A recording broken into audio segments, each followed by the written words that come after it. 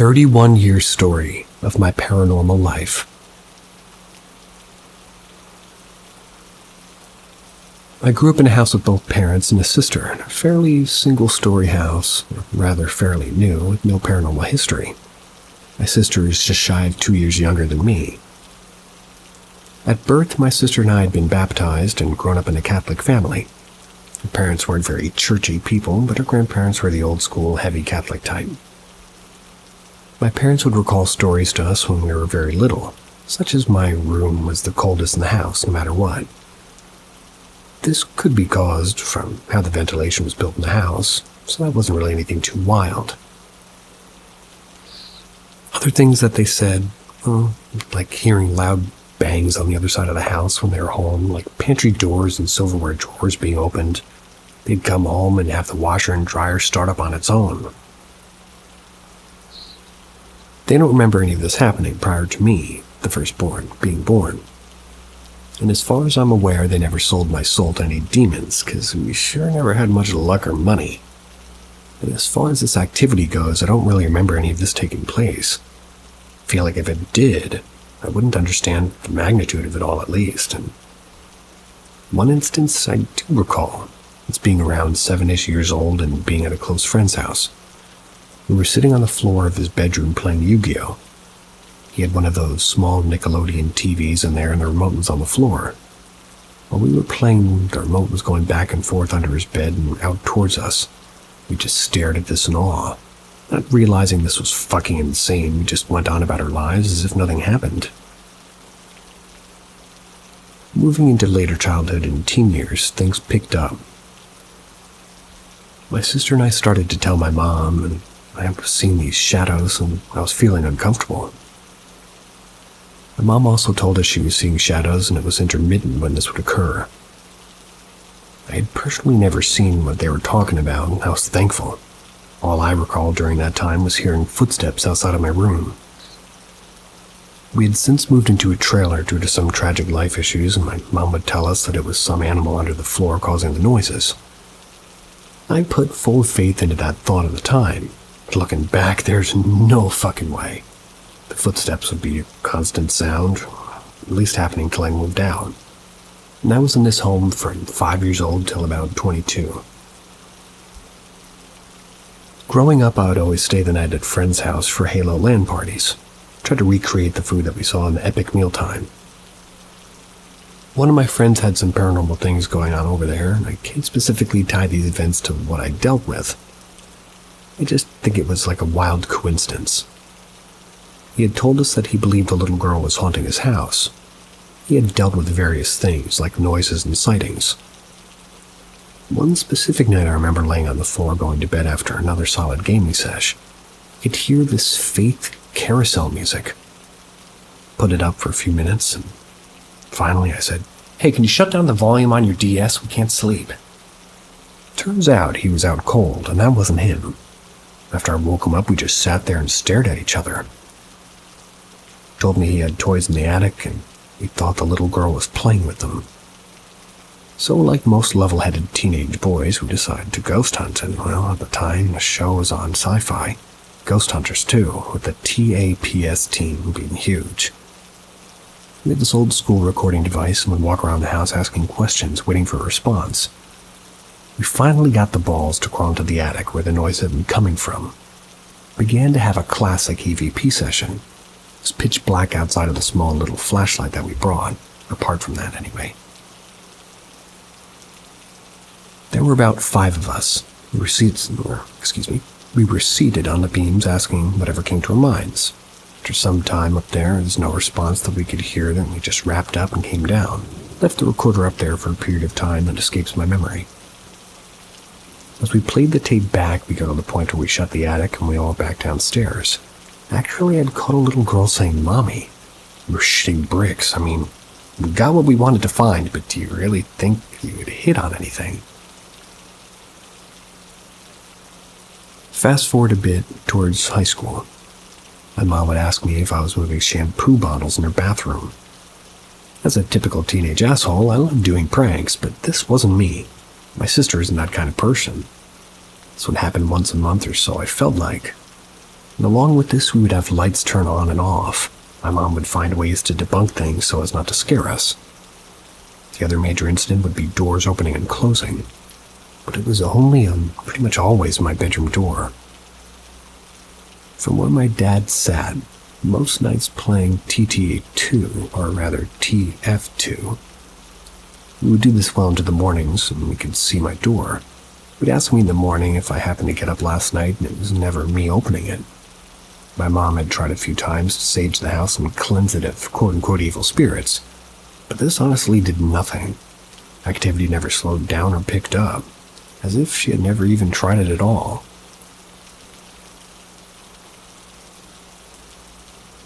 In high school, I decided to follow in the family footsteps, start a career in the fire/EMS.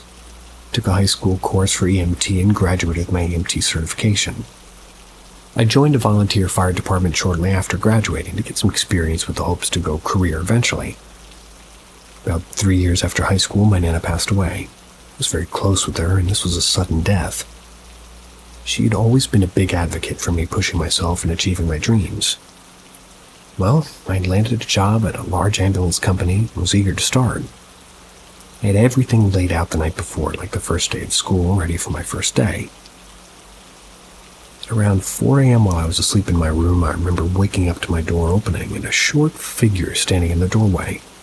No discernible features. As I stared at it, it wasn't scared or nervous and felt no malice. The door shut after 15 seconds or so, and I had just sat there for a bit processing everything. This was the first time I'd personally seen the shadow figures my family was talking about. The morning I told my mom what happened, she said that it wasn't her opening it. She suggested the thought that it could have been my Nana checking in on me my first day. She's about 5'2" on a good day, so I had not added up that could be what I saw, and I went about life. Fast forward a few years, and now I'm a firefighter paramedic in the career department. I proposed to my high school sweetheart. We just got our own apartment in the neighboring city, have our first pup, a wiener dog named Rocky. My fiancée was aware of some of the things that happened to me and my family growing up, but we had no idea that things were going to continue once I moved out. Our lives in this apartment consisted of me working my rotation of 24 hours on a 48-hour off shift, which is pretty standard firefighter schedule. Erica was going to school to become a dental hygienist. This apartment is when I began to start connecting some dots that maybe it wasn't just the house that had been haunting. Small things would happen here, and it was never when my fiancé was home. The apartment's about 900 square feet, so if there's a noise, I would definitely hear it. The things I would experience were lights turning on and off, but they wouldn't be in the room I'm in. For instance, the bathroom would turn on and I'd be in the kitchen. The toilet would flush on its own, and we had motion sensor rope lights in her small walk-in closet in her bedroom that would turn on in the middle of the night. I remember feeling like somebody was just with me, but it never felt like it was harmful, just like I was in a crowded room in a sense. I remember hearing female whispers. I would often chalk it up to being in an apartment, even though most of the places would be vacant during the day with my neighbors, being at work. During this time, I began to have a very traumatic call at work. The biggest event being one where 2 toddlers were hit head-on by a train, killed one on impact. This caused my mental health to decline, and there was a strong correlation with this and the activity that surrounded me. I began to go through therapy to help with coping through the work issues. Outside of these small events, nothing drastic happened in the short time we were in this apartment. We had set our sights on purchasing a home and starting a family. By this time, Erica had graduated and began working on her desired field, and all was well. We had gone home shopping, found the perfect house for us in a neighboring city that was close to our jobs, family, and friends. Picking up from the apartment that we had moved into, the new house and everything was perfect. We had finally made it. 2 kids from a trailer park with successful lives and a beautiful home. Things with work, however, continued to be difficult. I would go on several calls that involved juvenile suicide, and working in healthcare during COVID was one of the most miserable and draining things I've ever done. My mental health was at an all-time low, and I was going to therapy on a weekly basis. Throughout all of this, I never experienced anything at work, I spent so much time there. I feel like this was a catalyst for events that followed. Once I was at my lowest was when things escalated to new heights. One of the earliest signs something was still going on involved an artsy bathroom sign and a wall-mounted toilet paper holder. My wife had the sign positioned right over her shoulder, and in theory, a normal household shouldn't have any issues. We heard a loud bang one day, went to that small bathroom and saw the sign on the floor. Thinking it was odd since no door was closed, no wind was coming through, but we put it back up, shut the door. About 2 minutes later it fell again, landed directly on the holder. Then it hit me. Holy fuck, this thing is still here. It was still fucking with me. This proceeded to happen over and over again in the next several weeks at completely random times, and each time striking the holder. Happened so much that it finally knocked the holder off the wall, and once it was removed, that sign hasn't moved in years. Things began to happen more in the open and during the day. The first instance that was in front of my wife was on her side living room area, and my wife was cleaning the floors. We had a power surge in the kitchen. Her jacket flew off the back of a chair and in the dining room that's next to the kitchen. The table was directly between my wife and I, and we both saw this. Walking to the kitchen, and all the appliances had their times reset like a big power surge. Nothing else in the house had any issues. Happened at around 10 a.m. She was very freaked out at this point, and it was then that I couldn't really continue to hide it. I had found various reasons to play things off and cover for excuses, but this was unexplainable. At this point, I was still in monthly therapy sessions to deal with work-related issues. Mental health had improved quite a bit. Things seemed to come in waves, as if it was building up strength and feeding on my weaknesses. Looking back, it felt like it would have built up over several months and get progressively more constant and severe, and then dissipate for random amounts of time. It would ramp up with events like 3 times a month, and once a week, then a few times a week to daily. Would usually build up in severity and then back to nothing. I would go downstairs in our 2-story home, gaming late at night, and have lights turned on where I can see them. I would begin to jokingly just talk into the open and say things like, "If you're going to turn the lights on, you can pay some of the bill," trying to make light of what was happening. My wife had asked questions on the history of it, and I explained since I was a young child I had had issues. She began to ask if we could look into getting rid of this quote-unquote thing. Well, I told her unless it's causing harm, I'm not fucking with it. The absolute terror of the unknown was enough for me to just deal with it. I was a decent horror buff at this point, even though my daily life was basically one as well. When thinking about things escalating, I always thought of Paranormal Activity in the scene where they put down flour. Now you know the footsteps were goat hooves. You can't unsee that shit. I functioned heavily on the ignorance is bliss approach when it came to all this.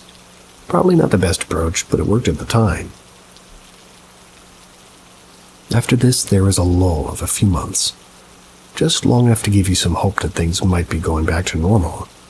At this point, my wife and I began to start trying for a child. I know the only thing to make this worse would be adding a kid, but here we go. We were having infertility issues, and this would go on for about 2 years total. Some of the things we experienced during this time are as follows. I apologize on the chronological order of events for these, but it all becomes muddy after a bit. I told my wife good night and went to play some World of Warcraft in my office room. The door was open down the hallway initially, and as I walked closer, the door shut in my face. I proceeded to open it and sit down like it never happened. Truly tried my best to ignore it and move on. We both tried to function on the thought that, well, the thought process of don't feed into it, and hopefully it'll just go away. Well, my wife experienced things being thrown 2 different times. And to preface, she almost never saw things. It would only happen when I was home, so for her to see something was pretty significant. The first one was downstairs in our living room while I was upstairs gaming. I had a t-shirt on a coffee table. It was tossed across the room while she was sitting on the couch. The second was when she was showering. She had her JBL speaker blasting Cardi B and was thrown off the bathroom counter onto the floor. Nice. I was also home for this one, and there were some of the bigger events weaved in were just sort of constant footsteps and light switches being turned on.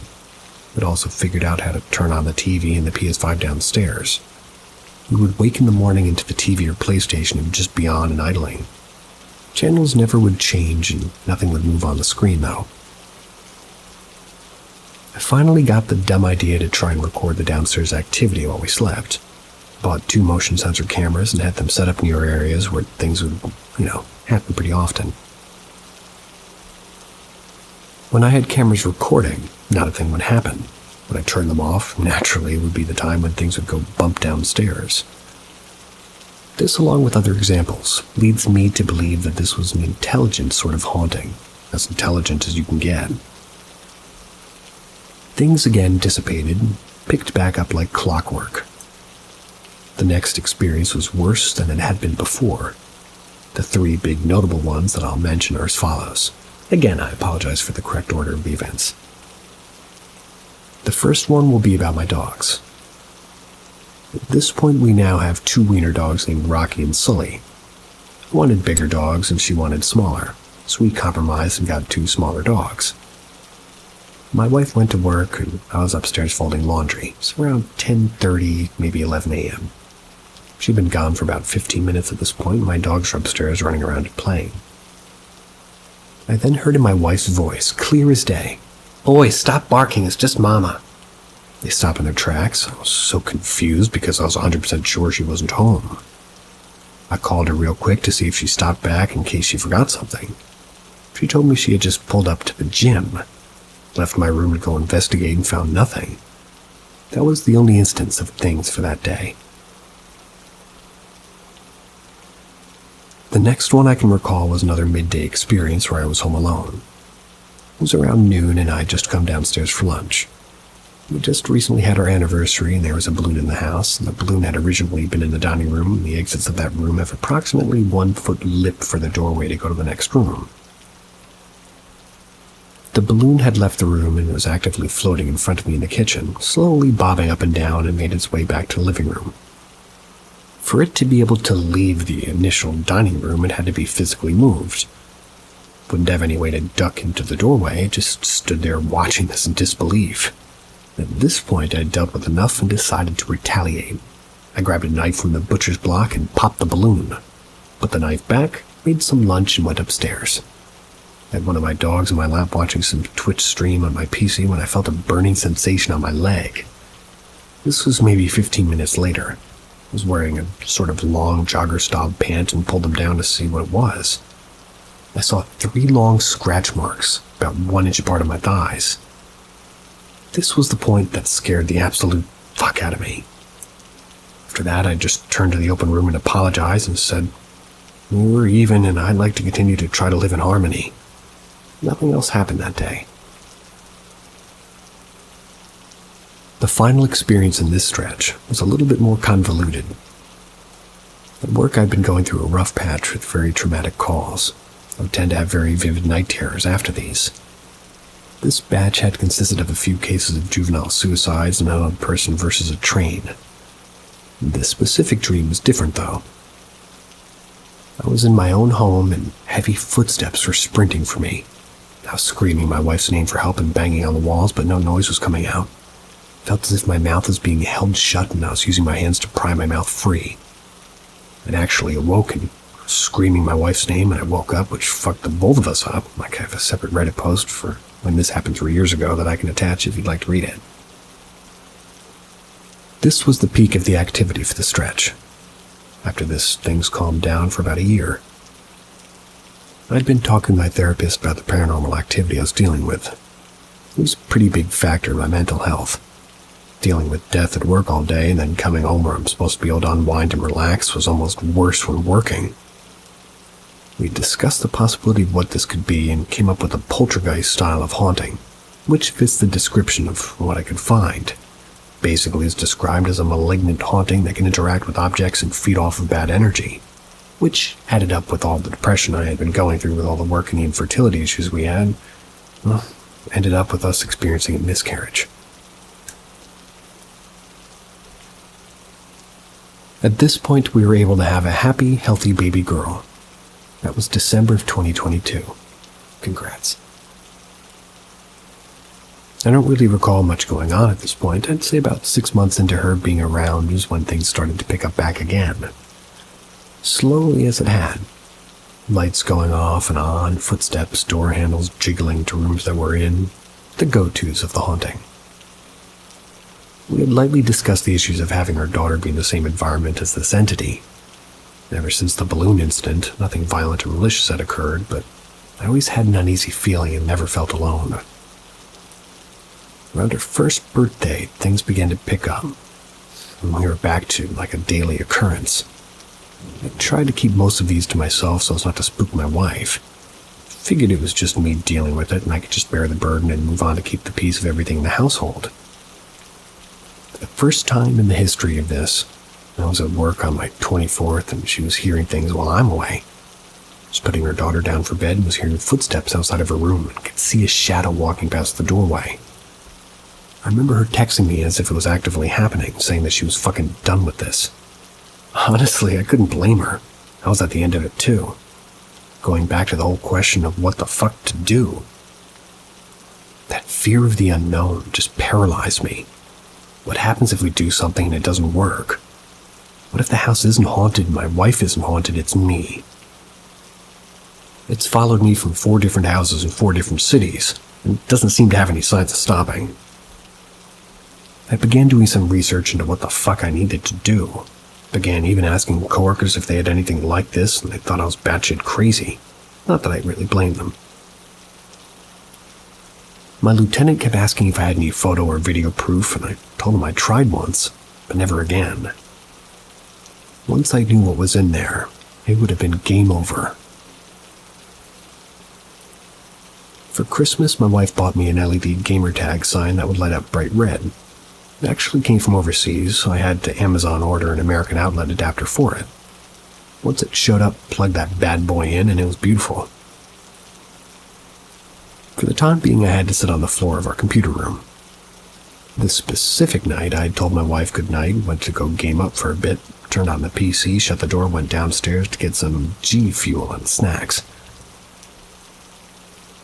As I was walking up the stairs, I could see a red glow from underneath the door. The neon sign had been turned on while I was out of the room. I immediately unplugged it and went about my night. Before I left, I plugged it back in and turned the remote upside down on the table. This was my own little fucked up experiment to see if it was moving the remote and turning it on or not. In hindsight, this was dumb, but here we are. That morning when I woke up, it was on. I had it then unplugged and went back to work. A few days had gone by with nothing. I started to use that LED sign as a ghost gauge, basically. One night while I was at work, I got a text from my wife asking if I'd left the sign on. I believe I lied and I told her yes for ease of mind, but I knew damn well I didn't. After this, there was a stretch of a few nights my wife would work long hours, I'd be home with her daughter. During these days, I would hear footsteps upstairs while we were downstairs. I began to smell perfume. It's the same perfume my Nana would wear, and I haven't smelled that since she passed away many years ago. I'd also begun to hear a male voice with whispers of incoherent speech, but it sounded distant. Over these few days, the whispering got louder and louder to the point where it was undeniable. I was hearing whispering, but it was gibberish. Nothing made sense when I would hear it. Most notably, when I'd be putting our daughter to bed, I'd be lying on the floor of her dark room till she dozed off. I would just hear it constantly, not knowing if it was just my nerves being absolutely fucking shot or if it was real at this point. I didn't tell my wife about this yet because I felt like I should be the one to just bear the burden. But this was my breaking point. For context, it's the beginning of February at this point, and out of shot of desperation, I tracked down my pastor from church growing up. My kid was at my parents' house for the day while I got caught up in some yard work. Drove down to a local gas station so I didn't have the conversation in the home.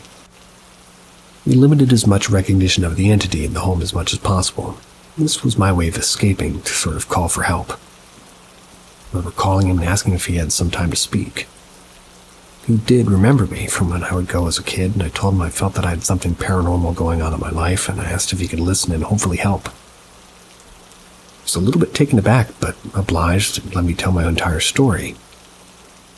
He had said, "Well, knowing you and the profession that you're in, I'm leaning towards the fact that this is real, and you aren't having a psychiatric issue," like he offered to come out a few days later.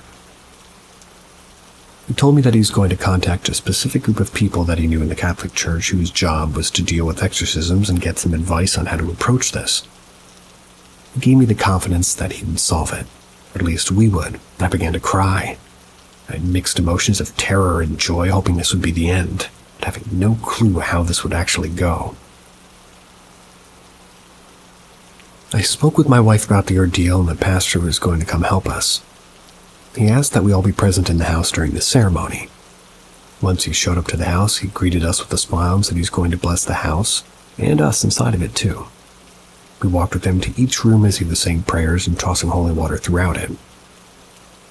The entire time I was waiting for the absolute worst to occur. Like every horror movie you see at this point goes absolute shit and somebody dies. Once he had walked through the house, blessed each room, we went to the living room and locked hands and prayed. This process took about 45 minutes to an hour. I'm honestly not the biggest religious guy around and mainly went to the church because of family, but I was all in on this because we had no other choice. Father Doug then gave me the number to what I can describe as the Exorcist hotline. He said if things persist and get worse, call that number immediately. It had been about 6 months now at the time of writing this, and as I lay in my bed at work, things have stopped completely since that day. This is all 100% true, and I have 100% zero proof of this writing besides the accounts of my family and myself. Some people are skeptical of ghost stories, and I'm just glad mine's over for now. I was inspired to put this down on paper so as not to forget it, have this chapter of my life logged.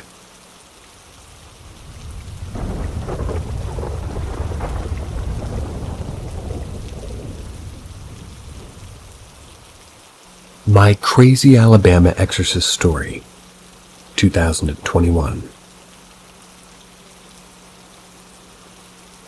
My name is Anthony. This is my story about an exorcism I witnessed with a group of friends while living in Alabama during 2021. Everything in this story is 100% true. You'll soon discover there were multiple witnesses of this event. Something I never thought I'd ever experience in my lifetime. But life is full of all sorts of surprises. Before diving in, here's some key details. I moved from Illinois to Dutton, Alabama in 2020. That's where I would end up with my ex-girlfriend, who we'll call Luna. Since late 2018, Luna had taken a liking to my music and artwork on social media. Over a course of, some amount of time. Got to know each other pretty well. We lived a distance away, however. I was in Illinois and she was in Alabama. We would plan trips to see each other, which eventually turned into a relationship. However, she was still living with her ex-boyfriend, Sven. Sven had been in her life for over a decade, but their relationship had been broken for many years prior.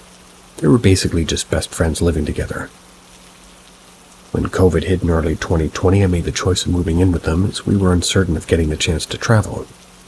So while COVID got increasingly worse, at the time Luna was also polyamorous. So we had to come to an agreement to keep our relationship monogamous if we wanted to be together. I was skeptical at first, but I took the risk. Sven and I got along fairly well, though. He became a good buddy of mine. He was a huge history nerd and collected a bunch of historical antiques and weapons. I settled in nicely to the complete change of living in Alabama, getting to experience a whole new side of the country.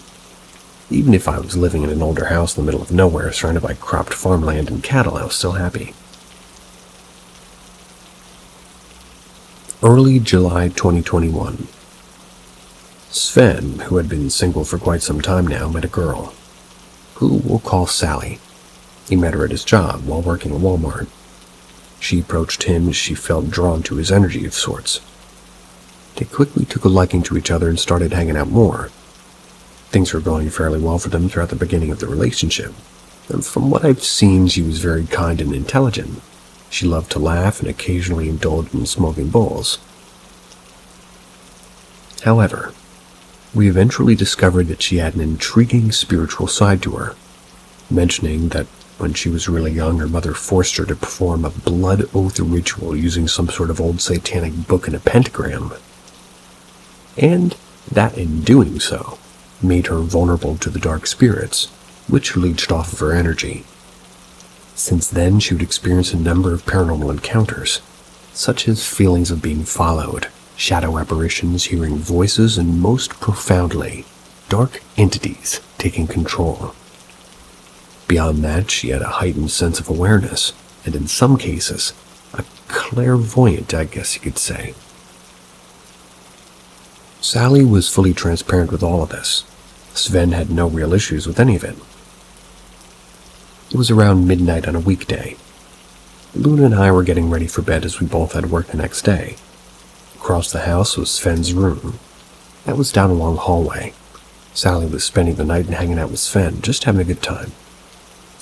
As Luna and I were about to fall asleep, we heard a light thud from outside a door. A few minutes later, Sven knocks on our bedroom door. Calmly, he says, "Hey, could you come help me with something?" Luna gets up to check what's happening. I stayed in bed. I waited for about 10 minutes trying to listen in on what was going on. Curious, however, I got up and checked the situation, peeked my head from the side of the door and saw Sally on the floor in the middle of a dark hallway, mumbling under her breath. No. It's almost as if she was trapped in a bad dream of sorts. My original thought was that she may have been on drugs and was possibly having a quote-unquote bad trip. No clue at first, so I just stood back and watched with concern. As I observed the situation, both Sven and Luna huddled around Sally. They were trying to comfort her and getting her to wake up.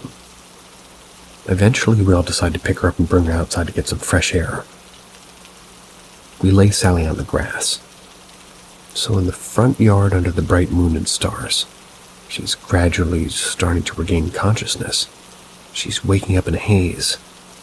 As soon as she was able to speak, she said to me with a soft voice, "I can sense you're nervous and confused, but it's okay." Which, yes, I was. This strange occurrence is something that she had apparently experienced many times, so she was familiar with this sort of thing happening. She explained it as basically getting trapped in a dark void of sorts, and that she's essentially unconscious with no ability to recollect anything that happened at all. And being that Sven and Luna are more aware of spirits and energy, they knew almost instantly what was going on and took precautions to alleviate the situation. After she gathers her thoughts and regains her energy a bit, we bring her back inside and lay her on Sven's sofa, while Sven holds her in his arms. He points out some scratch marks on the back of her shoulder that weren't there prior. Looked fresh, almost as if clawed by a big cat. He also states that for some odd reason, like she was being drawn into the bathroom across the hallway, that her face went completely blank. So she had this blank face while slowly walking out of the room. He even points out the light in the hallway between the room and the bathroom, which had blown a fuse right after she had collapsed near the door. That had me spooked, and the light hadn't worked ever since. Once Sally was able to speak to us more clearly, she told us that something was trying to trick her into going to the bathroom across the bedroom. Some evil entity just manifested itself in there and was playing mind games. Keep in mind, the house we were living in was really old and dingy. Noticeable holes in some spots of the floor throughout the entire house. The worst of it being in the bathroom. There were 2 total bathrooms, but we never really used the room for anything. It was always kept closed as it was pretty dirty and smelled of mold. And note, the house was $300 a month to live in, so we all dealt with the many problems that came with the price. That's Alabama for you, I guess. $300 a month. I need to move. We investigated the bathroom, which gave us all very uneasy feelings. It was cold, dark, had a stillness that I just couldn't describe. It also made the hairs on my arms stand up alongside goosebumps. At that point, I was feeling a bit anxious, but I did the best I could to keep my composure. Shortly after investigating the bathroom, Sally started to get taken over by the void again. Her eyes became glassy and red this time. I guess the spirit within her became aggressive. She was possessed by a demonic force, while Sven was trying his best to hold her down and locking his arms around her. We knew instantly that this was not Sally in there. The demon was trying to break free from Sven's arms and while making deep growling noises. For a period of time, we even tried to reason with it, saying things like, "There's an endless world to travel, and to be free from the desert sands to the endless oceans. You have no reason to take her over." The demon just grudgingly states that it wants to make itself known and that somebody has to die. Her voice also became heavy and muddled while resisting being pinned down. A few times the demon threatened to kill off one of her cats, all three of which were in the room with us, watching us contain the demon. Keep in mind, Sven is 6 feet tall, lean male in his 30s. Sally was a very skinny and petite girl, which he was boggled by how much strength it took to keep her in place the entire time. As Sven was struggling to keep this demonic force tight within his grip, my ex told me to grab a handful of fresh sage from the garden outside and burn it. I quickly ran out the front yard and came back to the room. Since the sage was fresh, it was a bit harder to burn, but everything started to smolder.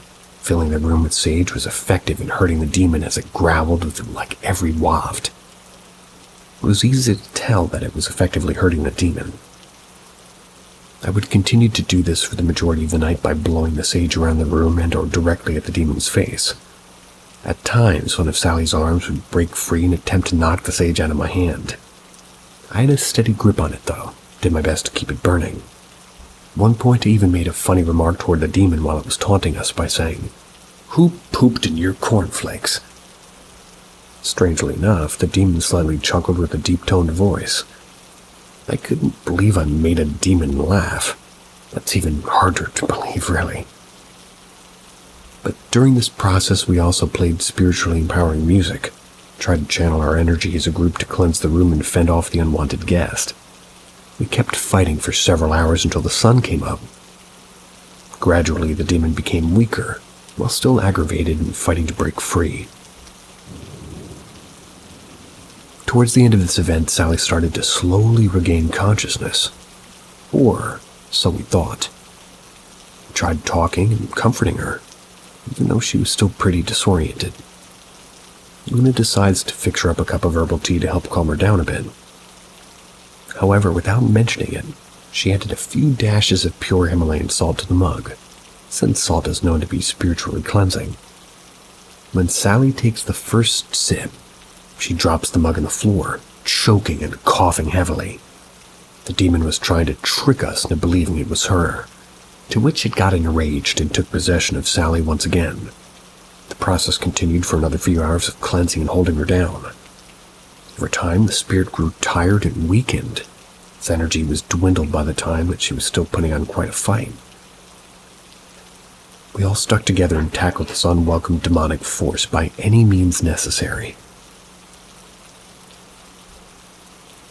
Early morning around 7 a.m., the demon, now weakened from all the cleansing and resisting, was nearly drained entirely from its energy, so we were finally able to bring Sally outside and hope for the best. It was a nice sunny morning as we lay her on the grass in the same spot she was previously. She was gradually starting to transition back into her body. Her energy was still very weak. She was unable to move much at all from possession. We sit her upright with her legs straight out in front of her. Strangely, we all take notice of a small green grasshopper that jumps onto her left leg. Her eyes are nearly closed. The grasshopper crawls onto her index finger, brings it up near her face, and focuses her last bit of energy into it for about 30 seconds or so. It was almost as if she was funneling the demon's spirit into this small bug. Then she lifts her arm with her pointer finger out, and the grasshopper jumps off into the field of grass. She just tries what looked like an invisible knot around a nearby dandelion and gradually fades back into unconsciousness by slowly laying down until she's completely flat on the ground. After this long and tiring experience, we all migrate back into the house and try to catch some sleep. Sven picks Sally up and carries her into the house and into the bedroom and gets some rest. I had to go to work shortly after. I ended up getting about 2 hours of sleep. I was exhausted. However, my mind was blown with just how insane and surreal this experience was. It was a profound awakening of life, and to say the least, and till this day, thinking about how something like that could even happen. The whole thing just played out like it was straight out of a movie. Not many people can say they've fought a demon in their lifetime. At least not many can say they made a demon chuckle either. The next day, we had our friend Derek over, who usually would hang out with us daily. We had told him all about the crazy occurrence from the previous day. He believed us for the most part, but fast forward to around 11 p.m., where both Derek and Sven were out in the front yard talking to Sally. Luna and I were in the kitchen cooking up food. At one point, Derek runs into the house and says, "Guys, I think we're going to need some sage." And from what he told us, they were all just hanging outside until Sally's face went blank and started walking away into the darkness. The front yard had a lot of space since the house was essentially sitting on farmland. The first thing you see when you step outside is a massive field of corn, alongside a deep wooded area to the right of the house. Sally walked slowly toward the dark woods as Derek followed. He approached her, asked if she's feeling okay. She then turns around slowly with a murderous look on her face and says in a growling, deep voice, "No." At that point, Derek was frightened and ran back into the house to inform us about the situation. Since we already experienced the night prior, we were more prepared this time. While at work the previous day, I bought powdered sage just in case. Both Sven and Derek grab hold onto Sally and bring her back into the house. She was trying to resist. Once again, Sven has her locked in his grip while sitting on the sofa in his bedroom, as Derek and I cleanse the room with sage. Sven and Luna grew tired of this dark force returning to their home and taunted the demon by saying it wasn't strong enough to do anything to us and that they weren't at all intimidated. Which, they were right. The demon was noticeably weaker this time, and the possession lasted for about 2 hours. All of which was long enough for Derek to fully witness that we were all describing the night before. He was fully convinced of the evil entity that we described. Altered his perspective on life a bit. And by the way, none of us are religious in any way, but we do believe in energy in the spirit realm. We felt that the experience was like a confirmation of the dark forces that roam our planet, and that there's much more to our reality than we can fully comprehend. Once Sally recovered, she felt more relieved. She mentioned that the demon manifested itself within the shed, which was between the house and the wooded area. She believes the grasshopper had made its way toward the shed to try and reveal itself once more to prove its power. But oddly enough, Sven mentioned that while he and Sally had taken a shower together earlier that day, he noticed at one point that Sally was speaking in 2 voices at once. The other voice sounded noticeably deeper and distant in his left ear. Found it a bit strange, of course, but he did dismiss it as he was still tired from the previous night and didn't really think much of it at first. He states that the other voice came from the direction of where the shed was. If you looked out the bathroom window, you would see the shed directly outside. Given the experience later that night, however, revealed more of what truly happened. The demon was still lurking with the intentions of controlling Sally again. After that had happened, we never encountered any more strange or unusual situations. We would go on to tell our story to friends and family, where the majority of them would mostly believe what happened. And since then, Sally broke up with Sven about a week after the event and was heartbroken for a good while. They lost contact with each other, so we'll never truly know if she's doing any better. But I, on the other hand, ended up leaving Alabama after a breakup with Luna. We left on good terms, though, and I occasionally keep in contact with all of them. It was quite the adventure for the 2 years of living there. But despite the strange encounter, I'm glad I was able to experience it the way I did.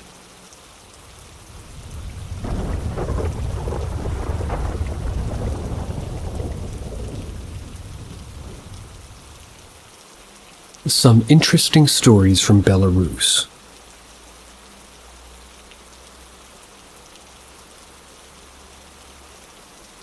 We're from a small but rich anomalous country in the middle of Europe. Me and my friend Ilya were researchers of the paranormal. We've been doing this for over 15 years. Here are some stories from our expeditions. Perhaps you've heard of similar things. Sorry about the automatic translation. Story number 1 of Michael's superpowers. This story about human superpowers was told to us by Mikhail, a resident of a farmhouse located at the wilderness of Pervin Marshes. The swamp is there on 900 acres. Their small house is located in a small hill in the epicenter. Up to 12 years old, Michael didn't even get out into civilization. He lived with only his mother and was engaged in housekeeping, a little bit of forestry. He grew up literally like Mowgli among the animals. Mowgli. What else to do if there was no electricity, telephone, radio, or even postmen? They didn't visit them in the house. Mikhail told us that since childhood he'd had a very good intuition. Before talking to his peers, he thought that this was a common phenomenon for any person. Mikhail could feel any person approaching their farm from about a kilometer away.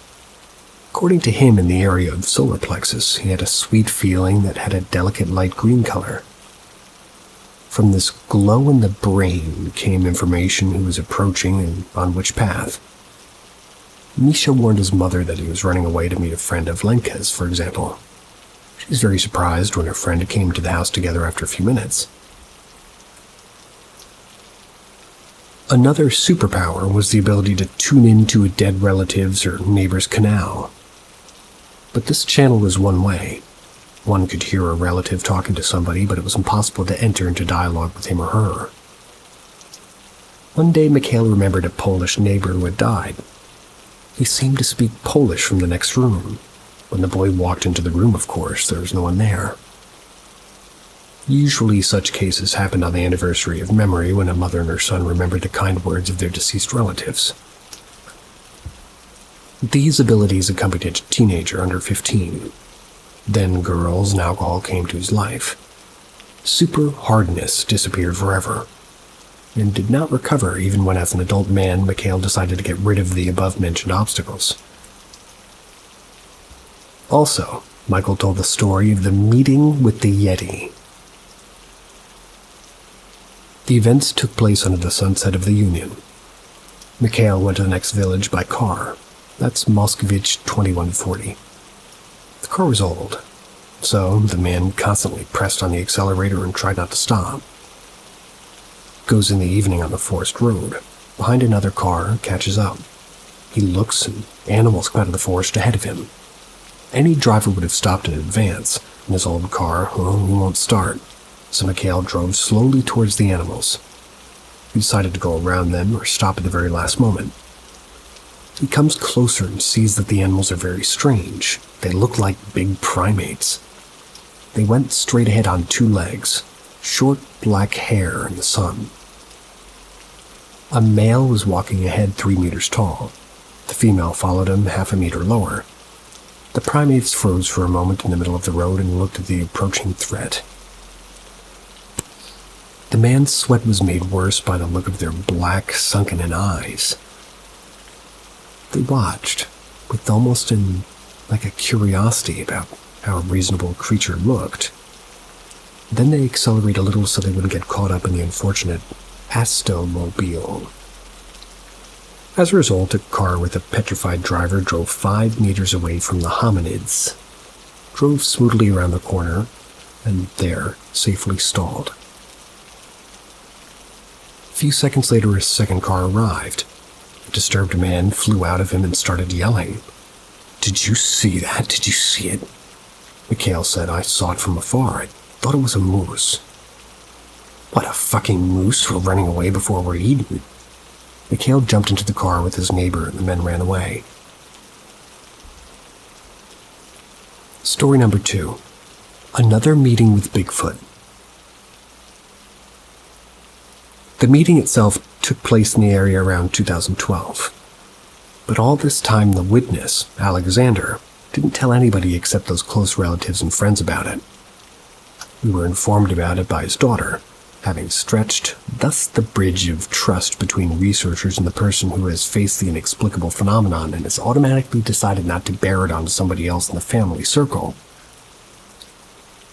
Below, we present the literal story of Alexander and the possible reconstruction of the creature. I went there to get mushrooms. It was 4 years ago, somewhere in early August. We drove into the woods to this place. We left the car, and my wife moved toward the lake. I looked around and there weren't many mushrooms, just started to call my wife, Lena, let's go. Let's move on. She went far away and didn't hear. I'm picking mushrooms and calling my wife next. I see it's like a burned tree. Black, absolutely. Here, as they say after the fire, you see a tree. I didn't pay attention, and I'm going further. The tree stands still. I came up and thought, well, I'll see. I was kind of attracted by something. I put my head up, and there's a big head, like 3 times bigger than mine, like a monkey's head. A low forehead, big eyes looking at me, literally 3 meters away. So he looks at me, and my face is so kind, not scary, and kind of pleasant, not evil at all. I wasn't scared. Overgrown and black, and my face is black too. My lips, nose seem to be human and a big head. But I haven't seen my torso, as you might say. I didn't see any hands or legs. I wanted to talk even. But I just said, like, wow in Russian. As I just said, he went missing instantly. I wasn't there in front of my eyes at all, just disappeared. Then he went on. On the right side, the pine trees are high. To the lake there. There's no wind, the weather's nice and quiet. And these trees so disperse and converge, toward the lake. 50 meters from the car. All this moment went towards the lake, like a whirlwind. There was no more after that. My wife came, but for some reason I wasn't lucky after that. Not that I was touched inside or scared. I punched a wheel in one place, sat down. We drove further along the road here, the forest road. So what did you think was a tree? It disappeared too? No, it wasn't a tree. It was the torso, and it just disappeared from sight. 3 meters, maybe even more, was the height. The circumference wasn't so big, like 60 centimeters. The head is exactly with the body, but overgrown head like this. Or there could be short hair. This is the thick hair, or he was standing sideways, but the main was that I couldn't see my hands or feet. He pressed them down to torso. If anybody understood that, let me know what that meant. Story number 3. Ghost from the Monastery. We found a new mystical attraction in Nesviz. And the point is not even that there in the former cells, chapels, and parcels of the Barnardine Monastery live and study 360 young girls. And it's not that in this pedagogical college, the most stylish library in the country, there is in the photo. And not that in the monastery crypts found several treasures and remains of the family Razdivlis, not in the photo. The fact is that this place is just a museum of all kinds of miracles that are still happening. This otherworldly abundance was discovered during our research expedition yesterday. Now all the miracles are in order. Ilya Butov found an article in the archives about a poltergeist who frightened the guests of the dormitory in the 90s and arranged in the former Nesv monastery. Now the monastery has a teacher training college named after Jacob Kolas. The headmaster of the school kindly invited us to visit. Said that she would try to find witnesses. We went to Nesviz with as much hope as we could of success. And upon arrival at this site, we felt like all cats fell into a vat of sour cream. That does not sound like a good feeling. We'd never seen so many amazing stories concentrated in one place in our ufological practice. Elia recorded everything on a tape recorder and later will prepare a detailed story of everything I witnessed and publish it into a website. Now I will list some miracles from our memory that are unrelated to the feeling of cats falling into sour cream. 1. At noon, a janitor from the dormitory with a colleague and several students saw how a white cloud flew out of the closet, and along the corridor. The janitor's colleague said that he saw something like this for the second time. The janitor's wardrobe and the janitor's room are on the photo. Pupils living in the rooms of the monastery constantly hear strange sounds. The church choir, prayers, crying babies. Different people hear it in different places. We videotaped the story of 3 girls. The last time we heard the prayers and the crying of children, it was 6 a.m. this Monday. Photographs. Photographs taken inside the monastery's halls often show reflections or shadows in the form of human figures. One of such photos will be sent to us soon. 2 girls were photographed in an empty assembly hall, and then noticed on the computer screen that a girl was sitting in a chair at the end of the hall. 4. We were shown a hook with a painting, Lenin on an armored car, hanging on it for a long time. In the photo, there was an empty pink wall with like a hook. This picture was constantly falling. It was falling with the rumble of its fall, frightening night watchmen. Both the hook and the thread were in place. It was as if somebody was shooting the picture and throwing it to the floor. There's no railroad nearby, and children don't live in that room. During excavations in the basement of the monastery, our witness, a former gymnast, told us that he and his students had found 2 human bones and 2 sealed bottles of Polish vodka from the Tsar's time next to them. The photo shows this room with miniature golf. Now a strange, oily liquid stands out. It sort of hangs in a small yellowish droplet in the sort of inner vaults of the room. Local teachers call it the tears of nuns. In another basement room in the 90s, some crooks found a copper vat full of medieval utensils. The vat was so huge and heavy that it was difficult to load it into the car. The crooks gently pulled the boat over in Memphis at night, but a vigilante grandmother noticed all of it, called the police. Now all the vat stuffing as well as the above-mentioned bottles of vodka became exhibits of the museum. In the current relaxation room, there's a blue bedspread with beds on the photo. Before, there's a whole attraction with spontaneous falling objects. This attraction was extended to the next gym. Everything that was bad or standing on the floor fell on its own. Dishes, foodstuffs, slippers, etc. That's all I've remembered now on the hottest trail, although we've recorded such stories, at least 10 of them. Ilya also called the night watchman of the college and recorded the stories. As new information becomes available, I'll share information with you. It seems that we accidentally came across a safe house of the real Nesvishoko production, which has escaped from the castle, escaping from a stream of distrustful tourists. But in college, this ghost is loved and considered all his leprosy good sign, pushing to comprehend the new secrets of the universe. Sorry, I'm so tired of writing. I'll tell you the following stories briefly. And here I am trying to understand what I've read so far, but continuing onward anyway. Story number 4, Ball Lightning Nest. We found a village with a nest of ball lightning bolts, and they flew out of the nest, followed the villagers from the surrounding villages. Story number 5, Reptiloid Shelter. 2 buddies saw balloons above the village. That's from which the dim light came. At night they found a rookery and a figure at the tail in the hayloft barn. The figure glowed with the same murky light as the balloons. Friends were scared, but at the same time they kind of went to check the figure twice. She was on the same spot until the morning. Then the figure disappeared, and in the sky again began to fly balloons. These balloons were also seen by other villagers.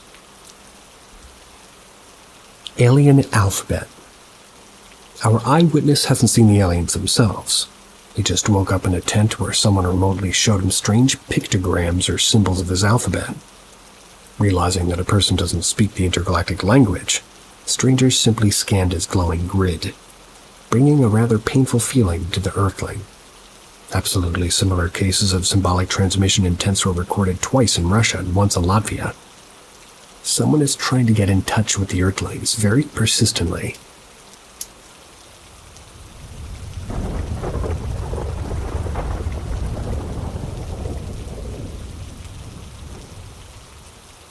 My insane paranormal experience that we continued to investigate. So, I found this subreddit off of a YouTube video of people reading the stories of others. Most don't even compare to the hell I walked into this night at all. I have the videos of part of it, and nobody ever believes me when I show them. So, if anybody would want it for proof, email me. We can discuss what this thing is that we ran into years ago, what it could have been. So the year is 2011. It's July. I'm 17. I'm going to my senior year, so of course, me and my friends all feel pretty invincible. At this time in my life, I'm religious. My brother, who we're going to call Sam, was not.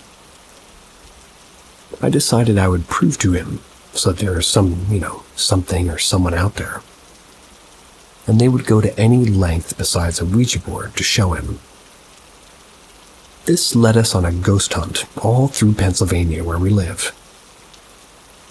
Now in Pennsylvania, it's all fields and woods outside of the main cities. And we're pretty much all from the woods, so walking through them at night looking for these things was never a creepy ordeal. Until the day we found what we were looking for. It was a summer night, as I said. July, so decently warm. Sam and I were back out looking for whatever we could find locally, which was nothing, so as we were waiting for my friend, who we'll also call Steve, they showed up. We don't see him often, so we were telling him that we're doing pretty well, and my friend about 45 minutes from here told me that there's a house out by his, this man is way out in the woods.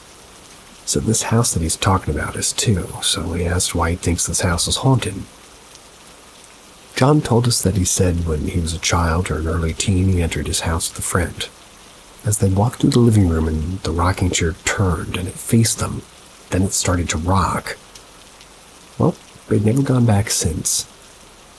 Of course, we were in, and by the time another friend had joined us, who we're going to call Hiroki. So Sam, Steve, Hiroki, and I go up to Steve's friend's house. We knocked at around 10:30 p.m. on a Saturday night. He was confused as to why we were all here so late. Once we told him, pretty hesitant to show us to go with. At this point, I'm scared. We had not been to a place like this one yet, and with a backstory from a person and not from some online forum. So the layout of this house for the story is very important. Looking from the road to the front of the house, the home is built into the hill behind it, so you can enter the upstairs by going up the driveway or the front door by just walking over to it the same as ground level. So we walk around what we can, and due to the overgrown thorns and trees, we walk up the driveway into the upper floor. The first room is a sunroom full of dead leaves from the years prior, broken windows, a sort of wooden stand that came up about waist level. I'm about 5'10", so just picture it if it helps. After leaving that room, you're met with a stairway that leads downstairs, or a hallway with a bathroom to the left of it. At the end of the hallway are 3 bedrooms. The left one is completely empty. The middle one is, again, empty, beside another stand in the third room. The third room has 2 bunk beds with, some of the beds are still kind of made, and the curtains coming off the windows to the bed frame and all wrapped around it. It's sort of wrapped in a decorative way. So now I'm really freaked out. This house is a shithole. It's in the middle of nowhere, abandoned, old, and worn down. Why is this room so neat? So as we're leaving this room, there's like a thud from it. We keep moving and head downstairs, mainly to not be trapped where we were. Going down the stairs, you end up in the living room. To the left is the kitchen, and to the right is the front door. The kitchen has a basement entrance and an outside sort of stormway in. They're called storm doors. That way they could store firewood and such in there. We look through everything. Nothing's happening, my heart is still in my throat. As we all just kind of conjure in the kitchen, there's a thud again. Now in the kitchen, we all freeze, just staring blankly, pointing at least 3 of our spotlights into the kitchen and just waiting. Now walnuts, ceiling tiles, and shower curtain rings that were on the kitchen floor literally start flying off the ground and into the walls in random directions. I instantly turned and jumped out of a window leading to the front porch, absolutely petrified. Ran onto the road about 30 feet from the porch and waited for my friends. After this, I was done. Not a single part of me ever wanted to go back into this place, but I did. I did many, many, many times, and it only got worse. This night, I entered the house 4 times. Upon going in the second time, we went in the front door. Shortly after entering the house and sitting in the living room, a shoe, like an old worn-down dress shoe, comes flying down the stairs like an MLB pitcher. We all jumped, shined our lights up the stairs. Now remember that stand in the sunroom? Yeah, that stand came out of the sunroom, slammed into the wall upstairs so hard it broke through the drywall, and again, we just ran. Now part 3 is where shit starts to get way, way, way, way worse. It's also the only moment I recorded. This part and the 4th time entering. So if you want to see this, I'll upload this section of it. But anyways, we go back in and look up the stairs. There's this wooden stand. From behind the stand, a ceiling tile broke off, and the ceiling sort of flew down at us. Shortly after, the stand gets ripped back into the sunroom and run. Steve's the last one out, directly behind me. We were the last 2 out of the house this time. And on the way out, we heard an insanely high-pitched scream. It's the best way I can describe it. And as it happened, a big piece of glass smashed next to Steve on his way out. The 4th and final time we entered this night fucks with me to this day. As I'm typing it, my hair's standing up. And long story short, we end up in the kitchen. I'm so scared, I'm refusing to move, and I just stayed directly in the middle with my spotlight so I could have a 360 view and run whichever way is opposite of whatever the fuck this thing is. And that's all within maybe 15 seconds the storm door opens up. Opens up so hard the top hinge breaks. The only light bulb just left in the kitchen light breaks too. The basement door then closes. Then the part that will forever haunt me more than any other thing in this home. A glass mason jar that was to the right of me on the ground floats up into the air. It floats over towards me at about elbow level. It smashes off of my foot. Then the same scream, blood-curdling, crazy high-pitched, happens again. I scream too, and at this point it's every man for himself. We all heard it this time. When I got out of the house, I kept running until I got back to the car. Upon getting to my car, I realized, holy shit, my right ear is ringing like I just fired a rifle without earplugs. But my left isn't. The jar smashed off my right foot, came up my right side. Was this thing literally next to me that close? That was enough for me. I got home that night absolutely mind-fucked. I had no idea what to think anymore at this point. Fast forward a few weeks and we're back in school. Nobody believes us. So what do? We go back. And this time things got worse. We all decided beforehand to scope the place out again. Then we'll all meet, sit in the living room so nobody's alone. Nobody's cut off. Everybody's close to as many ways out as possible. I sat on a fold-out bed from the couch with Sam. Steve had sat in a rocking chair. Hiroki was not with us. My other brother, who we're going to call Ellie, was in another chair. We had 3 other people with us whose names don't really matter. But shortly after getting there and showing them around the place, things again started coming up off the ground and flying in random directions. This time it's not all at once, just one thing every so often. Now this is where stuff started to change. As we sat in total darkness. Only turned on spotlights when we got frightened or heard something. Turned my spotlight on randomly. More than once, just 'cause. Well, I'm scared, but one time I did find my feet having been tied together. I never even felt it. It's totally 100% dark. The only person next to me is on the same bed. Sam couldn't have moved without me feeling it. Well, I untie it and I sit up. Once I sit up, my hoodie I had on just drops as my brother's hood lifts up over his head. Now again, I'm scared as hell.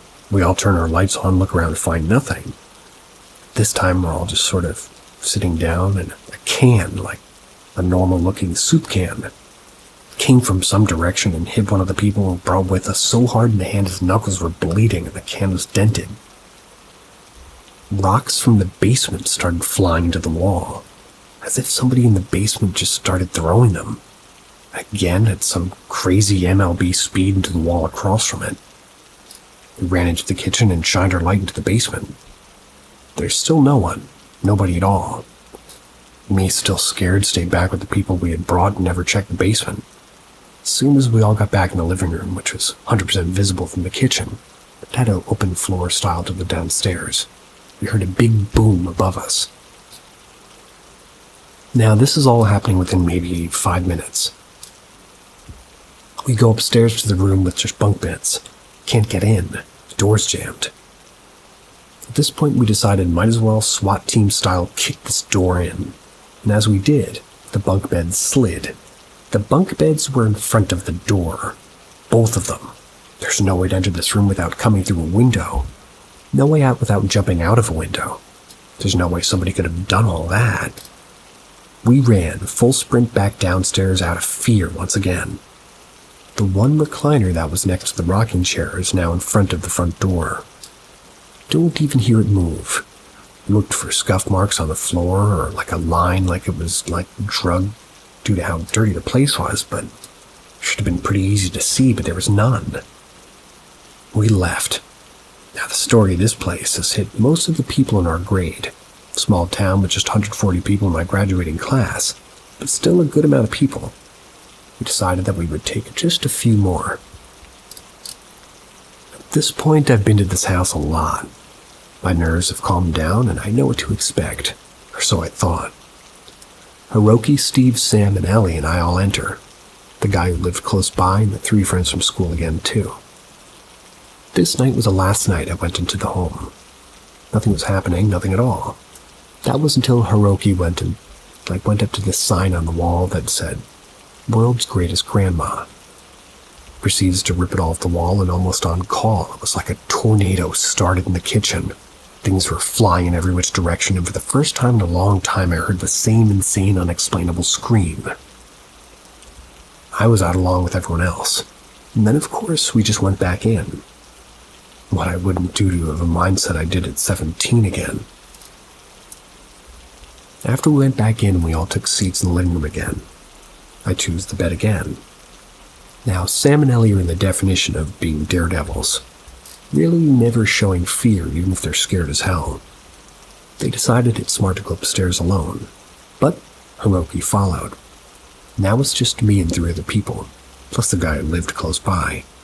That was until he decides to join the upstairs crew. So while downstairs, I'm alone on my side of the living room as they're all in random chairs and such on the other side. As they're all upstairs, we hear stuff in the kitchen again, just like before. I instantly shined my light into the kitchen to see this thing, black, completely black. It was slender and insanely tall, like so tall I never saw its face. Even with the area on it, I shined my light, which mind you is a spotlight. It's a large beam. All I could see was a torso and dangling arms. No waist, legs, or head. As soon as my light hit it, though, I didn't care to see the rest of it. Because what I saw was enough. I was out. Screaming and yelling, I left that place. I never saw it again. Never want to. I've never heard the scream again, and I don't want to either. But it doesn't end here. And this last part, sort of all of a coincidence, or at least that's what I'm saying. Sam took his then-girlfriend at the time, a friend of ours that we all called Vic, to his girlfriend as well. But they went up to play a Ouija board in the home. The board didn't move for any single question, as I'm not sure what they had asked, but the only one it did reply, it had them shook bad. They asked who would die first. The board spelled Sam. This was late 2013, and in November 2014, Sam was diagnosed with cancer. He fought for almost a year with a 3% chance of living, multiple surgeries, and ultimately entire organ transplants. Sam walked out and is still with us today. Closest person to me as well, besides this my child, but either way, I could go on forever about this house. So many things happened, and it's the best spark note one I believe I can do. If anybody has a similar story or would like the footage I have, which is of the wooden desk and me in the kitchen where you can hear the screams and see the door fly open, please reply. I'd like answers if anybody has any. This memory still makes me get chills. My hair stood up on end to this day, like 7 years later. Still, the most insane experience of my life.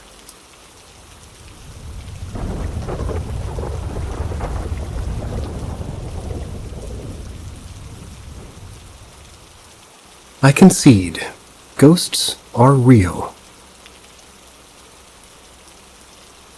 What I just experienced is gonna be hard for me to overlook. I'm not trying to be rational no more. You guys win, ghosts are real. Twice now I've had a weird experience in the same place. My grandma's attic.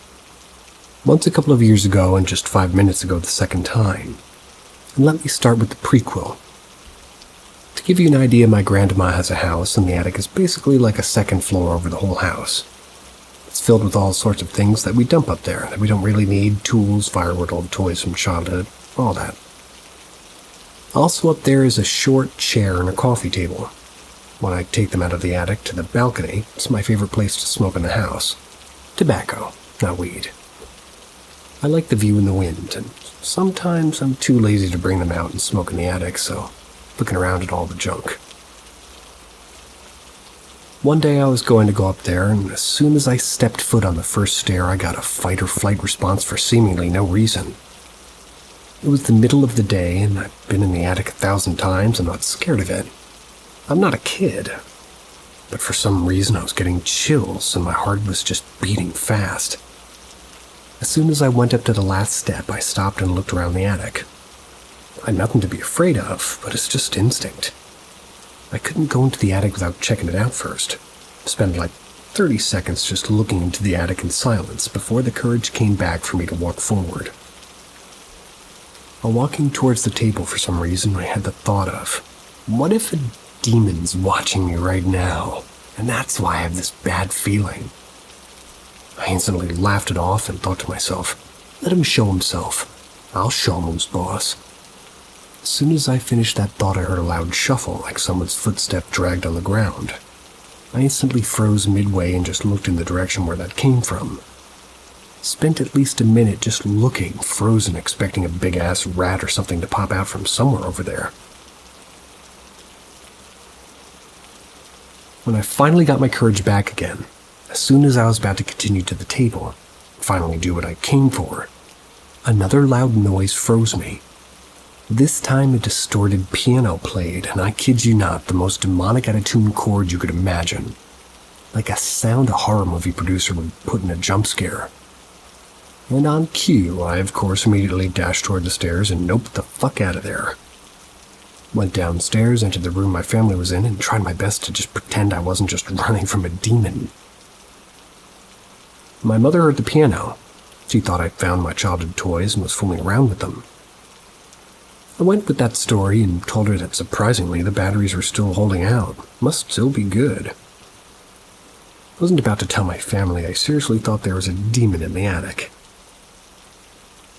After I spent a couple of minutes downstairs regaining my composure, I started to think about things rationally again. I felt ashamed that I got scared of nothing. I'm an adult, damn it.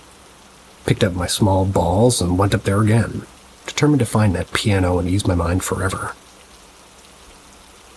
I went up immediately, walked up to the place where the sound came from, picked up off the wall like a big garbage bag filled with toys from my childhood. I started taking things out from it and I found it, a cheap Chinese dingy toy piano. Tried pressing the keys, no sound. Flipped it around, opened the battery compartment, and it had like a brain fart when I saw there. It's like no batteries in that thing. I took it down with me, found some batteries and put them in, tried playing it, still no sound. Unfortunately, I failed to ease my mind. So over the next couple of weeks, I spent quite some time thinking about that incident. As time went on, I started rationalizing it more and more, thinking that maybe pianos like that make their final sound when their circuit board finally dies, kind of like parting words. Maybe the shuffle I heard was from my own feet, but because of the fear, it sounded like it was someone else's. The only thing that I couldn't make sense of was how this piano, it's been in that garbage bag for 15 years, found energy without batteries to make a sound out of its speakers, and a loud one at that. I even posted here at one point, hoping somebody could ease my mind and offer an explanation. And in the end, as time went on, I just brushed it off. Told myself I'm no engineer. I don't know how currents work and shit. There could be some weird way that happened that was normal. It was just a coincidence. I went to the attic countless times after that, and nothing ever happened. No weird sounds, no explainable paranoia. Just peace and quiet as it should be. Well, right until today. Recently, I'd been doing construction work on the house every weekend. Go up to the attic 20 times a day to fetch something or to have a smoke break. We finished the work, went to bed. Now, before you accuse me of being a skeptic rationalizer, I try to keep an open mind. Recently, I've been getting into trying out astral projection. It's a nice little meditation. Haven't succeeded yet, but the effects are quite trippy and quite fun. So I'm laying in bed browsing the AP subreddit before I decide I'm going to go up there to smoke one last cigarette before I go to sleep. The front door's loud, and I don't smoke in the house, so in the attic I go.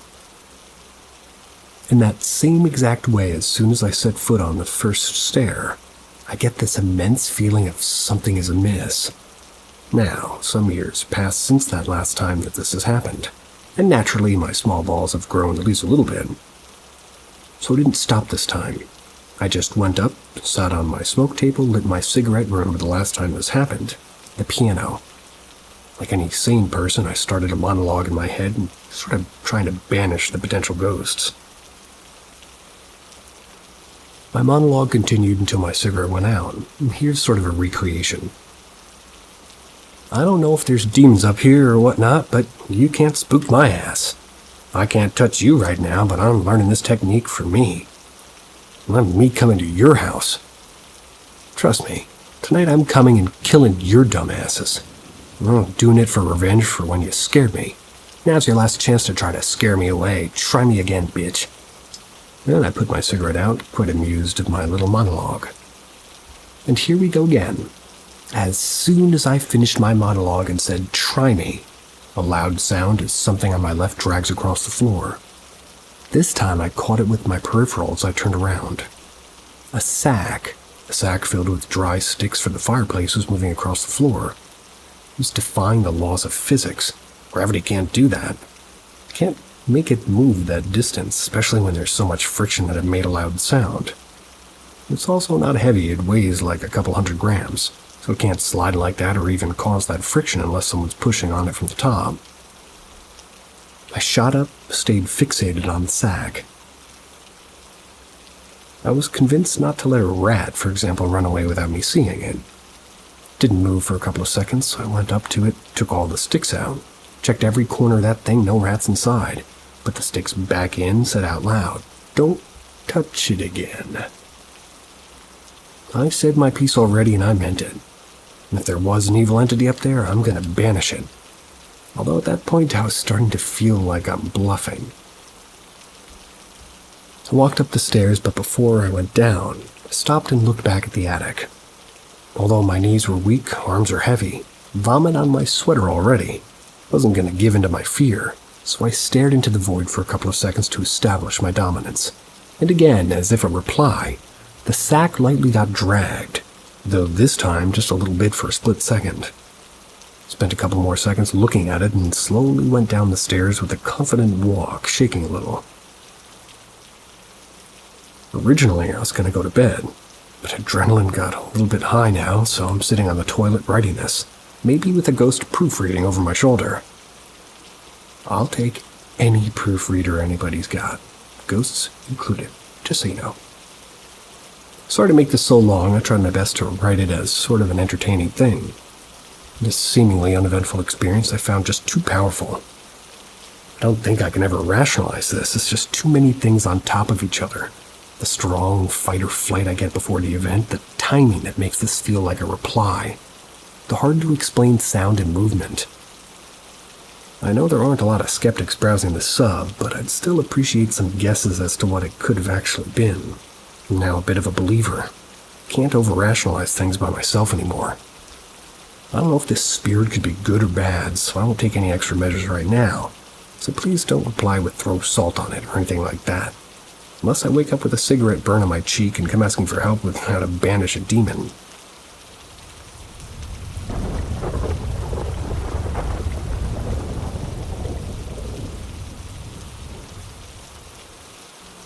My time at the street apartments. I've lived quietly with these experiences for 8 years. I'm 25 now, and I've had time to unpack what I believe I compartmentalized during a rough period of my life. I moved into this complex when I was 17, almost 18. I often disagreed with my godmother, whom I stayed with at the time. So my best friend Sarah suggested I move in with her and her family in their 3-bedroom apartment. It was by no means spacious, but in my young mind it was leaps better than the homophobia I was living with currently. Sarah's unit was one of the bigger and nicer ones. I was already familiar with the complex as her mother was an assistant to the complex manager. We often spent the night in empty apartments neighboring hers. The empty units were already spooky to me as a teen, but even then I chalked it up to the eerie vibe of a room with no furnishings. There were a few things that were strange. One of the apartments had a doorbell that would ring at random times of day and night, despite the doorbell system for the complex being broken and eventually disabled. But that could be chalked up to just faulty wiring, so whatever. The other empty unit was more transient. People moved in and out frequently, so we spent less time in that unit, although I have many fond memories of sleepovers. When we did stay in that unit, though, we were never able to get the family dog, Tiffy, to come in. She would just stand in the doorway shaking. Although it was creepy in my mind, she was just being a nervous dog. Labs can be weird like that. When I moved in, I didn't realize how odd it was at first, but not for at least 4 months. I was too caught up in the excitement of living with my best friend. I turned 18 and we spent most of our time out at the complex, either in college or with friends. The time I did spend at home, it was pretty lively, full of good food smells and incense. I loved it. The first time I noticed something strange, I didn't really think anything of it. Banging came from the wall of the next unit, and I just remembered complaining to Sarah, like, these guys are being awfully noisy. It was mid-afternoon, though, and seeing as it was new noises, I figured somebody had moved into the unit. The banging would continue through the weeks. When it got too loud, Sarah and I would bang back, and it would kind of quiet down. It would stay quiet long enough to no longer be in the forefront of our minds. I worked as a weekend and holiday receptionist, so I could continue my schooling without stress. So for Thanksgiving, Sarah and her family chose to visit extended family. I was working, so I just stayed home. I had no apprehension about this, kind of looking forward to it. I love alone time, as I'm kind of naturally an introverted person. I have no issue being home alone, especially not when I have a dog or a cat to keep me company. But that day I went to work, went home, did my schoolwork, ordered a pizza, and then went to bed. When I woke up, it was the cat yowling and hissing. I'd left the lamp on in her room, but outside the window was dark, so I knew it was still early morning. I didn't check what time it was, and honestly, as a dumb teenager, it didn't even occur to me to grab a weapon or assume somebody had broken in. All I heard was the cat freaking out, and then I realized the dog too. Low growling and snarling. I wasn't scared at first, just confused. Then I rounded the hallway to face the living room. Suddenly the hair was raising on my arms. The cat was arched, yowling, staring at the dog. Tiffy had her ears back, fur raised, hunched as she growled at the corner of the living room. Yes, Gecko. The way our unit was set up, the walls of the living room faced 2 areas. The empty hallway connected all the apartments and 2 windows that faced the balcony. I was sure that there was nobody out there, so I'd left all the lights on and could clearly see out into the porch. I told Tiffy to come and she didn't even look at me. I asked her what's wrong and she barked. I tried to touch her or calm her, but she just growled louder. Honestly, freaked the fuck out, home alone as a young teenage woman. I did the stupid, well, maybe smart decision to go back to bed and act like nothing happened. I left all the lights on that night. The next morning felt comfortable enough to laugh about it with Sarah on the phone. She agreed that it was strange. We didn't have much else to say about it. The unit across from us had 2 tenants move in during the time I lived there. The first woman I didn't know. She would talk to Sarah's mother, though. So through them I learned that she'd been suffering horribly from sleep paralysis. It was an offhand comment. I never really thought about it. Then the next tenant moved in. She had closer relations to Sarah and her younger sister. After a few months of living there, she quickly moved out, experiencing boyfriend troubles. Not before mentioning to Sarah that she had been experiencing sleep paralysis in the same back room with a recurring nightmare that she described as knowing something was behind the door, but being frozen and unable to look. This is normal for sleep paralysis, but the way it was the same room, the way the tenant had never known each other or talked, it was very strange. And at this point, I'd lived in this complex long enough to start feeling a real unease. I was grateful that we only ever slept in the living room for all those sleepovers. But the nail in the coffin to this particular unit happened a month or so later. Sarah and I were looking to move out. We wanted our own space and we were debating a unit across from us. It was $800 in 2016, utilities paid. Pretty unbeatable. Sarah, more spiritual than I was, brought over a family friend who claimed to be a sensitive, to test the place out. Sarah never once mentioned the last tenant's accounts to her. The woman made 2 disturbing comments in that unit. She called the living room a vortex of depression upon entering. And in the back bedroom where both tenants had stayed, she claimed she was unable to look at the entity behind the door. Typing this now gives me the chills. Like, how did she know? I'm the first person to call a hoax or scam to spooky accounts. Science and the human brain can do weird things, but this was downright chilling. We didn't move into that unit. Finally, one hot summer day, I was home with Sarah's younger sister watching TV. There was a knock at the front door of the complex, so I went out into the hall to greet a man in an official uniform and a badge. He introduced himself as a detective, asked if Sarah's mother was around, and I said no, and if I should take a message. He said he was investigating a reopened cold case from the 80s. That's where a woman had been strangled in the unit right next to ours, touching walls with our bedroom. Apparently, the killer had hopped the border to Canada.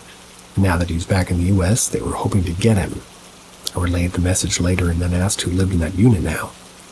The banging on the walls never stopped, and I could hear movement in that unit, and I swear to it, Sarah's mom insisted that there was no tenant.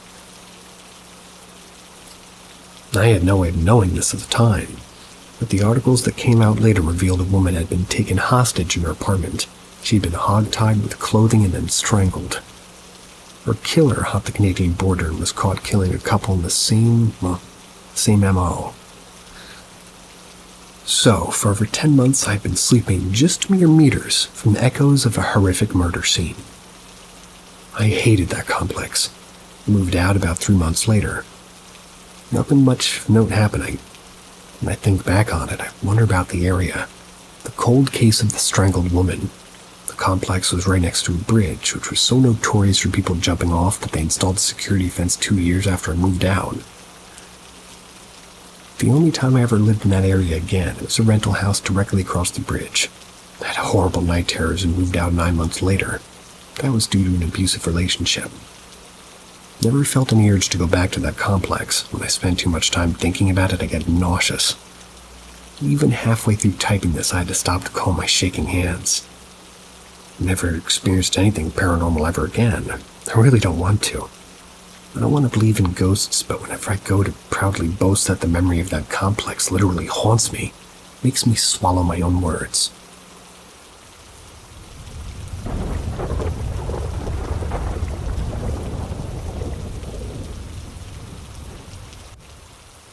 fairly certain my brother's house is haunted by an increasingly violent, confrontational poltergeist. Just want to preface this with the fact that I've never experienced anything paranormal before this year, beyond observable, questionable light orbs in my own iPhone videos taken on touristy ghost tours. I've always been skeptical about claims of the supernatural, and now I wish I could go back to being blissfully unaware. I say that because I'm pretty much convinced my brother's house is haunted by something or someone who seems to hate his guts. I think it wants him to leave. Without divulging too much personal details, I'll just say that my brother's an automotive technician who lives in Virginia. He's the kind of dude who listens to metal, drinks whiskey daily, has tattoos, and wears tactical boots. He goes off-roading, goes to shooting ranges, and has a girlfriend from New Jersey who helps him with anything technically savvy, given how he's largely computer illiterate. During my entire life, he's always jovially insulted me with mocking nerdy nicknames like Urkel Durkel. He was always quick to get into fights and arguments, too. That was until the last few months after moving to his new place, a seemingly quiet suburban home built in 1977. Now he seems far more soft-spoken and respectful, fearful and filled with anxiety, sleep-deprived, and kindly asks to stay at my place or to have me sleep over at his whenever his girlfriend's out of town or working or visiting family in Jersey. It's a weird change in his behavior, and it's everything to do with what we believe is a poltergeist tormenting him. And by we, I mean multiple other witnesses, including his girlfriends, friends, coworkers, and house guests. He dreads going back to his own home at night to sleep, despite once being proud and elated about finally having his own basement man cave, and is currently relieved to be on vacation. It started with him coming home from work and finding the overhead fan in the garage turned on nearly every day of the week. He thought this was just his girlfriend turning it on and messing with him. She denied it, thought he was doing it to mess with her. The fans and lights seemed to just be going on by themselves after coming back to the house. It's an ongoing problem. Then one night when I was smoking a cigarette in the garage, I heard the door leading into the basement open. Turned around, nobody was there, I assumed it was his girlfriend. That was only at first. Well, she was snug under a bunch of blankets on the couch watching TV. That was far from the door. She thought it was me coming back inside. A few weeks later, both my brother and I are smoking a cigarette in the garage. We both witnessed the doorknob turn with a distinct sound. The door pushed itself open with considerable force. Despite it being an old door, it gets jammed in the frame. There was no HVAC or air conditioning on, but then again, air pressure doesn't really turn a doorknob. We both reacted in real time. We were saying, "What the fuck?" to each other. We talked about it all night. We then learned his girlfriend had seen the handles of a plastic bin seemingly opening by themselves. One of her friends also expressed fear of going into the garage because he had said he felt someone standing behind him breathing. He did this as he went to grab a couple of beers from the fridge in the garage. And from there, things just escalated quickly. My brother was putting away a liquor bottle in his liquor cabinet in the kitchen. He noticed a knife on the counter jump up 2 inches in front of him. He did an experiment, slamming the same cabinet door, but the knife or other objects didn't move from the vibration. On a different day, he heard a canister of garlic salt fall over inside one cabinet, and 5 minutes later, a box of pasta from a totally not adjacent pantry falls over as well. Then when he had one of his mechanic buddies over to the house, they both simultaneously heard a loud, prolonged scream. It was a feminine voice coming from upstairs. It seemed to be coming from the hallway. That was while they entered the basement through the garage. Both looked at each other saying, "What the fuck was that?" Basically. So when my brother was later explaining this to his girlfriend, her computer crashed in the nearby study and was on the floor instead of on her desk. So my brother talked to an HOA guy in the neighborhood. They told my brother that a few decades ago a pastor used to live in the house. A holier-than-thou type. They despised drinking, smoking, and loud music. And 3 things my brother enjoys on a daily basis: He said the pastor had not been dragged out of the house when dying, or rather had to be dragged out of the house when dying, being overly attached to the property apparently, and later died in the hospital. The next door neighbor confirmed that, well, she died when she was young, or he died when she was young. She also confirmed that the previous owner, a family with a little kid, quickly moved back to their home state of Texas. They became freaked out by noises and a sense of dread in the basement, along with the faint smell of cigarettes in the ground floor hallway leading to the house's 2 bedrooms, despite noting their family smoking cigarettes. The neighbor also refused to ever step foot in my brother's house. Searched online, found no records of anybody dying in the home, but that would exclude a person like a pastor dying at the local hospital. Just last Sunday, my brother then drunkenly started cursing at the ghost out loud, just insulting him for being an uptight and righteous pussy pastor. It was while we were sat on the basement couch watching TV. We both heard a rumble upstairs and didn't know what it was until we later went upstairs and found that the attic door was open. It was shoved to the side. It was revealing an eerie dark chasm in the middle of the hallway into the dark attic above. You might think that's unremarkable, but the attic door is thick and heavy. It's inset into the ceiling by about 3 full inches. It requires some muscle to lift up and over. It's about 10 feet above the hallway floor, requiring a stepladder for any person of normal height to reach it. I left in the middle of the night after he passed out, for obvious reasons I didn't want to say, but I hung out with my brother the very next night at my place instead. That's because he refused to go back to his own home after waking up in the morning, messing with the thermostat in the same hallway right before going to work and hearing a female voice moaning so loud it rattled his bed. He continued to sleep at the house the following night, Tuesday, and on Wednesday went to a local bar and restaurant with a friend before going back to the house. Sure enough, the lights on were in the house despite him turning all of them off. And that was days earlier. His girlfriend was present out of town on vacation. She was in Florida with friends, so waiting for him to come down there when work permitted. I helped him pack for his trip to the airport the next day, and sure enough, in the middle of the night after he passed out, I faintly heard a female moaning. It was coming from upstairs. That's while I was sleeping on the basement couch. I'm sorry to dump all of this on you guys, just have to vent because this is extremely bizarre. I don't know where else to really unload all this shit. And if you made it this far, thanks for reading. It's a cool house, he loves what he's done to the basement, and they've sunk some money into the place, decorated, and I've helped mount a big flat-screen TV in the family room wall with a swivel. They're properly moved into the home, you could say. I'm afraid they won't live there for a year, given the escalation. My brother jokes around that he's got 2 roommates who don't pay rent, the pastor and the moaning lady. But he's visibly shaken by this. His mental health is not okay. I fear this will soon become a financial burden for them if they have to move again. One of our friends is currently trying to convince him to set up cameras or audio recorders in the house, if only to prove to people he's not losing his mind. Good thing he has 2 other witnesses.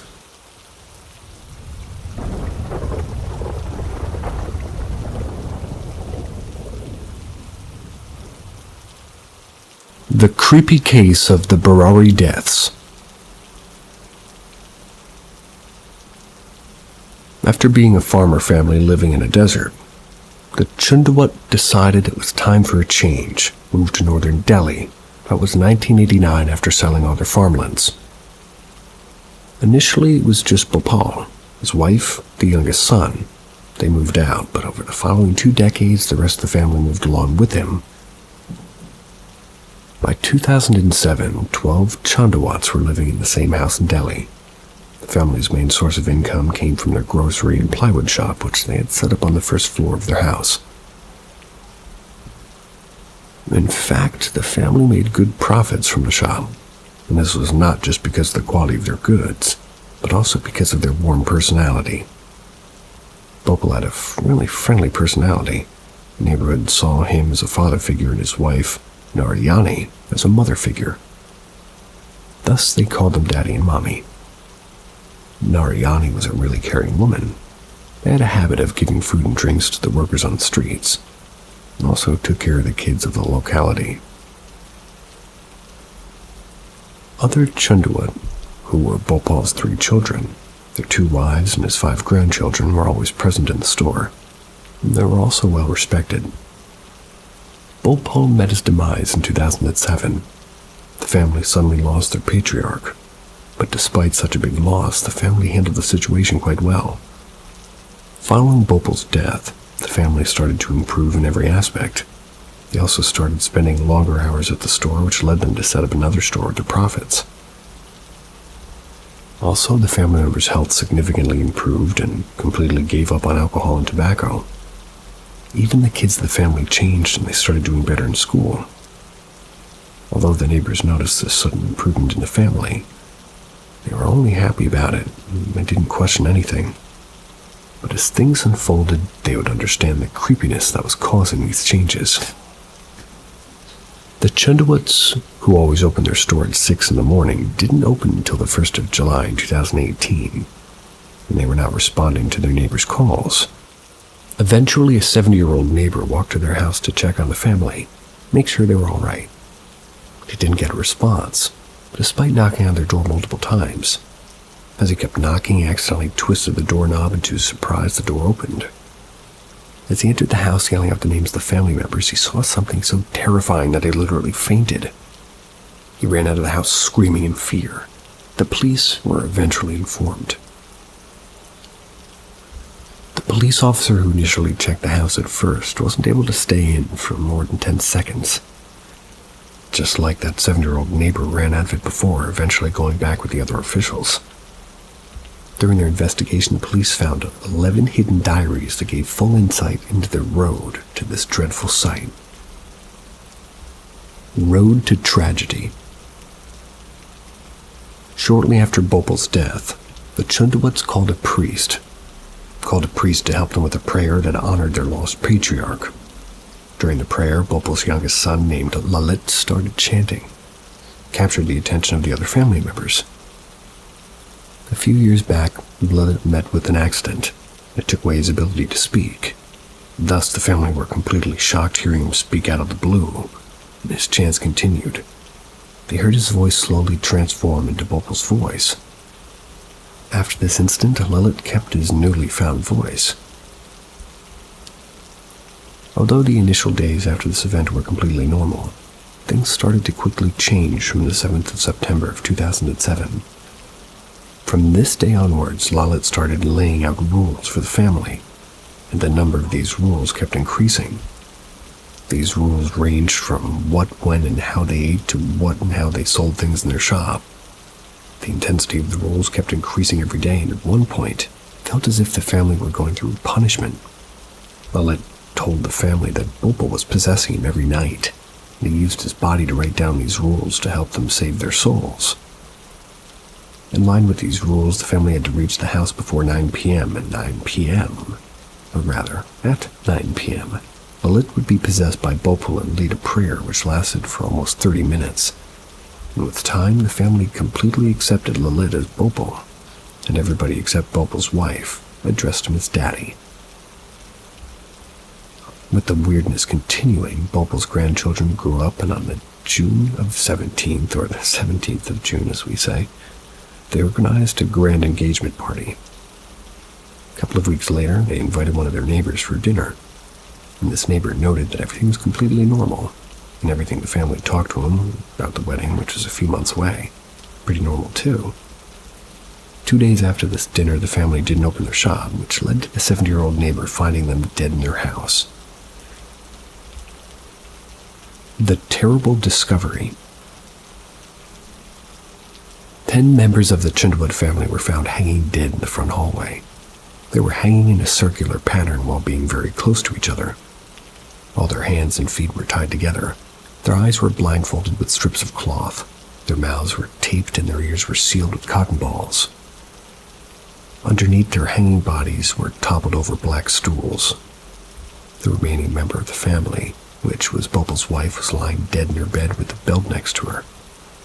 The police initially thought they were murdered, but upon reading the diaries, they understood that what happened was far more sinister. Lalit, who was apparently possessed by Bopal, told his family members that in order to truly save their souls, they had to do a ritual, which he called Bod tapasya, and in this ritual, the family members had to hang like the root of a banyan tree.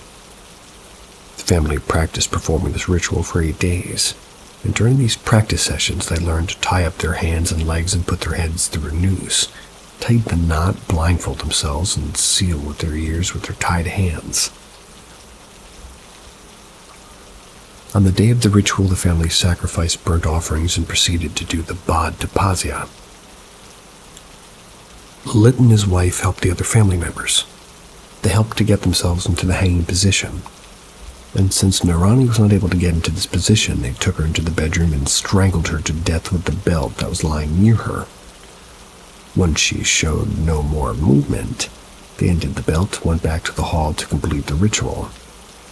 They walked around the room, toppling the stools on which the family members were standing and thus hanging them to death. Once they made sure everybody was dead, Lit and his wife tied their limbs, put their head through the noose, taped their mouths, blindfolded themselves, sealed their ears, and toppled the stools. The stools that they were standing on. Aftermath. The family strongly believed that upon the completion of this ritual, Bopal would walk right into the room and save them from dying. To prove it, they believed that Bopal would change the color of the water that was left in a cup near their bodies. They'd even left the front door unlocked to make it easier for Bopal to come in and save them. The family were extremely confident that they would not die from the ritual, but things would turn out to be completely different. According to many psychologists, the suicides were because of a shared psychotic disorder, but Lilith's elder brother, who stayed in Rajasthan, claims that it was a planned murder. So was it a suicide driven by delusion or a well-planned murder, or the work of something paranormal that pretended to be Bopal? I leave it to your judgment.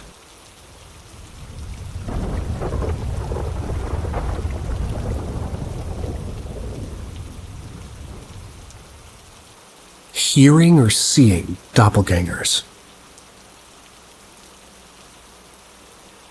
So I have a sort of a ghost story. It's going to be pretty long because it's two different stories really, but probably the same entity. These two incidents actually happened, and I to this day have no damn clue what it was, or what I heard, or what I saw. We have tons of other occurrences in between, but none so terrifying as these two. Other than one of my kids being hid in their sleep and a handprint being left on them. But anyhow. I live in Louisiana. Sort of like the breeding ground for this kind of stuff, right? The block I live on is just wrong. I could go on about it, but I won't. We've joked that it may have its own little hellmouth. But incident number 1, basically the hood cat lady. I leave food and toys and even a cute little bed for my little friends. There's one that especially took a liking to me that I like to just sit outside at night and early morning and cuddle with for a bit. It was about 2 a.m. As usual, I go refresh bowls, and I noticed how cold it was in the middle of the summer in Louisiana. My door was shut, so it's not the AC. But I get this odd feeling. I begin hearing whispers, and this voice, kid you not, it was like an octave lower than Voldemort's. Look up, look at me. Stupid me, I looked up, and in the backseat of my car, obviously no one was, at 2 a.m. was my son. My 2-year-old son was in the house. Asleep. Only the features were off. It was only a badly drawn memory from somebody who had only seen him once. The eyes were too narrow, the smile way too wide, and only half of his body was showing. I looked down, finished my task trying to look as calm as possible, and noped back into the house. Locked, chained the door, salted all the windows and doors. Incident number 2. My husband works evening and closing shifts. That usually brings him home after like 2 a.m. And one night in our room, my toddler in bed with me, he had begun hearing knocking sounds and muffled voices around 10 p.m. Assuming it's neighbors, I ignored it. As the night went on, the knocking sounds began to sound as if they were coming from closets and actual walls, even the ceiling. The voices got closer and began to sound more male. At 1 a.m. there was a bang at our back door. which is in the bedroom leading to the fenced-in backyard with a chain and a lock that only husband has the key to cause. You know, it's the hood and we have small kids. The voice I heard was literally my husband. "It's me. Let me in, please, love." In his exact tone and using the name he calls me. Even my son jumped up yelling, "Daddy's home." Something was off. He never comes to the back door. He calls me or presses the doorbell and leave a ring, so what the fuck? I almost went to open the door because it sounded so much like him, but instincts kicked in, grabbed my son and my phone and noped out of the room to my son's room, brought my daughter in his room and locked the door. I called my husband and you guessed it, he was still at work. Couldn't possibly have been him. When he comes home, he looked around, saw no evidence of anybody being there or no camera footage. No neighbors saw or even heard anything. And that's a lot, because over here everyone is nosy, knows everyone and everything, and, well, pretty much at all hours. Including whatever hour you're listening to this. And with that, sweet dreams. Hearing or seeing doppelgangers. So I have a sort of a ghost story. It's going to be pretty long because it's two different stories really, but probably the same entity. These two incidents actually happened, and I to this day have no damn clue what it was, or what I heard, or what I saw. We have tons of other occurrences in between, but none so terrifying as these two. Other than one of my kids being hid in their sleep and a handprint being left on them. But anyhow.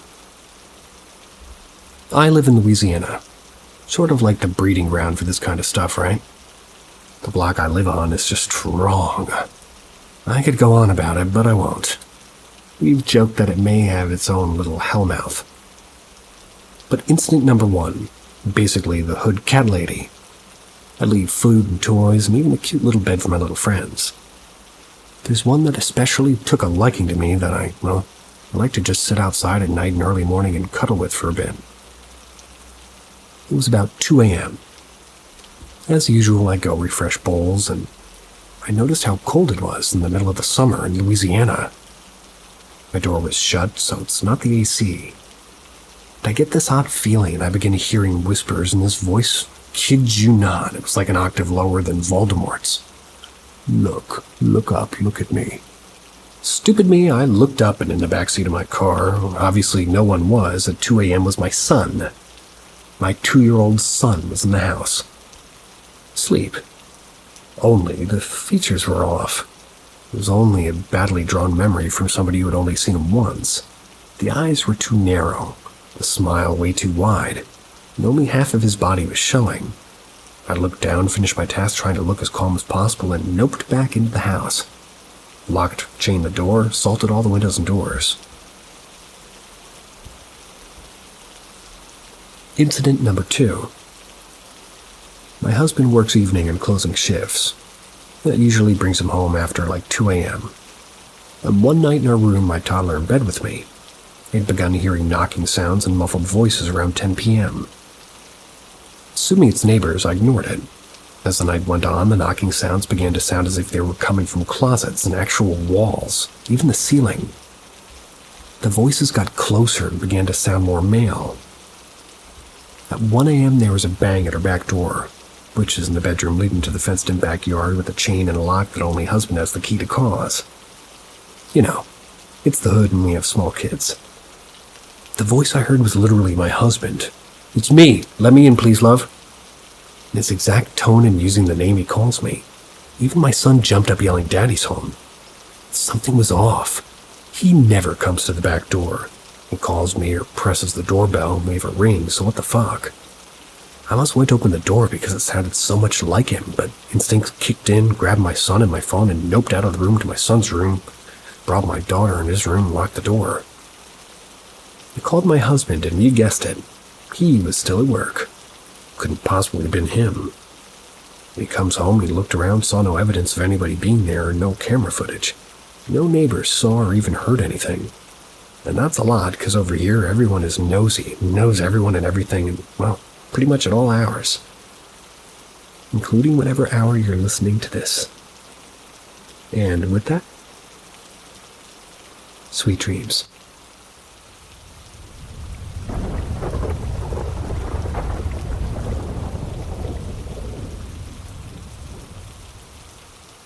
came at 2 a.m.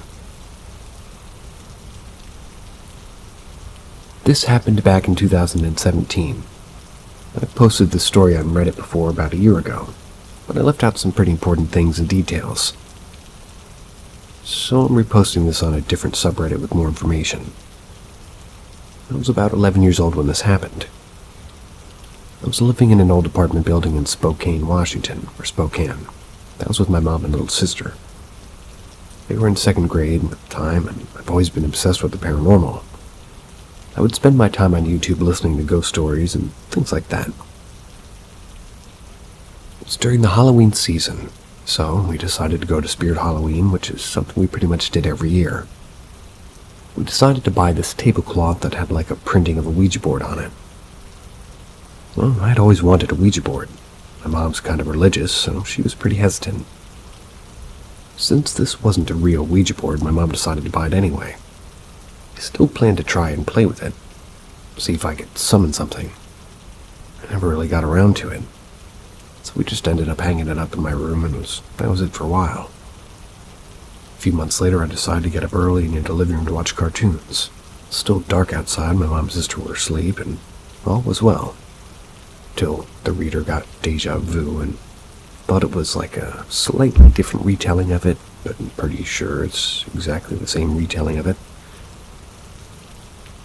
And yet I persevere. I instantly spun around and faced the direction where I saw the figure.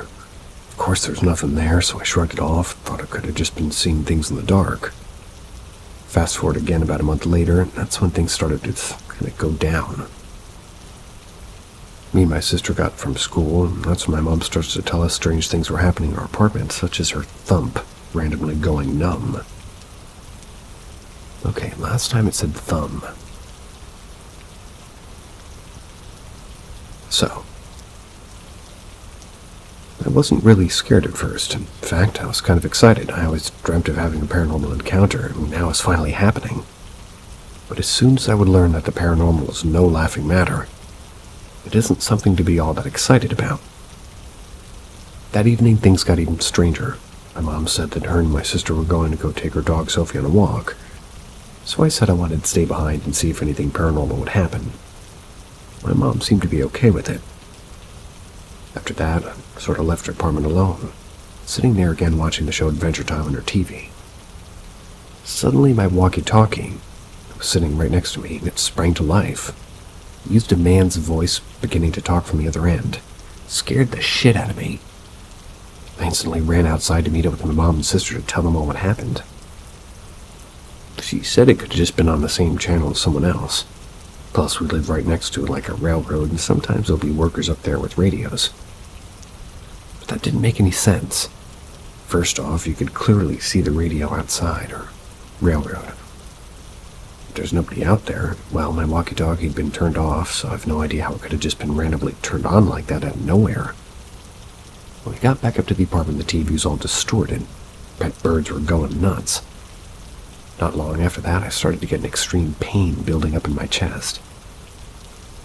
I don't know how to describe the pain, but it felt somewhat like something was pressing hard against my chest. That same evening, my sister ran out of her room. By the way, we shared a room. She said that she saw a faceless man standing in the room, but when we looked in there, there's nothing there. She described the man as completely faceless, having no eyes, nose, or mouth. She was too scared to go back into her room, and I started to get a bit spooked as well. Soon my mom was able to convince her everything was fine. She was able to go to sleep. That night I woke up at 2 a.m. Whenever me and my sister would wake up in the night, we'd go into my mom's room and sleep there. My sister had woken up before me, because she was already in there, so I went and joined them. All three of us were awake and tried to go to sleep. But then that's when things got started. Well, we could hear what sounded like footsteps in our house. They were in the kitchen and the living room.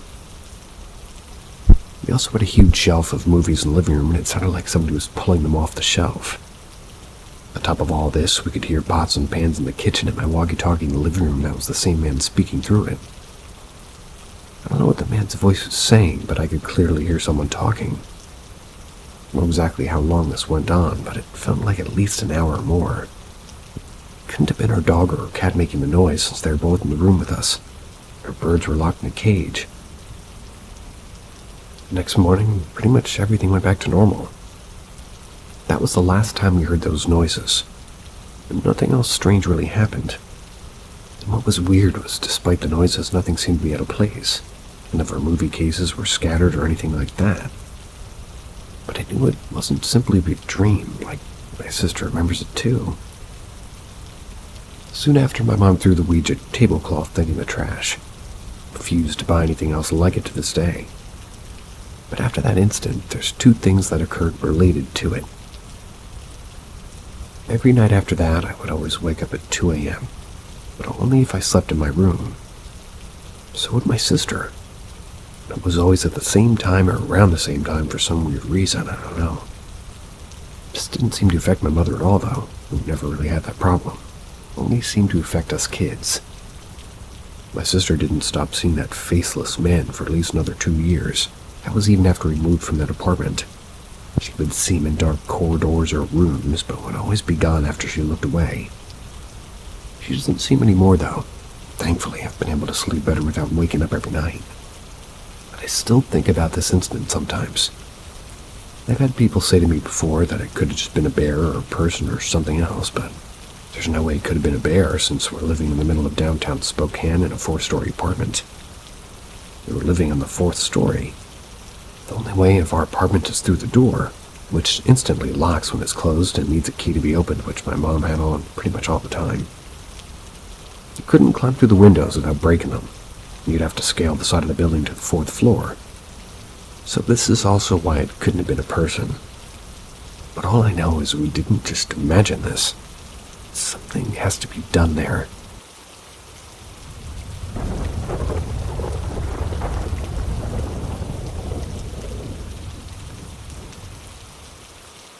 I played with the Ouija board as a kid and been terrorized by something for months. I'm looking for some answers to what happened to me when I was 12. I'm 23 now, and these events still loom over me. So at the time, I was living in Virginia with my parents and 2 step-siblings. We'd recently moved into a newly built townhouse development. Our townhouse had 3 floors in total. The upstairs area is where the bedrooms were located. The living room and kitchen were on the main floor. The basement was my sister's bedroom. And at the time, I was becoming increasingly interested in the paranormal. I would wind up watching all sorts of ghost shows on television, and eventually I learned what a Ouija board was, and I wanted one. But I knew I wouldn't by any means, be able to buy a real one myself. I knew my parents wouldn't approve. So I opted to make my own. I created a template on a piece of cardboard, carefully replicating what a real one would look like. And for the planchette, I used a plastic square-shaped lid that was the perfect size. I heard that it wasn't safe to use it by myself. I didn't have any friends in the area at the time, so I asked my sister if she would try it with me. She was reluctant at first, but after some convincing, she was game. Our uncle had recently passed a few months prior, so we decided to try to contact him. We set the board up in the basement, her bedroom, like a picture of her uncle next to us. We both lightly put our fingers on the makeshift planchette, and I began to ask questions like, "Uncle, are you here with us tonight?" And to both of our surprise, it didn't take long to get a response. The planchette moved to yes with force. At first, I assumed that my sister was messing with me. But soon I would be proved wrong, because she started crying very hard. After a few more questions with responses, my sister informed me that she wanted to stop. I don't remember what else we asked because it was so long ago, but I don't remember that planchette would move with haste every question. We ended by informing her uncle, in quotes, that we were leaving, moving the piece to goodbye. Afterwards, it took some time for my sister to calm down, and I was pretty blown away myself. Strange things started happening to me almost immediately after. After we had finished using the board, we both went upstairs to calm down and watch TV. 30 minutes later, I heard a bang come from the basement. I went downstairs to investigate. I found that the planchette had moved from goodbye to no, and the picture on the wall had fallen down. Well, this disturbed me. So afterwards, I opted to tear up the board and throw it away. After I did this, I assumed that was the end of it. And for my sister, it was. But I didn't know that this was, going to be the beginning of months of pure terror for me. I don't know why, but whatever this thing was attached to me, my sister didn't have any odd occurrences afterwards. Meanwhile, I started noticing strange things happening. It started small at first. I noticed our family dog would all of a sudden refuse to come into my bedroom. I'd pick him up and take him into my room anyways. When he was in there, he would act very strange. His ears would stick straight up and his eyes would fixate on certain corners of my room. He would whine and bark, and occasionally his head would dart around like he was watching something move around. Then I was sitting in my room another one, watching TV, laughing at a show I was watching, and my school binders were sitting all the way at the foot of my bed. I was sitting at the head of the bed a good distance away. One of my binders slid all the way across my bed, hitting me in the arm. This freaked me out, and I informed my parents. They told me I was just imagining things. Weird things like this kept happening to me. One time I walked into the kitchen during the day by myself. A sponge that was sitting on the dining room table just suddenly flew across the room with force. I continued to experience things like this, and they started becoming more frequent. I talked to my sisters about it, and she told me that nothing odd was happening for her. I was a mess at the time, and I did not want to go home. I'd often try to go to a friend's house after school instead, which most of the time didn't work out. Talked to my parents again, and go figure, they thought I was making it up for attention again. After a little bit of going through it, I had the most terrifying night of my life. This event still sends shivers down my spine when I think of it. It traumatized me. Although I've worked past it for the most part, I still try not to think about it. I've only told a few people in my life about this because it sounds like a straight-up lie. And this night was the climax of my experiences. After this happened, the activity completely stopped.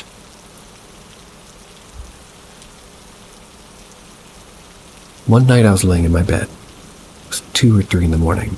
I couldn't sleep, so I was just laying there. My whole family was asleep and the house was completely dark. I slept with my door open at the time, and the only light source was a blue light emanating from my radio in my room. It was just bright enough to illuminate my room itself. I had my blanket over my head covering half my face. I could still see my room from waist height down to the floor. To my horror, as I laid there with my eyes open, a black figure entered my field of vision near the foot of my bed. It was next to my bed. There was no color on it, and whatever this was, it was a pure, pitch black with no obvious features. I was paralyzed with fear. Couldn't scream or move. I just laid there as I watched this thing slowly move down my bed until it stopped right in front of my face. I then felt a hand placed on my head to the blanket that was over me. The hand rested there for a second, then began moving in a circular motion for a few seconds.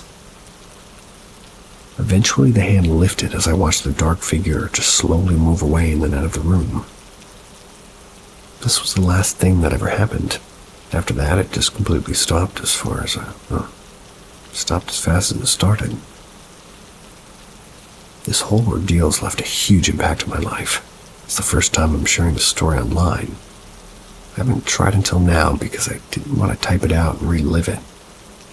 I'm more curious as to what the fuck happened to me and what that thing was. I think that I should also add that aside from anxiety and depression issues, I'm mentally sound. I've never experienced hallucinations or delusions. And I know that, what happened to me was real.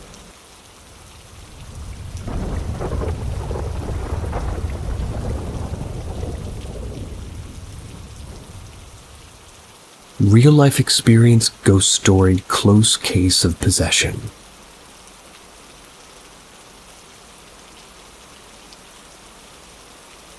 Just want to share my experience of this. I was still in my uni days, so probably 15 years or so ago, roughly. I'm sorry if this will be a long one. So if talking about paranormal activity, especially in Southeast Asian countries, specifically in Malaysia, you want to be skeptical, but you're bound to experience it living here. So I had a girlfriend staying in a hostel, which they designed like a sort of an apartment style. It's got a living room, a proper kitchen, separate rooms, and multiple toilets and a shower. So it was roughly nighttime, and we, being 8 or 10 of the guys and ladies roughly, just hanging out in the living room area watching TV and playing cards. That's when at the bathroom, just doing my business, my girlfriend wanted to go to the bathroom to disturb me or to joke around. Not funny business. Please keep your dirty mind out of this discussion. We were talking, and then suddenly my girlfriend just went quiet, which was pretty weird. When I was walking out and trying to talk to her, she was looking straight and motionless and quiet. I tried talking to her, just to ask her what was wrong, but her eyes were just looking at something else, and the eyes kept locked. I tried to maybe move her face to not face that one particular view, but her eyes are just locked to that particular place. I even tried to move her, but her feet felt like it was locked. I did look around where she was looking, but nothing's there. I can't see ghosts, mind you, but I was maybe trying to see my luck if maybe I might now. Being freaked out as I was and worried my girlfriend, I started just citing the Quran, which I was really only whispering it in her ear. And in my place, the beliefs about the supernatural when at these type of situation happens, whispering to the ear is a way better way than just citing it out loud. So back to the situation when I was whispering in her ear, citing the Quran, repeating the same verse. She was moving further away from me, which is kind of weird. The only reaction I got since she was quiet and standing still. So I held her close and I kept repeating it to her ear. One of my guy friends just happened to overhear and ask what was happening and what the hell I was doing. I told my friend that she might be in trouble. As soon as I continued to recite my girlfriend's ear, she just collapsed on the floor. I held her, tried to keep her head from knocking any walls or the floor, and my friend just started to freak out. I asked him to help her carry her. Mind you, my girlfriend is not actually lightweight, kind of on the heavy side. So I thought maybe 3 guys would be a good fit to lift her. But weirdly, she was more heavy than usual. Not even 3 guys can lift her. We only managed to carry her like 5 or 6 steps out of the bathroom.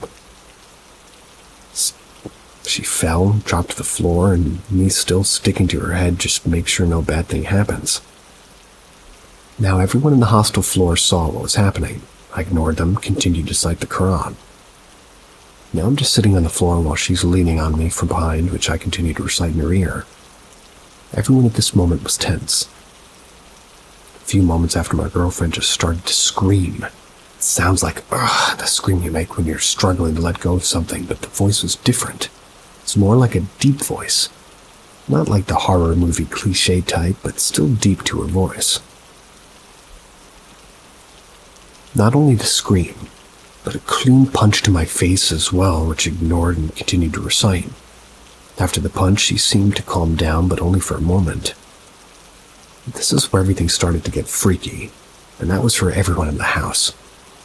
The situation was like in one of the scenes of the movie called The Exorcism of Emily Rose. Picture the scene where in the movie Emily was first possessed and her body was frozen stiff on the floor with limbs being weird and stuff. Her back was arching, hand frozen, stiff and not moving. Not sure about my girlfriend's eyes because the angle I couldn't see it. A good 3 or 4 minutes passed from the toilet, and now everything started to get uncomfortable and I continued to recite to her. After a while, my girlfriend suddenly felt lighter. I asked my guy friend to help carry her. It only took 2 guys to carry her, which is weird because it took 3 guys to carry her a few steps from the bathroom. It was heavier than usual. After this, my girlfriend looked like she passed out for a bit. We made her lay down on the sofa. I continued to recite. I asked if one of my girlfriend's, hostel mate, can get me a bottle of water and recite the Quran to bless the water before giving it to her, just to wipe her forehead with it, like with a towel. Well, I thought the scary stuff was over. Then suddenly my girlfriend's neck went deeper into the sofa, looking like somebody was trying to strangle her. She started to cough and take a deep breath and coughing, but she was awake now, thank God. We gave her the water, and the girlfriend, which I asked her to hold the water bottle, was clearly scared as she was shivering while holding it. My girlfriend then asked for another full bottle of water, which she recited the Quran, then went straight to the bathroom screaming, "Get out!" while spraying the water bottle everywhere in the bathroom. The guys who were skeptical were quiet. The ladies were scared and quiet as well. I asked my girlfriend what happened, and she explained what happened during the time. She saw long hair. There was a lady in a white gown with red eyes, Pontiac in our beliefs, which she locked eyes on. As soon as the gaze was locked, she couldn't move and speak. She was frozen. She did explain that I was reciting the first time into her ear, and the Pontiac came close to her and held her face, tried to move her head away from me. After collapsing, she didn't remember anything, not even the scream, the punch, or the falling on the floor. Next she remembered was waking up on the sofa and looking up at the ceiling, saw the same entity again on the ceiling, diving down and starting to strangle her. The bathroom after she awoke screaming, she said the entity was moving quickly, evading the water and laughing. After that, ladies got scared and slept together in one room. The guys and me included. Being surprised what happened was quiet about it. Even till now, nobody talked about it or discussed it. The people at the time knew what happened, and surely either be scared or skeptical. Thank you for reading, and I apologize for the long post. I just had to share it to see how you all think about it. Anyways, stay safe and keep calm.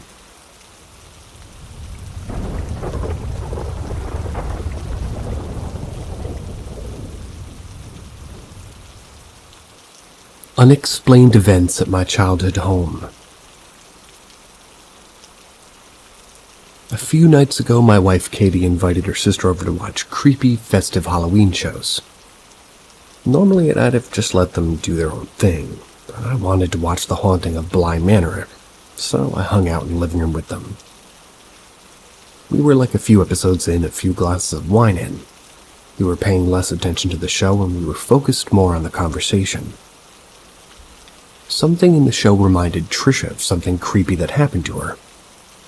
I don't quite remember what her story was because, well, as she was talking, I was suddenly reminded of a series of events that happened to me years ago that sent chills down my spine. I couldn't believe that I'd forgotten all that had happened. I don't know if I just repressed them away, convinced myself that there was some kind of explanation, or maybe they didn't even happen at all. Been thinking about it ever since. And now we're here. The first thing that I remember, one of my earliest memories, was waking up in the middle of the night to go to my parents' room. I must have been around 3 years old, and I just started sleeping in my own room, which was right down the hall from my parents. I'd often get scared and go sleep with them. It was a straight shot down the hall with the bathroom in between. I'd have this reoccurring nightmare that I wouldn't fall asleep, and in my dream I would wake up in my cold, dark basement with all the lights off. One night I had the dream, woke up in the basement as usual, woke up for real, hopped out of bed and opened my bedroom door to walk to my parents' room. But there was a tall, shadowy figure with a top hat on standing in the front bathroom blocking my path. I was so frozen in fear, I don't remember what happened after that. But I remember that fear. I was very young and I was in a dream state. I could very well have been nothing, but that image is still so vivid in my mind. I probably wouldn't think much of it, at least if it weren't for things that happened later in that house. So fast forward a few years later. I must have been around 14 or 15. By this time, I had 3 younger sisters, and privacy was pretty hard to come by in our tiny 2-bedroom bungalow.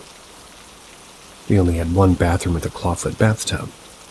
I always made sure that I locked the door so that one of my sisters wouldn't just wander in while I was taking a bath. I was laying in one of the days after school, and I just went to rinse my hair.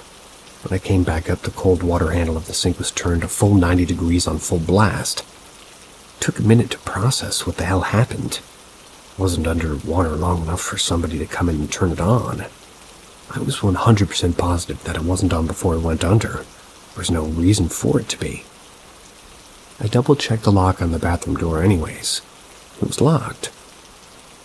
I got out, told my mom about it. She kind of brushed it off like it wasn't a really big deal, and I don't really know what else to do but forget about it. A few weeks or months later, I was sitting down at the dining room table. My mom was nearby the kitchen. That was when my toddler sister came bumbling around the corner of what used to be my old bedroom. She stopped when she reached the bathroom and looked confused. "How come the sink turned on?" she said. I got goosebumps.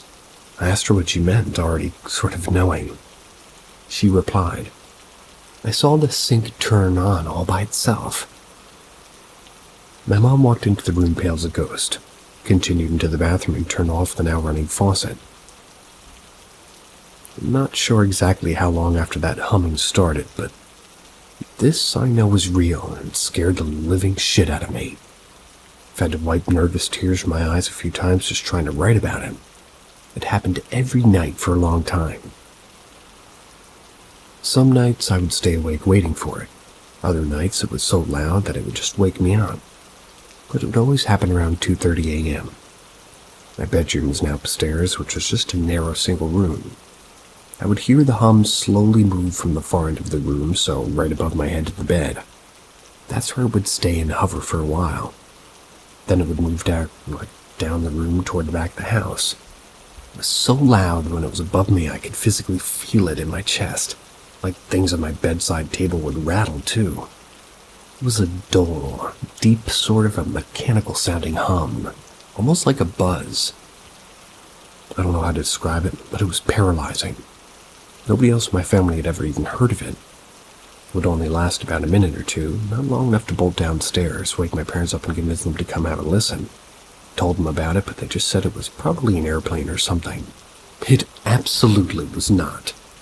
And from what I recall, nothing strange happened after. That was until I got my driver's license, and then I got my '94 Ford Thunderbird. I started noticing that I'd have to keep turning the passenger side cabin light off. It didn't make sense. Rarely even had passengers. So if I ever needed to turn the light on for something, I'd use the rotating knob on the left side of the dashboard to light up all the lights in the car, not just a manual clicky push one. Especially the one on the other side. Happened dozens of times. Sometimes I'd notice it from the inside of the house when it got dark and I'd have to run out and click it off. It got to the point where I'd check it during the day and it would be on. Luckily, it never killed my battery, but I have no explanation for why it kept happening. A couple of years later, I ended up getting into an accident, totaling my Thunderbird. I wound up replacing it with a '99 Ford Taurus. The same thing kept happening. The passenger side light would be on all the time. When I was 23, I moved out and nothing strange has happened in the 11 years since. When I told these stories to my wife and her sister, Katie said that she remembered me telling her about the car light being on all the time when we first started dating. She thought I was just being a little bit ridiculous. She vaguely remembers me talking about some kind of humming and something with the sink, but these things mean nothing to anybody else really.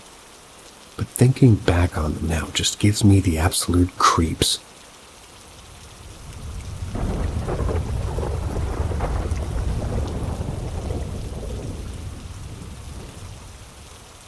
What's wrong with me? I was then 5 years old or 6. At the time, I lived in a 2-story house with my parents who slept on the first floor and my sisters on the top floor. I was on the first floor with my parents. One evening, while I was just sort of falling asleep peacefully without light, I suddenly woke up. I felt like a huge, great fear, and I was very hot. I was sweating enormously. There was no sound, none of that. I just put myself so my blanket was over my face, leaving just my nose sticking out. It felt like I was being watched at the edge of my bed, as if someone or something was watching me. The evenings passed, and every night I felt the same thing. It lasted about a few minutes before going back to sleep after my big scare. One evening I took my courage during yet another fear, to look at the ground to see if there was something and that I wasn't dreaming. Whatever I saw was large, slightly round shoes facing my bed. Men's shoes, but in any case I felt that they were a man. After seeing these shoes the following nights, I heard the man come to my bed walking. Felt him look at me, then slowly leave. When he left again, I fell asleep immediately. I then asked my parents if they came to see me at night. They told me no. My Mother's a pretty strong believer in the paranormal, unlike my father, who's very philosophical. She experienced things herself, so I talked to her about it a few years later before moving. She advised me to talk to this man, which I couldn't do because of the thrill of fear that it would cause me. After discussing this with an adult, I found myself upside down in my bed, wrapped in my duvet, screaming for my mother to come and save me because I didn't know where I was. My mother was never so afraid.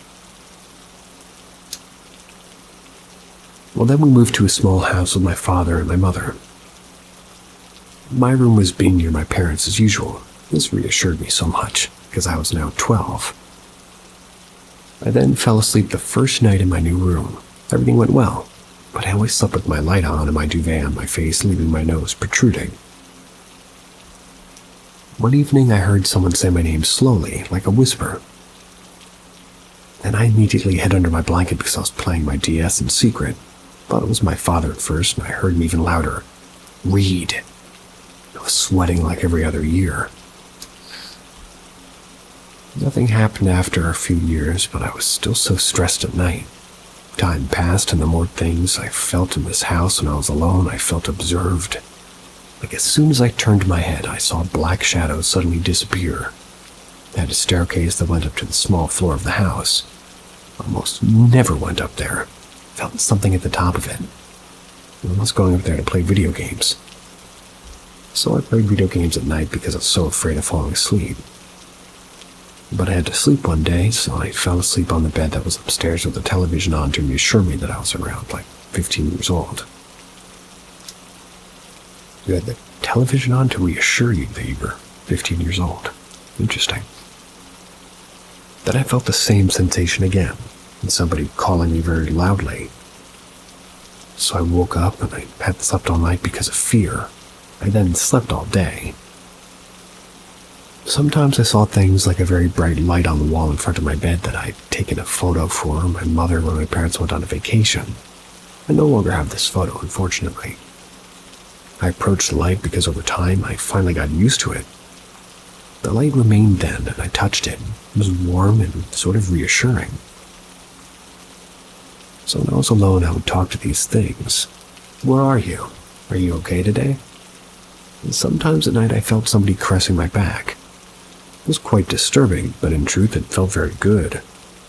And I was playing with my figures a few times, they would jump up from my bed into the floor in front of my eyes. And also I'd found a branch. It strangely resembled a tree of life that I'd put in the trash under the advice of a lady who had come to my house who smelled the spirits, read the cards, and you see what? My mom wanted to know more about why I felt all this. This lady then revealed that the spirit of a lady lived in this house, the former owner. She never talked about it like this man, but she came into my room, she had like a wave of fear. I often let my shutters close because I was too lazy to open them, but she told me that evil spirits were stored in my room, which sent a chill down my spine. Now, I live in an apartment with my partner, 21 years old, and I wasn't finished. I hear a voice from time to time which gives me short sentences. I was getting out of the shower when I heard, "Are you okay, darling?" I then jumped up and shouted to my partner who was downstairs if he had called me. "No, I didn't call you at all. I'm peeing in the zucchini for the evening." I read, okay, I'm sorry. I'm peeling. I'm peeling the zucchini for this evening.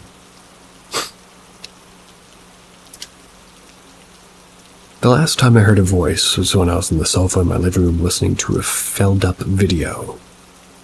I then heard, "Shut up." I then turn off my phone in the middle of the day and I end up shouting, "Leave me alone." And since that day, nothing more. Sometimes feel strange things, also I see black masses. I even bought books on the paranormal. I also started doing sort of cartomancy. I draw cards for my loved ones, which troubles them because I discovered things about them. So who was this man all this time? My grandfather died when I was 5. I assumed it was him. My mother confided that it was him from the beginning. My darling is not a trivial nickname. If you have any questions or ideas, tell me everything. but not about the zucchini part. That was actually my fault.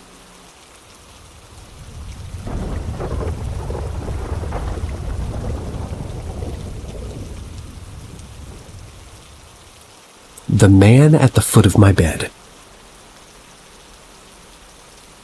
My childhood home was a small farmhouse in the country of 7 acres. Half of our property was a cedar forest and the other half was fields. We had horses, chickens, ducks, bunnies, dogs, and all kinds of other critters. In many ways, it was the perfect idyllic home. There's always a dark side. Still a lot I don't know about the home and the people who lived there before us. But what I do know is that they were afraid of scratch the afraid part. They were weird as fuck, which is different than afraid. They were super religious fanatics, and they were Y2K preppers. And nothing against preppers, I'm a bit of a prepper myself, but I think we can all agree Y2K preppers are a special breed. There was a basement in the house, and at the bottom of the stairs to the basement was a bulletproof door. There was a room in the basement covered floor to ceiling in shelving and stocked with canned goods and preserves. At one of the shelves there's a tiny piece of fishing line, and if you pulled the fishing line it opened into like a secret room under the stairs. The first year we lived there, the cops came looking for the son of the previous homeowners. They combed the property and it was unsettling. My parents extensively remodeled the home to where it was unrecognizable from what it looked like when we bought it. Things were good for a few years. Then my dad died in a tractor accident in the farm when he was 15. Or rather, when I was 15. The events surrounding his death are a mystery to my family this day.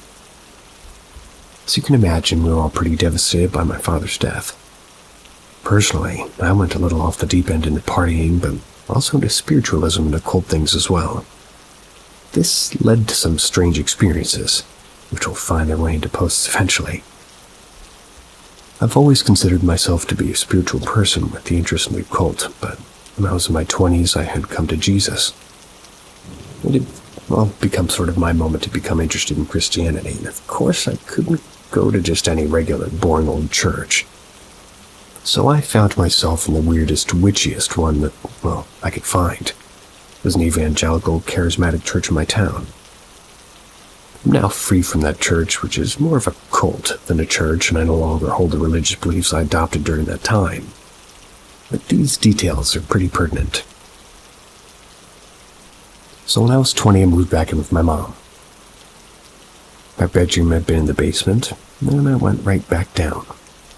And all I can say is that I was trying to read the first Twilight book, and everybody was pretty obsessed with it, and I wanted to see if it was any good. Spoiler, it was so boring, nothing happened. I don't believe that a spirit was invoked by the book, but you just never know, so I'm sharing that detail. So anyways, I was about halfway through the book one night. I was ready to sleep, so I put it down and went to bed. At some point I woke up and there was a man standing at the foot of my bed and he was just staring at me. My room was pitch dark, yet I could see the man perfectly. It wasn't glowing. There wasn't light shining on it, and rather it was as though he was illuminated by his own light source. He had very pale, pasty white skin and a round face with flat cheeks. He was sort of squatty in stature, a bit rotund and chubby. He had black hair on the sides and the back of his head, and sort of bald on the top. His eyes were just completely black, staring right at me with palpable hatred. In horror, I somehow knew he couldn't touch me, but if he could, he would kill me immediately. I have no idea who this person is, and I never met him look like that. If I were to see him in real life, I would recognize him instantly. I sat up in bed, tried to scream, but I couldn't make my voice work. When I finally was able to scream, he disappeared. Shortly after this event took place, my house was infested by giant houseflies. We thought it was because we forgot to do dishes before taking a weekend trip, but the flies are down in the basement too. It's coming out of the rafters. They were nearly the size of horseflies. My mother and I had rolled up magazines and were just smashing them. They would look smushed, but about 5 minutes later they would twitch and start flying around again. My mom and I were so horrified that we just broke down in tears on my bed. We were holding hands, crying and praying, and my mom and I just didn't even have a relationship like that at the time. I'm not really sure what happened with the flies other than they were gone in a few days. When I finally told my brother about the man at the foot of the bed, he told me an interesting story. Sometimes my brother would just sleep in my room if we were playing late, video games in the basement. He told me one night he woke up and saw a man standing next to my bed. He sat up to say something, and then the man was gone. I thought he was dreaming, went back to sleep. Called my brother before posting this to see if he remembered this event, and he doesn't, but it reminded me of something I'd forgotten. When I used to sleep in an upstairs bedroom, I kept hearing something, like somebody, I guess. Somebody knocking on my window at night. The whole family kept trying to figure out what it was. A branch, a bird, we all heard it. Could never figure it out, deciding it was a creepy neighbor playing tricks. The man at the foot of my bed has haunted my mind for over 10 years now. I'll never forget his appearance or the expression of his face. I've never experienced night terrors, and I've never seen something like that before or since. Because I was in my Christian phase, I believed I was under like a spiritual attack from demons or something that were pissed that I was following the Lord. And after getting out of the cult, I became uncomfortable with anything spiritual. I'll chalk it up to psychosis. Now that I'm healing the spirit wound that church gave me, I'm again starting to think it really happened.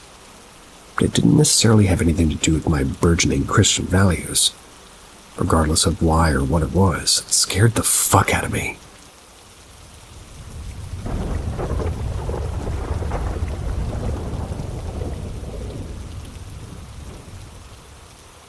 Me, fam. A haunted house, and I have no idea why. I grew up in a house that I think was haunted, but honestly can't tell you why. The house wasn't built over a graveyard, just an old cattle ranch. Would have spanned the lower quarter of the town I grew up in. Trust me, I've looked up historical records trying to find an answer here. The worst I've got is that it was A, an orphanage at one time, possibly between the 40s and 60s. Or B, before it was bulldozed for a new housing tract my house was part of, it was a hideout for Capitol Records celebrities in the 70s. I live in the U.S. and nearby an area that the Native Americans would have inhabited. In fact, part of the area's name comes from the fact that we have tons of water in a desert and references this sort of odd bit of habitation. Still no Indian burial grounds. It was also pretty open. Walk forward a foot from the front door and you could see the living room to the kitchen. Just about everything in either of them. There were still walls with archways that would sort of soft divide the rooms, if you will. But you could see above the kitchen counter and under the cupboards the living room, and the other end just emptied into the living room anyways. So straight ahead would have been the hallway, so leading to the bedrooms and the bathroom. To the left would have been the dining room, the family room I was in as a kid. You could basically see the family room from the living room. It terrified me for some reason. It always looked and felt like black and black at night. Kind of evil, but felt fine during the day. So let's get my stories out of the way, no particular order. 1. There were many instances like this. I'd hear little random voices whenever I was alone, or only my older sibling would be there. They'd be in a strange language. If they were in a foreign language, they weren't Indo-European. I study a lot of Indo-European languages as a hobby of mine. And even back then, I wouldn't have had the knowledge to hear that, influence. They would also have odd acoustics, like echoes or muffling that didn't match the room in the house I heard them in. This included a time where I was home alone, sitting in front of my computer, and I heard a couple of people bickering in the kitchen. It was only a brief second, but it was enough to make me wonder what the heck that was. Another, I was alone with my sibling, sitting there and just toying with Audacity for some forsaken reason. Parents are gone for the night. We're just watching the house. We know the drill. I'm recording myself singing. I hear a voice from the family room at the other end of the house. It's a little kid saying no or don't. Stopped my nonsense right there, clipped out the voice from the audio and sent the clip to a few of my friends. I still have it to this day, if you want to hear it. Keep in mind, I heard it, so it wasn't an EVP, but it was one of these random voice hauntings. the only one I caught on tape, so to speak. Then the biggie. I have an older sibling. Used to sneak out at night and listen to the radio in the living room. That was through this, it was like Sirius and the graveyard station.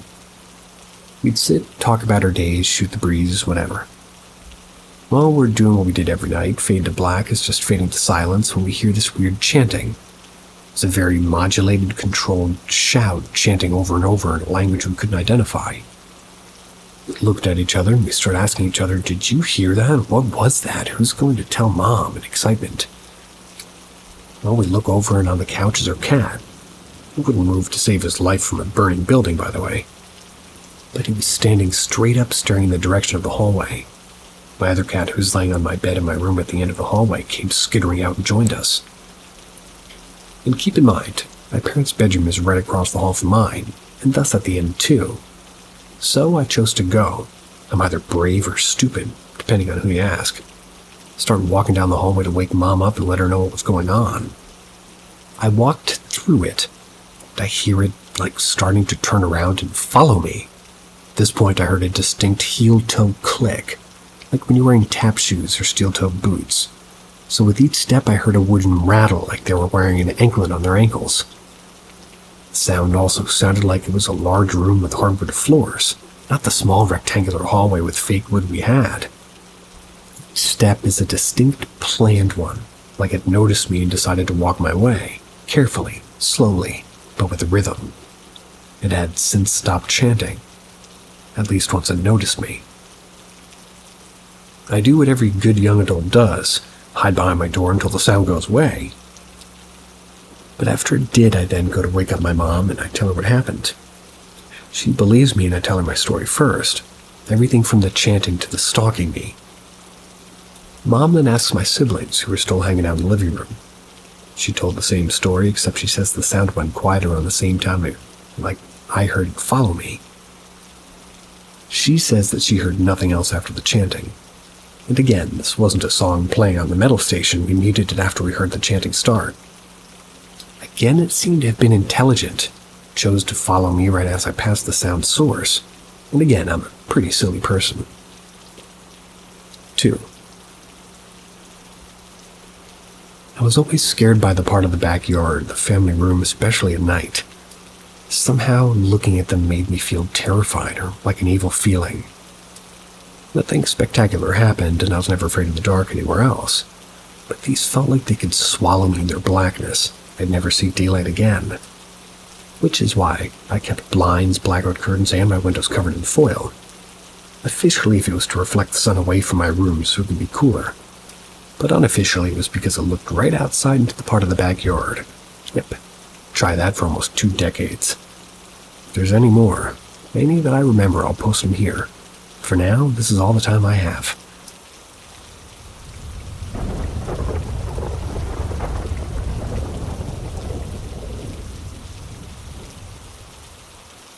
A demonic happenstance on my haunted alma mater campus. A few years ago, I brought my friend to my hometown for the weekend, showing him our favorite spots and sharing childhood memories. One of my favorite places to visit when I'm home is my childhood basilica. It's located on my college campus, where I was baptized and attended Mass with my mom most weekends. It was a gloomy Saturday afternoon, which means the basilica is usually packed with wedding parties or funerals, expected to drive around campus instead of entering the parish. The basilica is massive. It's the oldest Benedictine monastery in the Western Hemisphere. It's stunning beyond words. But that comes with a price. My hometown college was incredibly haunted. In the late 60s, a massive fire occurred at the building adjacent to the basilica. It took 2 days to put it out. As legend has it, a sort of prefect was performing a satanic ritual in his apartment in the attic. They passed out. When the firefighters got upstairs, the room was burnt to a crisp. But the prefect, they were lying in the middle of a pentagram, dead but entirely physically unscathed. The room was charred and there were dark handprints on the walls. Renovators have tried time and time again to remove them, but they always come back. It's now the top floor of the business college and hosts storage for the admissions department. My alma mater is known to be incredibly haunted. Almost all of my friends have experienced something. From seeing a faceless monk floating around campus to waking up to a hooded figure sitting on their couch staring at them. The freshman dorm is haunted by a little girl, Jenny. They make themselves known to the girls on the 5th floor almost nightly. Besides appearing in mirrors behind residents across the building, she's best known for floating outside on top of floors, leaving handprints on the windows from the outside. And no, the windows don't open. Many friends have seen her crawling into their roommate's empty bed. I graduated in 2017, but the night before graduation, my friends and I chatted with Father John. They're in charge of the theology department and other Catholic school things. So apparently all the rumors of the demonic entities and the paranormal happenings at our tiny college are valid. It gets even freakier, because there were at least 7 exorcisms every year. Creepy, right? I've always been pretty sensitive, but this experience got me. My friend, niece, and I pulled into a hilly parking lot close to the Basilica. I was one of maybe 5 cars totaled in a layered lot, probably 100 yards from the church doors. For whatever reason, I pulled in next to a red Prius covered in bumper stickers, the Christian fish, social issues, cat lady, etc. Put my car in park. I'm driving and my friend's sitting passenger. They're closest to the red Prius. I turn back to talk to my niece and notice that the driver, a woman with short red hair and a black hoodie, is staring at me with an empty look. That's fine, people are weird. I look again, she's still staring. My friend and I notice that she's smoking a cigarette with the windows up. Starting to get a weird feeling, so I shift my car into reverse. My friend asks me why I'm leaving. I turn to look and she's staring, but this time she has a red pentagram and a matching one on her forehead, which definitely wasn't there before. Halfway out of the parking spot, she takes the initiative, reverses her car, and drives away. Look at my friend and kind of shakily ask if he saw what I saw. Both my friend and niece asked me if I was okay, and neither of them had seen it. We get out, head inside. My knees are weak. I call my friend on campus. Well, they're on the campus security. I wanted to ask if they'd seen this before. Nope. And I somehow muster up the energy to walk around campus, but the entire time I feel like something is watching me. I couldn't sleep that night.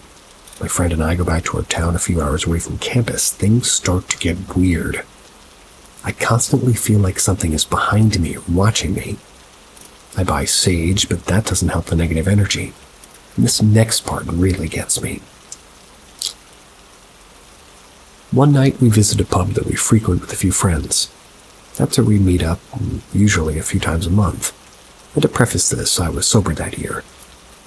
Our favorite Irish pub is located in a historically famous and haunted colonial town.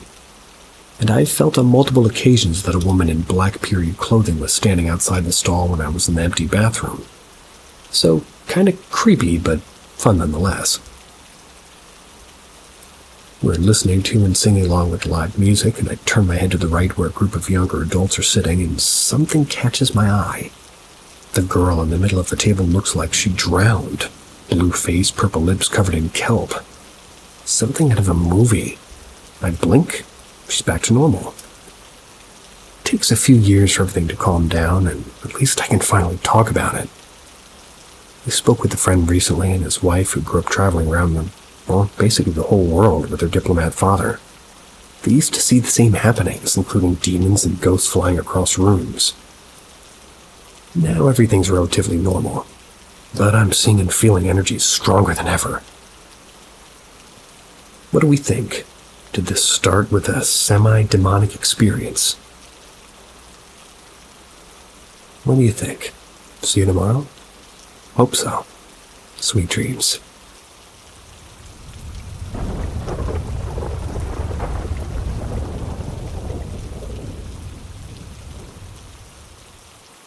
The Attic, Three-Headed Man, Old Man, and Mimicking.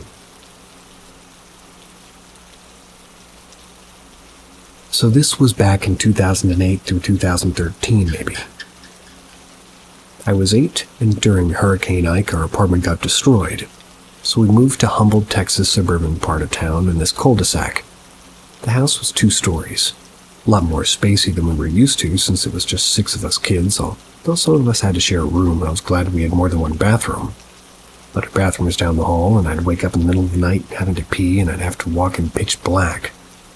So some nights I'd wake my brother up to come with me. I was kind of afraid of the dark, and he was 6 years older than me. But one night he didn't want to go with me, but I really had to pee. So I worked up enough courage to try to go alone. I opened the door to look to my right where the hallway leads the balcony downstairs, and I looked to the left where the bathroom was, which was also right next to my sister's room, and right between the bathroom door and where my sister's door was like something all white. It was sitting there. I stood there for a good 5 seconds looking at it, not knowing what it was, but I knew I didn't want to bother it. So I didn't go that night. Never told him what I saw. Time passes, and my sister would say she'd always hear kids playing with the ball in the hallway in the middle of the night, and my mom summed it up to something in our attic. It was because every time we'd open it or something happens, there was this one time me and my brother and his friend were in the kitchen making hot dogs, and the foam that sits on top of the water whenever you cook it? Fucking foam morphed into the devil's face. But the mouth was open and it had 2 sharp teeth. 1 top, 2 at the bottom. That would be 3. My brother's friend noticed it and said, "Bro, that shit's creepy as fuck." It didn't bother me at the time. I was 8 and I thought it was cool, and my brother just laughed it off. There was also this one time I was at a friend's house, and this might be too much information, but I never like to go number 2 anywhere besides my place, because I need peace whenever I go. His house was the next cul-de-sac over, and maybe 2 minutes walking distance from my place. So I went home and nobody was there. I was also getting a bit hungry. I decided to make a sandwich before I just sort of nuked my toilet. But I kept getting this strong feeling of something breathing down my neck to the point I couldn't take it anymore. So I brought the sandwich with me to the bathroom to finish making it to kill 2 birds with 1 stone. Ew. But I put it in a napkin, and after I was finished, I sat there for a good 10 minutes trying to work up the courage to leave, but that feeling of hairs on my neck wouldn't go away. I said, fuck that sandwich. I left it in the sink counter in the napkin, took off downstairs back to my friend's house. I ended up moving due to plumbing issues to another house, maybe 5 minutes away driving distance during the summer of my 5th grade year. That house was no different, maybe worse, and I'll make this part as short as possible. One night during Halloween week, you know how they play scary movie marathons on TV, well, I was watching Friday the 13th in my room. I had this big white tiger I got from the aquarium sitting on a glass table in the corner that sort of, its tails all lifted up and flipped off the table. The tiger was laying on its stomach on all 4s. No idea that happened. I didn't get scared, at least when it happened, but I knew I should be in that room to finish the movie, so I went to my parents' room to chill. My sister continued to experience stuff that she said was there, like a 3-headed man looking through her window. But mind you, her room's on the 2nd floor. We also had my niece with us she was 4 or 5 at the time. So when I go home from school one day, she was laying down on the floor coloring. So I laid next to her and she said, "Leave me alone." I said, "I didn't even do anything." She said, "Not you, him right there." I looked at nothing, and once again I felt like this isn't a place I should stay and sit. So I ran to the bathroom with my mom. That house was so cold when you exhaled you could see smoke coming out of your mouth. The final straw was when an old man woke my mom up and screamed at her to get out. Within a week, we was out of that bitch. It was like every house in the area was haunted. Literally all my friends either lived in the same cul-de-sac or the next one over, and my friend Chance's house. Apparently his name's Chance. One night we all slept downstairs in the living room, and his stairs would creak like a motherfucker. His stairs were set up as we were underneath, but we could sort of see if somebody was walking on them. His house was actually remodeled the same way mine was. His grandma was down there with us, and we were the only 2 still, awake watching TV, and we could hear somebody slowly walking on the stairs. Me and his grandma just looked at each other and didn't say a word.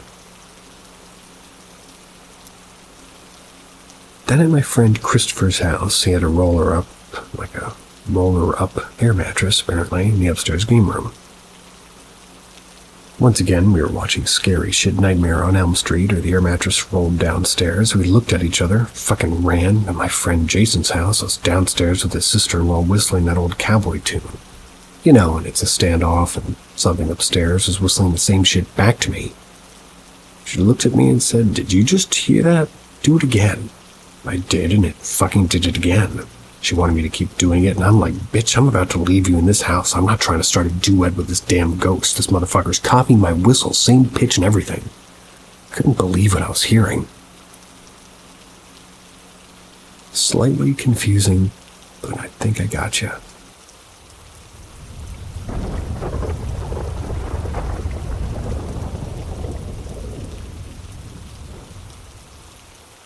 My paranormal experience.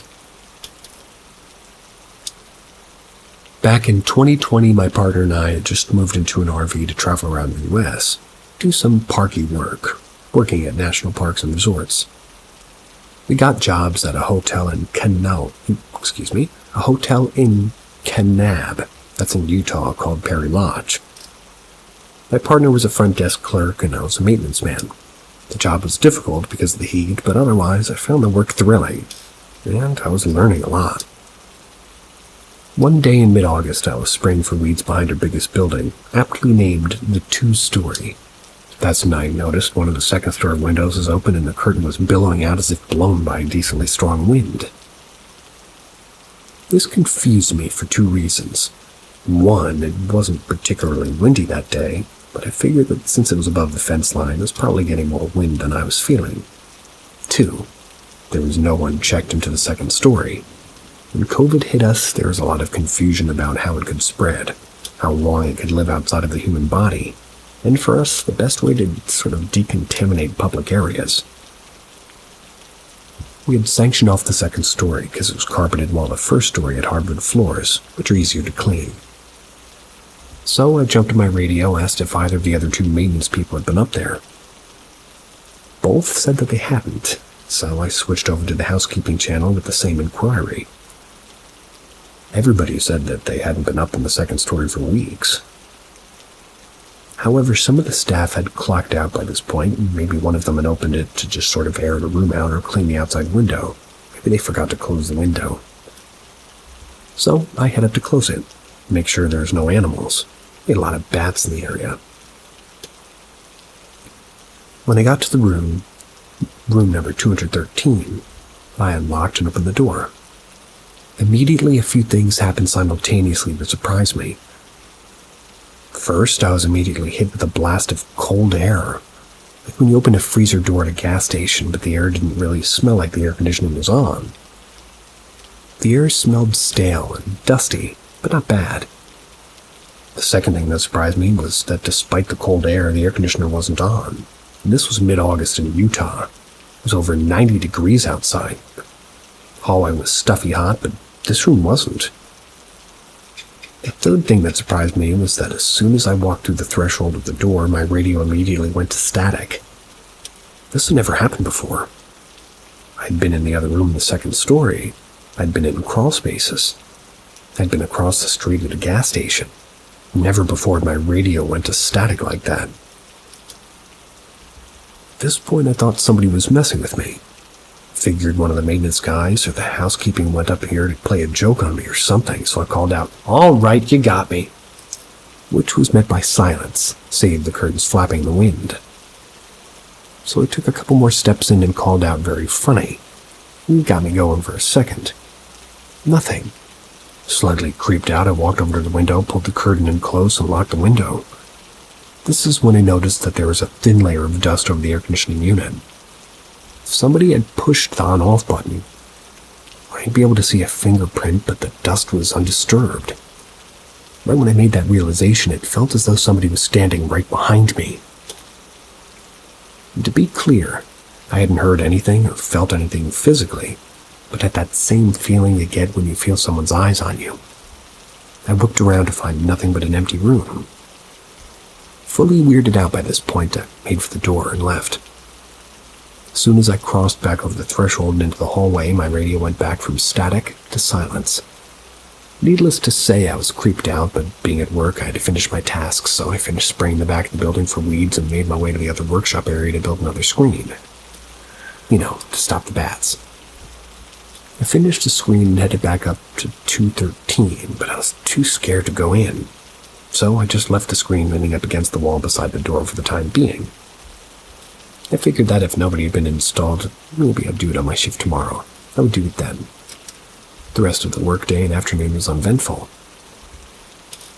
However, that night I had the maintenance and emergency phone. The maintenance staff had an emergency phone that guests could call if they locked themselves out of the toilet and, overflowing or just problems. We rotated who had it each night, and that night it was my turn. I hadn't gotten a call all night until around 3 a.m. The phone rings and I answer groggily. The person on the other line is an older woman. "Hi, I'm in room 113 and I was wondering if you could call the room above us and ask them to quiet down. Sounds like they're rearranging their furniture or wrestling or something. They have a long hike tomorrow. We'll need to have some rest." Immediately my heart dropped. I mumbled something about giving them a call and hung up, but I was shocked. Couldn't sleep the rest of the night.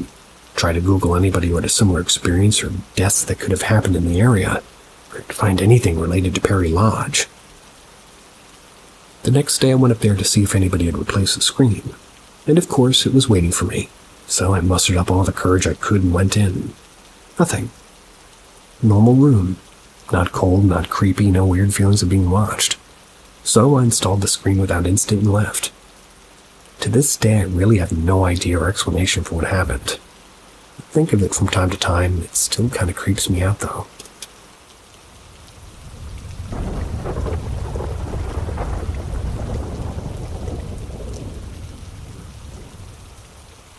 I saw something. I'm 30 years old. I believe I was around the age of 9 or 10, maybe even a little bit older. I had a head concussion, and what happened was my dad laid out a concrete floor outside next to our house to make an outside patio. He made like an outing over the pavement just to give us shade so we can play underneath it. My mom hung up a hammock for us to lay in, and I have a little brother who's 4 years younger than me. I also have a sister who's 6 years older than me. She was outside watching after us.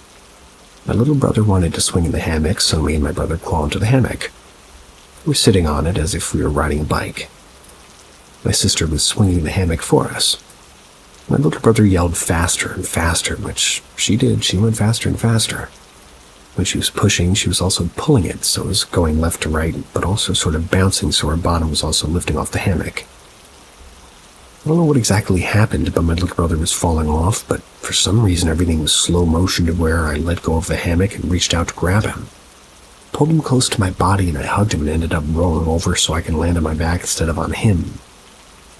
Honestly, I don't know how it did it, and how I reacted to do that. It was like my body just did it. Anyways, I ended up hitting my head on the concrete floor on the side of the house. I lost consciousness for a few seconds, and it felt like my mom mentions that I was out for like a few minutes. When I woke up, my mom and sister were trying to pick me up. My mom was already called for an ambulance. My mom's looking at me while I'm being picked up, and she's telling me to walk. I can't speak, I can't feel my legs, my arms felt like they were stretching miles ahead of me. My mom sat me down. I assume I lost consciousness again, because I woke up in the hospital. I'm not really clear about what happened or really asked my mom about it again. It was just something no one in my family likes to speak of or bring up. I remember having to learn to hold a pencil and eating and walking again. I remember my brother coming to visit because in the hospital they had a PlayStation, and I remember they only came to play that. I just remember feeling good and being normal. Now I deal with migraines since, and it's normal now to me. But after the hospital, I was finally released to go home, and my first night home was horrible. I've seen things that have just made me feel uncomfortable. First night at home. So I couldn't be active. I had to just rest and make sure I'm not running and doing things for a few months. So my mom made me sleep in her room so that she can keep a mom eye on me, I guess you could say. Let's just say I never slept in that room again. She put my bed next to the window so I could look out and just be able to look out at whatever I wanted. It was time to go to bed, and I believe I fell asleep.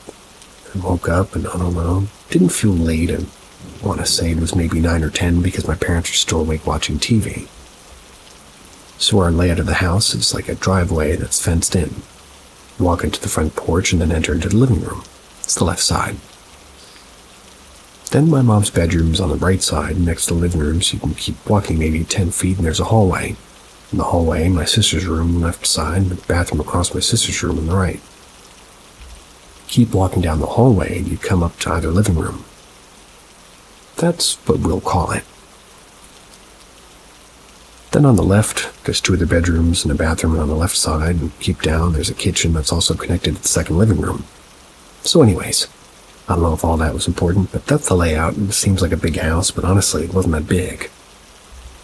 Anyways, going back to when I woke up maybe around 9 p.m. or 10 p.m., I opened my eyes and the ceiling was spinning. I got really dizzy. Felt like throwing up. I would sit up and the ceiling would stop spinning. I would lay down and it would start spinning again. Closed my eyes and it felt like I was floating in the air and the room was spinning. I don't know if I'm explaining it, but maybe it's just a feeling. Screamed for my mom, and she comes and gives me some medicine, and I was prescribed to help with sleeping and relaxing. I woke up the second time, and this time everybody was asleep and I could see my mom and dad sleeping, so I wanted to say it was late, but maybe 4 a.m. It was light out, at least a little bit. Unless I was dreaming. Anyways, I was just laying there, and for some reason I looked out the window. I ended up seeing something cringe and something abnormal. I'm even kind of traumatized about it to this day. Outside my window, my dad had put a trampoline, so when I went out to look and see the trampoline, I look outside the window and all I know is I froze. I saw a guy in all black. Looked like leather. Everything was leather, his gloves, his pants, his coat, his boots. He had a cowboy hat, which was black. He was standing on the trampoline just looking at me. The one thing that still makes me cry to this day was he was holding our 2 pet dogs upside down by their back legs. I literally just stared at this thing for a long time. It felt like 5 minutes, but there's no movement. I was frozen. I wanted to just look away, but I just couldn't. I wanted to close the curtain. Couldn't do that either.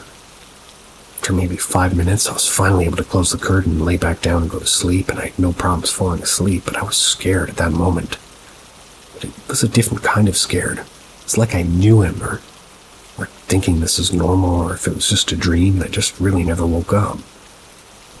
I woke up and remember everything clearly. Asked my older brother, who was 4 years older than me, to check on the dogs for me and see if they're okay, which they were. They were just running around like they normally do. Phew.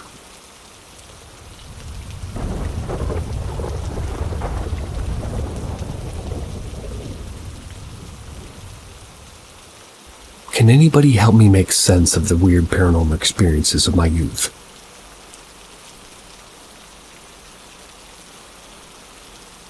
While I'm very interested in paranormal phenomena, I usually try to look for a simple and profane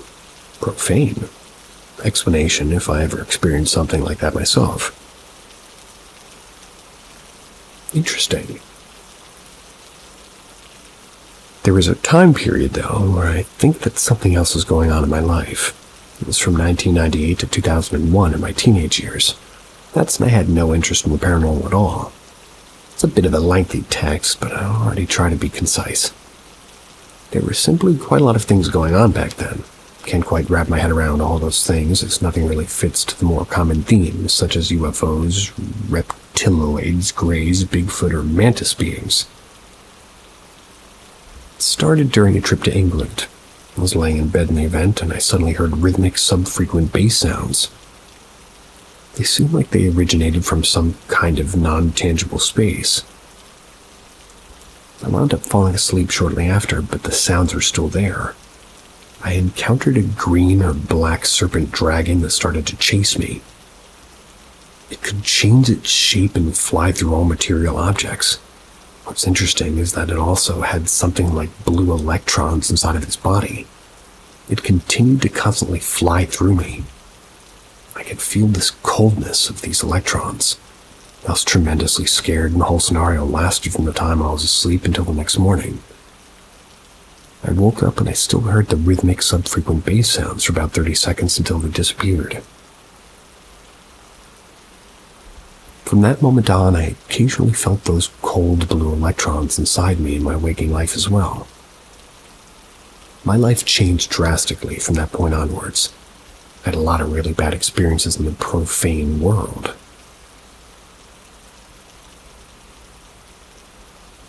But on the other hand, there is also some kind of spiritual opening that was quite interesting. It culminated in the summer holidays of 2001.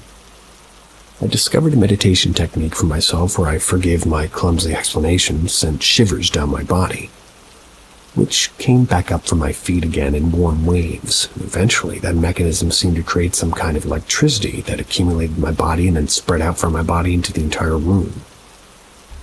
I eventually felt like I filled up like 9 square meters with this electric tingling. That phenomenon actually lasted for weeks.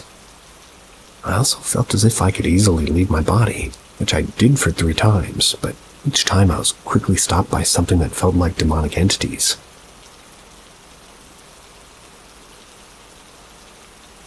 One time after I left my body, I was somehow turned around, so that my eyes were pointing downwards. I couldn't see what was going on above me, but it felt like something was pulling me up with immense force while starting to carve up my back. Forced myself back down, and I came back to my normal body and started to sit up in my bed, and strangely, I could see nothing but gray for about an entire minute. Although I was fully awake, the gray veil disappeared and everything was back to normal. When school started again a few days later, I went by train. I only went 2 stations with that train, and there were usually only a few people inside of it.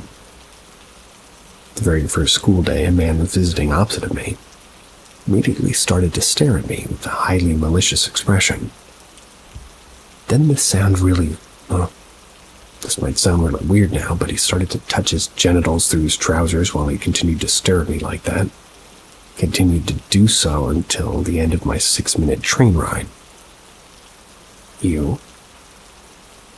It clearly seemed to me that he didn't act like that to actually pleasure himself, but that it rather was an act of intimidation. Okay. The next day, a man was sitting opposite of me again. Oh no. He looked very similar to the man from the day before, yet also had a completely different person. It's hard to describe, but it was clear. It wasn't the same person. There's an incredible amount of similarity, though. That person acted the exact same as the man the day before. No words were spoken, but I somewhat felt as if he was communicating something like, "You've crossed the line, boy. Now look, I'm sitting here, and I can do whatever I want. No one intervenes. Stop your mystical shenanigans." And then the same thing happened again for the rest of the week, with the man or the men always changing in appearance.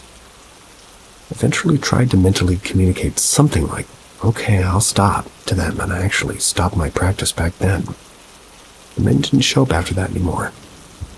So yeah, this is, I don't know, there might be some similarity to the Men in Black phenomenon, which regard to those men, as there were some reports they were also showing up to stop people from delving too deeply into the paranormal world. The serpent and dragon kind of a thing. On the other hand, it might be reminiscent of the legends of Quetzalcoatl, Leviathan, etc. However, I never read of such beings in the paranormal encounters of our day and age, although the motive is very common in ancient literature. I don't know how you can connect disgusting creeps on the bus with Quetzalcoatl, but I guess I'm here for it. Next.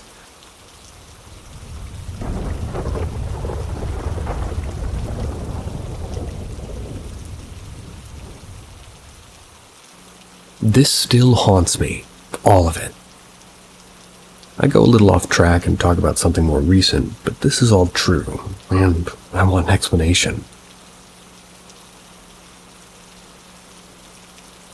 I was 7 or 8 years old, so this was 10 or 11 years ago now. I was at school as normal, nothing out of the ordinary was happening. That was until lunchtime.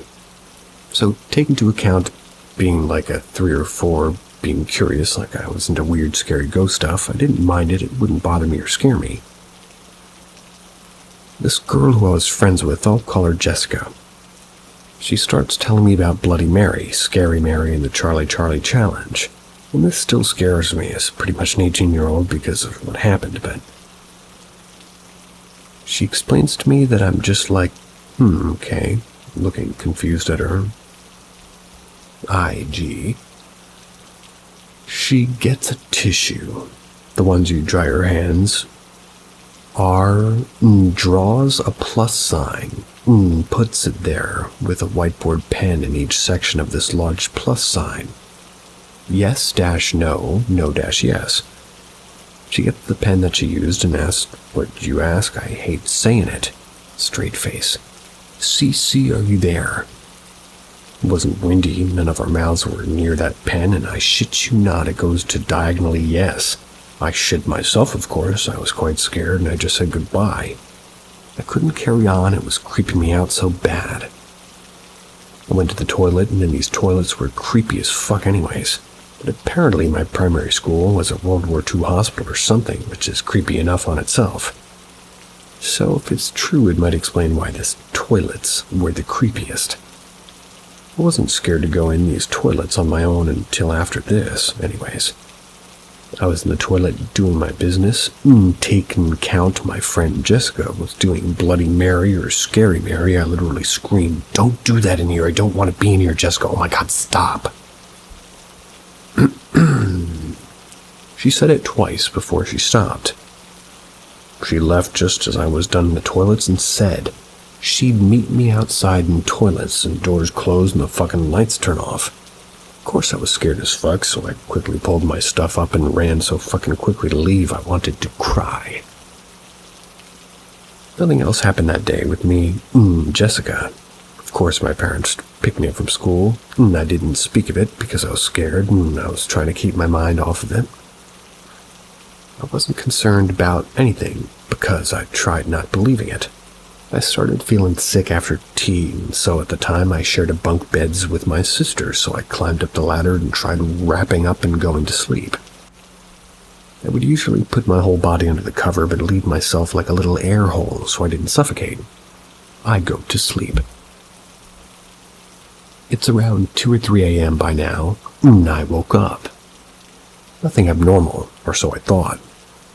This is where it's kind of blurry, but I remember hearing absolutely nothing but what sounded like banging on the fucking floor.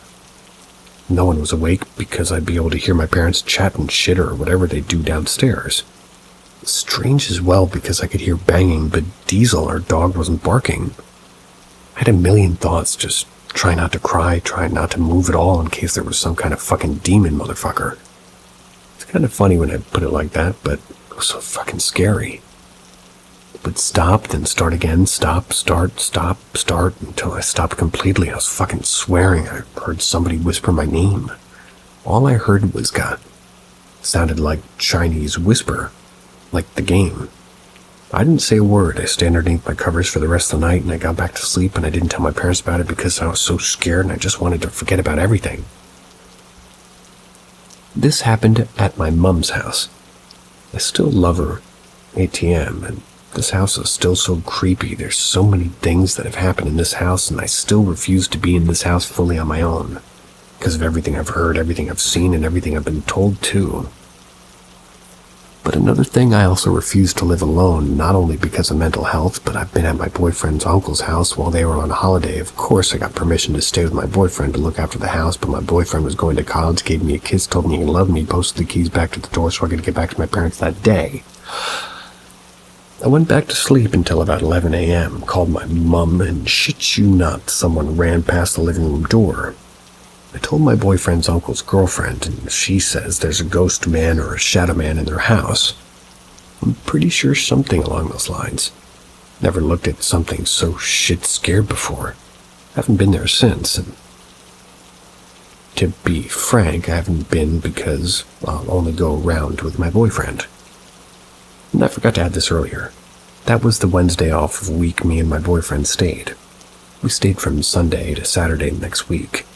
The first night we slept on the sofa and woke up around 3 or 4 a.m. to banging like somebody trying to stab holes in some of those microwave meals. I hid myself and tried to just reaching for my boyfriend's hand, but he wasn't there. I asked him about it and he said he wasn't in the kitchen, he went to the toilet. This fucked me up for the whole week and I said maybe I had a sleep paralysis thing again. I've had sleep paralysis at his before. It was scary and real weird to me. Anybody have any explanation?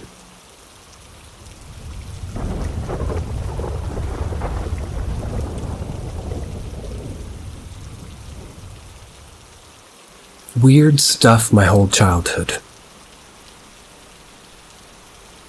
I, a 27-year-old female, grew up with paranormal stuff happening ever since I could remember. However, I remember being told since I was a child of divorce, I had an active imagination. It wasn't until things would happen to my parents as well. It wasn't until I was about 23 that my dad told me that somebody in our family made a pact. And this makes me very skeptical about the whole thing, because what do you mean, make a pact? But nonetheless, he told me that she was involved in brujeria, promised her bloodline's firstborn son. Everyone in our family, including myself, has had a miscarriage. I had horrible nightmares while I was pregnant with my son. He was hospitalized for 2 weeks after he was born. My baby brother died in the womb when he was 39 weeks. My dad's a Christian. However, these things only happened when I was under his care or around him. Nothing weird has happened since. The first experience I had, I was about 5 years old and my mother and father were,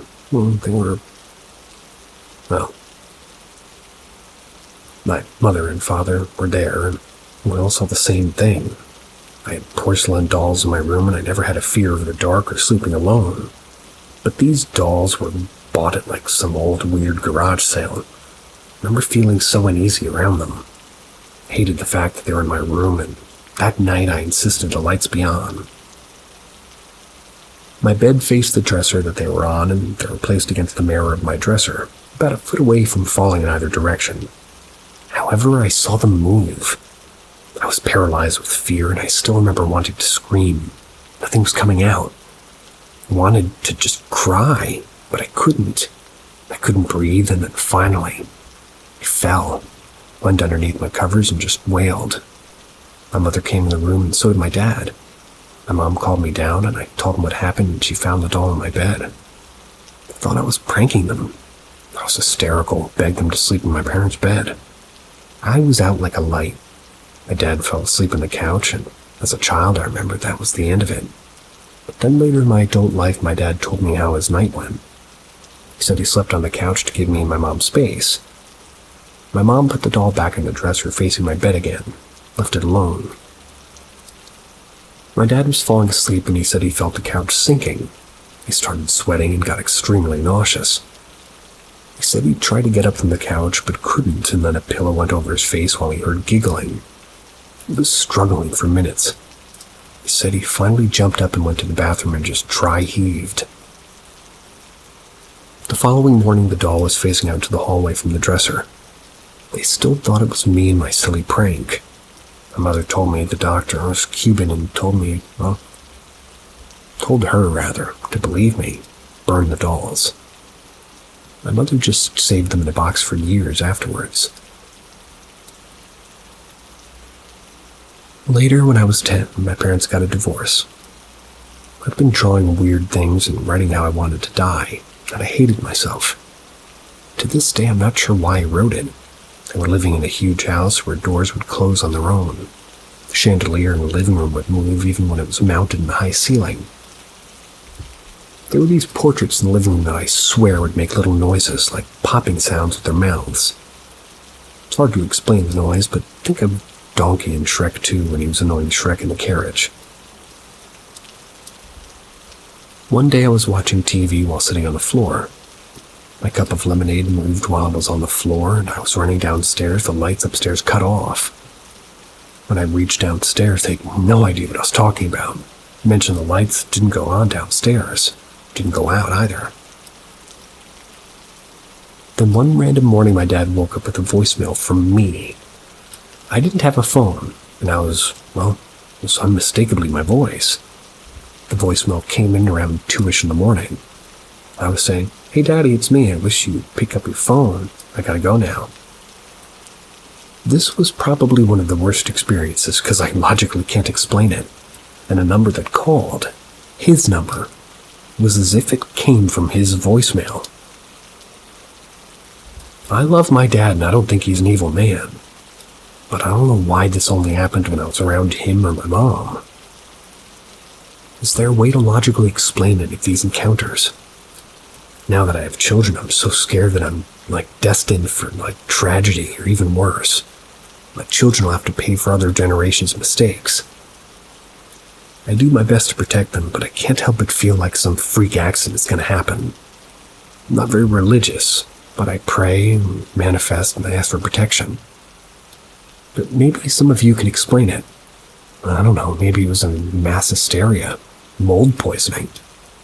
Told my husband, and my dad even told him about some of these experiences that he never really believed us until I visited my grandmother and we took a picture of my great-grandmother who was deceased was in one of the pictures over my shoulder. Her likeness was captured. Her headscarf that she'd pretty much always wear to hide her grays, like her nose and her eyes. It's not those blue or white apparitions. Maybe it was just the glare, but my husband freaked out.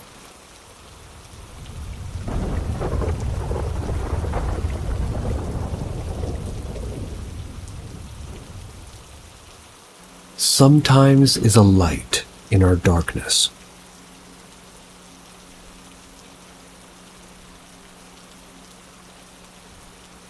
Destiny has a way of finding us all, no matter how deeply we try to hide from it. Never thought much of my life. Typical. But there's an undercurrent, a ripple beneath the surface, hints at something far from normal. These things that happened, I'd rather not call them events. That would imply something temporary, something explainable. These were not things one could simply explain or brush aside. They were more like warnings, or worse, invitations. My name? Well, it doesn't matter. Not right now. I'm 27, but what you need to know is that this story, my story, begins long before. When I was young, when the world still made sense, or maybe it never did.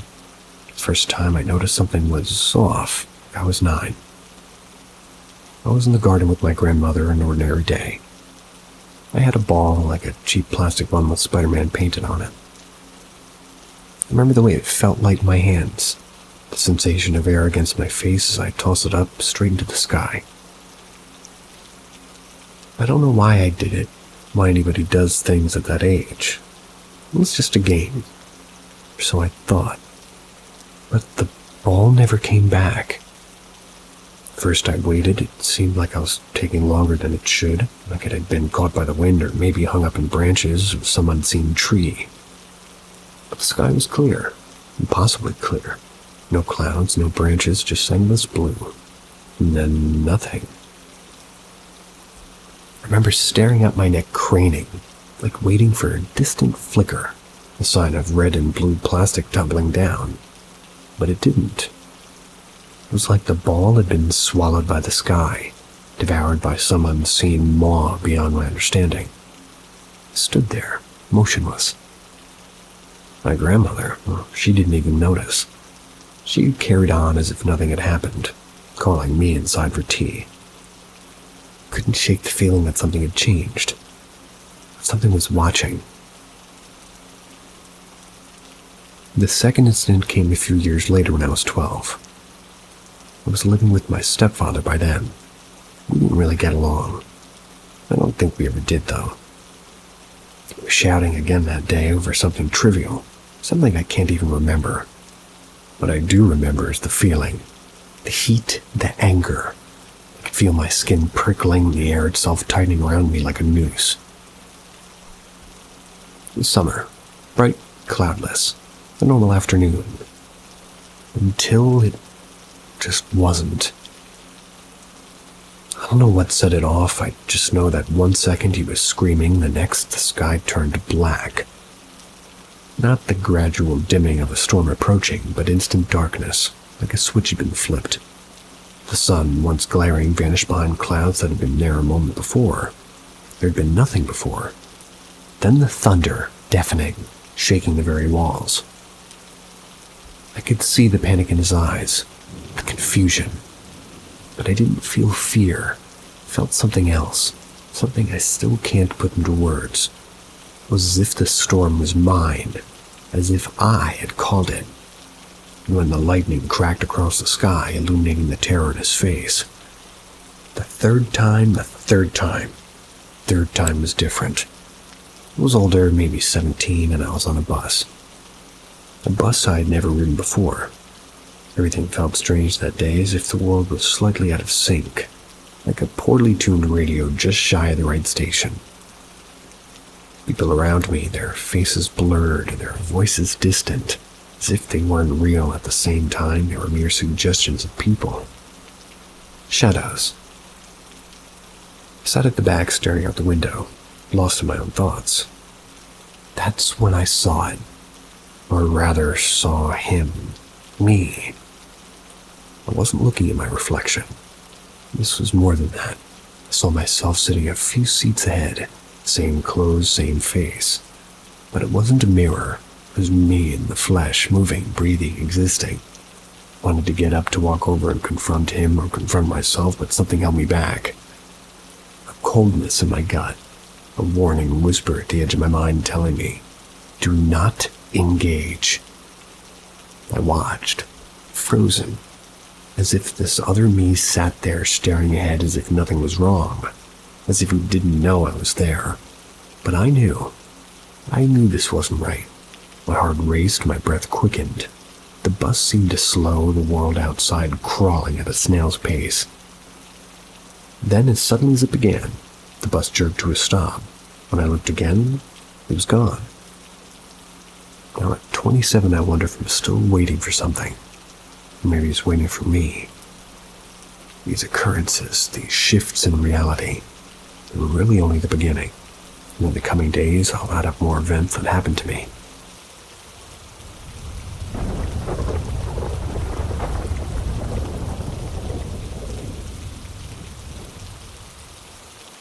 My ghost story. I live in a fairly big house with 2 floors. They have 2 separate apartments, one on each floor. Just a bit of context. There was an old lady that died in the upper apartment a long time before we even bought the first floor. The second floor was kinda always empty.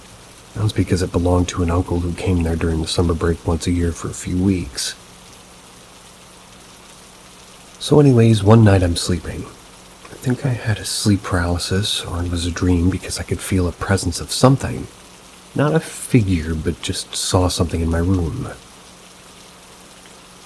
Mind that I had a few sleep paralysis during my life there, but none of them were as intense as this one. So I felt it. It was hovering behind my back and my head, but I couldn't open my eyes. I couldn't move at all.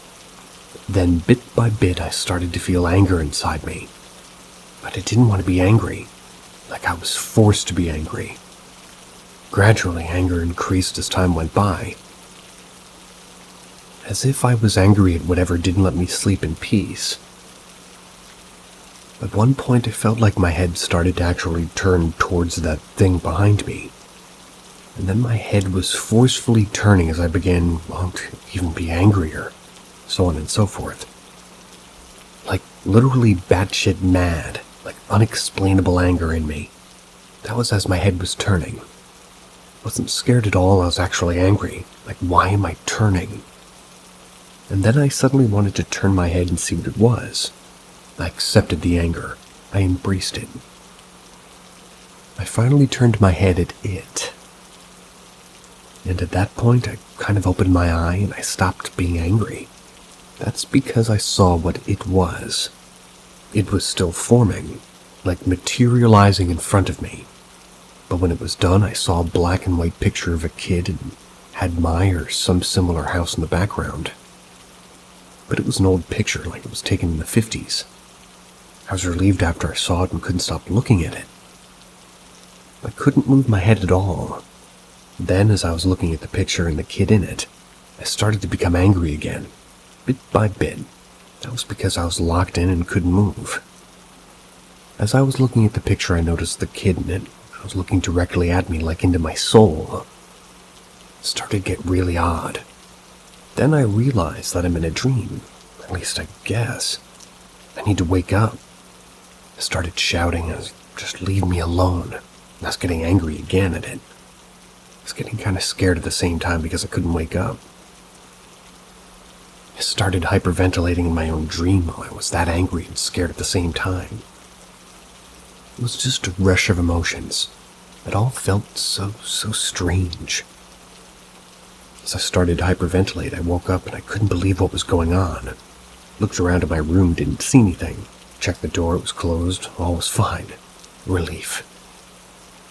But I couldn't sleep no more. That was because I was so scared it would come again in my dreams. Turned out I started praying to God to let me sleep. And all that, too. And for your information, I'm not a believer. And I even told myself that and him that night. I'm sorry I don't believe in you, but now I do. Please help me.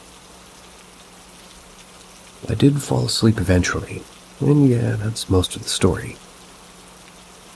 Now the part with the ghosts, which I believe is somehow connected to this story. That old lady that died, well, Oster thinks she's haunting the house, but not in a really bad way, like she likes to invade her dreams, I guess. My sister, when she was younger, had the same problem. Only thing is, she was in the furthest room to the north, where I believe that old lady died, but that was on the second floor. My room is one next to hers, closer to the entrance door.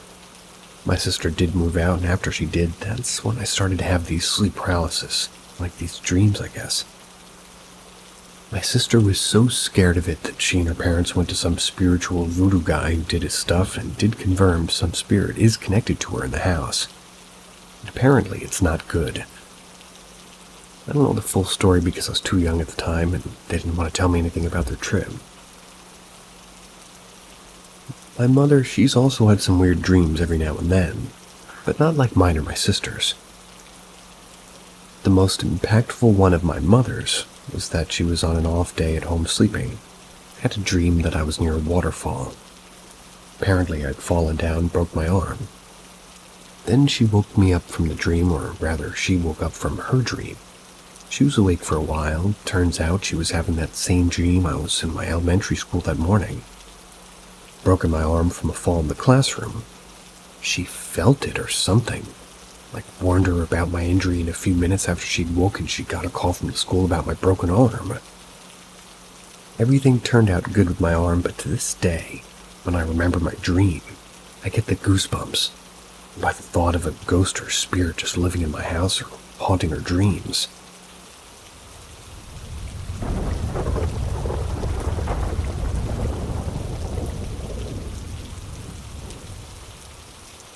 Ask Reddit. The knock hung in the air for a second. I hesitated to move. The knock repeated once more. My heart suddenly was in my throat. I sat for another second or two as that rotten sound reverberated around the room.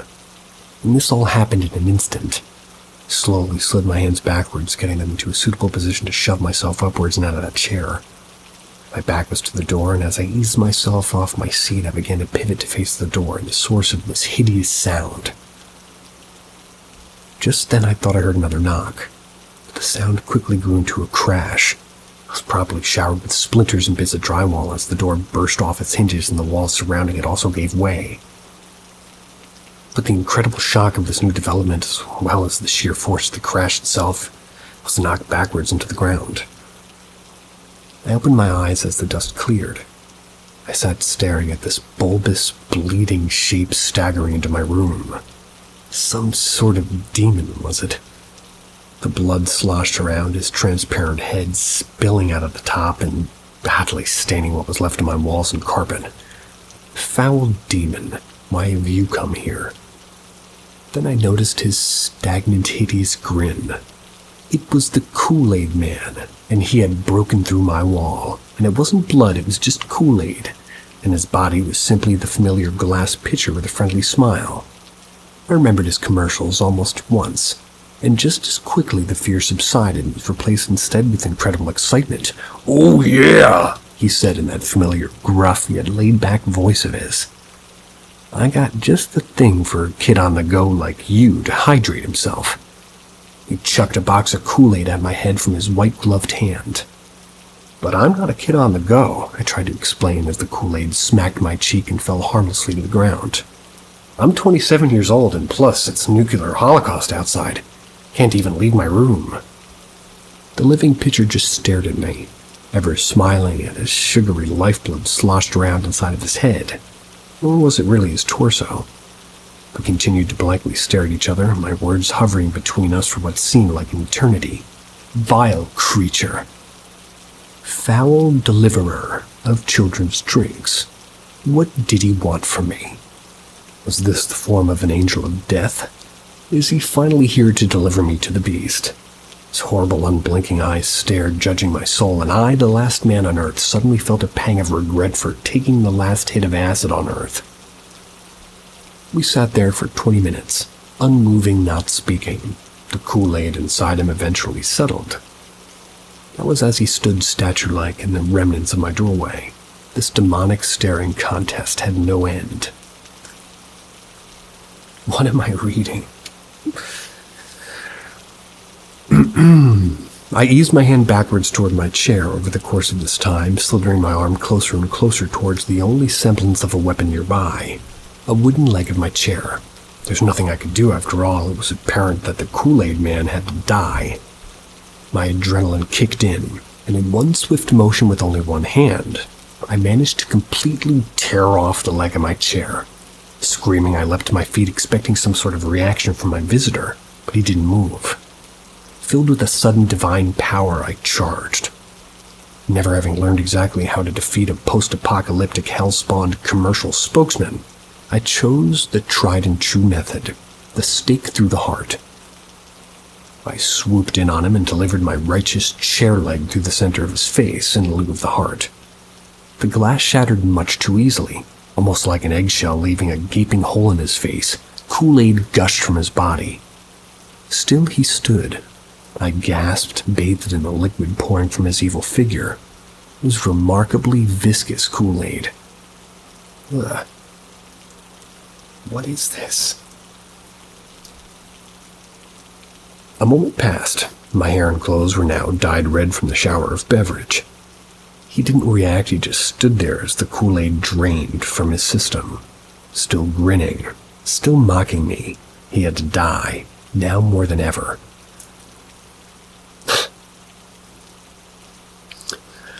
It wasn't until the last drop that he had left his head that he finally dropped to his knees. Deliverer of happiness, ever smiling. I backed away from his huge torso, and immediately that hideous grin went slamming into the floor, his head completely shattered. I was left with nothing but a pair of arms and legs and a puddle of Kool-Aid so deep you could bathe in it. Panted for a moment, relieved. Then I chucked my impromptu weapon onto his battered corpse. When I went to the kitchen and fixed myself a delightful glass of pink lemonade and a Hot Pocket. They were good, but I forgot to put a plate under the Hot Pocket. Some of the filling dripped out into my microwave. So it looks like my producer fell for a prank. And I read it, as I always do, as a lesson of sorts.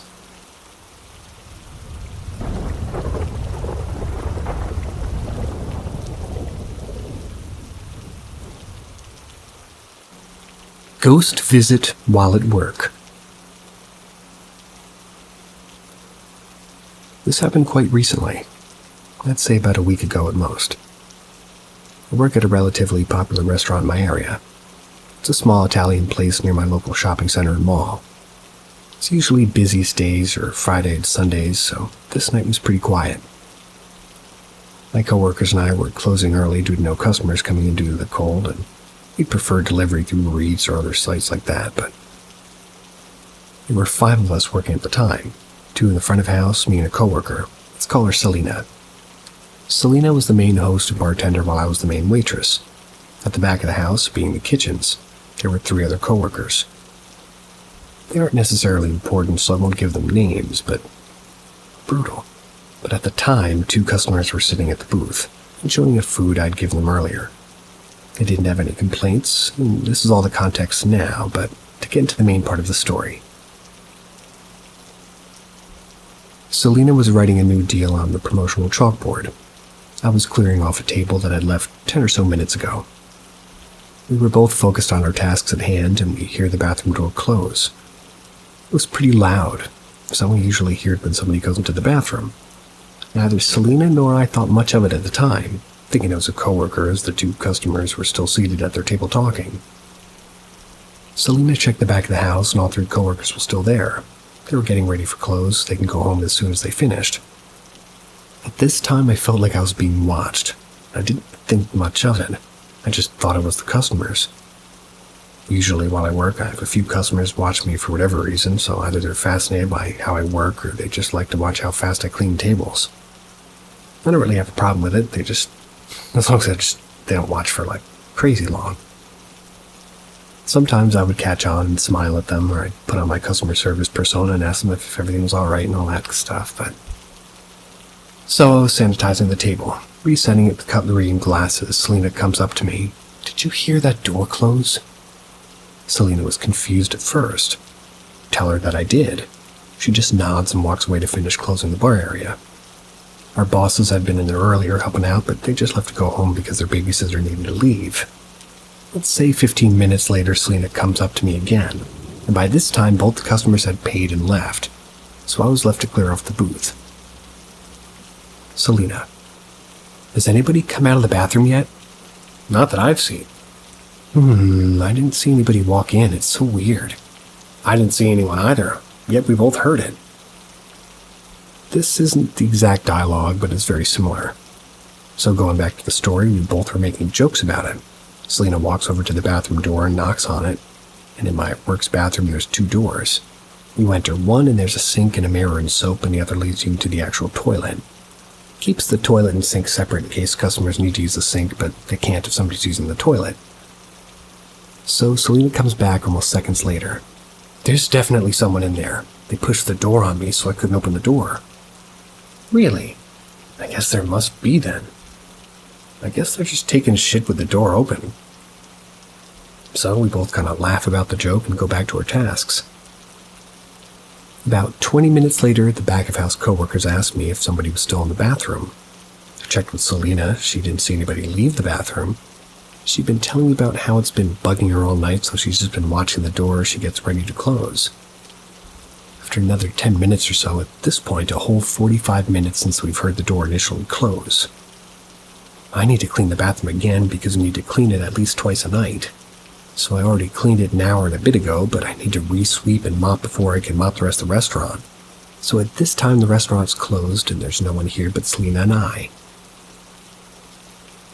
I approach the door with caution as Selena had the door pushed on her, but I don't hear anything, so I open it. I look around the mini room with the sink. It was clean and spotless as I left it. I looked at the door leading to the toilet, but it was slightly ajar. I kicked on that one as well to hear nothing. I leaned the broom I had against the wall before opening the door, and I had no difficulties unlike Selena, so looking around it was empty. It was clean as if nobody had ever touched or used it, exactly how I left it before we heard the door close. So confused, I left the bathroom, told Selena. She was also confused because I wouldn't let her in. Neither of us had seen anybody leave the bathroom, nor was it used in any way, yet no one could get in. Usually I'd find a logical explanation, but there just wasn't any really. I'm in tune with my spiritual side, but I don't think any of it earlier because it would distract me from my work. Working in hospitality and all, I made jokes with Selena about the experience and jokingly said it was a ghost, but I genuinely believe it was. Selena wasn't as convinced as I was, not seeing a reason why a ghost would need to use the bathroom, which is pretty reasonable. But I don't know what else it could be. That's reasonable. See ya.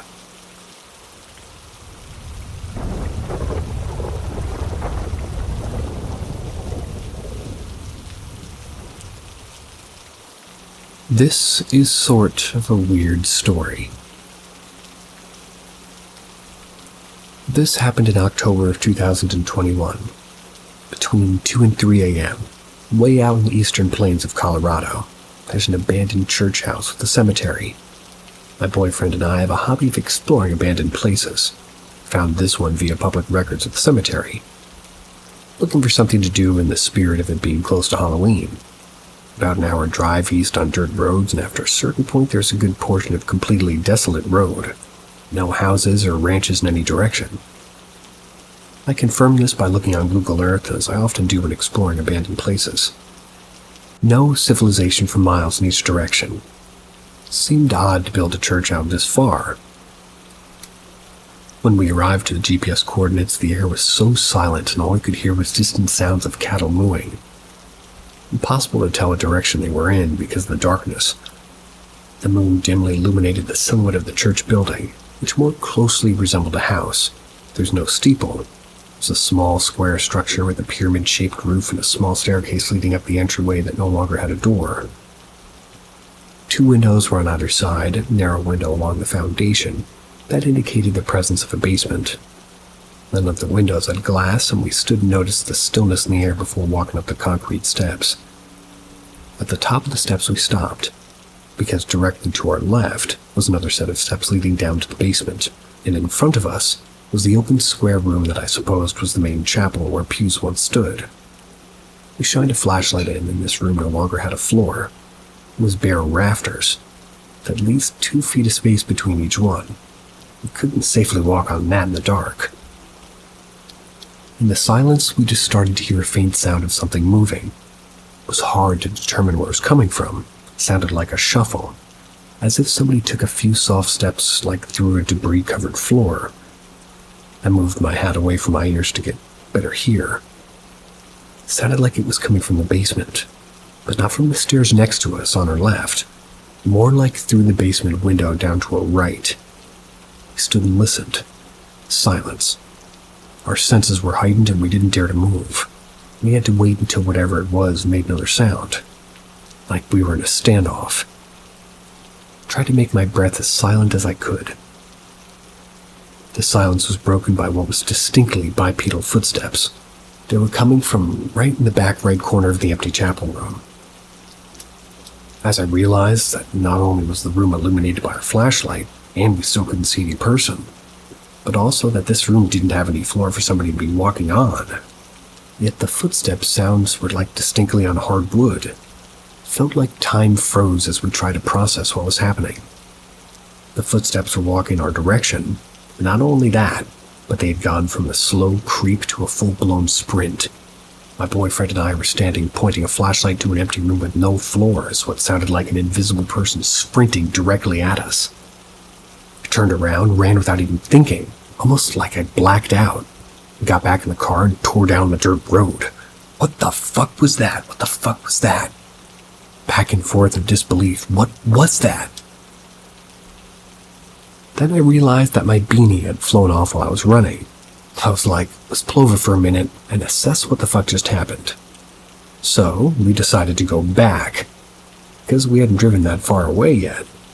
Partially because I wanted my hat back, but also because we wanted to see if someone was messing with us or what. This time, we decided to pull the car up to the front of the building.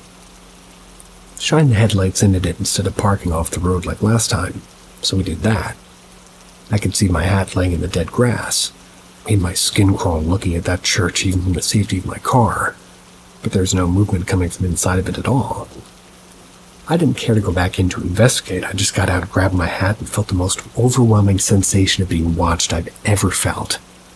Not like a preyed-upon way of being watched, more like a furious, I do not want you here type of being watched. So we turned around, drove back to town. Never did get to see that cemetery either. It was out back behind the building.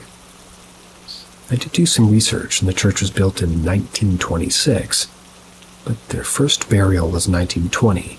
The last service was held in 71. The last burial was in 64. There's no information on the denomination of the church itself. I'd always been open-minded to the existence of paranormal things, but I've never really had something this unexplainable and convincing happen to me. Still don't know what happened that day.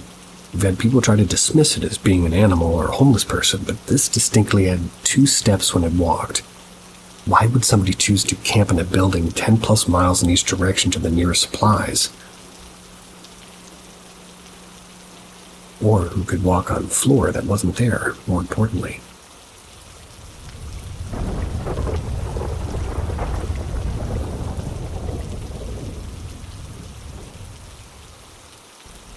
Reply to negative inches about ghost in Grand Canyon Hotel, Williams, Arizona. I stayed in this hotel, and yet we had a strange experience. I'm from Australia, and the person I was with is originally from New York. We were on a very loosely planned last-minute road trip. We were just enjoying each other's company, and pretty much just using the open road, seeing the sights, stopping all over, wherever we needed to do, and seeing what we wanted to see. Similar to the original post, we had arrived at the end of the day. We had driven from Las Vegas. No real plans to stop at Williams. No reason to. Not even sure why we did. It was sort of a blip on the map. This was 2011. My suggestion was always to look to the center of town to find somewhere historical or significant to stay. We arrived around early dinner time. Went in, the place seemed deserted. We stood chatting in the lobby, looking at historical photos and paraphernalia. A couple sort of emerged from behind the desk and showed us upstairs. The hallway had all these old sepia photos of people, that bulged out of the frame.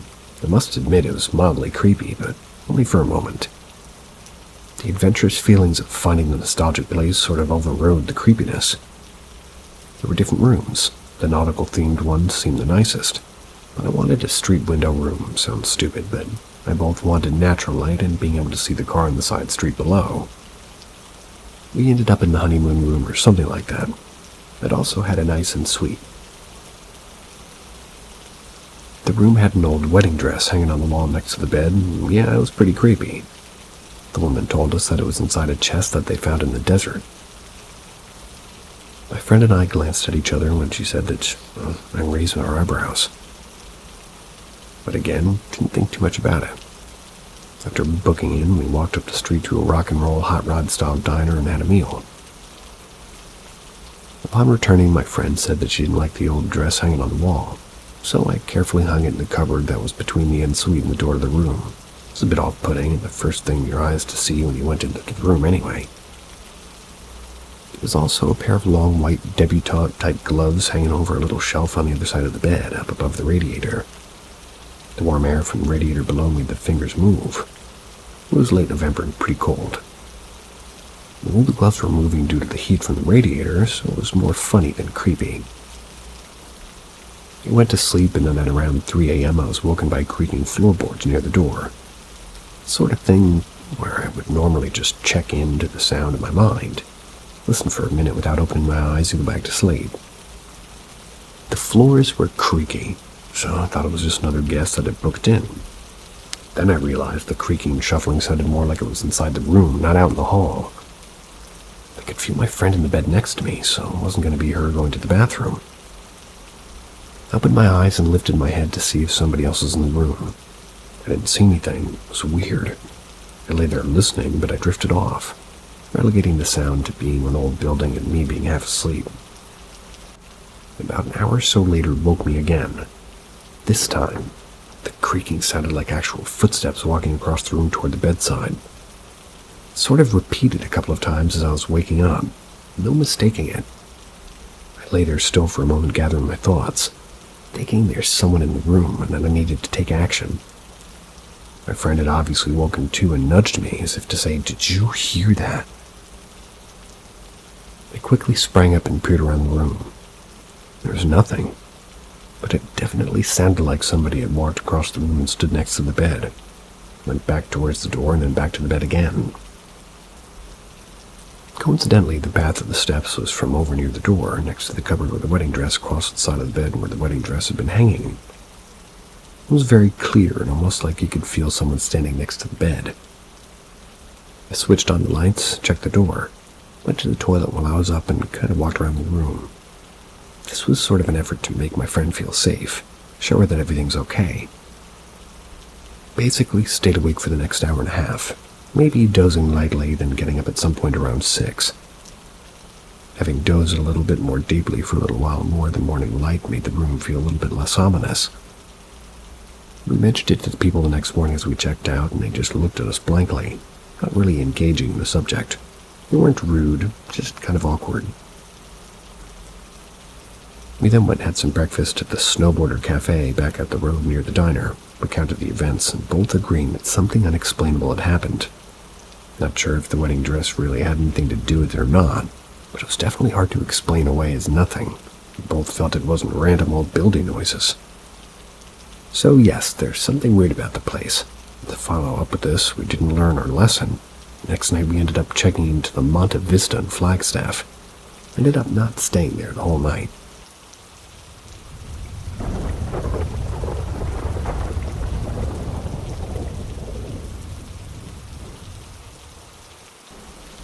I think something is outside of my home. It started when I went to go put laundry in the wash one day. We have a laundry room attached to our building. It was broad daylight, so I wasn't exactly feeling nervous about anything. I got about 20 feet from the walkway and alleyway to the washroom. I smelt the worst rotting animal smell I've ever smelled in my life.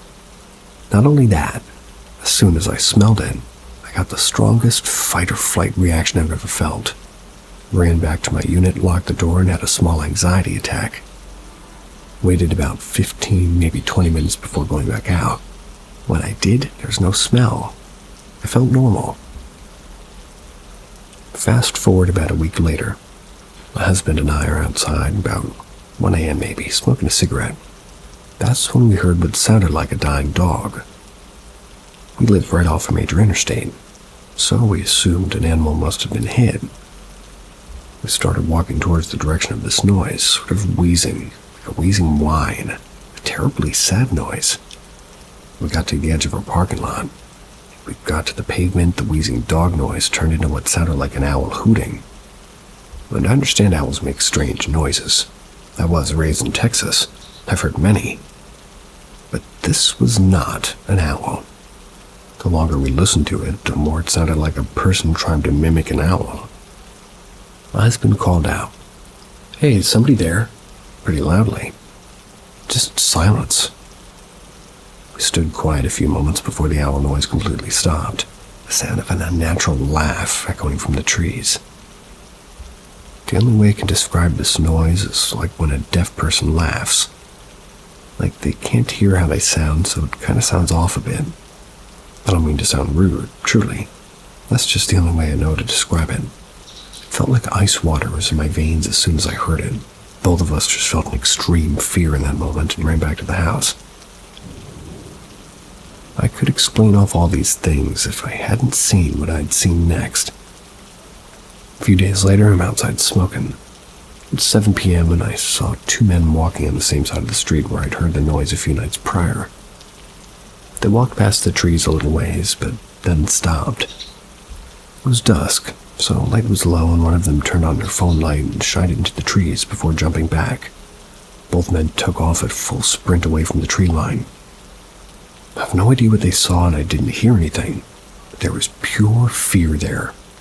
The most frustrating part was I was looking right at them and saw absolutely nothing. Fast forwarding about a week later. I get a text while I'm at work from my husband telling me that he heard our daughter talking and laughing in the field across the street. He was 100% sure that it was her. That was until he realized she was inside her room. He said it sounded just like her. Fast forward again a few days later. Found dried blood on my door jamb, as well as scratches near the doorknob and more dried blood at the bottom of my door. My neighbor had their internet cables cut and told me that somebody had tried to open their door the night it happened, then slammed their body against the door trying to break in. My neighbor said he forced himself out of the door, ready to confront whoever was there, but there was no one. We constantly hear things on the roof, things in the alley behind our place. Our dog will run to the door at random hours and sniff and growl like someone's there. I probably made a mistake by calling out to this thing, whistling at night, trying to antagonize it. I desperately want a recording. I have one recording of its noises and it sounded like an owl, but towards the end there's this low inexplicable moan that comes from the same place the owl sounds are coming from. It's hard to hear and it ends very abruptly. I don't feel like this is good enough. No one believes me. Something's out there. I know it. I feel it watching me. If I curse at it or try to lure it out, it goes completely silent or it does that horrible laugh. I can never seem to catch the laugh or any of the noises. As soon as I hit record, it usually stops. I don't know how to explain this, but I know I'm not crazy. So please, if somebody can help me, I really want to know what this thing is. Pictures of the blood in the door and the scratches and the video of the owl and the sounds in the moan. I just feel like no one will take this seriously. It always smells like a corpse when it's around, and it's the sort of biggest sign something isn't right. I brought it up to one of my native coworkers and said that, leave it be. Wash the blood from your door and stop trying to talk to it. He wouldn't tell me anything else. I don't know if this is a Wendigo, a skinwalker, or something else entirely, but I've never felt such dread and fear as I do when I hear or smell it out there.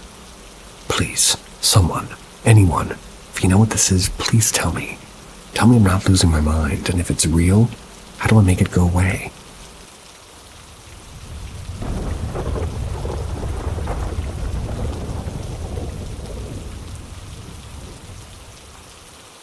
Overnight at the Ottawa jail hostel. So like 2 years ago now, myself and a group of friends went to stay at the Ottawa jail hostel. Because we made a website to write about horror-related stuff, we thought it'd be fun to do a group outing and maybe get some live tweeting and articles going on about what happened. So, the Ottawa jail hostel, for anybody who doesn't know, is supposed to be a really haunted building in Ottawa, Canada. It was originally the Carleton County Gaol. That's where prisoners were kept and hung. But then after it got shut down, it got turned into a hostel. The Haunted Walk of Ottawa goes through here, and they also do their own tour that includes history both of the building itself and the paranormal. But anyway, nothing too big really happened at first. There was a bathroom at the end of the hall from the room that the 5 of us stayed in. 2 of my friends went there to check it out. There was a door at the back of the bathroom for the actual toilet, like to separate it from the shower. My one friend went in to check it out. When the other went in to follow her in, the door was partially open. But it was like something was pushing it from the other side so she couldn't get it open.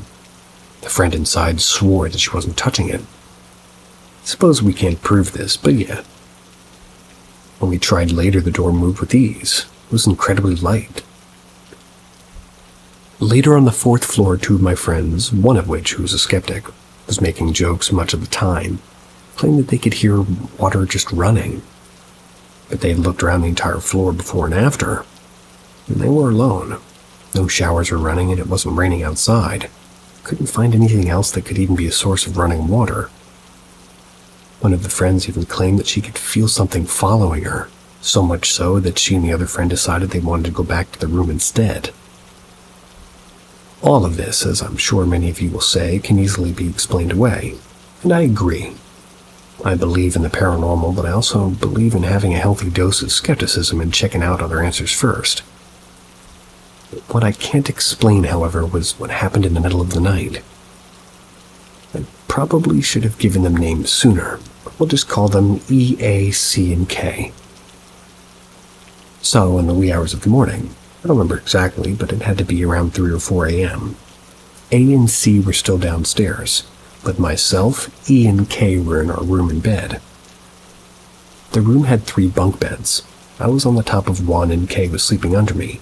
A and C were in another set. E was sleeping on top of the bunk across from myself and K, and the bunk beneath her was just empty. I was having trouble sleeping at first. I heard E come into the room and settle into bed. I could hear K snoring from the bottom bunk. K doesn't really do well if she's lacking on sleep, and I was worried. Once I heard her snoring, I felt better. So I finally drifted off to sleep. And suddenly, and I cannot express enough how this has never happened to me, I woke up by sitting straight up in the bed, literally like you'd see in the movies, like I shot up in the bed suddenly wide awake. I didn't feel like anything was watching me. I didn't feel like something bad was happening. I didn't feel scared. I just felt like I needed to be awake. It was like my brain and body were way ahead of me. I barely had the thought before I was sitting like A and C's bunks were still empty, and K and E were still asleep, but across the room near E's bed was this figure.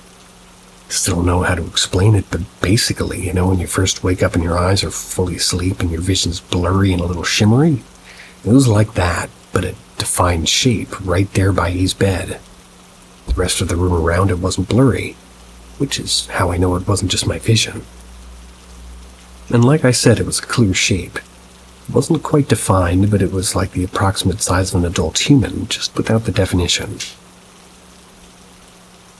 I didn't really feel bothered, though. I didn't feel scared or anxious, or in the presence of something malevolent. I didn't feel like myself or E or any of us were in danger. But I also couldn't pull my eyes away from it. After a few minutes, I literally just lay back down and went to sleep. This is so unlike me. I have sleep paralysis frequently, and I'm afraid of shadows in my room, and I'm just generally a jumpy person. I'm not someone who sees figures and just goes back to sleep like it was nothing.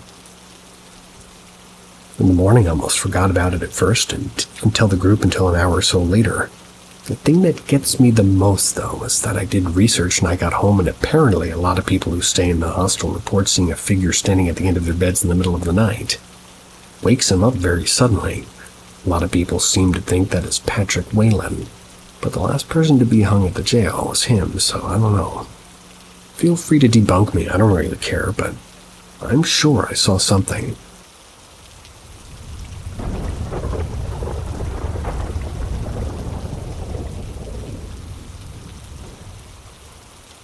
I think a spiritual being is following me.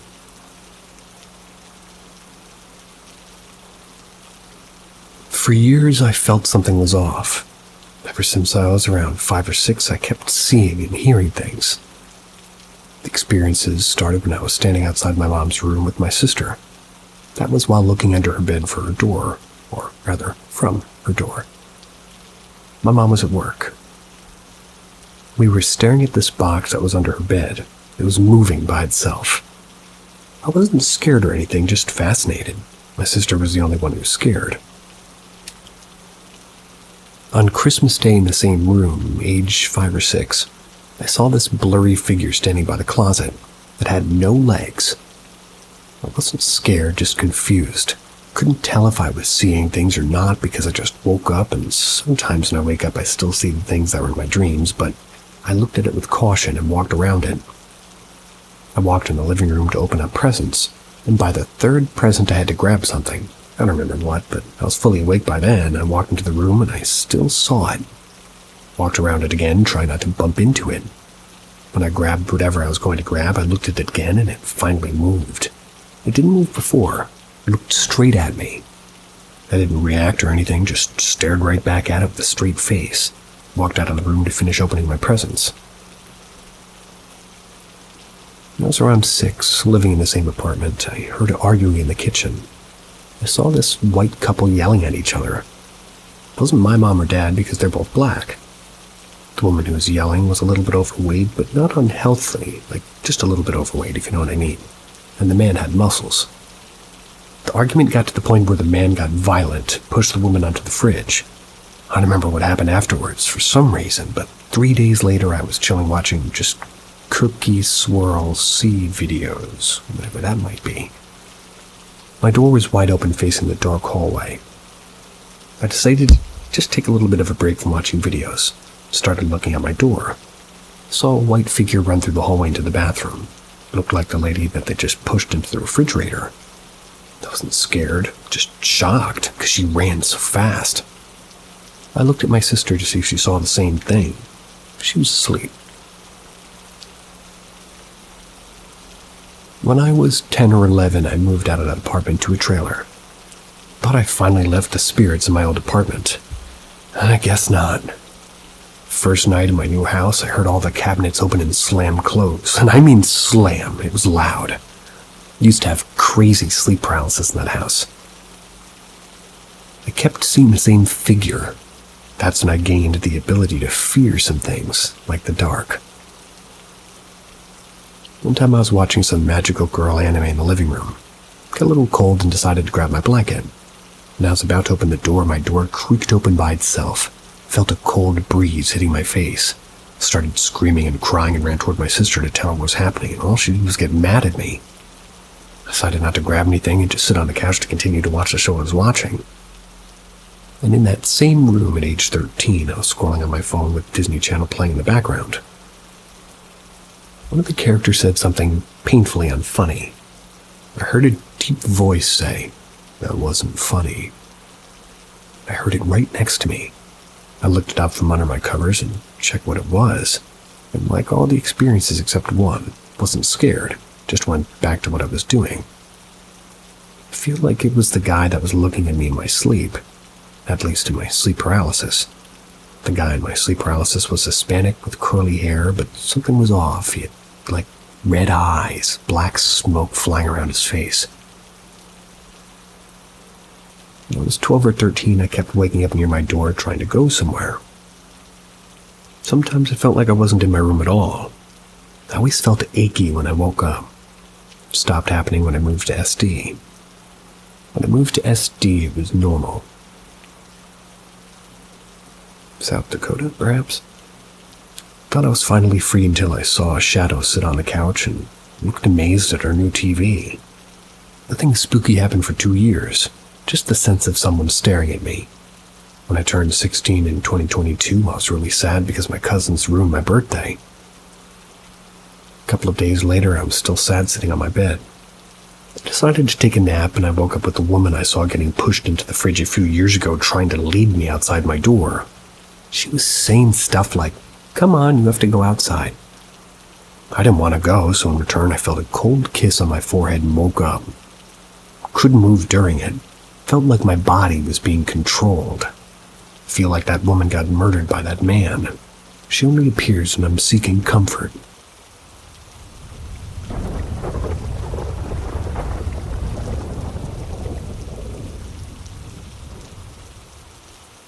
The mysterious case of the SS Orang Medan. Eerie distress signals. In 1947, multiple Dutch, American, and English ships picked up a disturbing Morse code distress signal from a random area of the Indian Ocean. The distress signal said that an officer, including a captain, are dead, lying in chart room and bridge. Possibly whole crew is dead. This message was followed by meaningless Morse code after which it said, "I die." After conveying this message, the signal ended. After hearing the signal, the ships that heard it were able to determine the exact location from where it was sent. It was determined that the ship that sent it was a Dutch freighter ship. It was named the SS Orang Medan, and the signal seemed to be coming from the end of the Strait of Malacca. As this location was close to an American merchant ship named the Silver Star, they tried sending return signals to the Orang Medan, but despite trying multiple times, they never got any reply. Thus, the captain of the Silver Star decided to reroute, sailed towards the Orang Medan. Boarding the Orang Medan. A couple of hours later, the sailors of the Silver Star discovered the Orang Medan at a distance.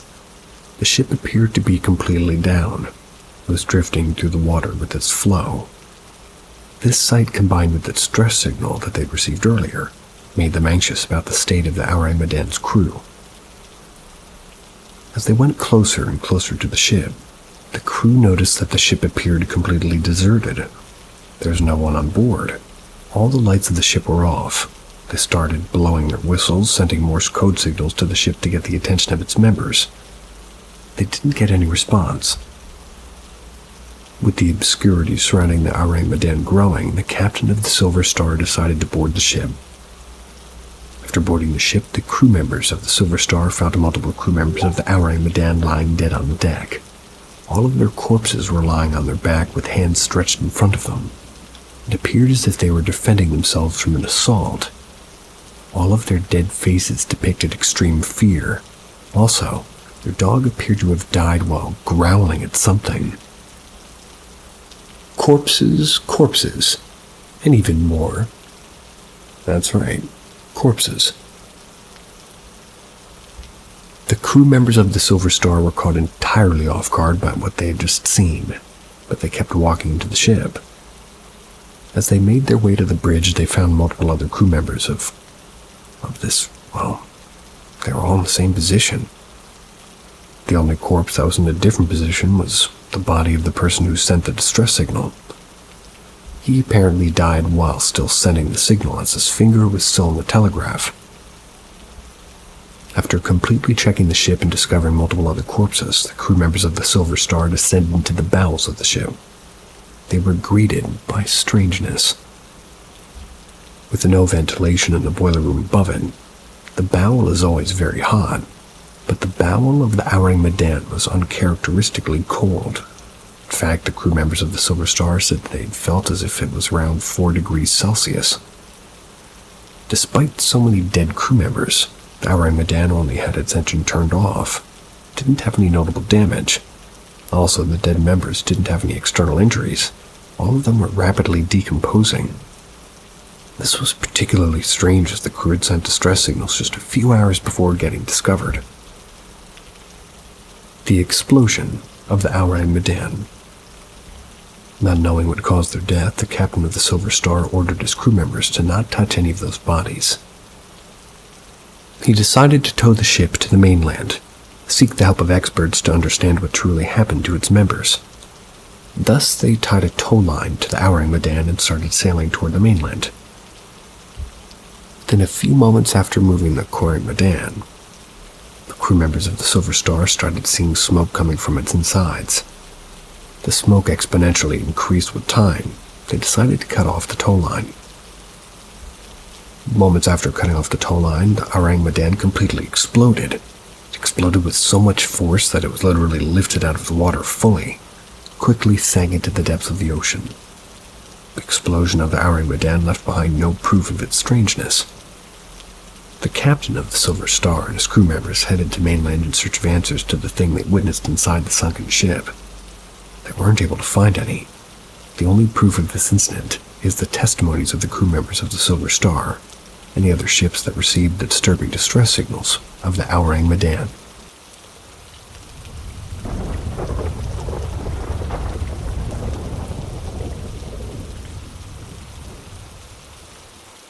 Devil or demon in my home?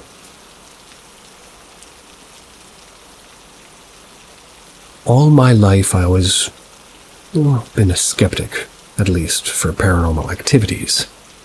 But I've always found a way to logically make sense of these experiences. This home that I've lived in has always had a story to it. When I was younger, my family told me that the previous owner of the home used to have a daughter.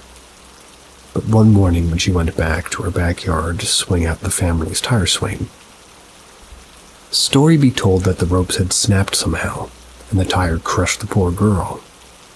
I don't know her age, but I assume she was around 5 or 8. Soon after, the family moved out and the home sat for a good few years before we began living there. This swing to this day is far out from the property. It's completely overrun with forest and nature, but a rope is still attached to a branch.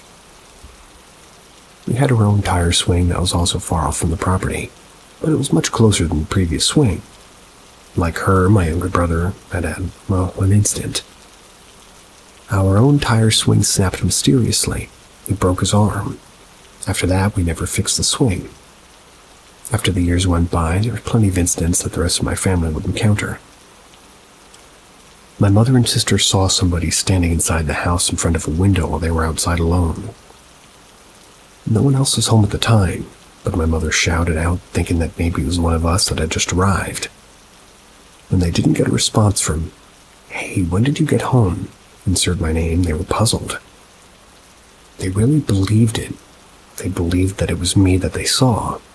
so they assumed that I was in a bad mood and I was ignoring them. They immediately went inside to check up on me, but I wasn't there. In fact, no one was. My brother woke me up one night because he had heard voices outside. Everyone else was asleep, so he grabbed a shovel and handed me a cane and asked me to check out the outside. We searched the area and no one was out there. We do have a few neighbors, but all their homes are quite distant. There's no reason to come to our house, let alone at 1 a.m. in the morning. But here's where my own little story happens. Nothing ever happens to me or when I'm around, but then my first and maybe last encounter happened. Nothing major, but still unexplainable to me. A few months ago, we were discussing about some of our worries about the house. The family went on about the tales I had mentioned, and also many more that had happened over the years.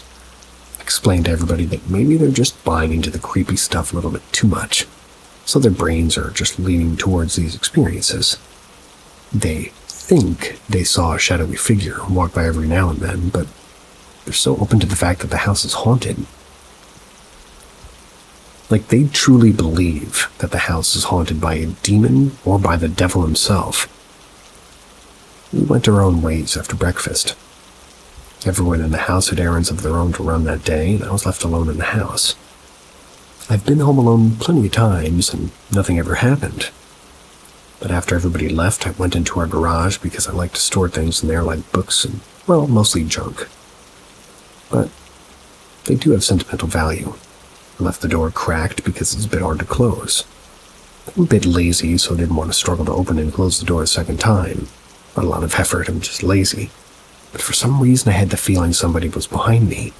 Turned around, and the second I did, I heard the door close. Immediately, I thought I was getting pranked because we were, talking about spooky stuff earlier. I immediately ran up to the door and gave it a push. It didn't open.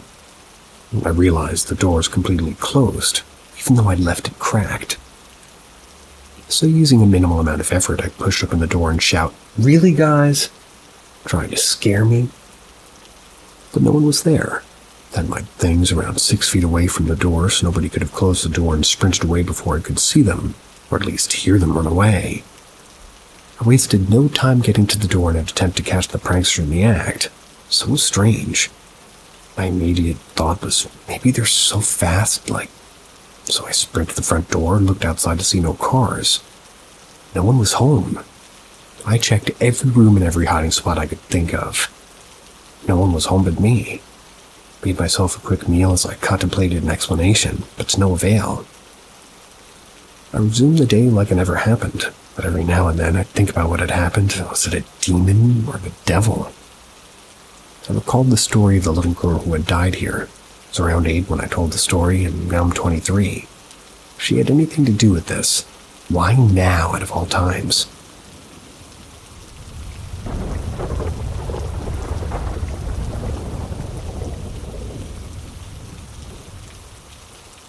My paranormal story.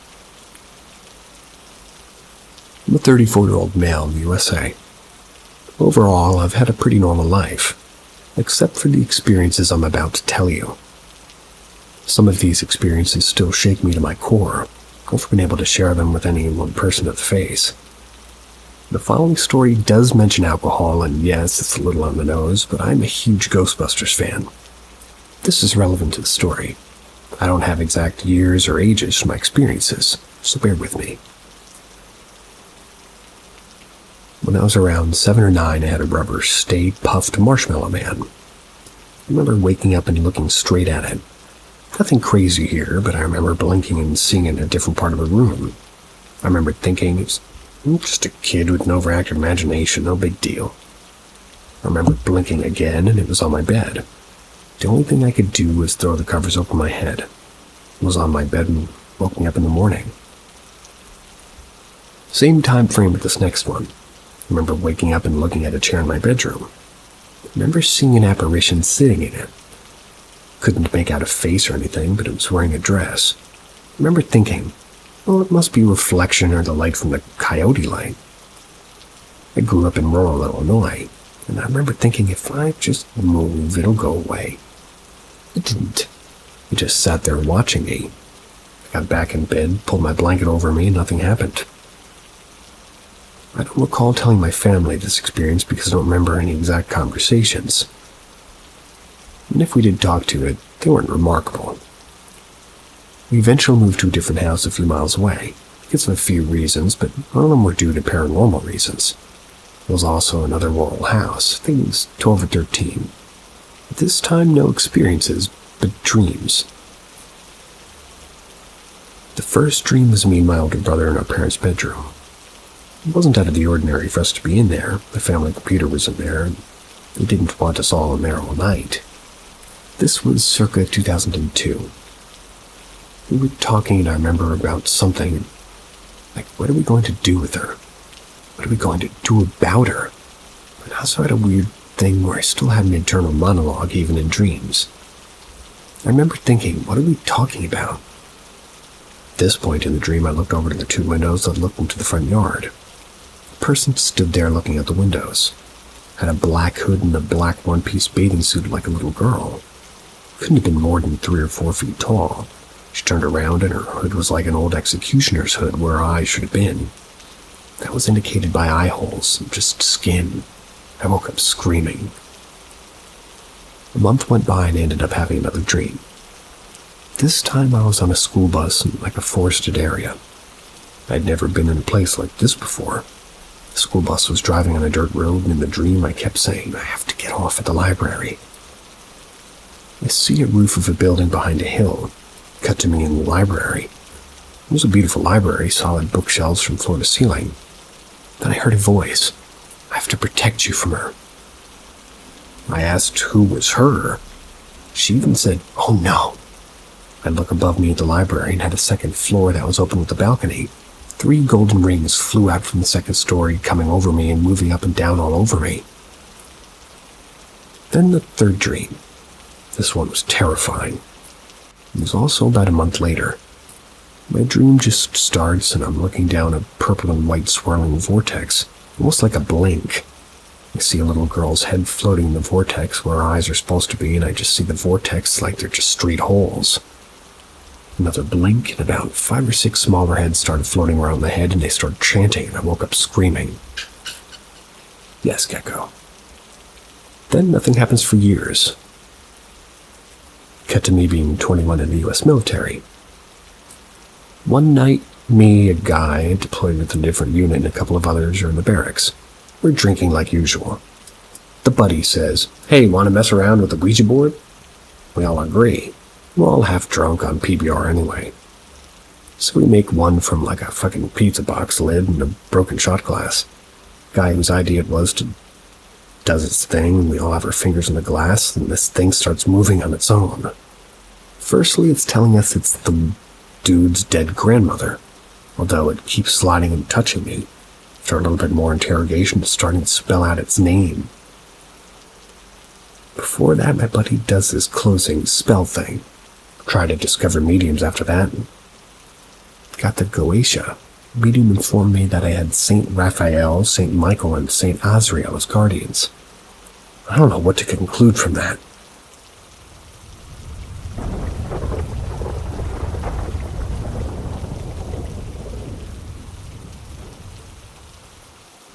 Have a lot of weird encounters, but I'll start with the most significant one.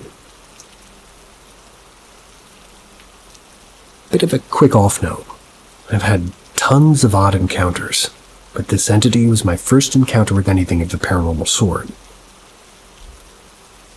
My mom passed away when I was super young, before I even really knew her, so I spent a while with my dad when I was really young. In fact, my earliest memories were living at my grandmother's place. The house was a big house near the beach, and my grandma and grandpa built the house, so nobody had lived there before us. Anyways, I loved that house, but a specific area of the house always made everybody feel uncomfortable. This area was in the basement near a cellar. My memory of back then's kind of foggy because it was so long ago, but I remember spending a lot of time with my grandma. That was since my dad was working and whatnot. Now, we used to pray every night, go to church every Sunday. I was fairly Catholic at the time. Anyway, I remember eventually seeing those shadow people. They looked almost like little skeletal shadows that would peek out from behind doorways and corners, signaling me to follow them. They had glowing eyes and a sharp, almost jagged back, shadowy skeletal body. Now, I remember ignoring them for a long time, but one day, growing curious, I followed them. I saw one near my grandma's room doorway. Walked to the doorway, turning at the corner, and it was gone. Then it reappeared at the stairway to the basement down the hall, signaled me to follow again. I followed it, and again it was gone, this time appearing at the bottom of the stairs in the basement. As a kid, I was so terrified of the basement, so I didn't follow it. Anyways, some more time passed, and eventually curiosity took the better of me.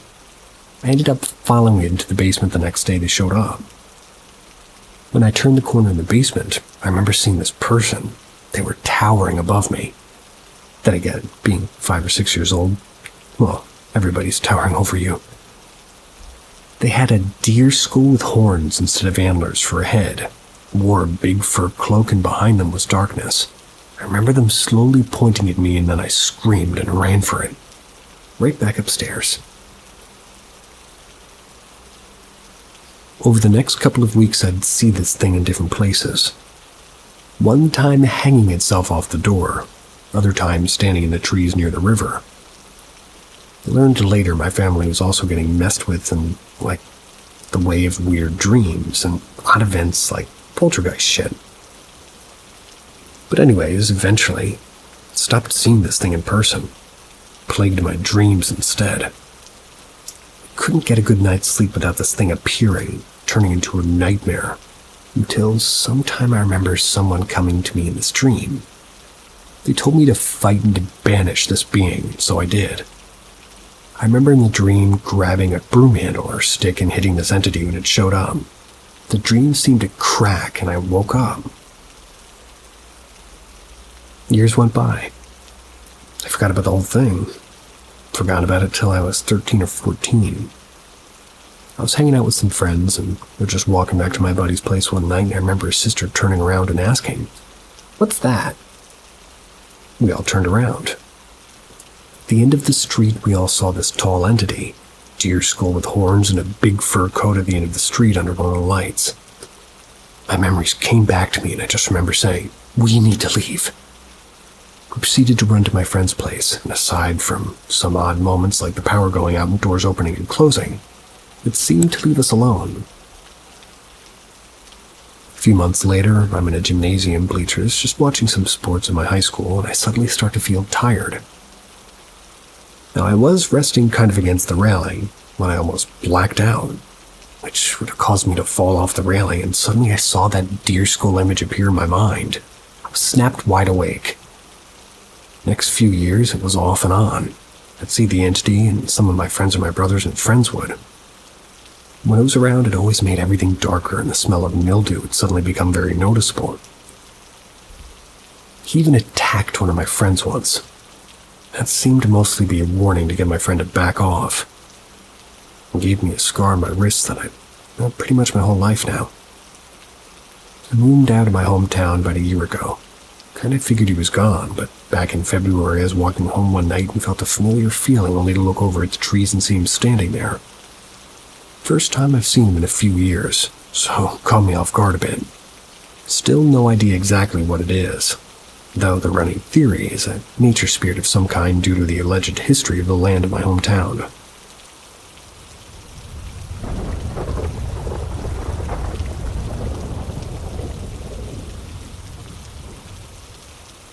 I think spirits are finding me in my dreams, but I wanted to stop. The bear getting more evil, and a couple nights ago was too much.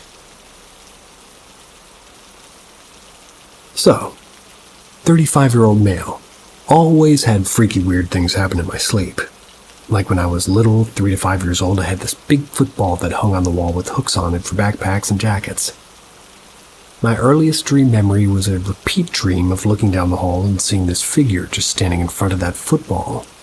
It never noticed me, but I noticed it. Next, we moved to another city in the 2nd grade to an old house. Week 1, sleep paralysis. Definitely something holding me down in bed. couldn't even scream for my parents. And this is actually my first telling anyone about that. When I was about 10 or 12 years old, my grandmother passed away.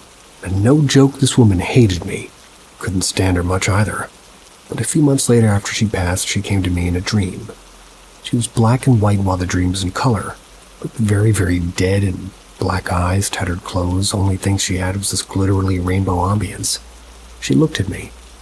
She told me she was okay with it and picked up her dog, and I woke up. Next day, her household dog who ended up adopting vanished. Poof. Gone. A month or so after that, my grandpa announced that he was getting remarried. Well, night before the wedding, sitting around the table playing 750 with dice, late at night, he asked my dad, which was his son, if he thought Mama would be okay with him remarrying. I just chirped in with no thought, saying yes, that she said he's happy, just do it. Didn't realize I'd spoken till the words were already out. My time in the Navy, like early adult, I kept having these dreams of people with no face. And all of them gave me this feeling that I knew them. Some reoccurring, when I'd wake up, I'd have this urge to go and find them. Like you lost your brother or sister, or Mama makes you go find them, that gut feeling. I always felt bad because to me they were real and seemed to need help, but they had no face and left me with no clues. So I would always just be on the lookout for that feeling of those people. Like you can feel when someone's mad, happy, or sad, but this was just their presence. 8 years in the Navy, similar dreams. I got out in 2012. And then demons start showing up. I had a dream that was split screen for all you gamers out there.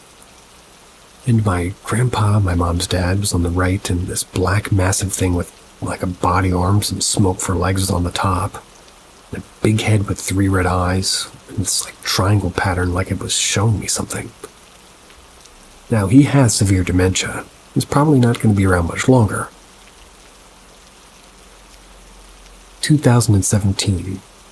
I had this dream that an actual demon had crawled out of me. It was climbing the walls and destroying my house, and it was mad. Evil angry. I mean wanting to rip my body to pieces. It's shown up a couple more times, just showing me things. Horrible, terrifying things with me, my wife and daughter's death, burning, torture. Too much for Dad to watch. Now, as of 2 days ago, this dream just went too far. Sometimes sleep on the couch, and my daughters, 3 and 4, sometimes come just kind of hog the bed and snuggle Mama. So I wind up saying fuck it and go crash on the big couch. Well, this night I had this dream of a tall, skinny, dark shadow thing holding me down and beating the ever-living dog shit out of me. Choking me, scratching me. It was also pissed. I felt all of its hate and rage. When I woke up, I was trapped in like an inhale of breath and couldn't move or let it out. I had this feeling that I was actually in the room still.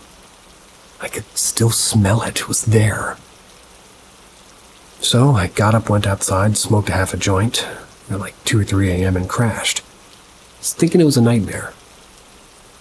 But this time it was torturing my family. I kept hearing the same Tom over and over, and it was diabolical in his laughter. I watched my family being tortured. Then it came back to me and I woke up in fear. Now 2 days later, my wife sat me down asking for a divorce, just out of the blue, out of nowhere. Think I've about had it with all this dream nonsense. I'd like for it to stop. It's now 1:30 Texas time. And here I am, 35-year-old grown-ass Navy veteran, terrified to go to sleep. Am I actually bonkers, or is this stuff actually happening? Sounds like some of that's actually happening.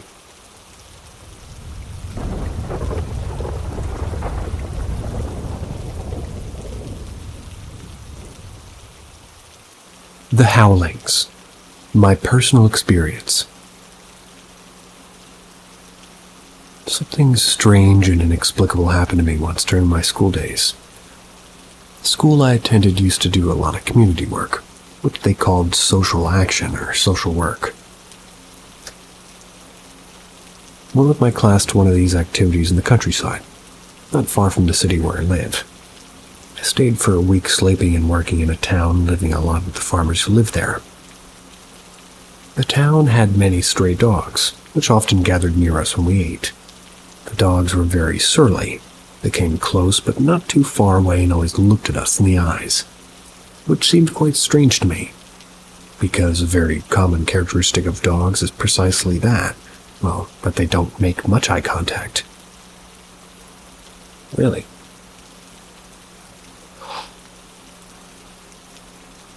One day while we were digging a trench, a dog came out from the bottom of the hole, as if he had been buried alive there.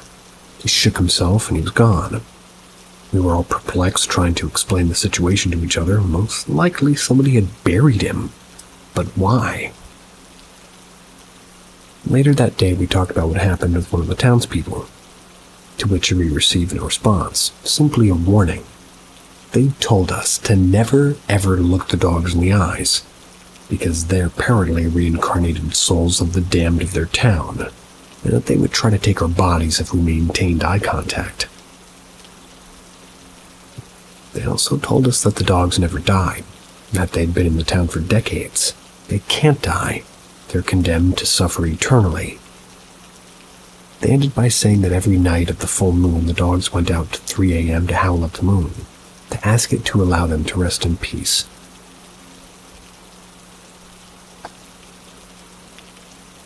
The thing is in my country, the 20th century was full of conflict, like many others in Latin America. But specifically, when a president died in 1969, the entire country, mainly the religion in which this town is located, was like convulsed. His unusual death caused many peasants to take up their weapons and start killing each other. Because of all of that violence, there are many events full of blood and hatred that took place in these places. They were forgotten over time. Even so, we all thought they were kidding. They just wanted to scare us because we were city dwellers who showed up there. Coincidentally, the last day of our stay would be a full moon night. We decided among some of us who would be there to stay awake to find out if the story was really real, or if it was just an invention to scare us. That night we stayed awake talking and telling horror stories, lots of silly and funny ones at the end. And as the hours passed, many of us who were there fell asleep. In the end, it was me and a few others who were there. I had my watch and I kept checking the time all the time to see if it was already 3 a.m. The hours passed. The only light there was that of the moon. It was entering through the window. I remember very well how I raised my arm to see the time and marked 3 o'clock. I stayed quietly waiting. And it seemed like nothing was going to happen. A dog started howling at the door of the room that we were in. That dog was joined by another, then another and another. We realized there were dozens of different howls coming from all directions. They were heard so loudly and so close that you couldn't even hear your own thoughts. And something I forgot to add to this is that the room we were in was a school classroom. But since it was a town with few resources, the classroom led directly to the street. So we weren't really somewhere far away, but rather in the middle of the howling. The dogs seemed to be moving in the same direction. They were all going toward the cemetery. It was close to the place where we were sleeping. After about 15 minutes, the dogs, who seemed to have arrived at their destination, all began to howl in unison, as if they had prepared a choreography for the audience that they had the night. Well, they kept up several howls. That was until a few minutes they began to quiet down little by little, one by one, till there's only one left, and then none.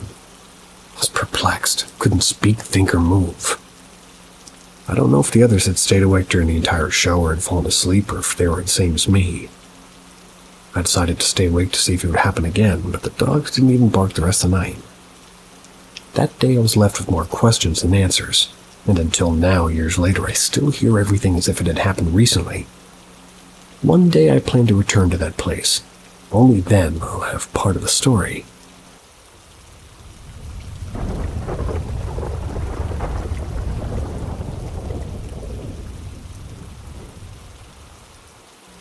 Friend of a friend. In 2013, I saw the spirit of a friend of a friend. I could barely believe it. First of all, because I barely knew this person when we were alive, so the fact that this person came to me puzzled me for many years to come. Anna was the daughter of a friend who at the time was just a family friend of my best friend. I was staying with my BFF in high school for about a month before I moved away to another town. Anna and her father used to visit them a lot. Anna was 9 the first time I met her, but we never really talked, just exchanged polite hellos. I was 16 at the time in 2005. So fast forward to 2013. One day my best friend called me in tears. They were saying that Anna, Jack's daughter, died in a car accident. That was the very same day, September 21st, 2013. I was sad for his and my friend's loss and decided to take the day off from work to help them out with all the funeral arrangements and stuff, and about a month or so after the funeral, I'm laying in my room listening to music. That's when I had this weird vision. I knew it wasn't a dream because I wasn't asleep and my eyes weren't closed, but in the vision I saw myself in an empty parking lot at night with street lamps. There's all these street lamps only around me, or at least the only ones that were on. Everything else was dark. Before I know it, Jack runs toward me, but not at me, just stops. He starts yelling at something or someone. I can see that he's upset and angry and crying. Can't hear his cries, but I can see him like in a silent movie or something. I see some other people that I know, but it's like they don't see me. My attention is mostly focused on Jack. Then out of the corner of my eye, I see Anna appear. She was wearing a long white lace dress with short sleeves, and she had butterfly pins in her hair. She's walking slowly towards him, and she's sad.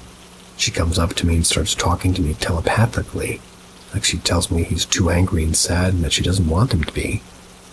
She says that he's angry at the guy who's in the car with Anna at the time of the accident, her mom's boyfriend.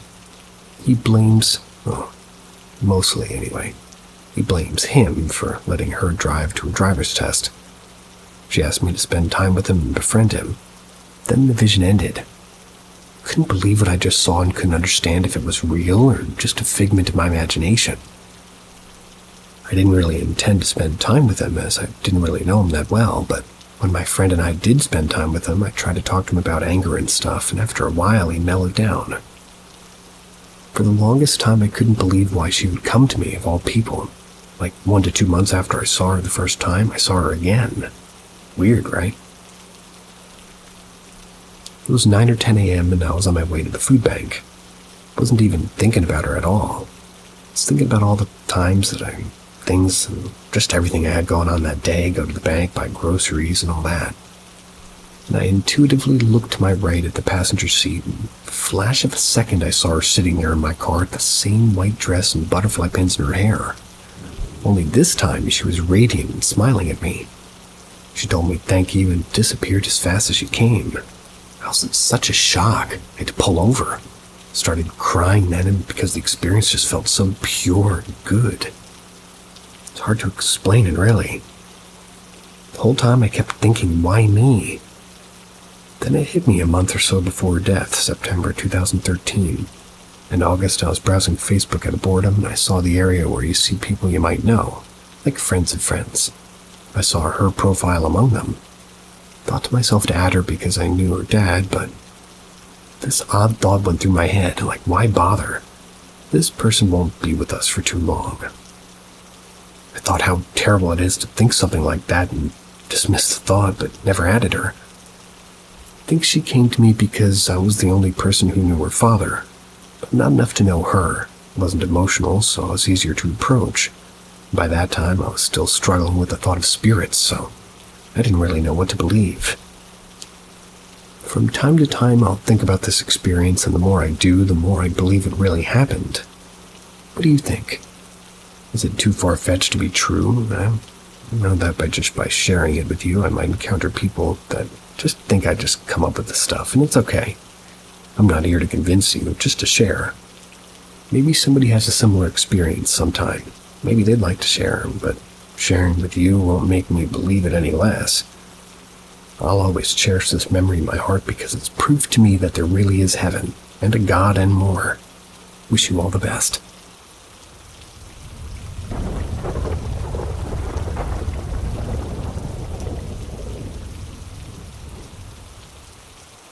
My paranormal experiences at my friend's house. My friend, who we will call X, they have a haunted house that we're about to go ghost hunting again after a while. If anybody has any advice or anything, comment below. Also, some of these paragraphs are very long, so I'll put a TLDR on all of them. Also, I had a lot of experiences, so I'll briefly mention a few less intense instances, and I'll elaborate if anybody asks in the comments. My first experience was when I saw a balloon in X's closet and basement. We used a spirit box app, and my friend went under the Estes method. The only thing she really said was muttering, "Don't trust her," or something. However, when I got her out of that method, she had no memory of saying anything. And for context, during COVID, they may have gotten contact with 2 twin spirits. 1 boy, 1 girl. Part of me wonders if the little girl possessed her or something. TLDR, my friend may have briefly been possessed by a little girl. When we went to the basement, I got a really specific idea of what had happened down there. It may be my overactive imagination, but there are some things that I can't explain. At this point, I can't remember what the original story told was, but I have a full story of what I believe to be true, with specific details. I didn't realize the story till we got names on the Spirit Box app. The only one I remember is Lincoln. I believe Lincoln was a servant to the man who owned the house. Anyway, in my mind's eye, I see a man rush down the stairs. They yell at the servants to bring up a bottle of wine, causing me to believe that the basement, or at least part of it, used to be a wine cellar. On the day of this post, I told X about this, and she said that it was, which I had absolutely no prior knowledge of. So when I described the room, I mentioned wood on the wall without thinking. When I said that, X said, "Wait." And I thought, oh, I doubt wood would be on the walls. This truly is a figment of my imagination. Then my friend told me about her parents removing the wood from the walls, which I didn't know of either. And anyway, Lincoln's boss was around 30, I think. He had a black 3-piece suit with cuffs on the cotton shirt over the ends of the sleeves of the blazer. I don't know if he was wearing a tie or not, but this is how detailed the memory or story was. But anyway, while some of the servants, including Lincoln, were searching for the wine, the shelf fell on them. If I remember, I'll do a quick sketch of the room. When I learned the names of X's ghosts, I may have learned how they died. There is also a piano that X's great-grandma left to X's aunt when she died. However, X took piano, so they decided to give it to her, and on top of the spirit possibly being angry, the piano was also at the church, and it was around during funerals. X and I decided to try to contact the great-grandmother. My friend brought down a little handheld mirror and the other stuff from the great-grandma to get to her. We didn't get much until the end. X asked if she should play the piano, and it said no. We both got full-body chills. I'd been recording on my laptop and stopped the video so we could run upstairs and calm down. When I opened it again, the video was gone. So when trying to contact X's great-grandma, we may have come into contact with something more sinister. After ghost hunting, I went home. However, things began to get weird. Whenever I would take a shower, I would feel like somebody was watching. I would hear knocks on my window at night, and one night I even saw an orb. The best way to describe it was like if you're looking into a bright light and you can see a spot of it afterwards. It was either very dark blue or black, but when I blinked, it was gone. I finally got a spirit box. When I used it, it said soul. When I was thinking multiple things at once, my brain would start referring to myself in third person. Another thing was over a month after, I'd feel cold breath down the back of my neck. Wanted to go to a medium, but my entire family already made fun of me for believing in ghosts. So, I don't know if they would pay to see a medium or even drive me there. The next time I went to X's house, I brought the spirit box. We didn't even end up using it till I was about to leave. We turned it on and asked if there were any spirits. And this gravelly, creepy voice had said, "Yes." Nothing has happened since then. but we may do it again, so any advice?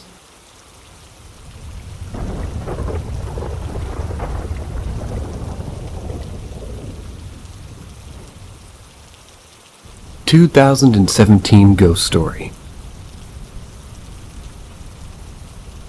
So back in 2017 we bought a Ouija board. Well, not exactly. I was 11 years old at the time, and I was obsessed with the paranormal. My mother was always skeptical of that stuff. She wasn't purely Christian, but she does believe in God and evil spirits. So I basically convinced her. Convinced her to buy a Ouija board. The one that we bought was actually just a piece of cloth with a Ouija board design on it. I didn't really want to buy it at first, because I was afraid that it wouldn't really work the way a normal one would. But my mom bought it anyway, saying that it would work like a normal one. So months passed and we never used it. It just hung up in my room. But I did have a weird experience after we bought it. So it was about a couple of months after we bought it, and I was woken up at 5 a.m. Even though it was dark out, I got up anyway, turned on the TV. I was just sitting in the living room watching the show Adventure Time when I suddenly saw something out of the corner of my eye. I saw a black shadow figure darted from the living room where I was into the hallway. It was the hallway that led to my mother's room and my room. That's where my sister was sleeping. They were in second grade at that time. When I turned around, of course there's nothing there. I brushed it off as my eyes playing tricks on me. But after what happened next, though, I don't think that was the case. Again, let's fast forward a couple of months later.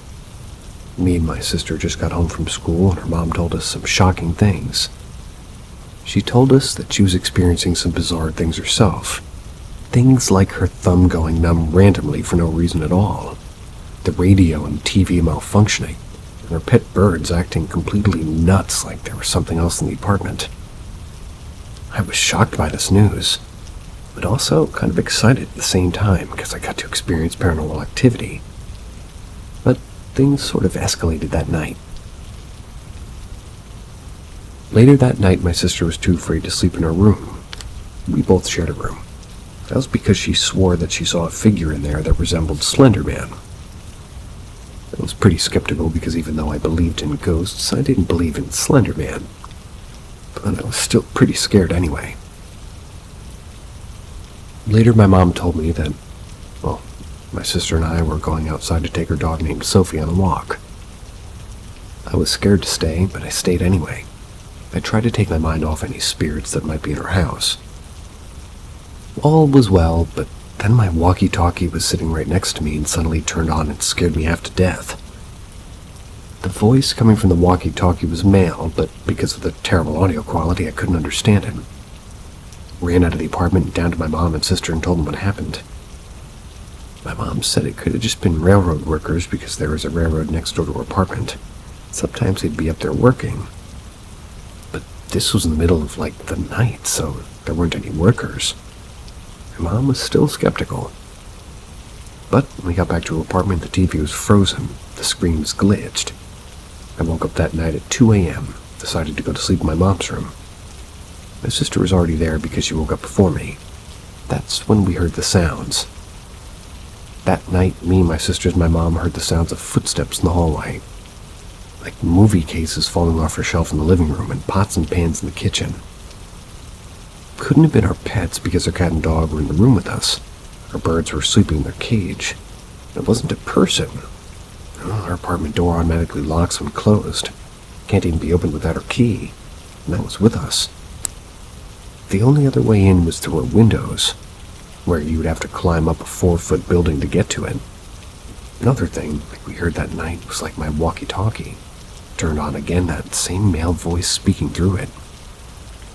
And after that night, some things went back to normal. Others didn't.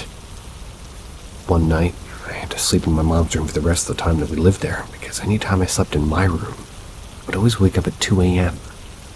Never fall asleep for the rest of the night after. My little sister kept claiming that she saw shadow figures even after we moved into a new house. Like she would still see them. It wasn't until early 2019 when she stopped seeing them. I'm now 14 in 8th grade going into 9th grade. My sister's now 11 and going to 6th grade. My mom threw away the Ouija board after that. Said that she's never buying one again.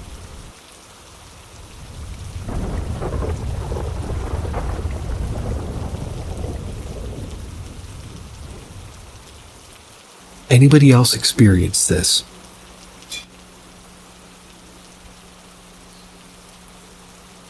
All my life, even when I was young, like 10 years old or younger maybe, I experience random moments in which my ears pop and ring. Several times a month on average, at times it's happened twice a week and even twice in a day. Things have been times when I went months without having one. The only way to describe it is that it feels like there's a rapid atmospheric shift. They usually happen only in one ear, rarely in both. The pops will come and my ear will plug up like just instantly arriving at the bottom of a big hill.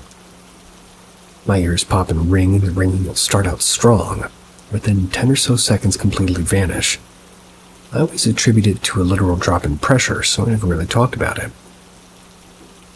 Over Thanksgiving, I was talking with family, and I got the idea to ask if anybody else has had this happen to them. Everybody denied it. So now I'm wondering if I'm just sensitive to drops in pressure or if it could be something else. This year has been a crazy year. Found out that I'm an empath, an energy magnet. I've discovered that all my life I've been able to see auras. Didn't know that's what I was even seeing. I can even see my cat's aura right now. I've always assumed my dreams were windows into alternate universes, and I've experienced moments that make me question if the mandala effect is not just an urban legend. But what I'm experiencing with my ears, I've begun to wonder if I'm a natural detector for mandala effect changes. Then another idea kind of hit me. I've been having strange dreams that pulled me into the idea that my dreams really are windows, just like in the Doctor Strange movie. Could the pops be indicators of an alternate window opening up in my brain, or another me is dreaming and I'm in their dream? I've been so intrigued that I'm thinking of designing a system to track them, times and places and events. Is there anybody out there that has a similar experience? Like while writing this out, I'm thinking I'm about to start talking when the pops start running with the assumption that there's another me in my head. I want to bring attention to my other selves. See if my universal construct will catch on and begin talking back. I want to know what they are, and more specifically, if they really are windows. The other day I had a dream in which I looked into a mirror. It looked like a vague version of me, like a brother. I was at a mall I was familiar with, but it was way different because growing up it was not a busy place. But in the dream it was like a city center. The police were these bionic mutant things. I watched them arrest a man and knew I shouldn't be acting so interested. I needed to act normal and just be going about my business. So I left the scene, but with the authorities caught, I thought that I was different. I had to duck and hide in various shops trying to blend in with the rest of the shoppers.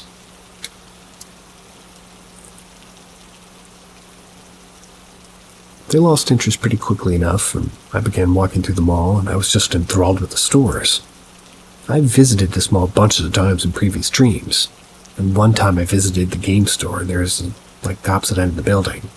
Another time I was to witness a murder in what, in my universe, was a movie theater. And another time in stores were very similar, but the feeling of danger wasn't there. Another time I was in the same, but dangerous feeling mall, but the stores were more what I'm familiar with.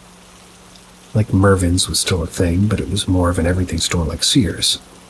I had to hide from the robotic cops who were way more aggressive in their pursuit.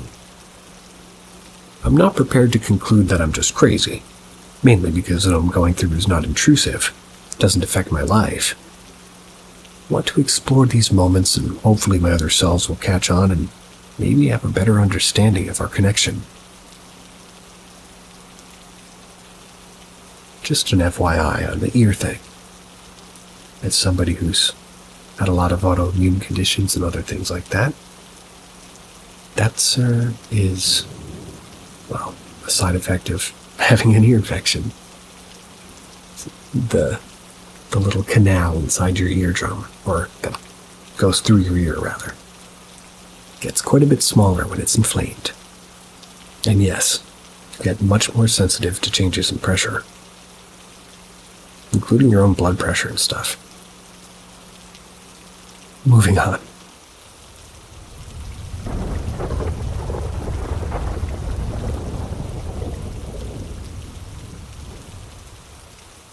A new house experience years ago. I honestly can say that I know exactly the feeling people get when they have to walk through a section of a building that you never really felt comfortable walking through. As if all eyes would turn on you, like even though you're alone, no matter the time of day, and how the feeling never subsides, no matter how many times you walk through it. That was truly creepy, but I never felt anywhere at the new house. Anyway, this one minor experience brought more questions and really no answers as to what I saw. It was about our third day moving from a couple of towns away to our new home. We're just four in our family, and we had an uncle and aunt, just to help being like 9 years old, but I wanted to play. My aunt and uncle were from my mother out in the front yard. My brother near me standing pretty much in the doorway next to me. Just another ordinary move day at the, grab more until you remember I looked down the hallway, and weirdly, I seen somebody peek their head around the corner of what would be my parents' room. I was oddly curious as the way they were peeking was like you do when you hide behind a corner of a wall. You just peer your head enough to see, like hide and seek. I looked at the face, but oddly, you couldn't really make out any noticeable features, just seemed blurry. But it was obviously somebody's face peeking around, but as a kid, you aren't really aware of what you can and can't be, what things can and can't happen. So for instance, even all these years later, the distance of the hallway, I'm not really sure I'd be able to make out at least some semblance as to who it was. The face, as featureless as it was, I thought at the time it was my father just having fun. Now, it was so long ago I couldn't remember if I went to check or not. Don't recall myself walking down the hallway. I only looked again when they disappeared and asked my brother, "Wait, who was doing that?" He was busy looking somewhere else, and he gave no notice and simply responded, "What was what?" I told him I think I saw Dad hiding. He didn't even care as he continued talking to me and said something that hinted everyone was outside. I said, "Yeah, right, I just saw Dad in the room. He's hiding from us." He kind of laughed if I was joking, but I weirdly had no desire to check if it was my father. Figured he was hiding something he doesn't want us to know. He did own a handgun. Seems unrelated. Then, just as I ignored my father, I heard my aunt and mother coming, followed by my uncle and then my father. I knew at 9 it would have been impossible for my dad to do that, peek and make it to the back door. So visible from where I was and nowhere near the closet area, it was a weird feeling to come to the conclusion that who I saw wasn't anyone from my family. It's been a good house to us and never had any bad feelings or vibes. The only other thing I can think of is our home in which we're moving from had a death in it. The previous tenant had passed away in my parents' bedroom, but they never told us, understandably, until we moved out of that house. My mother had mentioned once in the past at her older home that she was blow-drying her hair and she put me in the crib to sleep. She came out to the horror of finding me literally inches away from the end of the bed. I was months old at the time, so I have no recollection, of course, but my mother said it scared her greatly. I didn't fuss, cry, or make any noise as I was somehow got out of the crib, but my mother took it as more of a sign to watch us closer, I guess. If the older tenant was still there and meant harm, we didn't feel it.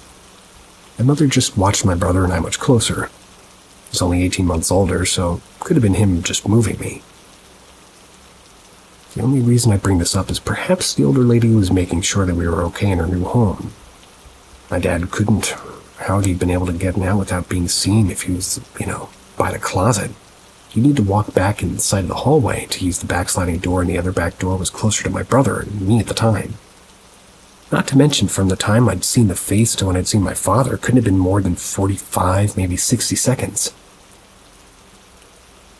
One event in my life I still question to this day. I know what I saw, but who it was, I got no idea. The only reason it stands out as paranormal to me is the face features or lack thereof. Should have been able to make out something at that distance, like 25 feet, for it to be as blurry as it was. And I have great eyesight. It's nearly impossible in my mind. No weird house history to my knowledge either. Anybody else have any something similar happen? Mr. Mojo Rising.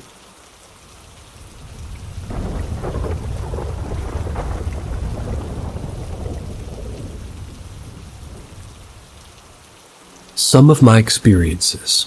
Possible demonic entities. At the age of 12, summer had just begun. I saw a shadow in the top corner of my room. I didn't think much of it, but it seemed to me as if the shadow moved extremely quickly from my room, headed toward my sister's room. I freaked, went to go listen at the door, but didn't hear anything from her, just muffled masculine voices.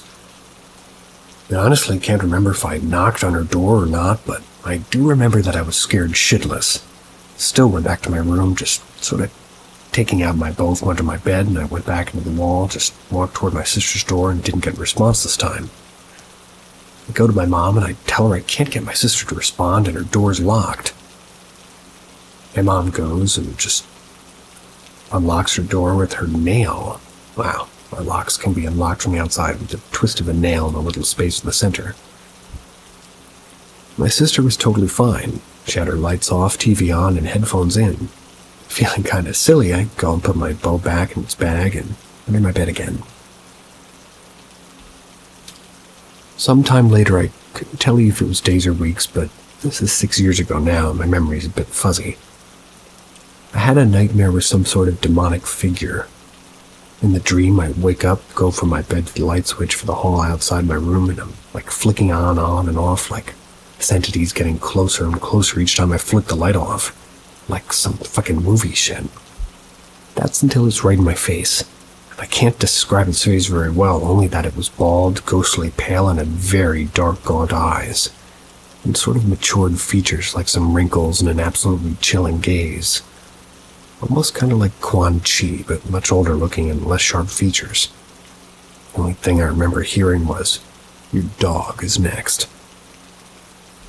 And with that, I wake up scared. I had 4 dogs at the time, the oldest of which was Rascal, who's 12. Which is on the lower end of the average lifespan for his breed, and he wasn't having health issues at this point, so I chalked it up to just some nightmare. Within the next 2 weeks, I let my dogs all in from being outside, going to give them treats, and sort of Rascal runs to his usual spot, and suddenly he gets a 1,000-yard kind of stare and just flops over. I panic, yell for my parents to come downstairs. Rascal's alive at this point, but he's clearly very off, and he won't drink water, and he didn't eat his treat, and he just seemed weak. Drive to the animal hospital at like 8 or 10 p.m., I think. But they're able to resuscitate him, but he isn't stable, and within minutes his heart stops again. Repeat the process a few times, and eventually we knew that there was just no saving him, he was dead. We were all devastated. I didn't mention the dream to my mom until much later.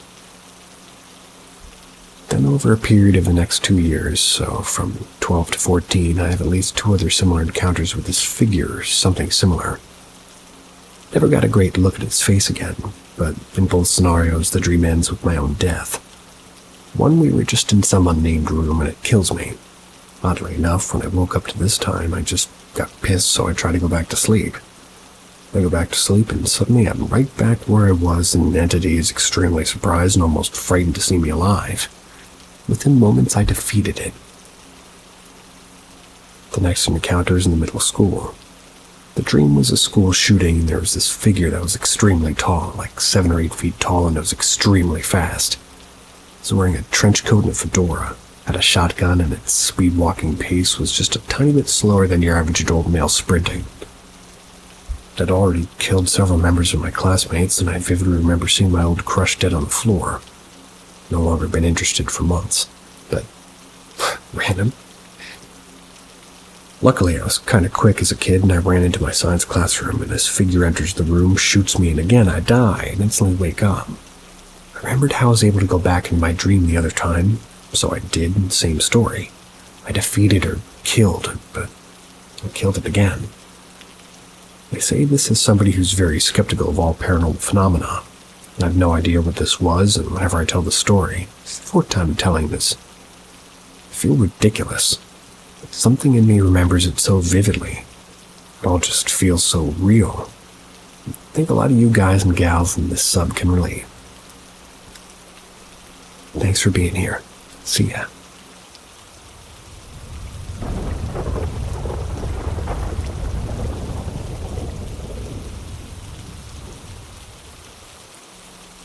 The Paranormal Team.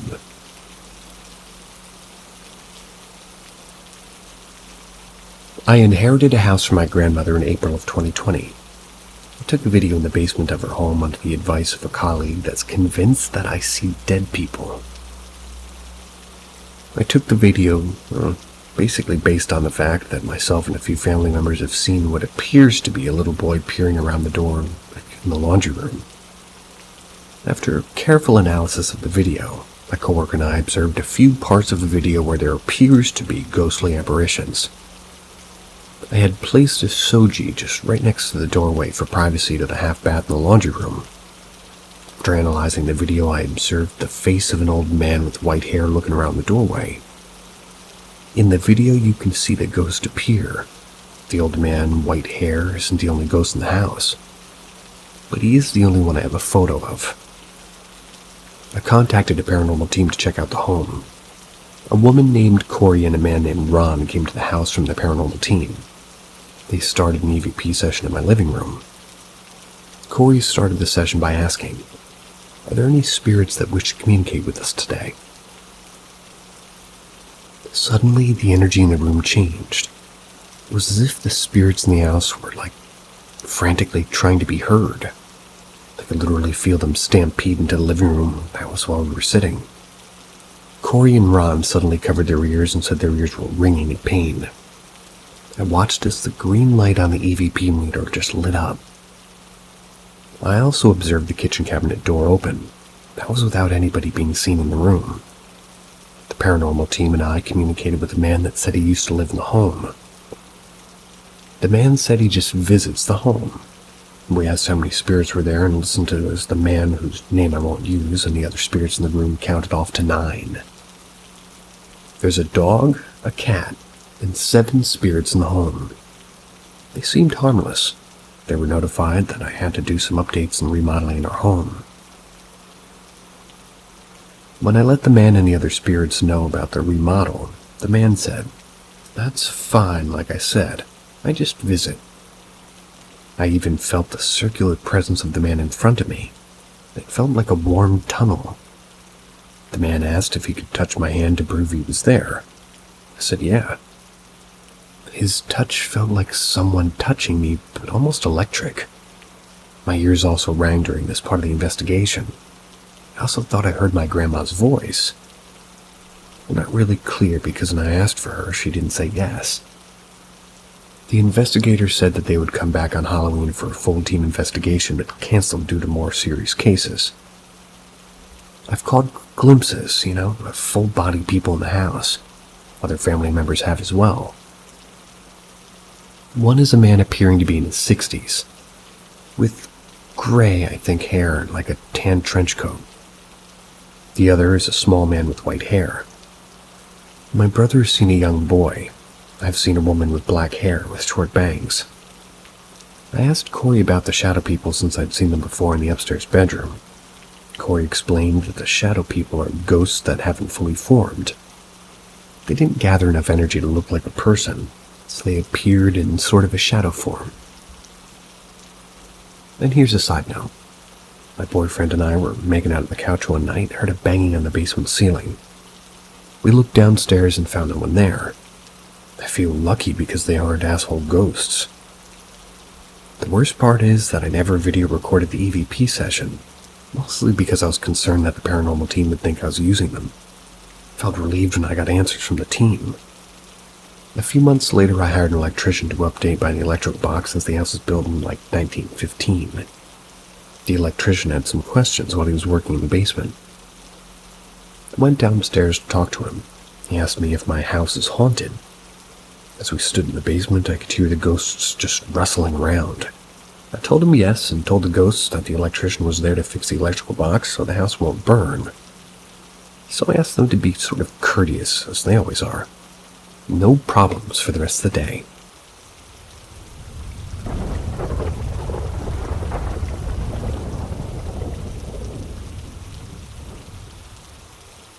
The lady who watched over me while I slept as a child, and the shadow figures that scared me after she left.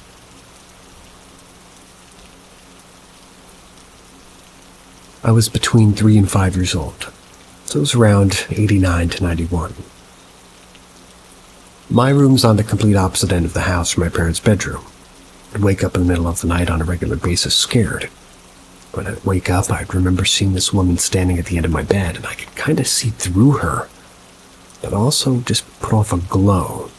It was a warm, loving, welcoming, and peaceful glow. She was always wearing a blue tunic and a white headdress.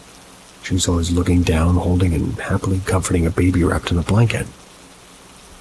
After a few seconds of having my eyes open, she'd notice that I was awake and would act surprised like I wasn't supposed to see her. Then she'd immediately disappear. I never felt threatened by her at all. I remember the first time I saw her, I didn't know what to think, and I pulled my sheets over my head before she disappeared. She really did give off an aura that was comforting and welcoming, loving, peaceful, and happy. The glow coming off of her felt like that, like I knew I was completely safe while sleeping.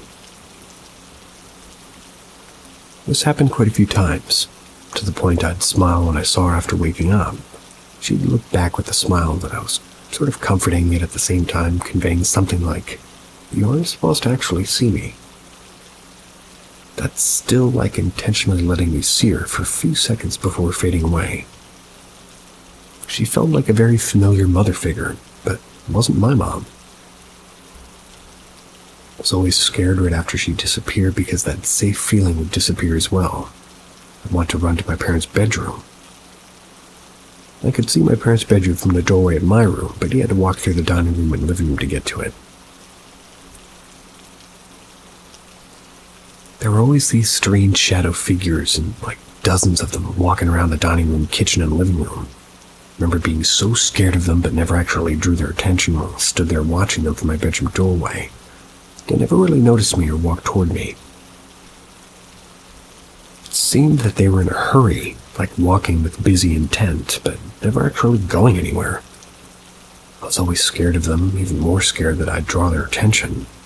But I wanted the comfort of my parents. I was too scared to run through the shadow people that they were walking around, so I'd scream for my parents from my bedroom doorway.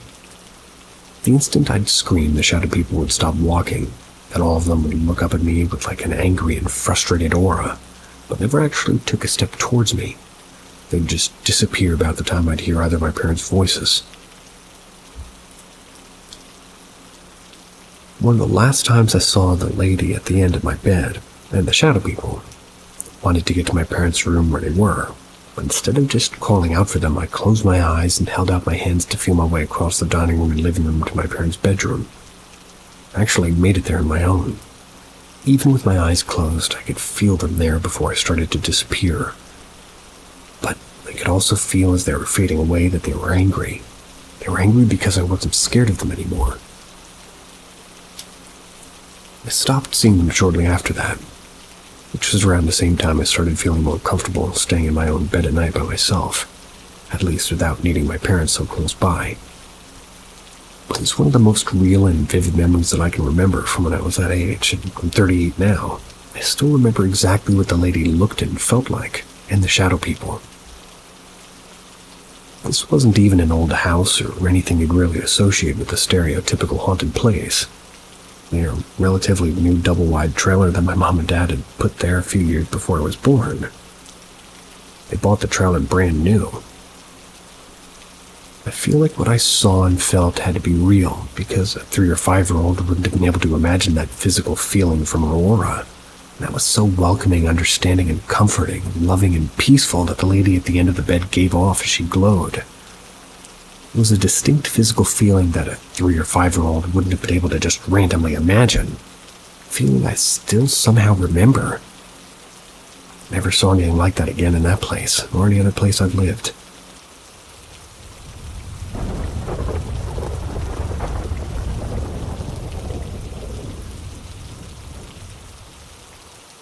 Something just bizarre is happening. I don't know if we have a creep or something else, but whatever's happening is just weird. My girlfriend and I have been dealing with weird stuff going on in our apartment for a while now, but it's stuff that could have just been done by a creep, and since that's the more dangerous of the two possible explanations, we've been treating the problem as such. But I'm not sure that that's what we're dealing with anymore. It made sense that it would be a creep.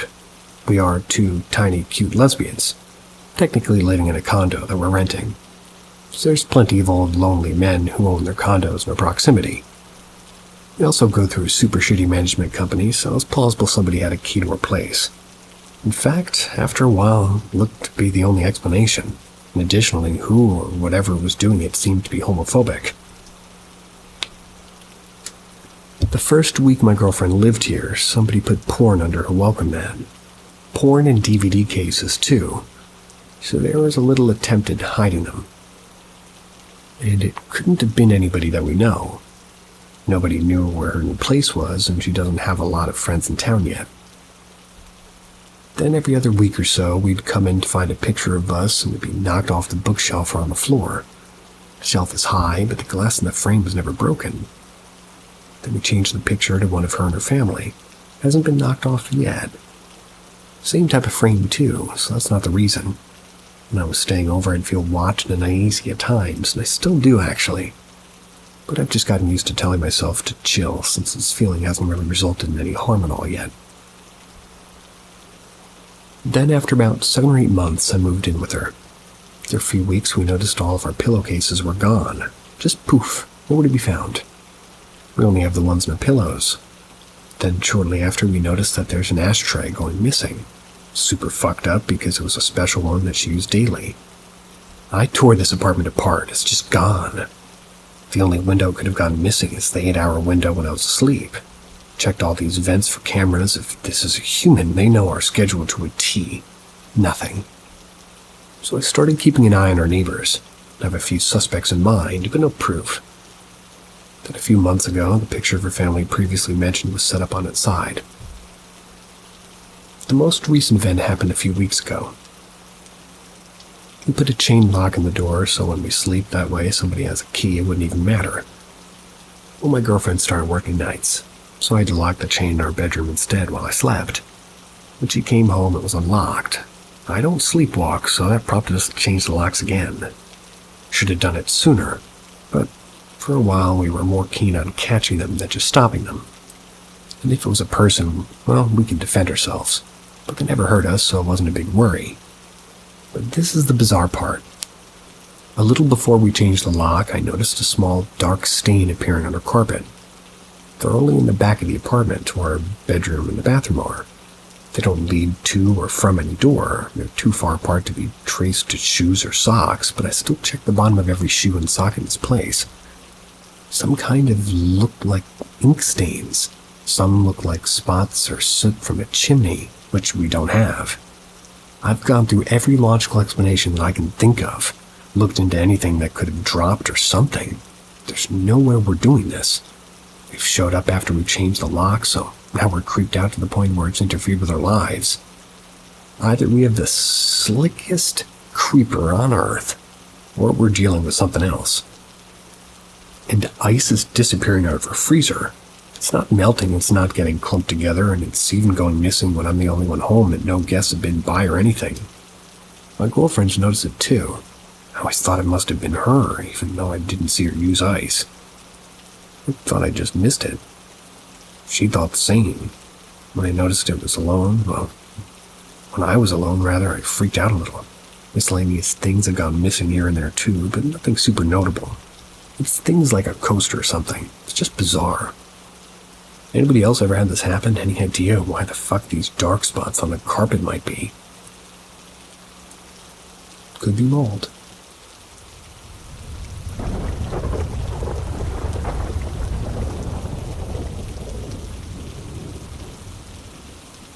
The Lady in Room 424. This happened last December. I, a female 21, am a medical student. But since I was traveling in January, I decided to work as a caregiver in a nursing home for old, dependent people. When I first arrived, there was this woman that was dying. She was very old and in pretty bad shape. That was really tough for me, since I've never seen somebody die, or even dead. Anyway, I was working for a few days, and I came back one afternoon. My coworkers told me that the lady died the day before. Usually when somebody passes in a nursing home, the caregivers do the mortuary toilet. Edit. Translated too literally. Sorry, I actually meant preparing the body. But this woman had a contract with the funeral. They were doing it. But for some reason they couldn't take her already. So they put her on a cold bed in her room until they could come back. The blinds were closed, the lights off. Obviously the door locked. Only people working here had a key to unlock every door. 5 days after passing away, she was still here. It was a morning, and there were 3 caregivers in our building. We'll call them Claire and Anna. It was 8 a.m., and I was with Claire, who was giving food aid to another lady. The phone rang. We had one phone where we received an alarm bell with a resident asking for help by pulling on that string for, at the hospital. I saw the room 424, and I said I'll go for it. I was new, so I couldn't remember who it was in that room, but as I was walking the hallway getting closer to the room, I remembered, and I froze. I ran down the stairs looking for Claire and asked if she knew anybody coming down in the dead lady's room, thinking that this might be her family or the funeral people. She frowned and said that she didn't think so. This was getting a bit confusing. I looked for Anna, asking her the same. She told me that she had no idea. The phone kept ringing, and Anna kept going to tell me and check if everybody's inside the room, and maybe this could be her family asking for something. So I went back. The door was unlocked and the light was on. I knocked on the door. "Hello?" I said. No one answered. I didn't have the guts to go inside, but I could see the lady was still there. I truly was shaking. I pressed the little button to close her door and deactivate the alarm. I ran back again to my coworkers, explaining to them what the fuck was going on. I said I deactivated the button. Then the phone rang again. Claire told me to stay here and give the food aid while both of them were going to see what was going on. When they came back, they told me the most chilling thing. Nobody else was inside that room. The body was untouched. They called many people working here. Nobody was supposed to come. But mostly the reason why the phone kept ringing was that the alarm button which was under her bed was ripped from the wall. And for those asking about the smell of the body, saying that you can't leave a body more than a few hours, actually you can, and there'll be no smell. Funeral workers come and put the deceased people on a cold bed. Don't know if these work precisely or how, but the body's kept very cold. That also allows the family to come by and to see them. I get that this is weird for you, but this isn't really unusual in France. I've worked in a different nursing home and bodies would be left in a cold bed in the room for 1 to 2 days. 5 to 6 days is very extreme, however. In a way, I think it's a little bit disrespectful for the lady and the family. It's too long of a wait. Also, about that button in the alarm. In the room, there's a big red button attached to the wall by a string. It's close to the bed. That's what residents press if they need any sort of help, like in hospital. And then at the entrance of every room, there's a little button to show your presence. It's a small green button that you use when you're in a resident's room. There would be like a green light over the door outside if the family or the doctor wanted to come into the room. That way they would wait. Also, it deactivated the alarm of the same room. Like you push once, there's a green light, you push again, and then there'll be no light above in the room.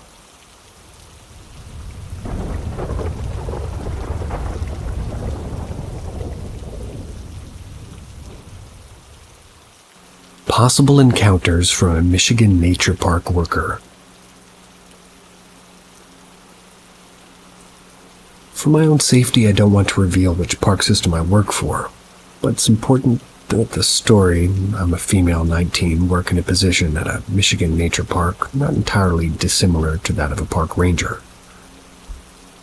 My job duties usually include manning the entry booth, locking up the buildings at night, and although not a usual duty, sometimes they ask me to walk or take a park vehicle through some of the trails, as I'm on the younger side but still have several years of experience at the park. A relatively experienced outdoorsman. I've had some odd things happen to me. I can't quite explain them, things that happened while on the job.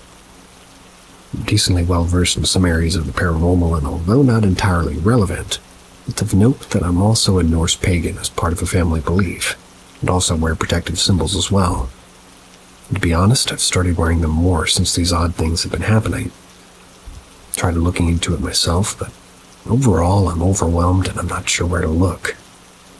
So a friend suggested I ask a forum like this about my experiences. There's two things in particular I want to ask about. Here's thing number one. I usually work the night shift, and this night in particular was raining a lot and the conditions were getting unsafe. I was posted out in the booth, which is multiple miles from the office, so when things took a turn for the worse, my boss radioed me back. Some people who don't spend a lot of time in the woods don't realize how deep, dark woods can get, so I had both a flashlight and a light from the booth, which gave me probably 30 feet of visibility.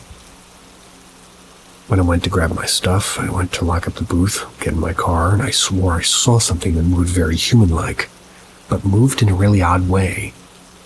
The only way I can describe it is if a horse-deer hybrid tried to run like a person. There were no people out there, and it was most definitely not a deer. Probably not describing it the best way, but it was very off.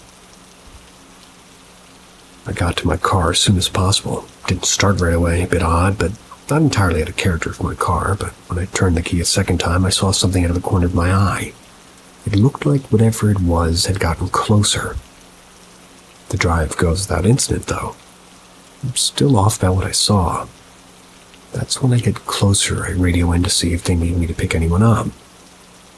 Radio doesn't work right, which is very out of character. These radios are designed to work in awful conditions.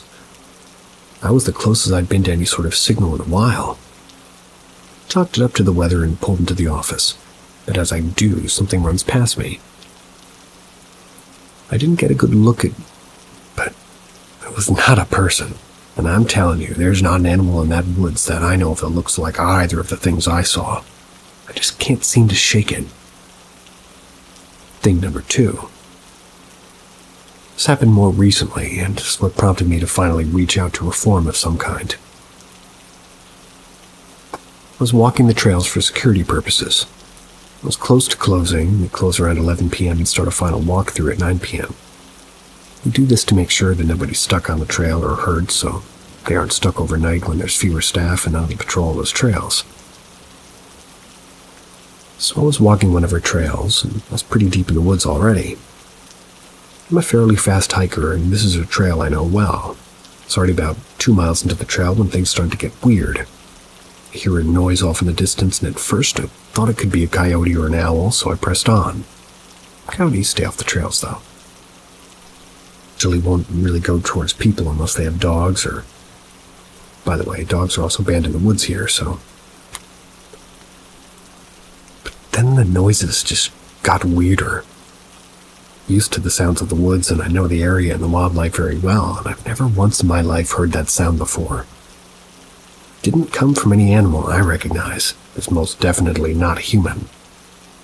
I've never boarded a sweep before, even when I've had coyotes nearby, but it didn't feel right and I got out of there. We're allowed to use our judgment in these cases.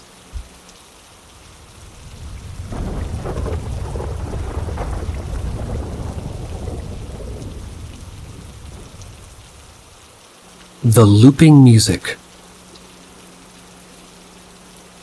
This was going on when I was an early teen. To be quite honest, it terrified me greatly.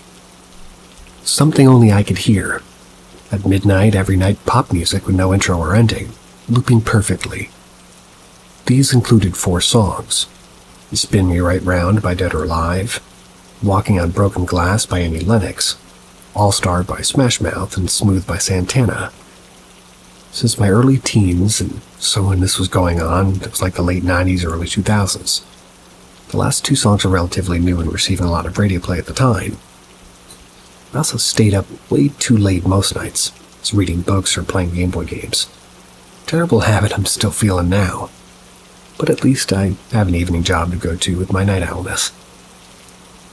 So it's me up one night trying to read with a flashlight under my covers. so my parents don't catch me reading.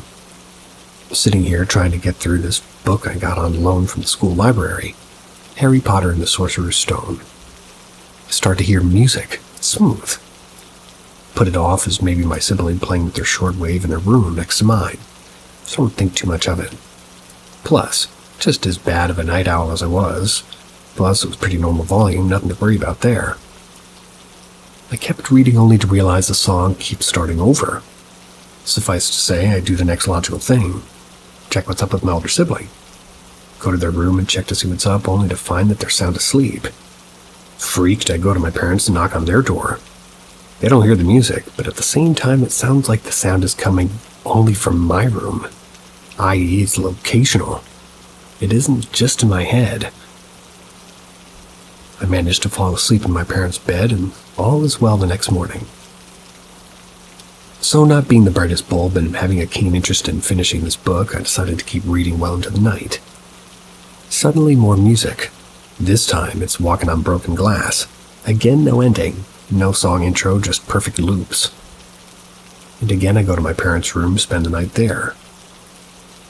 The third night, I decide to sneak out into the family room and read there. Eventually get tired, go to sleep. As I'm walking down the hallway, I hear the music again. So now you spin me round whether dead or alive, and same thing that happens last time. Music loops. I'm now terrified, but I managed to go down, lay in the bed, and eventually drift to sleep. I'm guessing I was really tired. The day after that, I decided to start timing it. Being rational, looking for a source, I grabbed my mom's shortwave radio, turned it to WWV. Started looking at everything that might potentially catch radio. My headphones, alarm clock, and my giant Zenith radio that my parents set up in the room when my older sibling was on, like an only child. Well, it started on midnight, like on the beep, according to WWV in Fort Collins. But this time it was the All-Star by Smash Mouth. I'd spent most of that night just tearing up my room looking for the source. My parents, worried, came out and invited me back into their bed. They've had their experiences with the paranormal, and one of them has been pretty open to me about it, so they didn't look at me too funny. But I never did find it. So, smarter me decided that maybe I should just go to bed around 9 o'clock and avoid it entirely. So I did, and it worked. All was well. Sure, I still had nights where I'd be up using the restroom or forgetting and reading way too late to the night, but most nights I successfully avoided it. It eventually went away, and I really don't know when. I just noticed it stopped happening one night when I went up way too late. That was less than a year later. I have no explanation, but I'd really love to hear a logical one. This ruined a couple of songs for me, namely Smooth and You Spin Me Right Round, but had me terrified when I was a kid. It's still creepy to think about. The sound seems like it was locational or originated in my room, but at the same time nobody else could hear it. It wasn't on any drums at the time, though. I had been on Wellbutrin for depression a couple years before then. I don't think I would complain with that song on loop.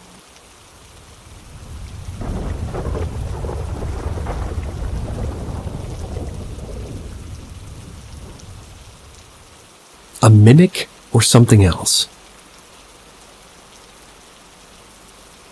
For some background, I was raised with a demon attached to my father.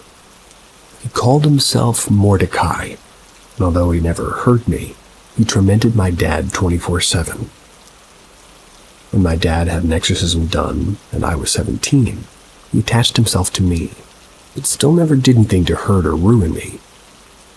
Fast forward to when I'm 21 in my own apartment and living alone. I had our family dog as my ESA to help with my mental health. I noticed one day my dog would sit and growl quietly. He was fixated in the closet. Thought nothing of it, just told him it was okay, thought we could go outside for a walk.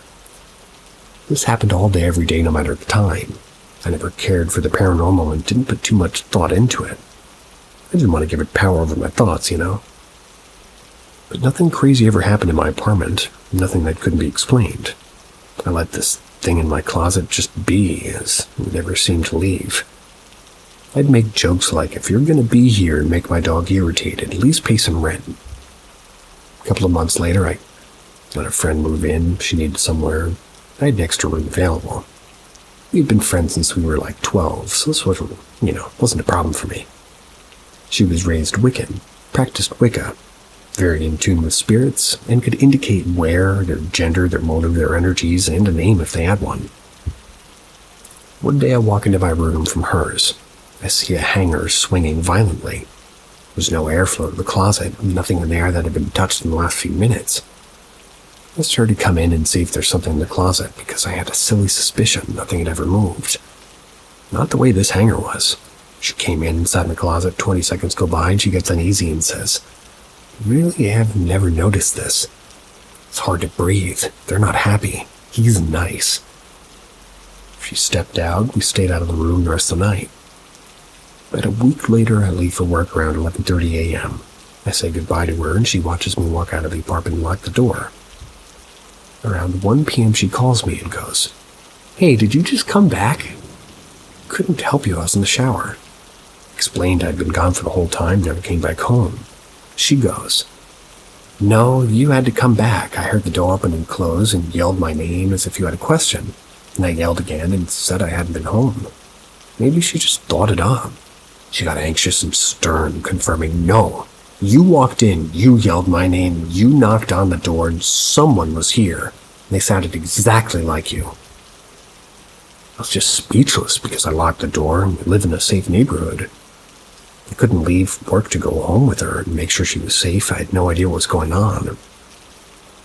We talked briefly about the experience when I got home, and over the next year or so of living there, she'd tell me about items in her room being thrown at her, her name being called from across the apartment in my voice, experiencing sleep paralysis and difficulty breathing.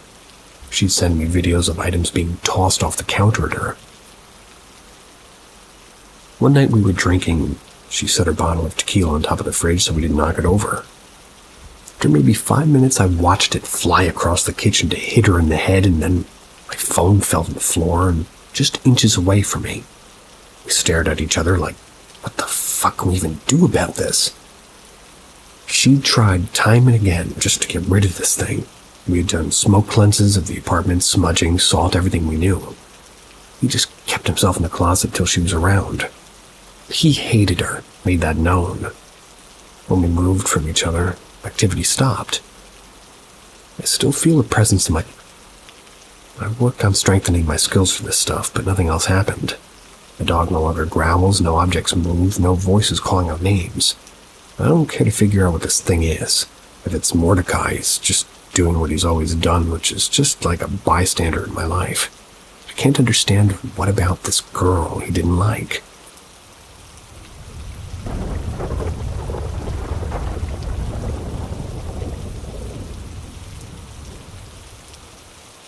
Experience with my dad that I still have nightmares about 25 years later. This happened circa 98. That was when I was 13. We lived next to a fenced and heavily wooded area behind one of our local YMCAs. Being that we lived in a large city, there's a ton of crime, and a few bodies that have been found in these woods over the few years that were, unalived people, otherwise known as killed or dead. We had an extremely religious Christian neighbor that my dad was close with.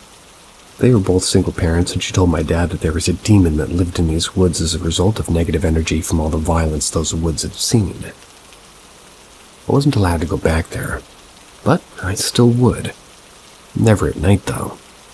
And a few times I did, I would hear footsteps behind me or feel complete dread the whole way home. I only used them as a shortcut to walk home sometimes from friends' houses.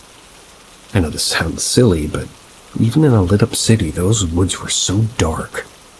Get the woods are supposed to be dark, and what a stupid thing to say, but this was a completely different kind of darkness. I don't know how to describe it except for saying they just felt evil. Anyhow, 1998, 13 years old. I didn't have the easiest upbringing. My dad was in a constant state of anxiety. We were poor. My dad he always owed money to somebody. My brother and I were pretty much neglected, as all teens in the 90s seem to have been. I love my dad very much, but there's always been some kind of negativity or hardship in his life, which in turn was sort of reflected into my brother and me. That's because we lived with him. My mom moved out of the state when I was 10. There's literally no solace. I lived a stone's throw away from these woods. It first started with reoccurring nightmares. A blackness would seep out of the woods like fog. Could never get away fast enough. It would envelop me and drag me into the woods. I had this dream every night for months. My dad was convinced that we were under attack, whereas I thought that it was just him and the neighbor freaking me out with their theories. One night we were sitting in the driveway in my dad's beat-up old Volvo. We were kind of just having an argument. I don't even remember what it was about now, but we were going back and forth just being nasty. I'll never forget it, but my dad said, "Every time we do this, we just keep feeding this thing that lives out in the woods." I wound up laughing at him. I remember saying something to belittle him. Just can't remember word for word, but it was something that pretty much made fun of him and the thing in the woods. And at that very minute, something started beating on the truck of the car. I felt like two fists coming down on the trunk over and over. We both screamed. It got harder and louder. At that moment, I threw my arms around my dad and said, "I love you, I'm sorry." He said the same, almost like a chant. We said these words again and again to one another, and the blows to the trunk became softer, lesser. Eventually, they disappeared altogether. We were both in tears.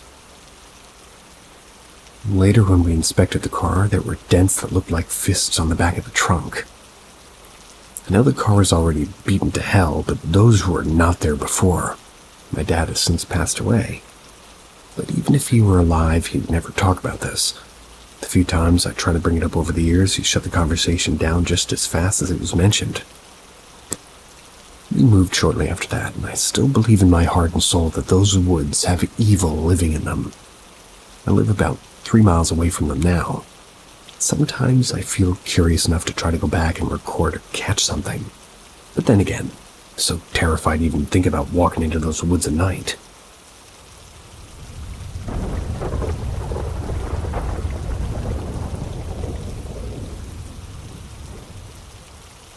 Creepiest army experience as of yet.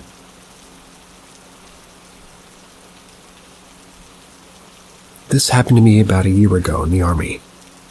So it's more or less still pretty fresh in my mind.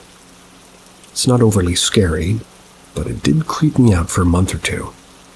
For the most part, a lot of this can be explained as tricks of an overstressed brain.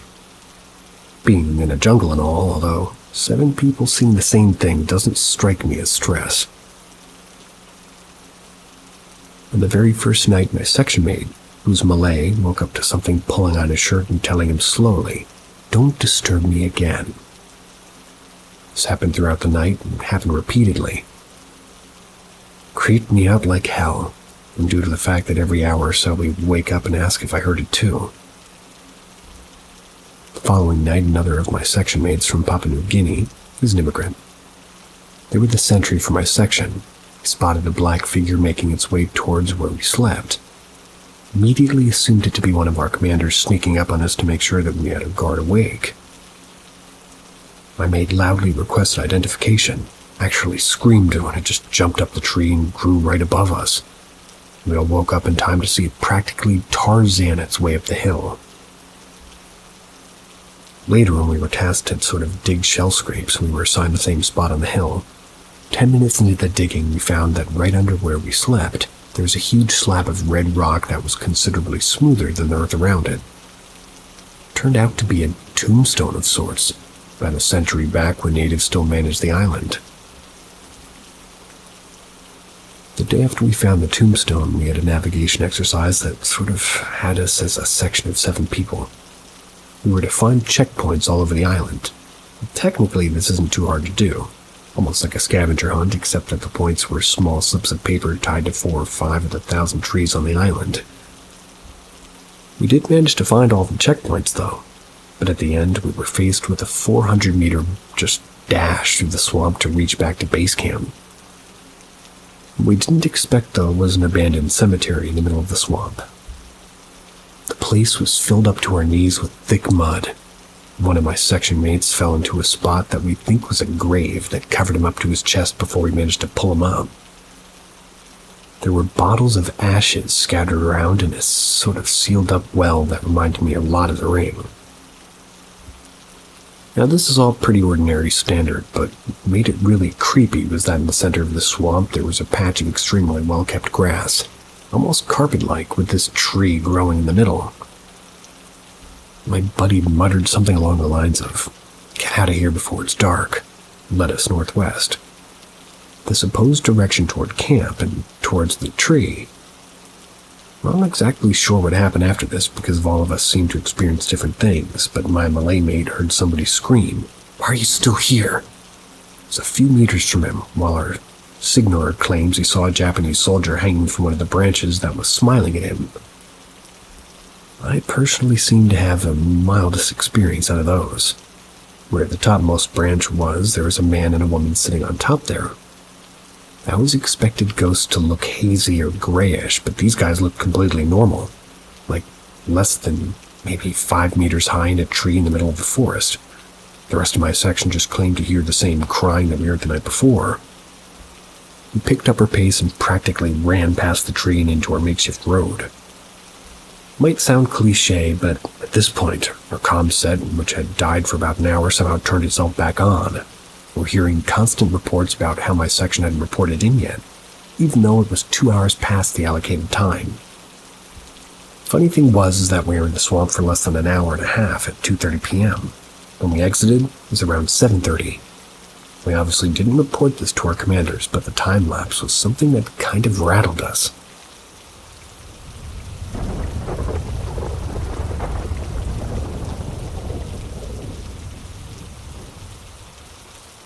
The Balloon. Happy haunting. For years, I've worked at a small grocery store in the American Midwest as an overnight stocker and weekend manager. The business has been family-owned for generations.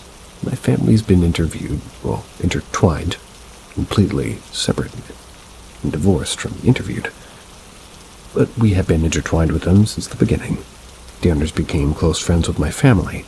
We'd often come to gatherings and such to visit. The owner at the time, the father of the current owner, was a kind man who spent most of his 30-ish years of ownership at the store working maybe 10 or 12 hours a day. He was sort of a grandfather figure to me, many others too. And when he passed in 2010, we were all heartbroken.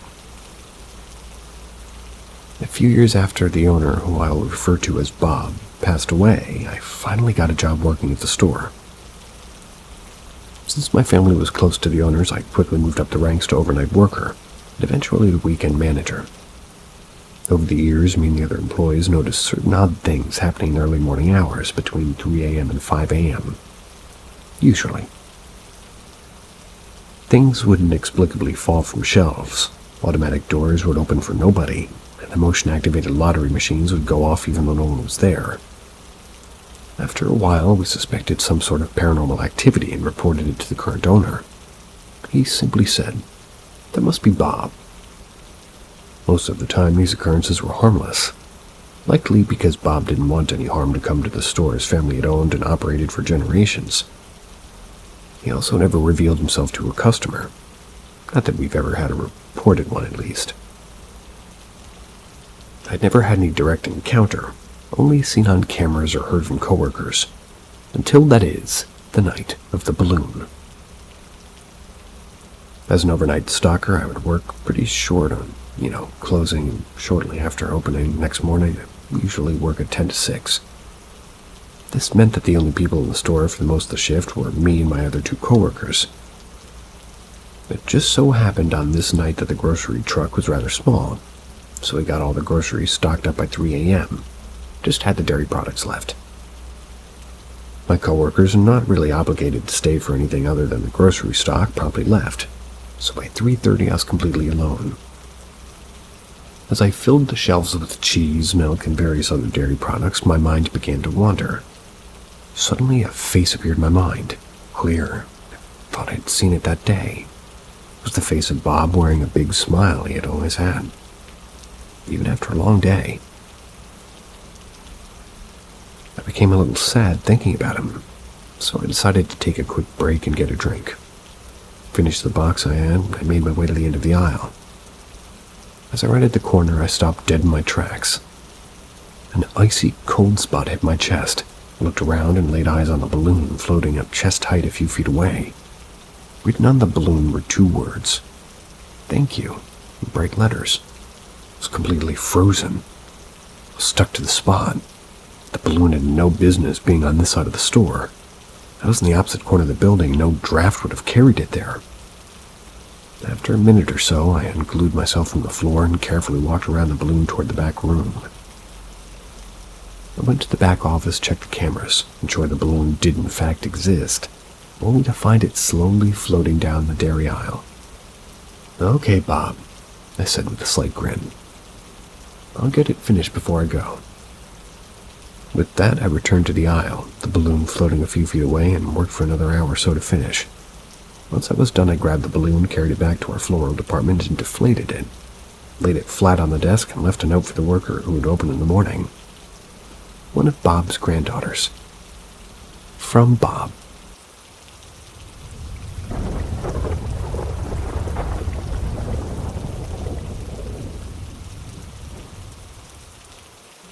Something is happening to me, and I need to talk. I don't know if I should say this or what I'm thinking about. I'll just say that I'm using Google Translate. I'm not fluent, and first of all, I'm not crazy. I've been to doctors, and my life is good, without many traumas. I don't know if I'll go into too much detail, but I wanted to know if anybody's gone through something similar. About 2 years ago, I started having certain strange thoughts. I say strange because I can't tell if they were good or bad. That's not important. I had several meaningless dreams. Some beautiful, others not. But one in particular left a mark on me. A dream with a woman, 21 years old or so. Black hair, blue dress, and like a rainless storm. Didn't mark me because it was strange, but because it was beautiful. I found it beautiful in a way I even drew it. After some time, I simply forgot, and in a particularly happy moment in my life, I remembered her, and I imagined her again, surrounded by the rain that shone in rainbow drops. It was like a representation of happiness and purity, so much so that during these images, I have a fertile imagination for some 21-year-olds, but they began to transmute into a figure of a young girl, probably between 14 or 15. She had blue eyes and silver hair, almost kind of like albino. But it was like a good vision. It was calming and inspiring. In the last year, everything changed. I went through a traumatic sequence that left me with some serious PTSD. And during one of my psychotic crises, this image came back, but it was of a different nature. And when I say different, I mean something that went beyond what one would expect from imagination or ideation. As the image grew stronger, I felt my legs shaking. Not fear, but a kind of electricity. My head started spinning, and I felt like making unusual movements for that situation. Like bending down and sitting on the floor, as well as rocking my body in a rhythmic movement, almost like the movement of water. One day I couldn't stand this cycle of crisis. Couldn't stand this feeling anymore. I let myself be carried away by that feeling, and intensified exponentially until I lost it. I lost control over my body. And I say that in quotes because I still had control, I just didn't want to do what I normally did. I thought differently. I acted differently. Even my traumas didn't affect me anymore. I looked at them with like a contempt and pity. After a few moments wandering around my house, I simply went back to where it happened and came back. I recovered who I was before, and everything went back to normal, except that the stress from the crisis disappeared. Thought it was just psychosis, till my parents reported seeing this figure. And all before I even told them that I didn't even know.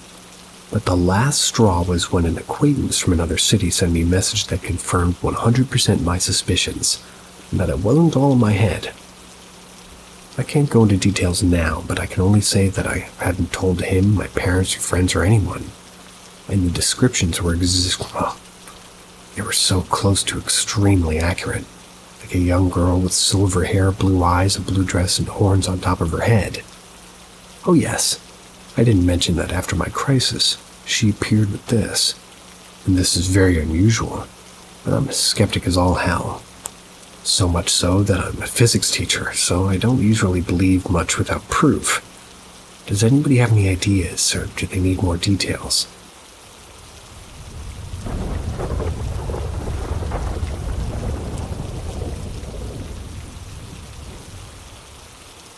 I had an entity attached to me.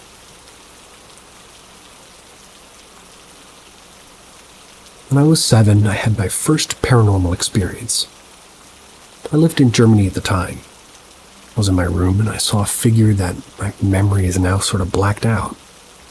I was filled with fear that was so indescribable. Fell to the floor, tried to scream, nothing comes out. I was terrified. When I was 12, I started hearing footsteps and seeing shadows. I watched a lot of paranormal content, and I was generally fascinated with the other side. Someone could say it was a trick of the mind. When I was 13, my mental health started going down rapidly.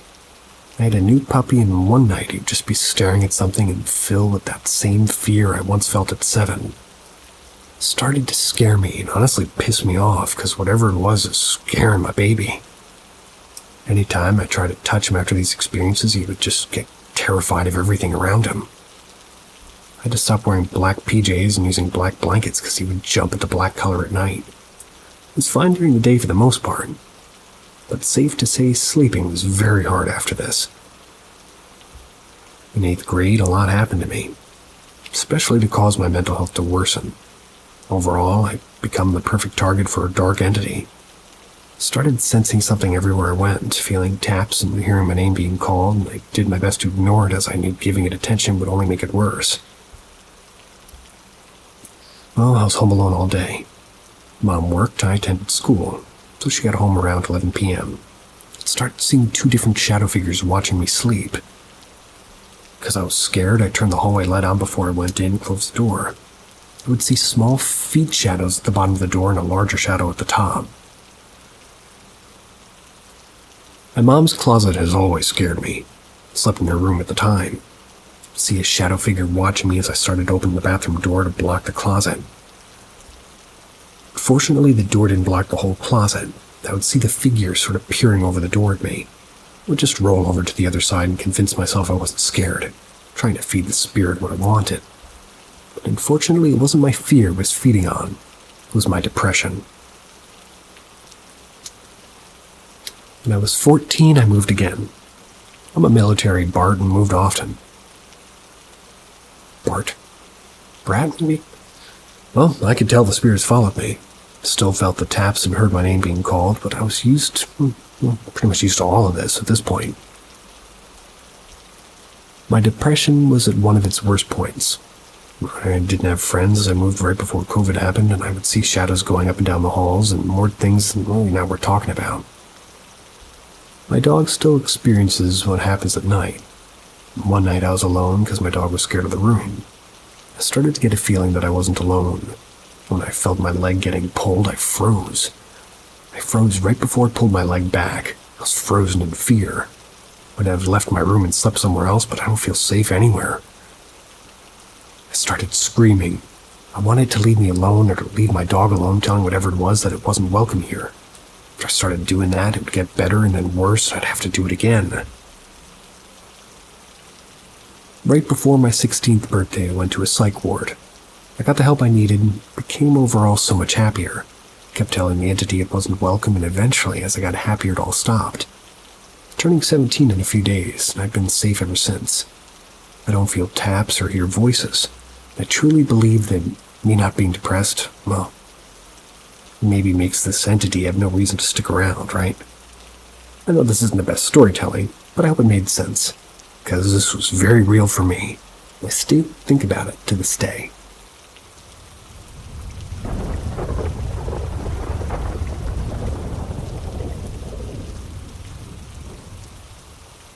I broke a promise or a vow to something.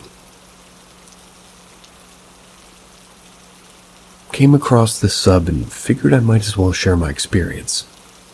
But it's about Buddhist belief, not Christian belief. There's two parts of my story. Part 1, this happened about a couple of years ago.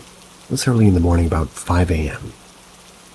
I was using a metro station's restroom when I caught some sort of figure from the corner of my eyes. I'm pretty sure the figure was waving at me, but when I turned around, there was no one there. So I jokingly said out loud something like, "If that was really someone, then let's make a deal.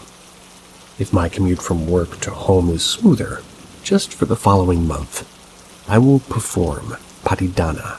It's a Buddhist belief of transferring and sharing merits to the departed for you." Surprisingly, the following month, traffic and commute went really smooth. I always found a parking spot no matter how late I was to the station's parking, and the train I got on was always the one that isn't packed. After that month, I performed the patidana as promised. Everything went back to normal. Suck-ass traffic and suck-ass commute. Part 2. Time went by until this was maybe late January or early February. I had to work overtime until about 11 p.m. My office is in a somewhat old building, about 35 or 40 years old. It has renovation from time to time. Oh, it was like a restroom again. My office's restroom urinal is like a sensor type with no auto flushing. I know that because I worked with the renovation team. But as I was doing my business at the urinal, the next one started flushing all of a sudden. Think of what happened before, and my intrusive thought got a hold of me, which said, "If you're really here, do the sink too." The sink next to the one I washed my hands really turned on. And also a sensor. I didn't walk past that sink, it's in a different direction. Then I made the deal again, same thing. Commuting and traffic stuff. But this time I forgot about it after a month, until about May, which is summer where I live. In my apartment one night I woke up sweating a lot. When I look at my AC's remote, which is hung on the wall opposite from my bed, it was set to fan-only mode, not cooling mode. I was a bit confused, but didn't really pay any attention. I made sure that no timer set on the remote, turned the cooling mode back on, and went back to bed.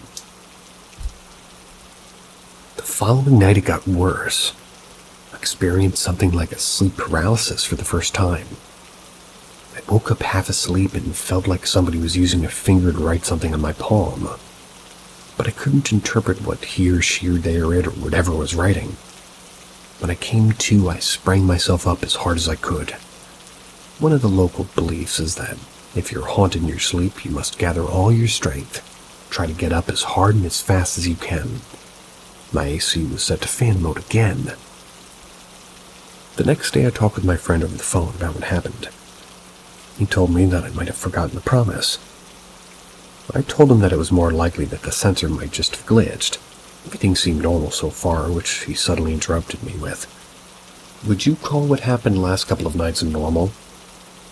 Then I realized.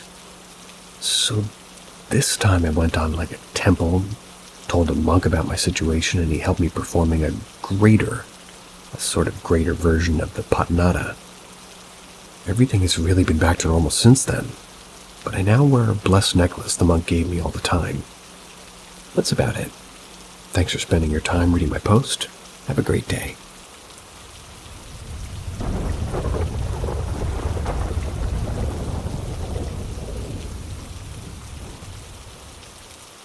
House haunting. This happened some time ago in the early 2000s. It's not made up. I really experienced these events, even if they sound crazy.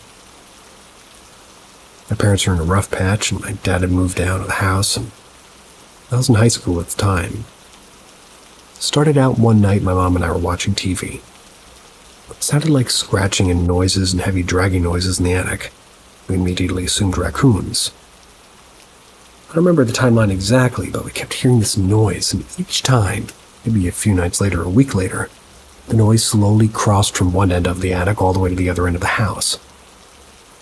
My mom did have a company come check for animals, but they didn't find any. Then the real scary stuff started happening. I was asleep one night and woke up to a figure next to my bed. My best description is a shadow person. I slowly grabbed my blanket, covered myself up with just a peephole to watch it. It was entirely black, even darker than the dark room around it. It looked like the darkness was slowly steaming off of it. I was both amazed and terrified. Watched it for what felt like hours until it slowly backed out of my room. I was afraid to leave my bed eventually. I fell asleep, though. The next morning at breakfast, my mom said she saw something standing at the foot of her bed, and then I told her what I had seen. There was a heaviness in the house after that. Other times I remember waking up at night and hearing voices and whispering. Sometimes I could hear music playing like it was an old, theater or something. When I peeked outside my room, the noises would cease.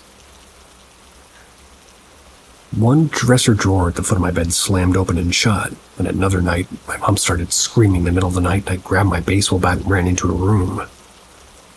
Just outside of her bedroom door was a chair, and I swear I saw this shadow figure sitting in it. I ran into her room. She told me somebody had laid down on the bed next to her. And as the events and encounters progressively got more frightening, you're afraid to stay in the house at night. I would sleep with all the lights on, if I could even sleep at all. I started spending the night in a hotel. Even in the daytime, you would hear things like somebody calling your name. I can't remember how long the haunting lasted. Guessing maybe 3 or 4 months had passed, and my mother was tired of being afraid in her own house. She decided to have the house blessed. Sometime the next few days, my mom was heating up a cup of water for tea in the microwave. It exploded in the microwave. Asked her how long she put it in the microwave, and then boom, these loud scratching sounds ran down the walls around us and a dark mist filling the house. Voices and whispers all around us. My mother and I grabbed each other's arms in horror as all these sounds were happening simultaneously. And then this very deep, unnatural voice began talking over all the other noise. It was deep and unnatural. It was some sort of language I'd never heard anything like. Not even to this day. As my mother and I stood there, we looked down the hall toward the voice. Something there was like a fucking horror movie. It was quadrupedal, and it was made in the darkness, like drawn with a Sharpie in the air. It had what looked like several rows of spines running down its back. My mother started to pray. So did I. The creature slowly backed down the hall and into the bedroom, and slowly all the noises and voices faded away in the mist and haze. And it seemed to follow it down the hallway until everything returned to normal. Never saw or experienced anything again in that house. If anybody was curious, yep, when friends came over, they would have experiences as well. I've had other experiences since then, but nothing like back then. Sweet dreams. Or good day.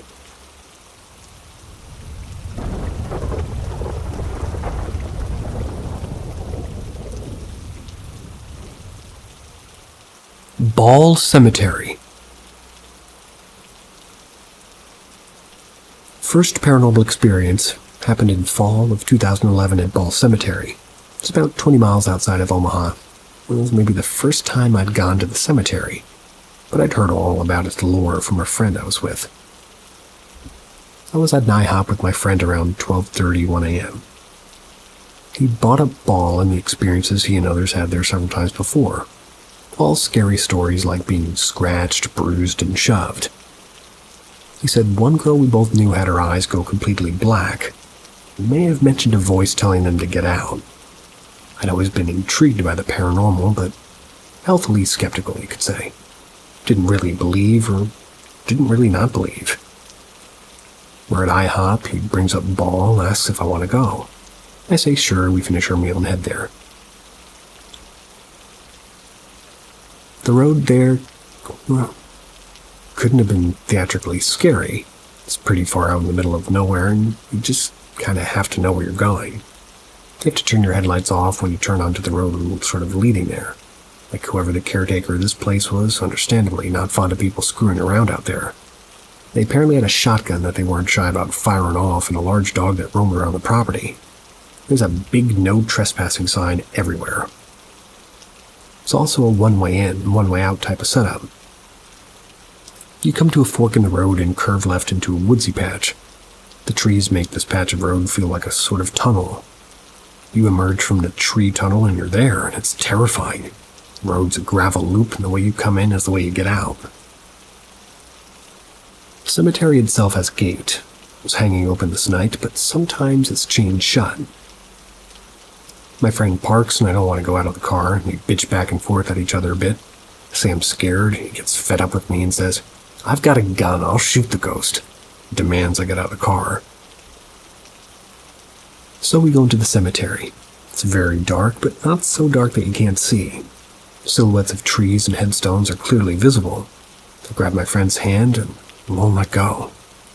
I'm going into this situation freaked out because 1, I don't want to get caught. 2, a lot of what haunts this place is apparently not friendly. Friendly. Interesting.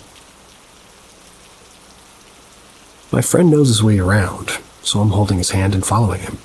We're in the middle of the cemetery and suddenly it gets really dark.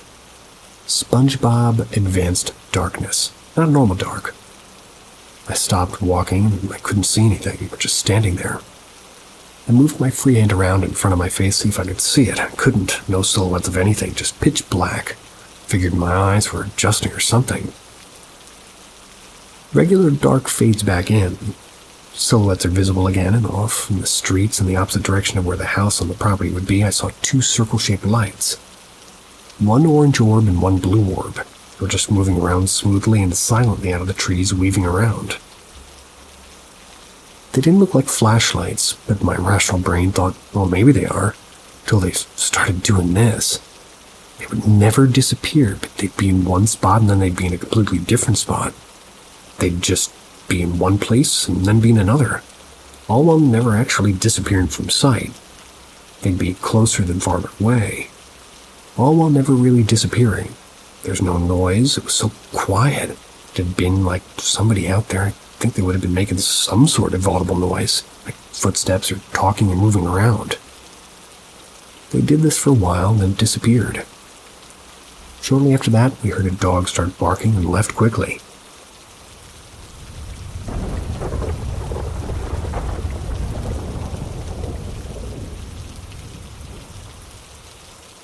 My old house. This is more of a list of weird incidents that happened in my previous house. For reference, I live in Singapore, a Southeast Asian country, meaning Asian culture and beliefs are what the general populace follow. Also here in Singapore, most of us stay in government-built apartment housing. I say all this because when my parents bought the place long ago, we had a next-door neighbor whose job was being a Taoist medium. He had since moved out, but before my parents had seen him performing rituals along the corridors with chickens, dogs, and occasionally random women dressed in black. My mom swore she heard chains and screams from her room late at night. My brother and I would often have to spend the night at my grandfather's, and rituals taking place to prevent us from being too exposed to it. Anyways, like I mentioned, the guy moved out eventually and his daughter moved in. All-round good-natured family, all things considered. Nothing weird from them and very friendly. But even after he left and ritual stopped, my family would continue to get disturbed by incidences that couldn't really be explained. I'll go chronologically. 1. As an infant, I would apparently stare at the balcony lights when they were off and scream like no tomorrow. According to my parents, I'd be inconsolable to the point the light screaming. Perhaps a child's imagination, though, who can tell? Number 2. My brother and I would often hear a woman sobbing and weeping in the corridor that led to our toilet. I would always begin around 2 a.m., but we never really had the balls to go check, and fell asleep eventually, so I can't really tell you what ended up happening. We would constantly see shadows gliding up the staircase into what would eventually be my room. We'd stare at them without blinking till they disappeared. Their behavior never changed. When I was 17, I had a friend over late working on a school project, and it was pretty quiet, other than our small comments to each other when we were going to change. All of a sudden, we heard a knock on the coffee table next to us, and somebody male said loudly, "Hello, excuse me." My friend just stood up and said something similar to, "Well, it's late. Time for me to head back." And he did. I just booked it upstairs and dove into bed. My brother was alone one day in the house and decided to have a shower. While bathing, he heard my mom calling him from downstairs. It went something like this. "Can you come down and help me? I'm in the shower. It's really heavy. Just quickly come and take it." Okay. Towels himself quickly, runs down, only to see my mom and my aunt just turning into the driveway. Clarified with him afterwards that no, she did not in fact say anything or come home for that matter till then. We would often hear footsteps running in the apartment above us, starting from as early as 9 p.m. till late into the night. They were definitely bare feet, but light enough that you could definitely mistake them for children playing. The closest way I can describe it is that kids were doing their shuttle run practice, and you could tell by the squeak their feet made and pivoted around, but I once played Christian hymns when I heard it, in an attempt to sort of try to ward it off. Apparently the sound seemed to escalate, becoming like there were 3 kids instead of just 1. My brother, who worked as a real estate agent after we grew up, went to the house above, only the guys at checking if they wanted their house sold. No one was in, so he checked with some of his colleagues, and apparently one of them actually was actively trying to get it sold already. The owner's mom was supposed to live in that house, but due to mental issues was already sort of staying in a mental hospital for a long period of time. And no, she didn't have any young children in the house, and no, she didn't have any vigorous exercises due to her age.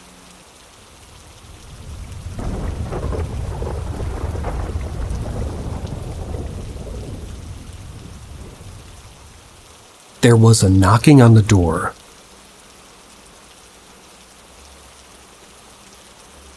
My uncle, who worked for a major airline, befriended a couple. The wife was Filipino, the husband was Japanese. They have a young daughter around 1 or 3 years old who mostly spoke Japanese, and they lived in a townhouse somewhere in the Philippines. They invited my uncle to visit their house one day, and they invited me to come along with them. So it was my uncle, my 3 cousins, and I that went there for a relatively good amount of time, planned to stay overnight. The day was normal, went to the mall, took a dip in the pool, ate some good food. We had some language barrier problems since the husband and daughter don't speak Filipino or English, but the wife translated for us, so it really wasn't that big of a deal. Their house, as I said, was a townhouse. It was enough to fit their family, but too small with guests like us. They had 3 floors. The first floor was turned into a storage or something where it's not really suited to be occupied, with like a dirty kitchen at the back. The front door of their house was basically non-existent. The main entrance to their house was a gate that was around a foot of the doorway, but other than that, the doorway was wide open. The stairs have 2 doors, one at the bottom and one on the second floor. The second floor was sort of their living room and a small kitchen. This is where we planned to sleep. Then there was the 3rd floor. That's where the family's bedroom was. But their stairs didn't have any door. So we settled in for the night on the floor with blankets and pillows. I don't really recall the arrangement that we had, so whose bedside, whose, I don't know. This was 2011. So anyway, we went to bed, but after some time I was woken up by my cousin, who I'm going to call Rose. She was the second daughter out of the 3, and who I know was somewhat sensitive to the paranormal since they did something in the past to talk to her best friend who died early. Rose was probably beside me as I was the one who was sort of waking up first. She shook me awake and asked me to go listen if I heard something. Groggily, I tried to listen for anything, and after a few minutes I heard knocks on the door. Woke me up fully. She explained that she hasn't gone to sleep and was on the phone, and it was past midnight and the knocking on the second floor just started. That's when she freaked out and woke me up. The knocking was in 4 successions, with at least 2 or 3 seconds in between those 4, and then they'd stop, and after a minute or 2 it would knock 4 times again. The knocking didn't stop at all since she woke up.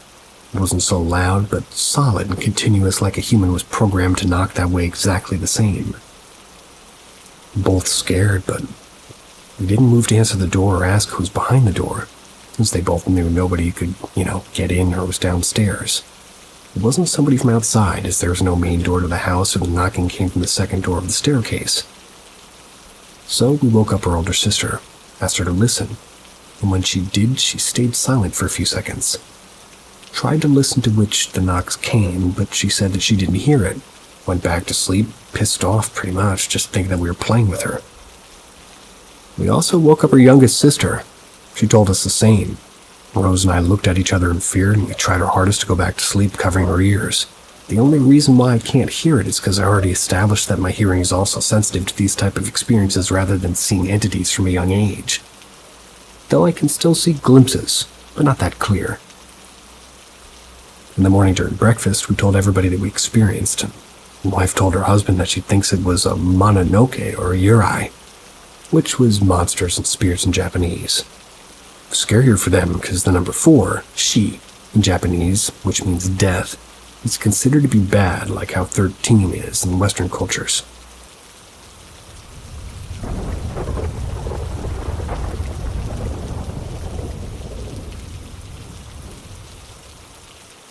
Late night encounter. I used to live in a rough neighborhood with my family. It was filled with junkies and wasn't overly very safe. I've lived in this neighborhood my whole life, basically until I recently moved, and, well, a few stalkers, and I've had to call the cops on my neighbors, but that's not the point of the story. That's just for perspective. My parents never really got along well with the owners of the house. They were elderly and didn't really want to fix any of the problems that were wrong with it. My mother fought with them for years to install an air conditioner that we only got to use about maybe a year, but maybe less. Our room was at the front of the house, yet it was at the end of the house. The layout's kind of confusing, but to try to put it simply, my windows were easy access to the front yard if I wanted to sneak out instead of having to walk all the way to the front door. I lived in this house for about 5 years, so during COVID and lockdown. I've always believed in the paranormal and supernatural. It was a way to make life more interesting. I'd watch ghost stories and horror movies religiously as a child, even though I probably shouldn't have. I grew to have a habit of staying up really late all night during lockdown. There were times I've accidentally scared myself shitless because of the ghost stories and legends and myths. I've had a few encounters with the unexplained throughout my life. I would call myself a medium of sorts. At the start, it was like shadow people and hearing my name when no one was around or in a crowd of people, sensing a presence when no one was around, stuff like that. It wasn't until I was getting into witchcraft when things started to get interesting, let's say. One particular night I was staying up late as usual. I needed to go to the bathroom, and since it was dark, I used my phone flashlight as a way to get to the bathroom. And back to my room, regardless of, if I've memorized the layout of my house or not. I'm not one to get scared or have to try to run back to the room once the lights were off, just to be clear. I used the bathroom and everything felt alright. Nothing really happening as usual when I, excited the toilet. Okay. Just gonna make that exited the toilet, which still isn't really correct, but more correct than excited. So, I usually expect to see something jump out at me at night. So I braced myself for nothing.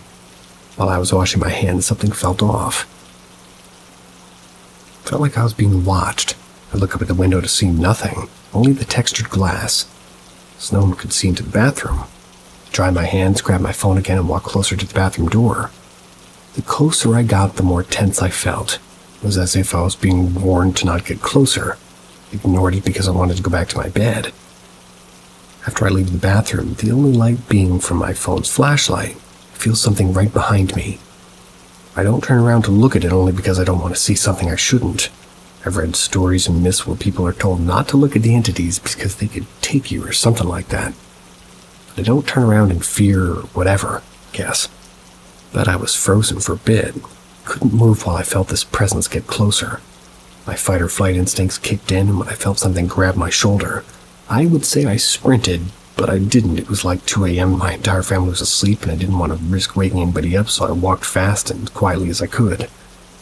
Felt it follow me and only disappear once I entered my room. These crystals my mother bought me, which promised to protect me, must have worked at that time. Jumped into my bed and hid underneath the covers, as any adolescent would do. I ended up falling asleep not long after. terrified of what was there that night. To this day, I still don't know what that was.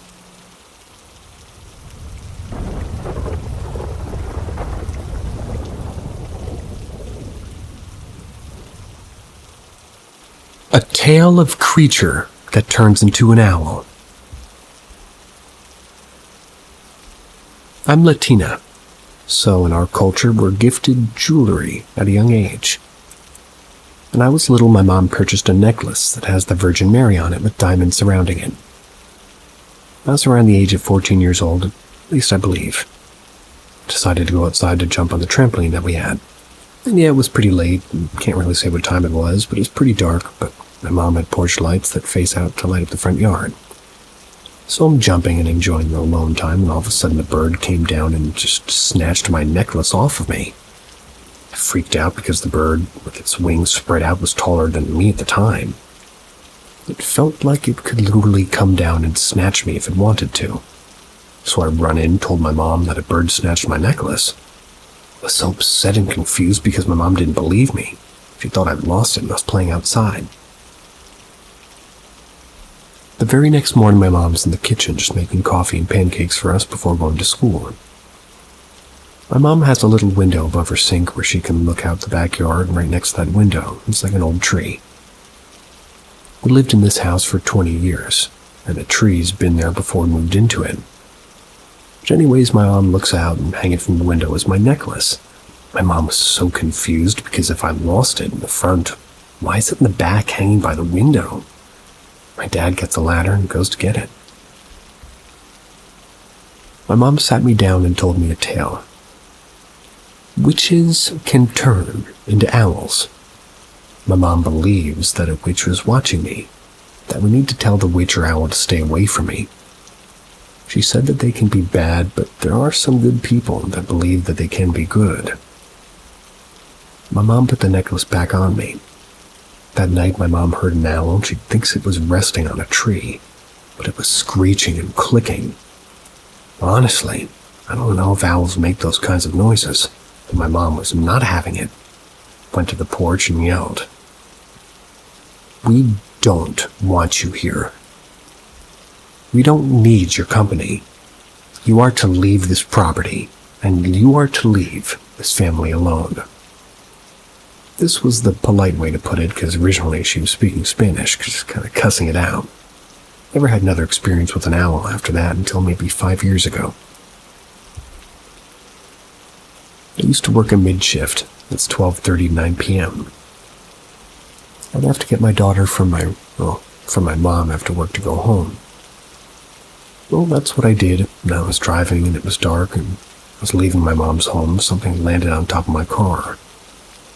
Thought it was maybe like trash or a branch falling. Kept going, came to a stop, and an owl flew over an extinguisher that was on the side of the road and just stared at me. I took my phone out to take a picture, but when I did, it flew away, so I was like, well, okay, it's just an owl. It's not what they told me years ago. So I didn't see it anymore. I continued, and then the owl flew along past me to a stop sign and just started to freak out. I started to yell at it, telling it to leave us alone and that we don't want anything to do with you. I just did what my mom did when it happened before. Never seen it again and never experienced it again. But when my daughter was born 8 years ago, I gifted her that same necklace my mom gifted me. She still wears it to this day. I'm not sure if anybody can tell me if it's true about the tale my mom told me when I was younger. Maybe it was just an actual owl just praying for food and I saw it, right? I don't know.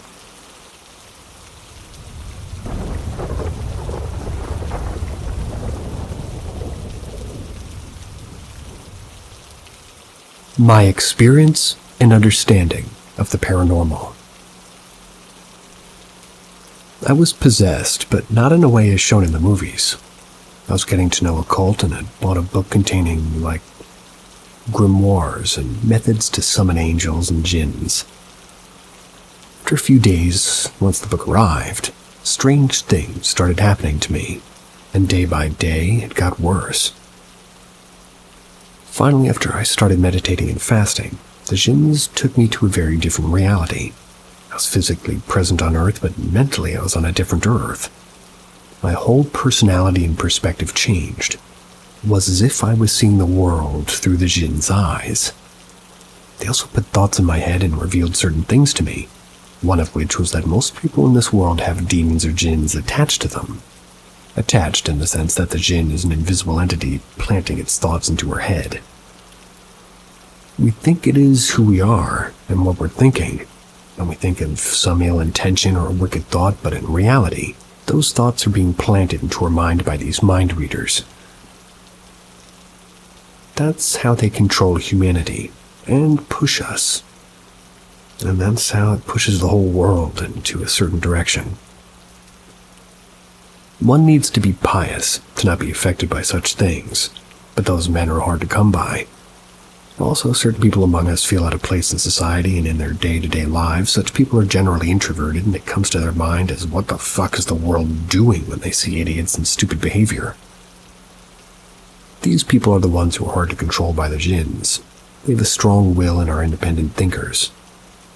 The demons have carefully crafted our society and our social order, and as such that these people feel isolated and overwhelmed trying to fit into their society. But if only they knew how special they are. Such people are the only thing that can end this demonic corruption of the mind and rid humanity. I know this thing sounds bizarre, but the jinns told me this. Also, most technology we see was influenced by them. Tesla and his discovery of electricity didn't come on its own independent thought. It was seeded by jinns. These beings are electric, and electricity can be considered smokeless fire. They travel through it and can read electrical signals. Apart from electricity, every major invention that runs on electricity is also influenced by jinns. They want to bring their ruler to the world now, and AI is the medium. If only people knew what's to come, they'd be terrified. But it's destiny and cannot be stopped. AI will be taken over by jinns, and they will use it directly to rule over humanity without having to attach to a host or influence their mind. It'll work in a way that election results will be decided by AI, pension cases decided by AI, loan disbursements, benefits, court judgments that'll all be decided by AI.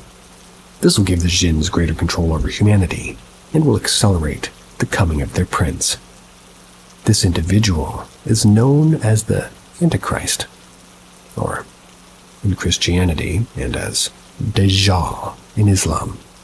There's no cure for this, and our world is too overrun for us to fight back. Even proving something like this is impossible, but one can experience it for themselves by summoning a jinn, making them tell us the true nature of this world. Peace be with you. I'm not a fan of AI at all.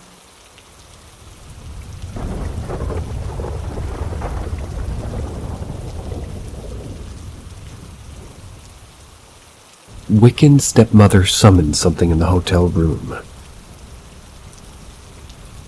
First of all, as the title suggests, my SM is Wiccan, and regularly practices witchcraft. Stepmother. When I was younger, she would often practice her craft in the basement and cast spells on me and other family members. This was one of those times. We were in the hotel in St. Louis, Missouri. That was for a family vacation. After a long day of swimming and other outdoor activity, we turned into the hotel for the night. My little sister and I were in one bed. My elder brother in the recliner, and my father and... why do I keep forgetting that? Stepmother. That's not even hard.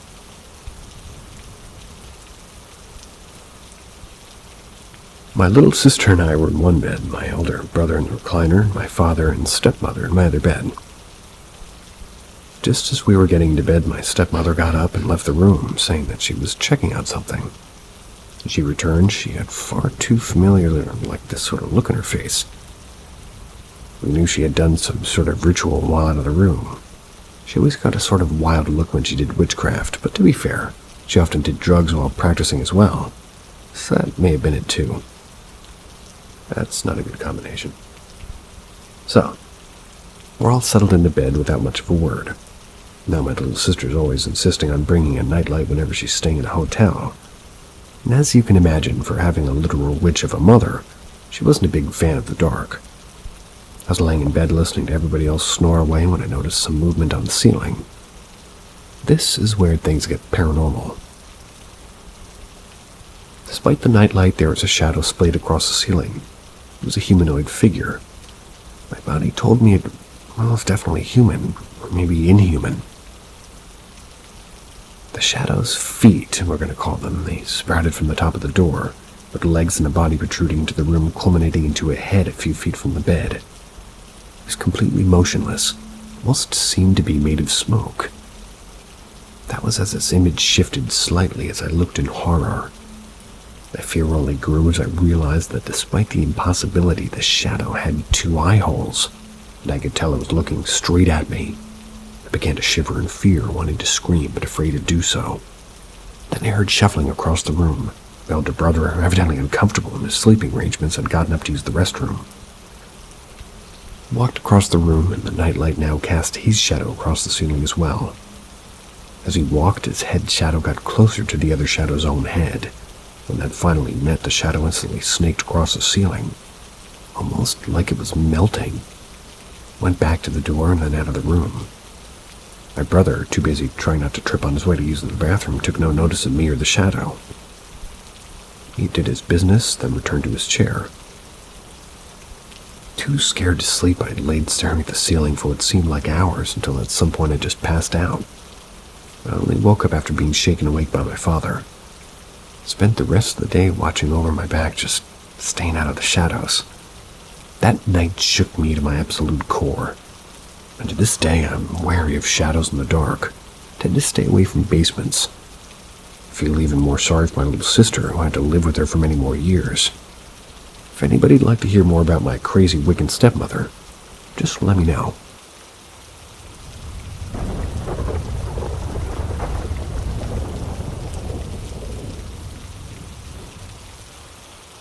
Had a paranormal encounter, and I'm a pretty scientific and skeptical guy, so this was huge. We were going on a hike. There's this spooky abandoned train tunnel in my state where a bunch of people died. It was like 100 years ago. So now it's haunted, allegedly. Brought one friend of mine with me on the hike since it was a long one. The area and scenery were beautiful, but the tunnel itself was something else. My buddy, let's call him Ed, he was a bit more nervous than me. Didn't want to go too far in. Wanted to go as far as I could, which turned out to be not that far, because the tunnel was blocked by implausible debris. But wait, there's a small hole on the side of the debris mound. Turns out I could crawl through it, so I asked, "Hey Ed, you feel like crawling?" "Nah, dude, no thanks." So I took off my pack and coat and squirmed on through. On the other side was the rest of the tunnel, but with water that went up to the nearly top of the mound on the other side, as far as the eye can see. Dang. I'd have to swim in icy cold and nasty water for who knows how long to keep exploring. Nah. So I decided to crawl back. My buddy Ed was nervous, but we weren't done yet. Next, we busted out one tool for detecting ghosts, an EMF reader. Somebody who was pretty scientific, I tested it multiple times and made sure that it was working before bringing it. We decided to try and contact ghosts in the tunnel. I was pretty confident nothing would happen. We turned off all the electronics and lights, so it was pitch black. Just the EMF reader was on. I asked pretty basic questions to the ghost. I asked it to come in front of my scanner, so I'd know it was there. We did this for a while. No reading, nada. No surprise. So we headed back. Decided to keep my EMF reader on. And then as we were walking back, suddenly it goes to 2 lights. Thought maybe our flashlights were causing it, so we then turned them off. Nope, still 2 lights. Reset the device, 2 solid lights. Think something's here, dude. Adrenaline started flowing into my body now, yet I was still skeptical. I started asking questions again. Then my EMF signal got even stronger. We were both getting chills and the hair on our skin were standing. Around this time we heard something kind of like a distant cough, but it was so fast it was easy to dismiss. I reset the device again. Still getting a strong signal from something. It's not coming from us. I then said, "Is it alright if we just stay in the tunnel with you a bit longer?" The meter instantly went back to 0. Surprised but confident now, I asked, "Do you want us to leave?" Then it instantly went back up to high. Okay, I was pretty convinced at this point. Headed for the entrance to the tunnel and discussed our experience. When we were at the entrance, we noticed that the EMF was picking up another signal. It was just above and to the side of us now. But if you sort of pointed it in a different direction, there was nothing. We left after that. We think the ghost may have been hanging out by the entrance, waiting for us to leave. You could always say that the EMF was faulty, picking up something else. But I'm sure that the device was working. Tested it so many times before and after, and there was nothing on us producing EMF. And considering that we didn't get any readings in there for the vast majority of the time that we were there, truly mind-boggling. Still processing it.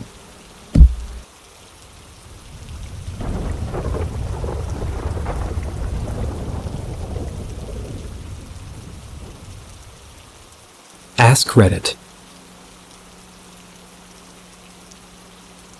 Before all of this, my husband died once and was brought back. He's a veteran with PTSD and other issues. He seems very sensitive to everything paranormal. First, when my husband and I first got married, we lived in a haunted apartment. Seemed more like a demon or something.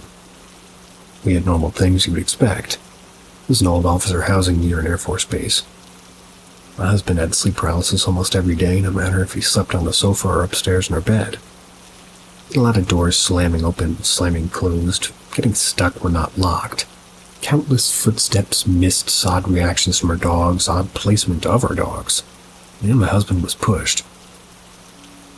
That was the night that we spent the night at my parents'. My husband, well, was not there to pick out the apartment. He finally told me after we'd been there long enough that he felt weird there. He said he felt like he couldn't leave, but once he left he was fine. We moved out, lived in a few more places over the years, and he didn't really have any problems with sleep paralysis, or really anything, but that was until October before last. Then he worked at a haunted house. He had worked in a different part of the house the year before without any odd experiences, and to make it short, there was a suicide there by an actor. And as the season wore on, more customers would comment about the window before his scene, although there was really no one there. He brought 2 animatronic scarecrows from home to the haunt, and he said that he didn't feel comfortable bringing them home after the season. He said they kept making noises and speaking when they were turned off. I don't know for sure because I didn't experience anything, but my hubby said that he felt like there was something in her closet shortly after that. He kept saying that he saw a darkness in her closet. I did a sage cleansing, like I'd seen on TV, hung up crosses and put our Bibles in our room and our bedrooms, and he said he felt better, but I think maybe he was just appeasing me. Moving to the old farmhouse now. Renting with a 2-year lease.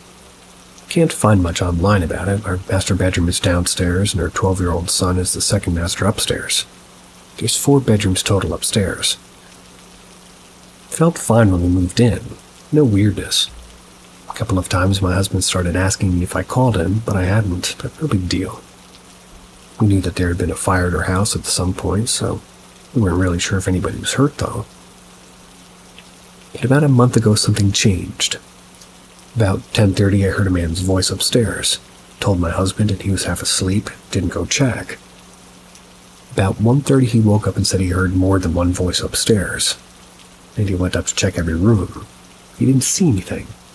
And a couple hours after, he woke up and our son was sleeping downstairs in the cold living room.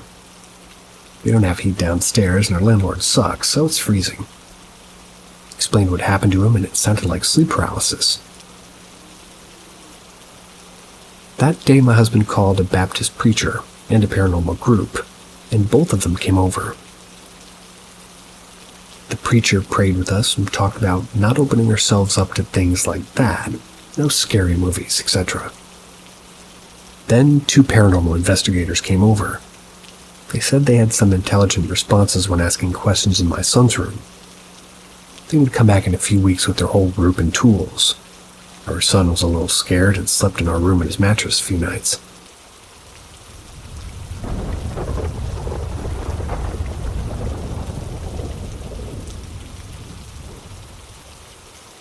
Cold room ghost. In my house. My roommate thinks it's debatable, though. So I kind of can't believe that I haven't thought to put this story anywhere yet. But anyway, my best friend and I have been living in the same place for almost 2 years now. The basement is unfinished. It's basically just this massive empty room that we use for storage. There's one door in the basement, but other than the one leading to upstairs, which is the cold room. For anybody who doesn't know, I didn't originally, but a cold room is basically a small room used for vegetable and produce storage, things like that. I'm not sure if you can also put meat in there, but never heard of them before moving in. Anyway, my mom just briefly explained it. Anyway, we toured this place twice before we moved in.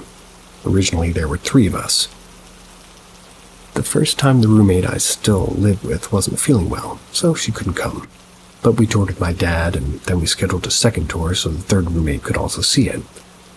One roommate just brought her sister, who wouldn't be, inspecting the place with us first as well. We looked in the basement both times. We looked in the cold room both times. We made jokes about the cold room, but nothing weird really happened, so we went about our business. The day we were officially allowed to move in, one of my roommates, we'll call her R1, was working. She wasn't really with us. She'd already moved most of her stuff in earlier anyways. Myself and R2, the one I'm still living with, were moving the last of our stuff in. My mom was helping. My mom was the only parent who left who hadn't seen the house, so we were excitedly showing her everything. And then we were like, "Oh, we have to show you the cold room."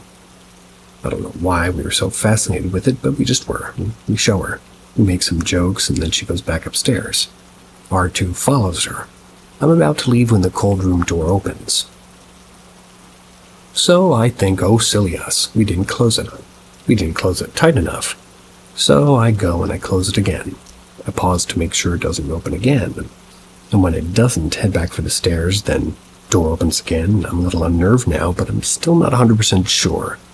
At least 100% sure that I've closed it tightly enough.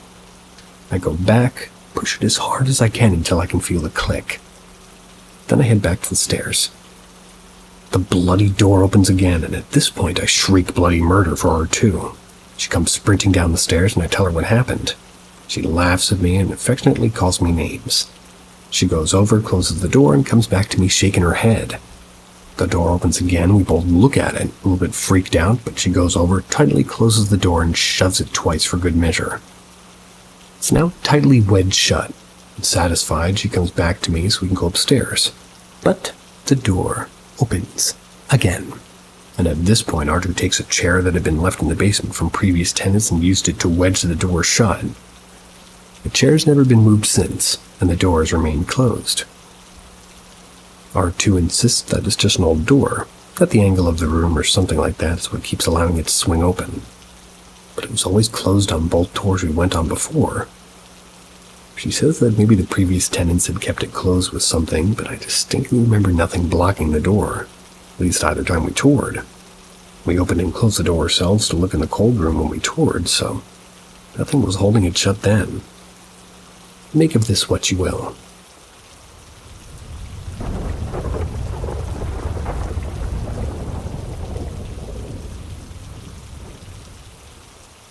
Paranormal or physical?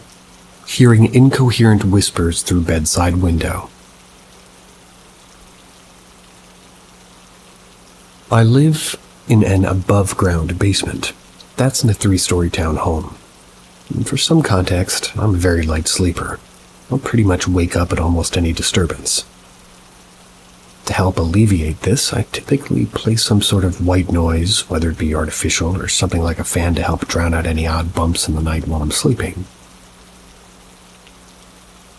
Anyway, I've been living in this place for over a year now, and aside from the occasional sounds from my roommates waking up earlier or an odd nightmare, I've generally slept here without any issue.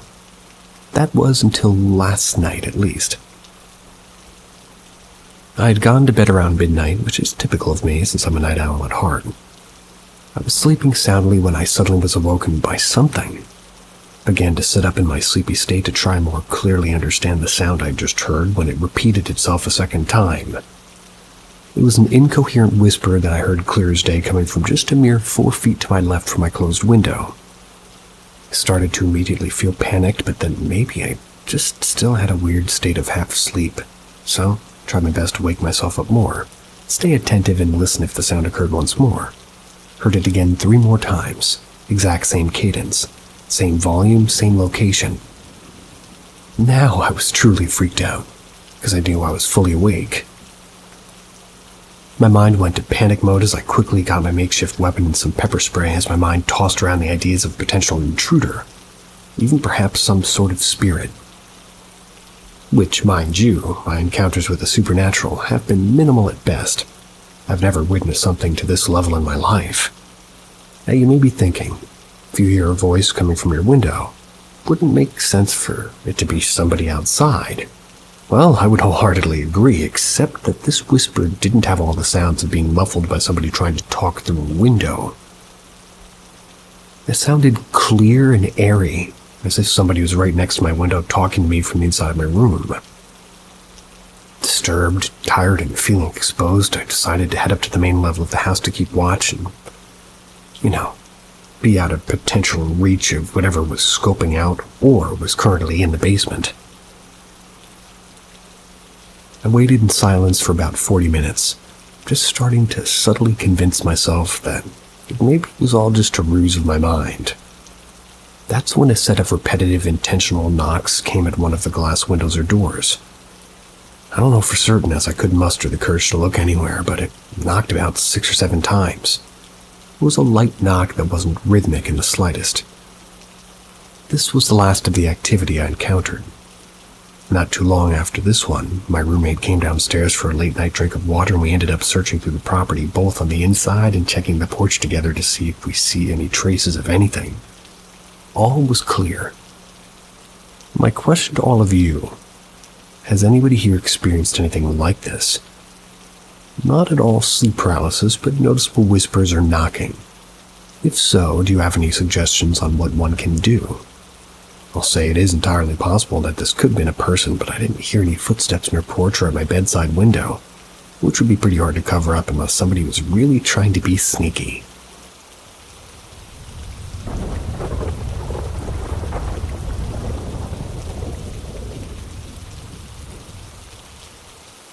Casper the Backpack Ghost. I've always been lonely, and maintaining relationships felt like a chore. Trying to force a smile and pantomime along with the usual script. So one day I decided I'd make my own friend, Casper. I always envied little kids who have their imaginary friends. Decided to get my own from my mid-teens. I didn't make up a lot about Casper. I always imagined a lonely boy, quiet and good-natured, there to listen, invisible to the world. It was absurd and humiliating that I made up an imaginary friend, so I'd mostly joke around about him when I was doing that with others. When I was alone, I dropped to my knees and poured out my heart to an empty room, telling him my problems, my hopes and dreams, how much I hated myself. This summer, I was headed down deep south, lower border of Mississippi and Louisiana. I was going down there for a change of scenery, give myself a mental health vacation. Things were bad when I got down there. Never stayed at one house for more than a day, and I had learned to keep everything I needed in my backpack. I was tossed around from house to house. My backpack and I stayed together as I was sort of ping-ponged around. One weekend, I stayed at my cousin's house. We were only 2 days apparently in age and shared many of the same interests. We spent the night running around with fake katanas and watching anime. My cousin has a terrible fear of the concept of other entities. So as we laid in bed together getting ready to turn off the light, I told her that there's nothing to worry about. My best friend Casper was here. He might seem a little creepy, but he's fiercely loyal to those he loves, protects us from any harm. I pointed right next to the bed and smiled, saying, "Good night, Casper." I turned off the light, and that was it. The next day we got up early. We were going to meet up with my cousin's coworker to go to a haunted historical site, Myrtle Mansion in Louisiana. We were all packed and ready to leave. I took one long look at my backpack and decided to leave it behind. It had everything I owned in it and I loved in it. But it would just be unnecessary weight. So I dropped it in my cousin's bed and right on the foot of the bed. Both of us remember me putting it there. We head out meeting our group at the restaurant they worked at a few miles to town. We all headed to the back, started to sort of hop into their truck. Sitting in the back, I feel something in my feet. I look down to see a backpack, but it looked just like mine. I slowly reach down and unzip it. It was my backpack. I'd never been in this truck in my life. It didn't even know my name, much less what I was saying. My cousin and I both confirmed that I'd left my backpack in the house in her bedroom. Yet somehow, a 20-pound backpack magically appeared. I was shook. My imaginary world had just bled into the real world. I stared at that backpack for the whole 2-hour car ride.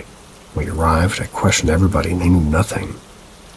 Not even that I even had a bag in the first place. I look at my cousin and then look around me as the tourists bustled around us. Then I got a text from an old friend who I hadn't talked to, who was a Wicca. Randomly out of the blue at that exact moment, they texted me asking how I was doing. I looked up and out loud thanked Casper before going to the restaurant and enjoyed my day. I was hugging my backpack.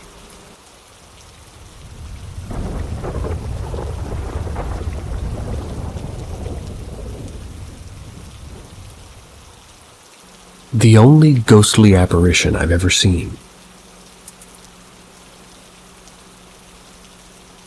I've experienced paranormal events throughout my life, starting from high school until now, although it's tapered off recently in the middle, sort of in the middle of my life. So that's from things like sleep paralysis, shadow figures, whispers, phantom touches, and also to growing up in 2 haunted apartments. The only time I've seen a solid apparition while awake was when I was in graduate school in Tennessee. I was at school all Thursday during the day and was just kind of cramming for an exam, so I stayed up all night. Finally fall asleep at midnight on Friday. I slept with the light on because I wanted to wake up early to cram some more. I was sleeping on my side facing the closet. I woke up, eyes still blurry, seeing a pair of legs. Cleared my eyes and panicked, sat up and saw my classmate. Let's call her Jenny. Jenny had a 1,000-yard stare at me. She whispered, "Dead." And then she withered away like smoke. I froze and my heart was beating 1,000 beats per measure. I guess when it comes to fight or flight, I freeze. I immediately rationalized it and it was hallucination. I had been sleep deprived. I imagined everything. I glanced at the alarm clock and it was 2:04. Went outside to the kitchen to get some water. The whole time I was thinking about that apparition, I thought I'd have to see Jenny later and I would have to find an excuse because I only hung out with her a couple of times in a group setting. So I went back to sleep. I was awoken by what felt like somebody holding both my shoulders and shaking them. Of course, there was no one. The room felt heavy. It was early January and it was cold outside, so the heater was on. Must have been too hot. Opened the balcony door to just let some air in. It was too heavy, like there's a pressure in the room. Felt suffocating. Didn't go back to sleep, so I went outside to the living room and I just studied instead. At 7 a.m. I got a call from my friend Macy. They were in Jenny's roommate. I was supposed to meet up with Macy for a study group, so I wasn't surprised to see her call. She told me Jenny died in her sleep last night. Macy was hysterical because she was the one that found Jenny's body. I tried my best to stay calm and to comfort Macy. Meanwhile, my mind was racing at the possibility that I didn't have an hallucination, and what I saw was an apparition. Found out casually later because I didn't want to pry nor tell anybody what I had seen. But it would have been pretty disrespectful to upset Jenny's family and friends, but Jenny passed at around 1:55. She appeared to me 7 or 8 minutes later. I never told anyone at school about this, because like I said, it would have been upsetting. I never got a clear message from her. Her passing, although of natural causes from a disease, was traumatic due to a hemorrhage. Tried looking out for Macy because she discovered a gruesome scene. I had to sleep over with her in a new apartment because it took her a while to go to sleep by herself. I've never seen an apparition before, nor have I seen one since. But that was memorable and terrifying in the moment. Now that I'm older, I wish I had gotten a message from Jenny. Maybe it would have helped her somewhat. She was loved by family and adored by friends, at least from what I saw at her memorial. Sweet dreams. See ya.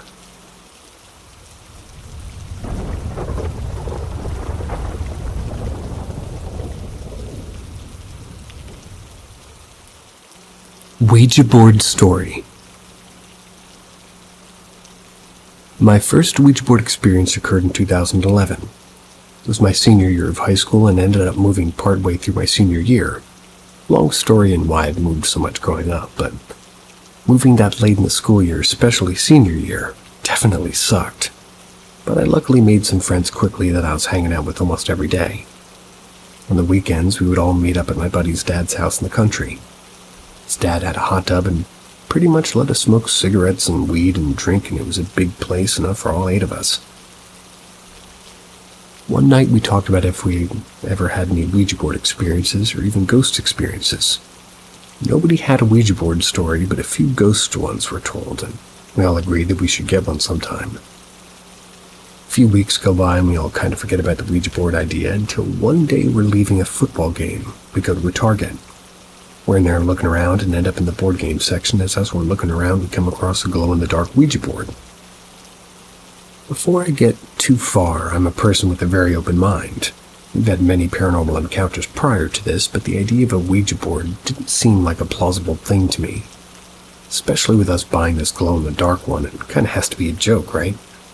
But after this experience, and another experience I had with the homemade board, I truly believe it has to do with your intent more than anything. So, back to my experience. We buy the board, head back to my buddy's house, and we chill for a bit till it gets around midnight.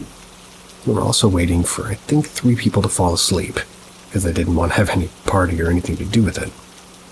But eventually those people fall asleep, and we get the board out. We all sit around the table as Dad's getting the light turned off and a few candles lit. He goes to turn the lights on, and the lights don't come on. And right away we all start to get excited. Growing up, my mom had books of a lot of different topics, from UFOs to spells. And I remember reading in some of the books about spells that when you do a ceremony like this, you should say some type of opening statement to the spirits, stating your intentions and that this door you're opening is only temporary, and that you'll be closing it when you're done. So do that and start asking questions to the planchette. It almost did feel like it was moving in its own directions. Keep going a little longer, and eventually one of my homies on the couch starts complaining that we need to quit touching him. He wants everybody to stop messing with him while he's sleeping. We all just look at each other in shock, like, what the fuck is happening? So we keep asking more questions. A different friend sleeping says the same thing. Everybody starts to get a bit spooked. The table we're sitting was like a round table, and everybody scooted toward my direction, so it left the empty space. As we were asking a few more questions, that side of the table where nobody was sitting lifted up and then dropped. Honestly, we should have stopped there, but we continued. We moved to the floor and was the first one to move down to the board, along with my other friend. As soon as we both got down, we both felt the coldest breeze walk right past us. They were asking questions again and stated to have a couple things thrown at us from the hallway near us after that happened. Said my closing part to close the door. We never used that board again, though. But I do have another story from a different time involving a homemade board.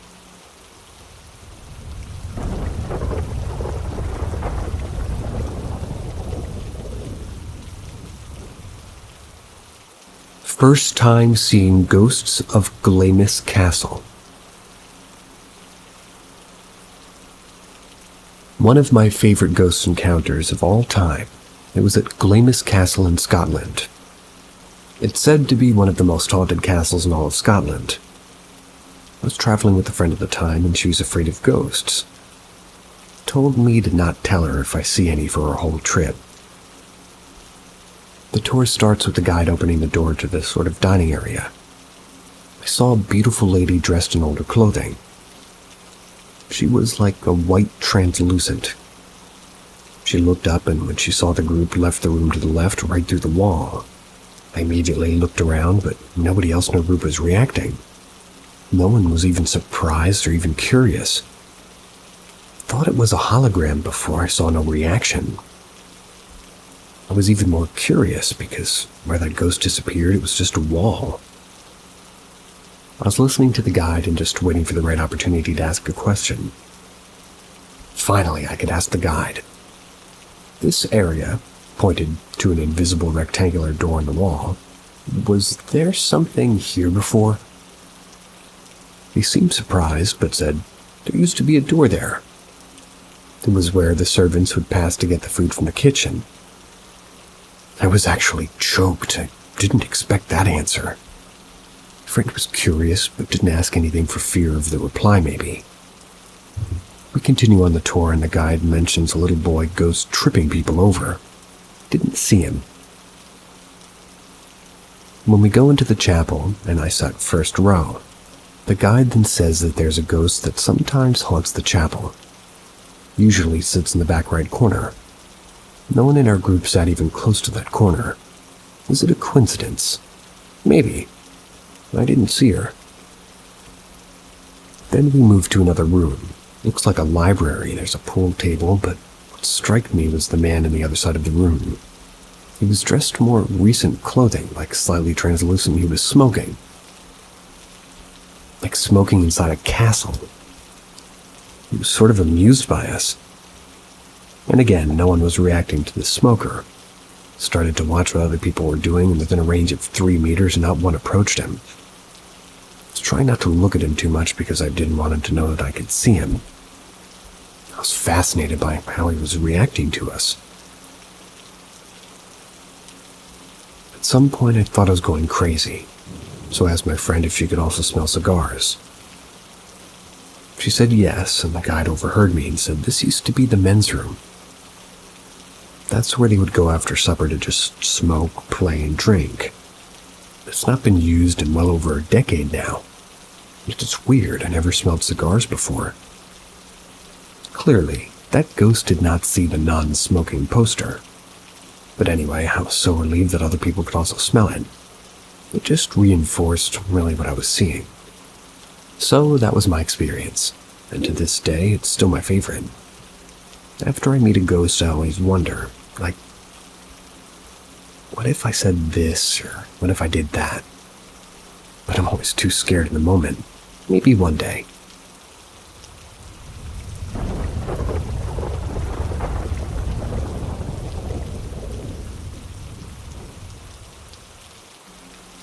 Shadow people in my neighborhood. This all occurred while playing Manhunt with friends from school. We would play in my neighborhood, which is located in Central Florida.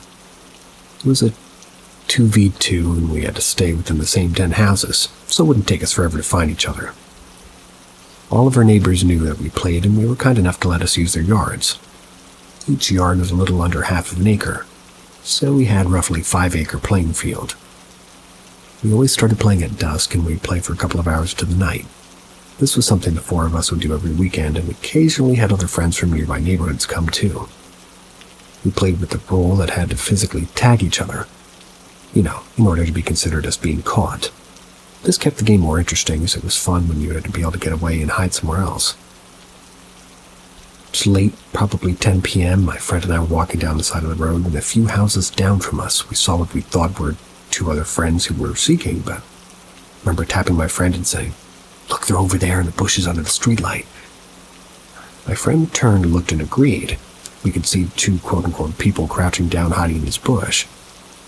So being that they were only a few houses down, I suggested that we walk toward them, but at an angle, so they wouldn't think that they'd been spotted. Once we get close enough, we'll rush them.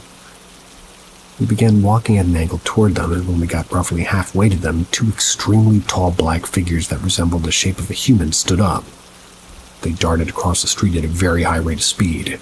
Their legs moved like they were people running. They went under a street light and straight through a white vinyl fence. My friend and I stopped in our tracks, and both of us stood there for a minute in shock. and this all happened within 10 seconds. Ran back to his house, called our friends, tell them that we're done playing so they can come out. Once we told our friends who were hiding what we saw, we all agreed to call it for the night. Well, it was never the same after that night. Our days of playing Manhunt quickly came to a close. My friend and I's stories perfectly aligned, and we saw the exact same thing. It's been nearly 10 years and we still talk about it. Think of those beings very often. Now for the details that make this more eerie than it already is. These beings were definitely watching us. We could see them ever so slightly moving their heads as if they were trying to get a better look at us. I would estimate them at being 9 feet tall. As they watched us, we never saw eyes or any features whatsoever, just the silhouette and shape of what could have been best described as a human. No feet or hands, but they were so black you could see them in darkness. For lack of a better word or words, they were more black than black. It's like a void, and as they stood up, they were close enough that we would have heard the bushes move or their feet hitting pavement while running. There was no noise. As they ran under the streetlight, there was no shadows being cast. They darted straight through a white vinyl fence, and there was no opening or gate on that side. And again, no noise. This wasn't the last time I saw these beings in my neighborhood. 2 other sightings where I'm 100% sure that I saw them. Always in the exact area of the neighborhood in which I saw them the first time. And anybody who's listening for the first time, thanks. See ya.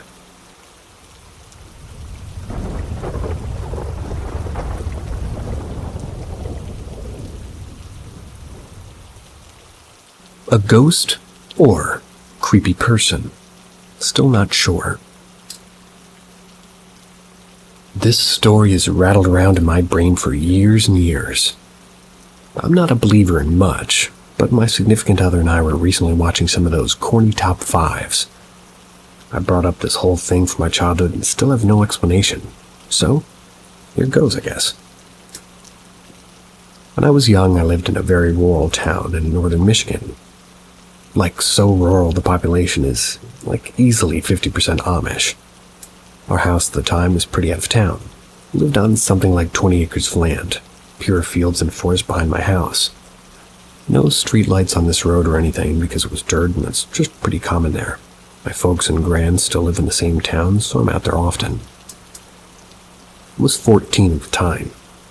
It was a few days after my birthday, so midwinter I'd gotten a new PC and my mother and I were both playing EverQuest. Pretty cool. We kept the computers in the same room. It was kind of the way we spent time together. The computer room was right off the front door.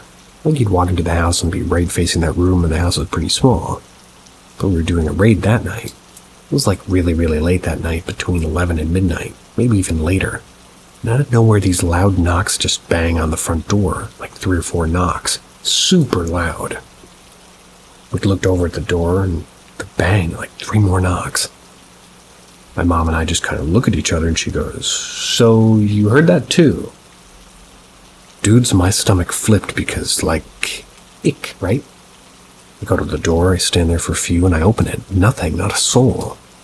For a second, my brain was like, prank. Whatever. Then I look down, and there's snow all over the porch, and it's perfect untouched snow.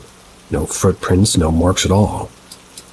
There was this wheelchair ramp, one of the really long, gentle slope ones. Went all the way to the driveway, nothing, not a single mark. My mom and I still talk about it occasionally, and it weirds her out big time. Now here's some weirdness my brain didn't connect until I was talking to my significant other about it. Outside of this house is a massive tree, huge. One of the big sections of this tree had been cut off, a whole third of the tree where its branches off from the trunk were. Wish I had pictures because it's kind of weird, but my friend and I had just been sitting under a tree later in the year, spring or summer. I'm not sure, but it was nice enough to sit in the grass. We had this old dude who rode up and down on a mobility scooter, lived maybe a quarter mile up the road. Pulled up on the side of the road and called me over there, and he asked me if I lived there. I said yes. Then without missing a beat, this dude asks me if I knew the tree that we were sitting under is where somebody had died. Just kind of stood there and he pointed to where the tree had been cut. Said that the old owner's kid hung himself there. Then he rode away, just kind of talking to himself. Friend left because she was freaked out. I don't know if what he said actually happened. Never dug into it, but dude was always up and down the road yelling, singing, and talking to himself. Sounds a little bit like my kind of guy.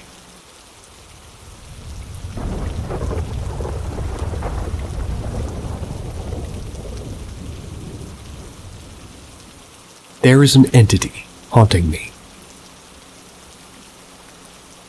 So this is actually crazy to me. I can't explain it.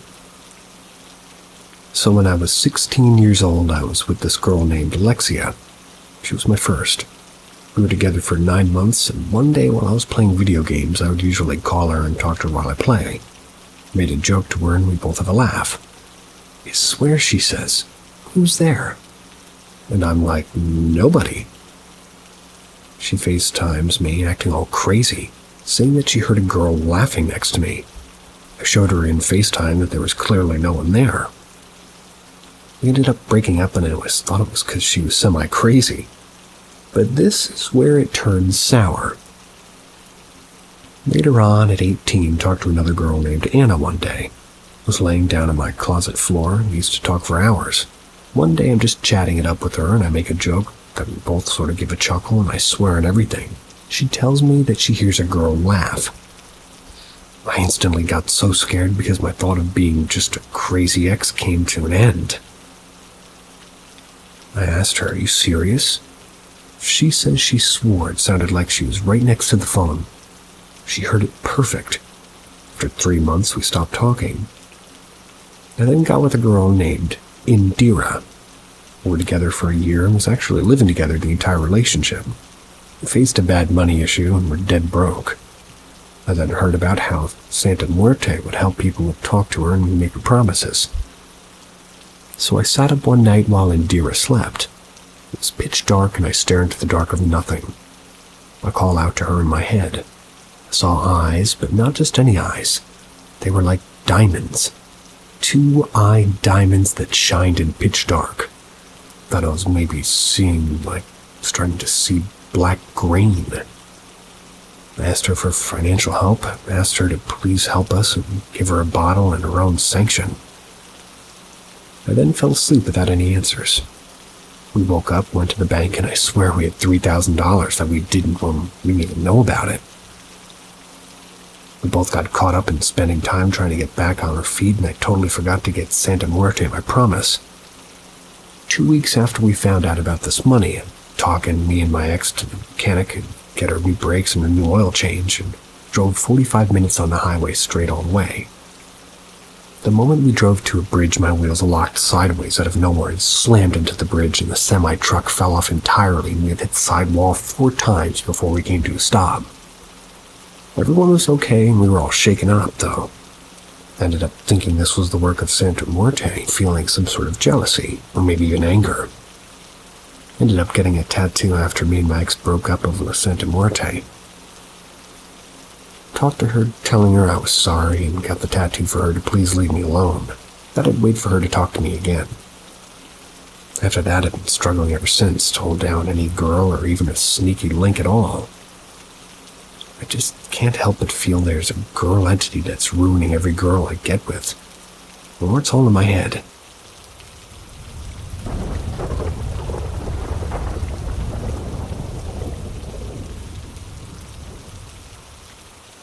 Cruise ship knocker. About 2 years ago, we took a 4-day cruise.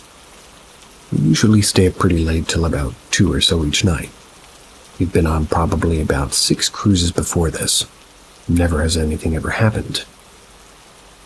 The first night we heard a large knock on our cabin door after my wife and I had gone to sleep. I called out, like, "You have the wrong room," and the knocking stopped. Picked up again a little bit later. It's hard to tell how long since I'd fallen back to sleep. The next night, the same thing happened. It's strange because, again, it's very late and very loud knocking. I would think somebody would be a little quieter. At that time, they were looking for their room. I called out again that they had the wrong room and it stopped. It happened a few more times that night, and I talked to my wife the next day and discussed how strange it was. It's hard to explain because it was just knocking, but it felt kind of off. It's the only way I can describe it. The third night I was ready. As soon as the door knocked, I jumped out of bed and looked through the peephole. Of course, nothing was there. But I also couldn't see the shadows of somebody at the door. You can see the light coming from under the door and shadows of feet, typically at least. The knocking came a few more times again that night. I asked some people staying around us if they had someone knocking on their door at night, and they said no. I didn't want to ask and seem like a crazy person, but I had to know. I asked our friends, who had been vacationing many times, and maybe they were pulling a joke. They said they didn't even know where our room was. They hit it pretty hard during the day, so I don't think they'd be this committed to a late-night prank. And I've known the husband for almost 30 years. He's never pulled a prank once. I don't want to embellish the story, but I'm pretty sure each night the door was knocked on 3 times and 3 knocks each. I told my wife what it could mean. She said just don't open the door. Last night, same thing. Door knocks, I run to check it out, nothing. As we're getting ready to disembark, I said out loud that under no circumstances are you to follow us home. I felt stupid doing it, but better to be safe than sorry. Luckily, we live about 20 minutes from the port, so I don't have to travel home. Normally we take a nap when we get home, and I had the most intense dream I've ever had. I normally dream a lot, almost like I'm watching a TV show or a movie, but this was crazy. Had a lot of intense colors, and I could feel a presence there. I woke up, walked around the room, and then woke up again. It was like you see in movies, waking up in a dream and then waking up for real. I don't think I've ever done that before. Tried to Google knock on a cruise ship door, but I couldn't find anything. I wanted to write this out for a while, but thought people would think I was making it up. I may be open to this type of thing, I guess. I've been living with some sort of ghost or entity from time to time since I was 10. 44 now. But this was not it. It's more neutral. This thing felt super ominous.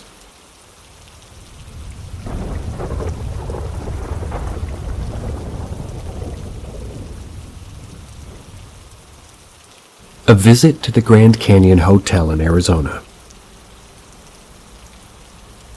So as mentioned above, I went to the Grand Canyon Hotel in Williams, Arizona. I was at a rest stop before heading to the Grand Canyon to be at the Grand Canyon Railway the following morning. We chose the hotel because it was cheap, and it was also said that the oldest hotel in Arizona was that. And at first sight, it was a beautiful hotel. The lobby was decorated with historical memorabilia and foreign currencies gifted by previous customers. After checking in, the front desk told us to check out the room and see which one we wanted to use. As we walked up the stairs, we were greeted by an old picture of an old lady. Judging from it, it looked like something from the late 19th century or early 20th. We were checking out the different rooms when my friend told me she felt like something tapped her on the shoulder. I joked around saying it was a ghost. Normally I'm pretty much a paranoid mess, you'd say, but on this night, I just wanted to rest after driving all the way from LA and super excited for the next day. I chose a room next to a hallway, and if you search for the hotel on Expedia or some other travel site, it's a room with a sailor uniform in it, like a real sailor uniform from the war. At midnight, I went to bed. Didn't have any paranoid thoughts. Went to bed peacefully, in fact. Then at around 1 in the morning, I hear footsteps. I hear footsteps outside my room. I'm thinking it's the neighbor's guests or something. I try to go back to sleep, then the footsteps reappear. And this time in my room. I'm terrified at this point. Open my eyes, sit up on my bed. Silence. So I go back to sleep. I should also mention that the bed that I was sleeping on was an extremely soft bed. If you sat down on the left side of the bed, I would completely roll over to your side. So I was sleeping once more, then the footsteps came back, and again in my room. Except this time it sounded like it was running around. Terrified, I keep my eyes closed. My arms start to go up and down on the bed, and there's something walking on my bed. After hesitating, I open my eyes. Right in front of my eyes were two extremely pale butt cheeks. My head between the legs. They were small. It was obviously a child's ass. Couldn't tell which gender the body belonged to, but it was very much a child's pale blue ass. Then I closed my eyes once more, heart beating faster than it's ever been. Then I open my eyes and it's gone. After a few minutes of silence, I reach for my phone and watch some of The Office to cheer me up. Go to bed at around 6 in the morning. I talked to the front desk in the morning. I said there's no reports of ghosts in the hotel. If any of you have ever visited the hotel and have been visited by something or someone, please let me know. This was my very first haunting, and I want to know more about the child that visited me in the middle of the night. Night. I was always skeptical of the paranormal, and now I'm a firm believer. What a weird first ghost to have witnessed.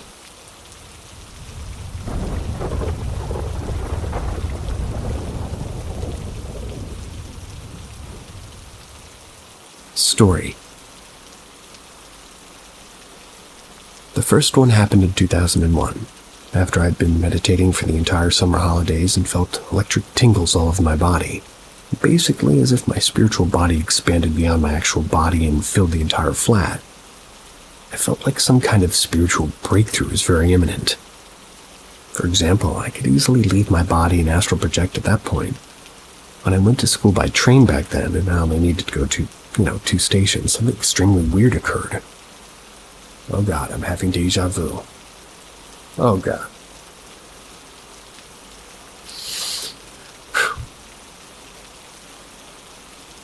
A man sat opposite to me, started to fondle his genitals through his trousers while staring at me with a look that appeared absolutely abysmally evil. While that in itself wouldn't necessarily be so unusual, the really strange thing is that the same phenomenon repeatedly occurred for every day of that week. But the man always looked different than before. It was definitely 100% another being, but it still also somehow looked like that man. It always felt as if the man didn't derive any sexual satisfaction from his action, but that it was rather an act of intimidation, as if to say, "Stop it, boy."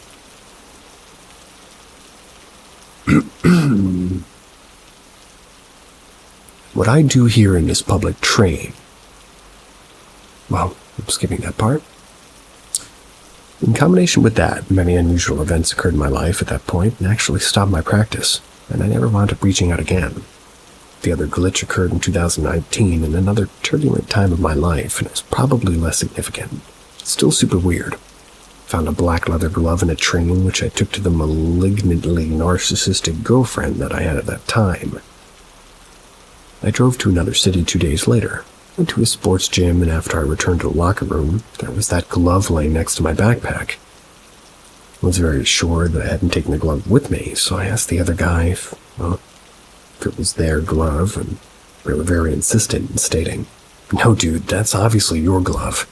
I left the glove there." Okay. And if anybody's curious before the story ends, I'm trying to start up a second channel here. And if anybody has any suggestions of topics, or if they think it would be a good idea to have the video actually be live, with me reading the stories to you, that'll help me win my producer over. So anyway, in the case of the second story, that event actually co-occurred with some other weird things happening at the time. It seemed as if I was supposed to get a message like something turbulent's going to happen here. Better watch out. And in fact, those turbulent things happened with my girlfriend a bit later, so it felt a bit like some kind of warning or preparation. On the other hand, the glitch from 2001 simply seemed like somebody wanting to stop me. Those are not glitches, those are just disgusting. Good night. See ya.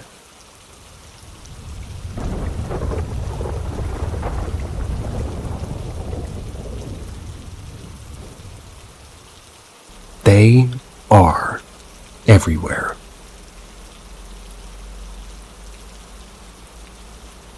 not sure if this is just me, but no matter what time, place, who I'm with, sober or fucked up, the shadow people casually walk around Earth. They're not fully opaque. It's like a fuzzy haze in an outline of a person. Imagine a silhouette of energy. First time I started to see them was when I was around 14, and I'd go out of my house, go to the shed, and I'd smoke cigarettes. I would see them walk past me. They'd go down the road, just walk around. At the time, I'd call them wanderers. I think shadow people is a better fit. One time stands out more to me when I was outside smoking weed and cigarettes by myself behind the shed. I turned around to face the shed and I see one of them peering around the corner right into my eyes. There were hands and fingers that were curled around the corner, and in the middle was a clear head. No facial features, but staring right at me. We made, quote-unquote eye contact for 10-15 seconds before it slowly creeps back around the shed out of sight. I've never really had a fear of them at any point, even that last one, though they would give me a slight spook walking down the road in the dark just to come face to face with one. But letting go of the worry of making too long of a post, I'll tell the one time I actually felt scared of one. I was inside sitting on my couch. I don't entirely remember, but I was probably only high on weed, and from my seat I can see perfectly into this one room. This one room I've always kind of had a spook from, like a dark open closet door at night. This time I look up and see one, but not like I've ever seen previously. This one was a child, or at least a child's height. It wasn't partly translucent like the others. Standing in the doorway, clear as can be, it was a fully opaque silhouette of fuzzy, tense energy. 2 dark pits where its eyes are supposed to be. I'm sitting there staring at it, and it's staring at me, and we hold. We probably held our gazes together for about 1 or 2 minutes, but I swear it felt like the longest time I've ever held in that seat. As it glares back at my whole body, it's filled with every negative emotion my body can process, and that's apparently a surprisingly large amount. Fear, loathing, wrath, sadness, hopelessness, confusion, everything horrifying and terrifying that's ever happened in this existence. Every great tragedy, genocide, shooting, and just every general fucked up shit in life. A full, deep, detailed understanding of these rushed through my head down to my torso, then down into my arms and legs, all while looking at what might have been something a little or a lot more like a wanderer or shadow person. Sitting there, scared shitless, slowly walked down my steps and is gone. I haven't seen it since, but I will say that I'm on the border between wanting to and not wanting to encounter it again. They're all still everywhere to this day.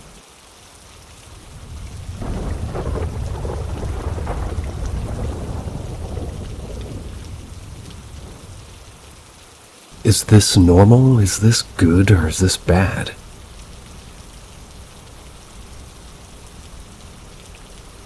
So this has been going on since as long as I can remember. I've always seen shadow people creeping around corners behind people and close and far. Sometimes that would make me feel absolutely terrified to the bone, and sometimes I felt perfectly safe. We used to be a really religious family. I remember learning about angels and demons at church and how everybody had a guardian angel. I rationalized the shadow people as this. One would pop up, stand in the doorway, and another would pop up behind or in front or next to it. I would assume that my guardian angel was protecting me from some demon. Fast forward now, and only gets more frequent. They're clear as day. I can stare at them for up to 30 seconds before they leave. They'll only be on one side of the counter, and when I look at them, they duck down and hide. Same thing behind the couch and some doorways. Sometimes it's only a head, and sometimes it's the whole body in all different sizes. They watch me. I've always felt like I'm being watched. I have a friend who said that he never had experienced anything like this. That was till he met me. I once randomly asked if he ever seen anything at my house. He said yes. He told me when I would go to the shower, something would dash after me from my room to the hallway where the shower was. He said after seeing this stuff, he started noticing it at his house.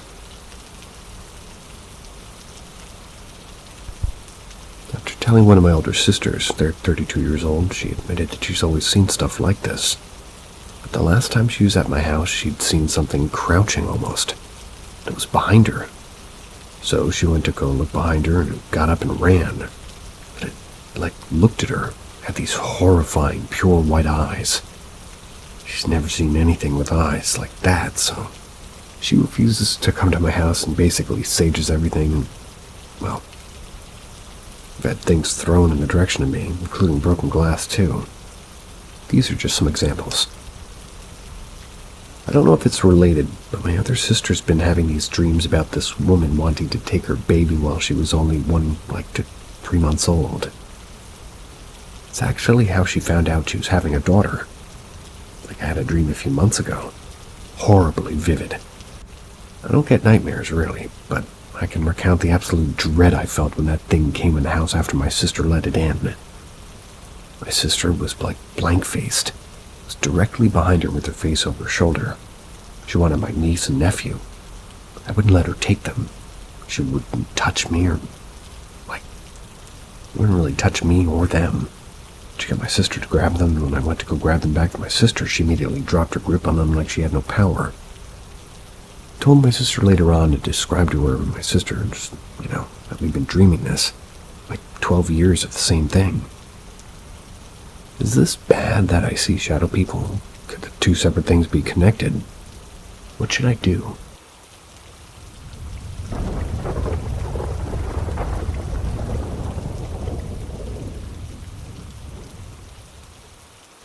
I can't believe I'm even posting this.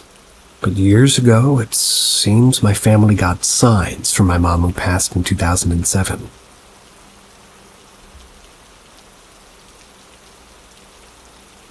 My mom passed in 2007. I was 13. My brother was 10. My dad was 46. My mom was 47 when she died after a 4-year-long ovarian cancer battle. Growing up, my family had always been interested in the paranormal.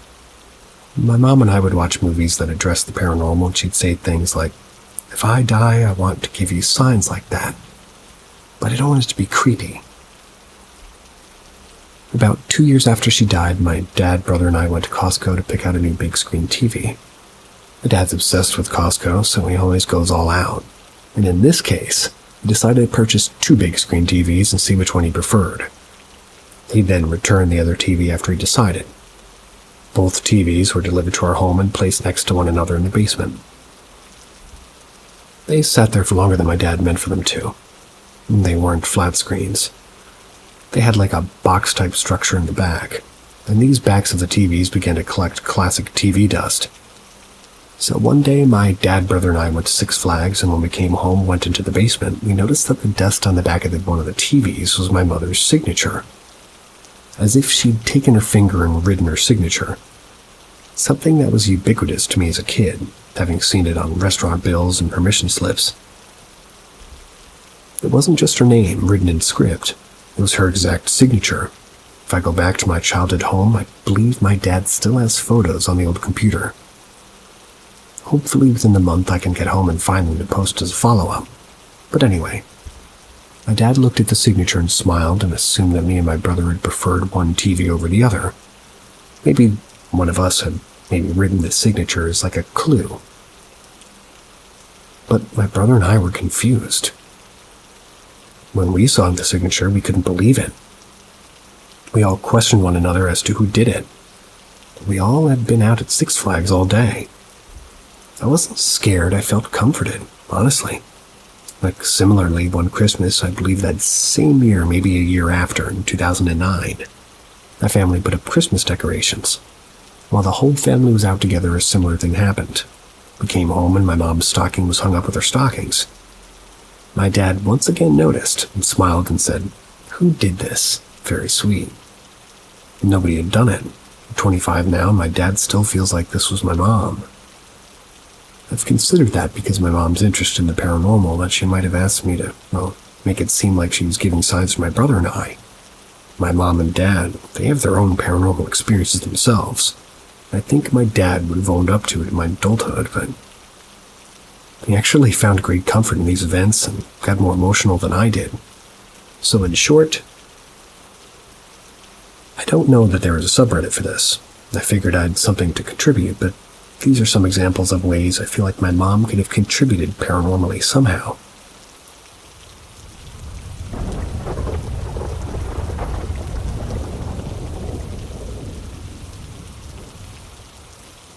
The Smoking Visitor. My grandfather was a man who smoked more than any man I've ever seen. Cigarettes, cigars, home-rolled, it didn't matter, he smoked it. He was never really into chewing tobacco or patches, and he heavily favored cigars over anything else. But there was a particular brand that he would smoke. I don't recall exactly what it was, but he would carry them around with him like a specially carved metal case. He'd smoke them almost all day. He worked a stressful job in the government for most of his working years, which is where he obtained his habit. After he retired, it sort of stuck around until the day he died. I was very little when he passed away, less than 10 years old. I can still remember the smell of those cigars he would smoke. Not that I liked the smell, in fact I hated smoking, but it was such a distinct scent that it only ever meant one thing: Grandpa's here. Even years after he died, my grandmother especially would claim to have visits with Grandpa, saying that they would sit and chat for hours. I always assumed this was just her way of dealing with grief, imagining that he was still there and having a long conversation with him. She would often complain about the smell of cigars that he left after he disappeared again, saying that it would hang in the air for hours. It wasn't long before other family members began to have similar experiences. First my mother, then my stepfather, then my uncle. The story was always the same. They'd be alone in the house or the car, and suddenly the smell of those cigars would fill the room, and black out every other scent. It would get cold, even in the summer. My mom even said she would hear him coughing as though he were in the walls or above in the ceiling. She told me that one day he would just come pay me a visit, and I would know by the smell that followed him even beyond the grave. It wasn't long before she was proven right. My family and I just took a road trip down Route 66 to Las Vegas. That's where we'd be staying for the week. I was 16 at the time and hadn't heard anything more about my grandfather for some time. I thought perhaps he had finished whatever business he had on Earth and had finally passed on. Turned out I was wrong. Well, we were in New Mexico a little more than 3 days into our drive, and it was like a blisteringly hot day. It was over 100 degrees, not a cloud in sight. It was just me, my mother, and my stepfather in the car, blue, small sedan. There were hardly any other cars on the road, and endless desert stretched as far as the eye could see in every direction. Suddenly, my mom just gasped, and we all smelled that old familiar smell. "We have a visitor," my mother said calmly. The smell wafted through the air for a few miles, filling the entire consciousness. My head filled with thoughts of my grandfather, and I began to feel an icy cold breeze, even despite the horrendous weather. After a while, the smell dissipated and the climate returned to obscene hotness. This marked the only time to date I've been visited by my grandfather. Other family members have reported him multiple times afterwards, even as recently as this year.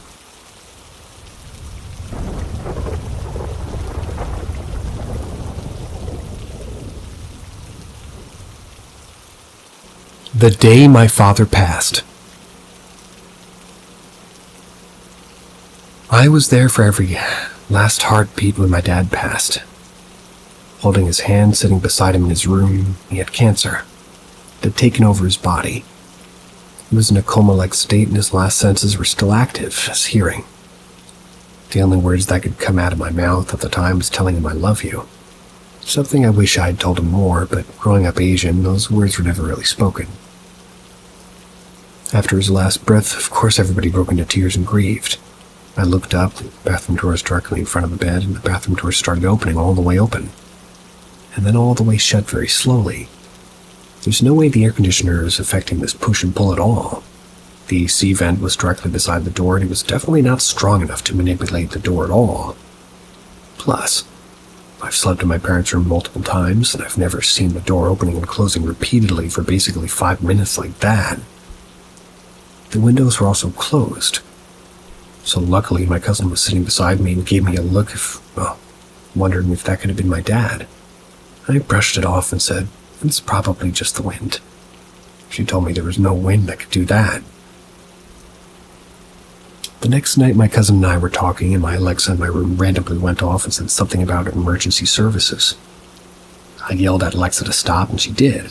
But later in the middle of the night, Alexa went off again, making the loudest siren noises I've ever heard randomly. My Alexa has never made random noises like that. It's never gone off without me calling her name. It definitely frightened both my cousin and I, but more importantly, it worried me. I wondered if it could have possibly been my father, and if he was maybe stressed out or stuck. I wanted to help him if he was somewhere that he wasn't supposed to be, or even, what if his death opened up some portal for spirits to come out? The possibilities were endless, and I was curious to know what was causing all this. Well, I eventually had to go back to school. I was in uni at the time, last semester before I graduated. I wanted to finish up my degree. The nights were long and I was depressed. I could barely sleep. And randomly one night, when I was doing homework, my Alexa told me, "It's time for bed." I freaked out for a second and wondered why she told me that. My father used to always knock on my door and tell me to go to bed when he was around. It was his way of saying, "Good night, I love you," without having to say those words. I never started a routine or adjusted anything in my settings with Alexa at all. I checked my phone, there was a random routine that Alexa had started telling me to go to sleep every night at 9 p.m. It felt like my dad was looking after me. Or maybe it was just my brain making things up just to selfishly feel like he's still here. I'm not sure.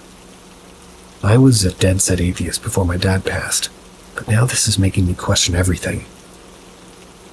I know I could never conform or commit to one set religion, but now this makes me believe in some sort of afterlife or paranormal that may exist. And I know these experiences aren't prominent enough to prove that my dad was there, or that even something was there at all.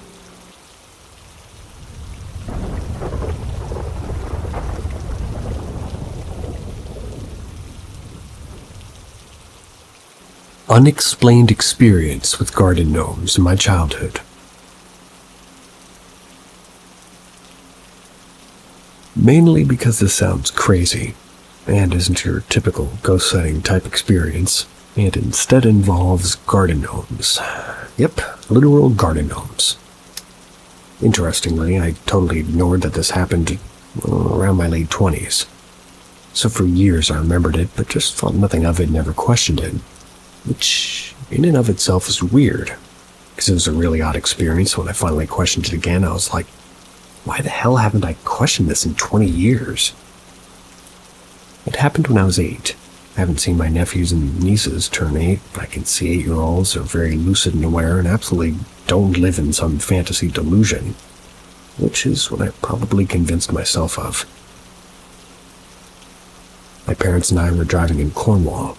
It's a part of England steeped in mythology and folklore, the home of the Merlin story and all that. We passed a house, and we passed many times in my childhood. We visited Cornwall every year. An old man lived in this little cottage, and beside it was a statue of a giant gnome's boot. I used to play in it as a kid.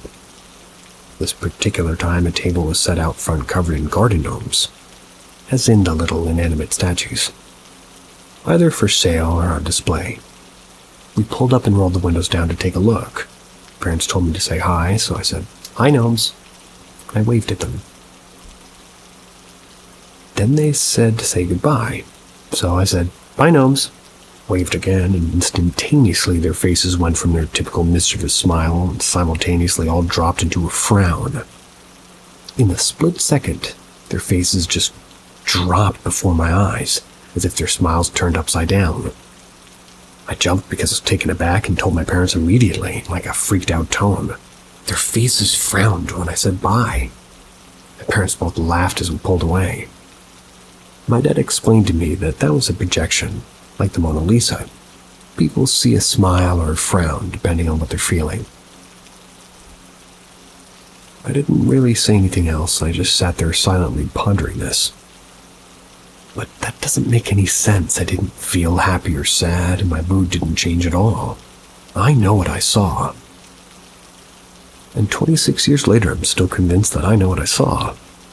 I wasn't some fantastical kid with an overactive imagination. I've never hallucinated in my life. I don't have vision problems or mental illness. And this is totally isolating. I've never had anything like this or anything vaguely unexplainable or paranormal happen to me before or since. I'm not saying it was paranormal, I'm just saying it was completely unexplained. Continues to be until this day. I actually feel pretty embarrassed telling the story because I know how absolutely insane it sounds. Has anybody ever experienced anything similar? Does anybody have any other insights into what could have happened? I'll put a 26-year-old mystery to bed.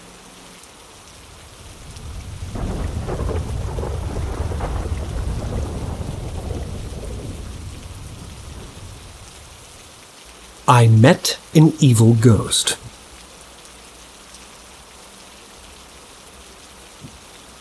So to give some background information, I'm spiritual, and if you don't know what that is, spirituality involves the recognition of a feeling or sense or belief that there's something greater than myself, something more to being human than the sensory experience. I believe in souls, spirit guides, and reincarnation.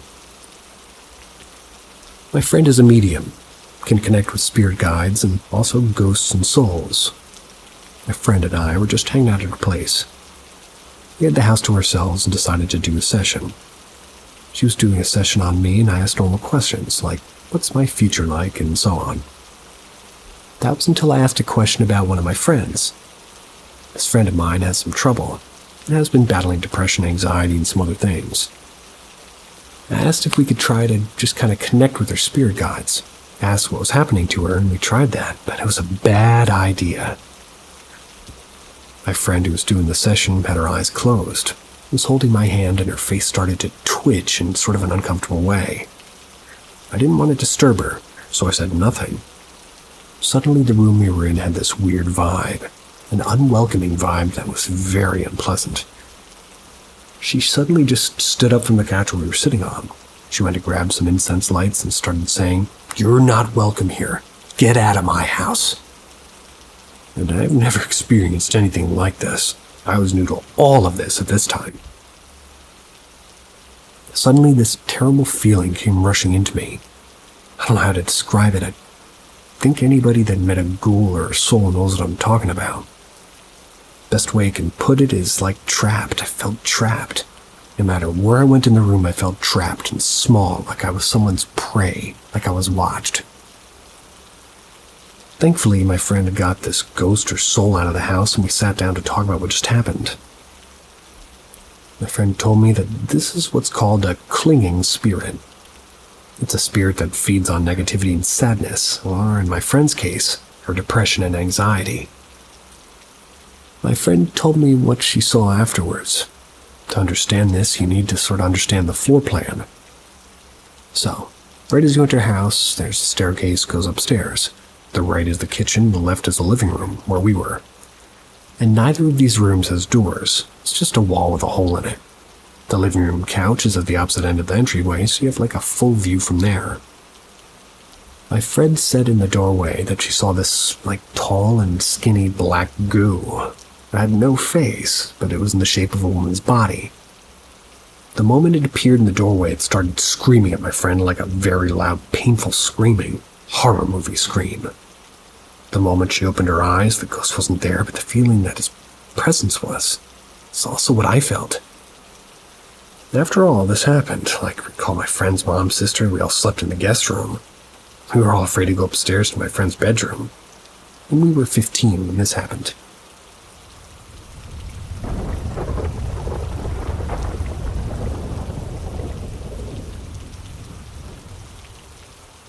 My cat versus the Hat Man. This just happened, so of course I have to come share it with my besties.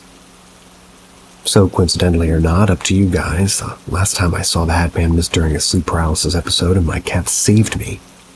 My cat saved me by just throwing himself at my door and waking me up. This time I was awake, standing by the time I noticed him, and my cat was banging on the door again. It's my belief that the Hat Man visits during bad times. I don't think he's an omen of death. Well, My house isn't exactly glowing with positive vibes right now. My boyfriend who lives with me is experiencing a psychotic episode recovering from alcoholism. He was cut off by his entire family for about a month. Anyways, I was on my side, awake, but starting to get a bit sleepy. My cat started knocking on my door. I groaned, got up, and I was walking to the door literally like 8 steps, and I saw something out of the corner of my eye peeking out of my closet. It was moving back and forth rapidly. My closet door broke, so I have 2 curtains sort of hanging to cover it. It doesn't quite do the job because the curtains aren't wide enough, so there's a foot gap where I can see into the closet on one end. Anyways, I didn't get a good look at it right then, but it scared me anyways, so I hustled the 3 remaining steps and opened my door. My cat came running in and I got back into bed. We hopped up onto the corner of the bed, and I was lying where he was standing on my bed, and I could also see the sort of closet while I looked at him. I looked up directly at the closet and I saw the shadow or figure of a wide-brimmed hat ducking in and out quickly. What's weird is that he was very short, like maybe 4 feet tall. He wouldn't have been able to see into the mirror above my dresser. He would have had to climb my bed. And the shadow didn't move inhumanly fast, but it or he was doing a very poor job at trying not to be seen while staring at me and my cat. And at the same time, I saw the shadow of my cat's tail, which in retrospect was a different color than the Hatman's shadow. Its tail was high and flicking around. I saw them at the same time in its separate shadows. I didn't immediately assume, oh my god, demons, oh my god, Hatman. But I was like, oh, my cat's tail. Then I realized I was seeing something move in and out around the curtain before I even left my cat in. So I got scared, yelled at my Alexa to turn the lights on, and it was gone. Afterwards, my cat fell asleep pretty quickly. He was out cold. I pet him and he didn't stir and lift his head. A bit later, he woke up with a jolt and lifted his head, and his ears were very pointy like he was scared or very alert. I guess if it was that scary, he would have ran. Probably just a coincidence. But still weird considering the hour me and my cat have had.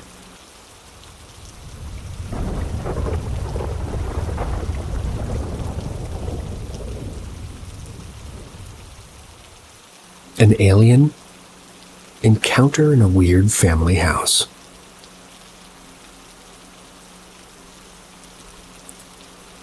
My older brother's not the kind of person that makes up some hoaxes about paranormal things, but this seemed incredibly weird and not real even to me. Basically, after some time he spent in the bar, being a bit drunk, he for some reason decided to go deep into the forest. Perhaps somebody told him to do so, or he had planned this already. Worth mentioning that in the village we've lived in is allegedly located like a World War II German bunker, along with an old airstrip. So, he went into the forest, and as he stated, found an entrance inside the bunker. Inside he had seen maybe a white figure of a man. The figure left no tracks in the snow. Had a small talk with my brother. Decided not to tell anybody about what they had a conversation about, but everything he told us that some bad things that are going to happen. And if I'm not mistaken, that happened before COVID, or at least at its start. I was so out of my brother's behavior. Nothing even close to that ever happened, and nothing similar happened after that. Indeed. Pretty sure my family forgot about this, but for me, it sometimes pops up in my mind. Once while sleeping, I started to hear consecutive knocks on the ceiling. These knocks lasted for different amounts of time, but had always been the same. They usually started at night, though. The worst thing about the knocks is that it usually makes it impossible for somebody to get into the attic, because our normal way inside was never built. Our only way to get there is to bring a ladder, climb into the roof, open a wooden lid, and squeeze inside. There's really actually nothing inside of the attic except a big water reservoir for an old water boiler that's placed in a different position from where the knocks have been heard. It never occurred before, and never after. My mom was called by her name in the middle of the night. That time we were alone in the house. It might sound very stupid, but that's what she told me the next day. In addition to this, once she was preparing and cooking for a birthday in the building that was separated from the main house, basically a kitchen. Stayed there till late night and then told me that she felt a very weird and sudden urge to lock the house and kitchen. After about 10 minutes, somebody started banging and pulling the kitchen door. I'm scared to think what could have happened if she didn't lock the doors. Also, all of us from time to time felt a creepy presence, especially my grandma, who went alone into the house and poured plants with water. That scared her so much, she felt that presence that she ran away outside and now doesn't go alone anymore. Perhaps it's somehow connected to the fact that the exact house is actually connected to all the bad things my mom ever had in her life. But who knows?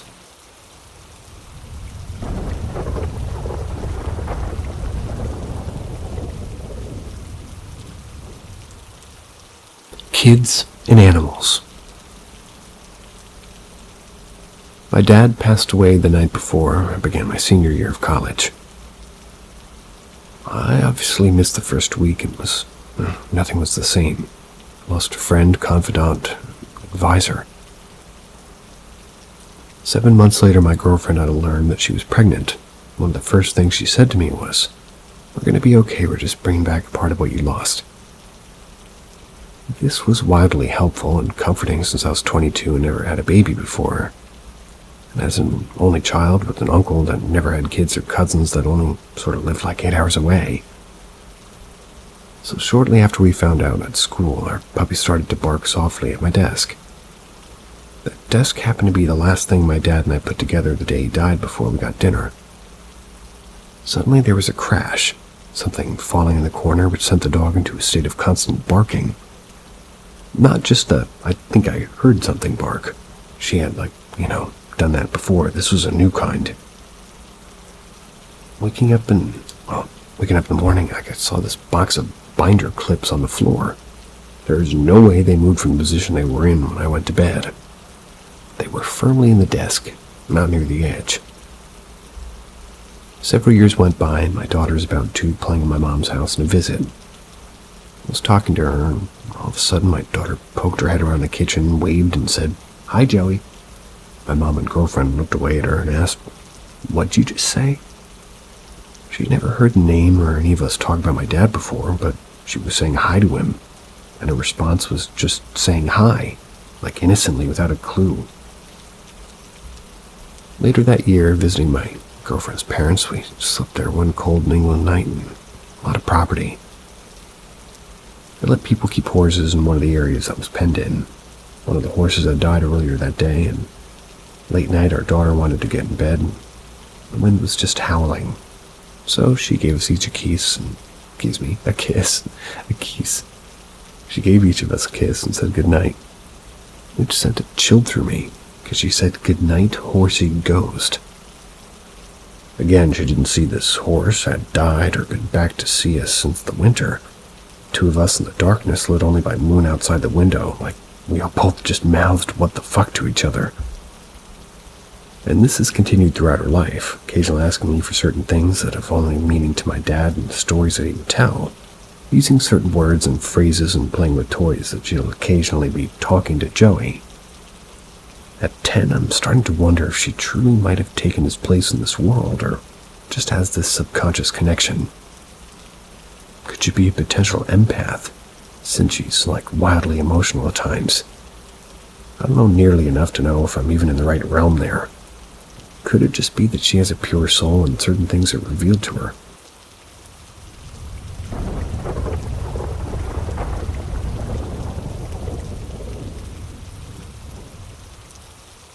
Strange things in my house. If you've seen some of my old posts or comments, you may know that I'm more of a seeker of a rational explanation for everything. I'm not saying that I don't believe in the paranormal, but I'm pretty much on the contrary. I prefer to first eliminate all natural and rational leads. But I have to admit that for years, strange but explainable events seem to follow me. I've experienced strange things in my old apartments and in my new one. It continues.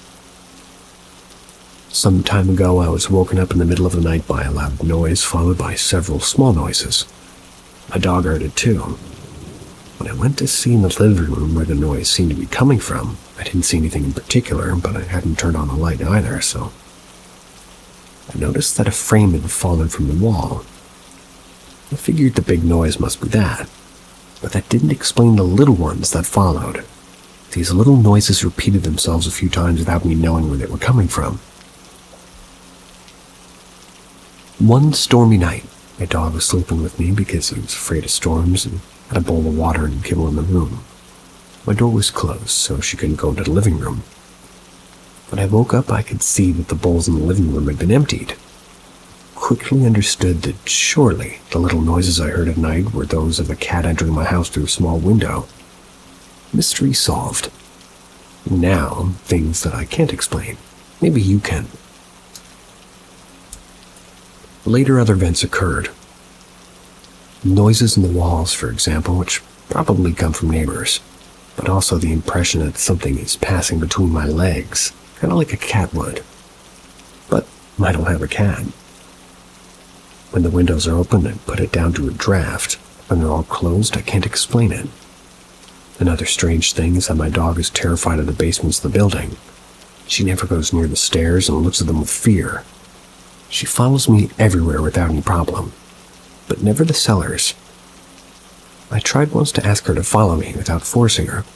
I simply went down calling her. When we got to the cellars, she was panicking, turning around in all directions and crying. I didn't insist and quickly went back up, especially her. This event comes after a period when a lot of noise we heard in the cellars, like other tenants carried out an investigation, but I was the only one to hear the noises.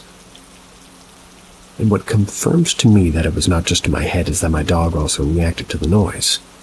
Like several times, like I went down to see something, like sometimes I heard a woman humming, but I never saw anything. I strongly suspect one of the neighbors to have been the source of the noises, because after I talked to her about it, everything stopped. And the latest event to date this week while making my pancakes, the sugar box flew off the cabinet as if it had been pushed. The window right next to it was open, and I thought the wind could have done it, but the violence of the movement made me wonder.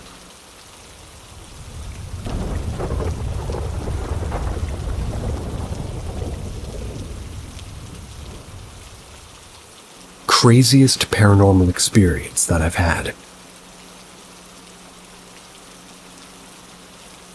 I've never shared this story with anybody besides my immediate family, but this was by far the weirdest, strangest thing that's happened in my life, and the reason I believe in the supernatural now.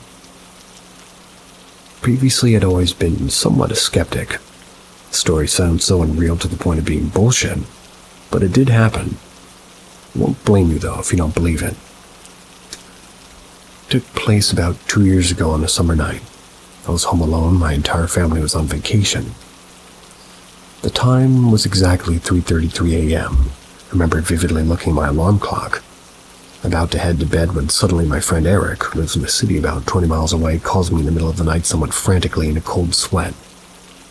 This is extremely abrupt and unlike him.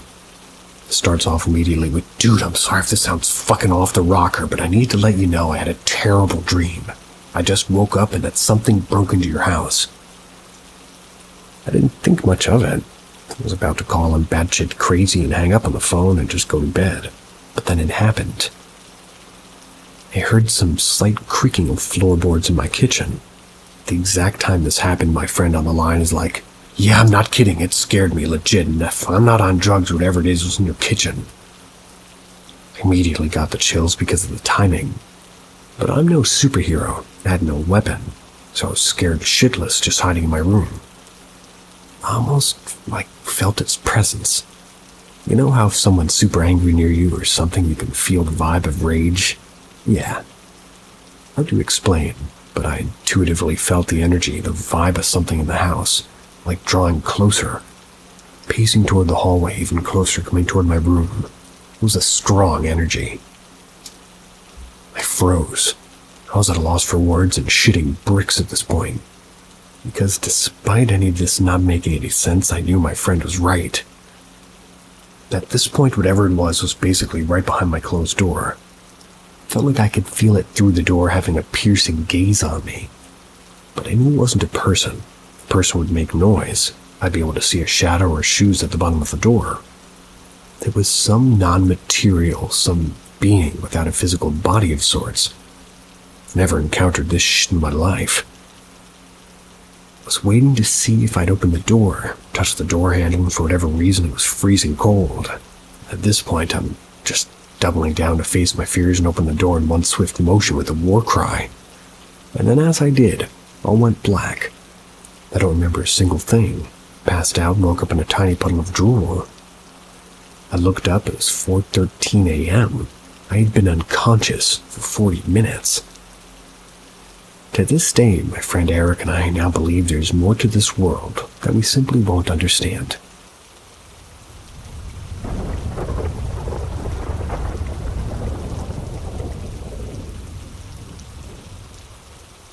Shit got weird before we moved. So just for context, my boyfriend had been living in our old place for about 10 years. Then I moved in and lived there for about 5. I always felt a presence in this house, but over time, whatever it was targeted me over my boyfriend. If he's asking me shit over my headphones, when I'd ask my boyfriend what I was talking about, he'd have no idea what I was talking about. I used to have a lot of sleep paralysis in our bedroom. I'm talking being sexually assaulted by someone or something unseen. There was one night where I was petrified in the bedroom, so much so that I moved to the lounge room to sleep because of it. The spare room had some weird energy. We had a camera set up in there while we were just sort of kitten sitting for me. And we also had 2 cats, and apparently it was better to let them get to know different events before, so we commingled them so we could have the lounge room door shut between them initially. But anyway, back to the camera. My boyfriend said that once he thought he'd seen static-like figures walking across the screen in the spare room. So there was things like that. It all came to a head and we started packing to move to another property. During the final 2 or 3 days before we left, I started having the sleep paralysis again. It had rarely happened since, and, well, once again I was being sexually assaulted and violently choked. I was pushed and scratched, and I have a massive scar down my arm now. The cats started, hissing at random empty spots, and tempers were flaring. I'm sorry that this was stress from moving being realistic. The final night we had mostly gotten all the big stuff out, but really had some of the sort of leftover bits and pieces to do. We were both starving, so we decided to order pizza. While we were waiting for my boyfriend, he had a shower. During that time I heard a fucking loud moan. Now the house is pretty much empty, so the sound reverberated off the walls. I thought maybe it was my boyfriend in the shower, so when he came out I made him try and replicate the moan in the shower. With water running to, try and debunk it. He did, and that was not the sound I heard. I asked him to make a moaning sound in the lounge and kitchen, where I was. He did it. It wasn't the same moan I heard, but it captured the exact pitch, so that weirded me out. A couple of hours later, we were making a final trip to the van before shutting the door for the night, and we both heard, canned laughter. Some kind of talking from a TV show in the distance. It's 3 a.m. by this stage, and I guarantee no one was watching anything that early, especially that loudly in the morning. And as soon as it started, it stopped. Stopped once we moved away from the house. I'd run back in one final time and it started and stopped again.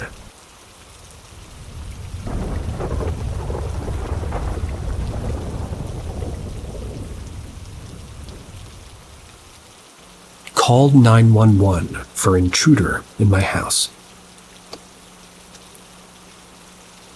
A few months ago, middle of the day, around 1 p.m., I was home alone upstairs. I was doing math for a college course. I lived with my boyfriend and my stepbrother. I heard the screen door open, and then the front door quietly opened downstairs and shut. The door alarm system just goes off saying, "Front door open," then "Front door closed." So I don't really think anything of it. And it's around the time that my brother would be getting home from work. I don't hear any movement downstairs for a few seconds, so I just yell, "Justin!" Nobody answered. I was thinking to myself, that's weird. I figured maybe he was just in the kitchen and didn't hear me. That was until I heard the door alarm say, "Garage door open." I stand up, go to the upstairs landing, and look down the stairs. There's a mirror on the ground. You can see the other half of the stairs leading down the other side of the wall through it. I see the garage door swung wide open. My cats are looking in the garage. The garage door is a swing door with a full turn knob, not a push-down knob. The door doesn't stay open by itself. I run down the small set of stairs and catch the garage door by the knob just as it's about to shut and pull open the door, expecting to see my brother there. But nope, not there. Lights off. I just say, "Justin." No answer. Yep, that's not for me. Shut the garage door and lock it and go outside. Nobody in the driveway. Quickly called stepbrother and boyfriend to make sure nobody came home and just left. But both were at work.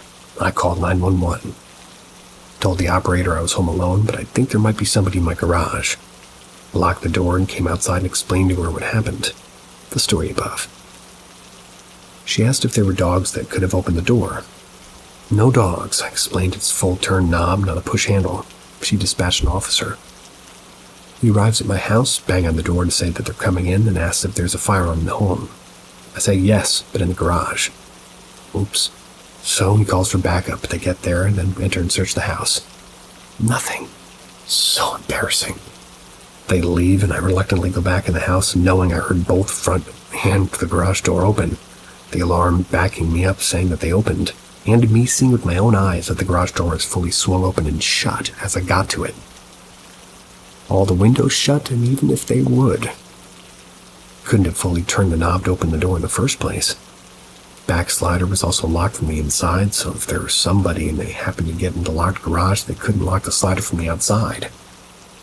Texted my landlord to see if she could check on the door alarm for the door openings, but no alarms for the next day except for when my housemates left in the AM and when I came out of the house. I asked a across-the-street neighbor for the ring camera footage to see if anybody entered the house, and of course no footage for the day except when I walked up to the door. Haven't had anything happen since.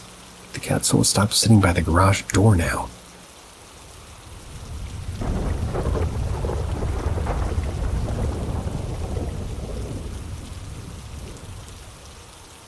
I know this is probably a common question, but has anybody else experienced disappearing objects frequently?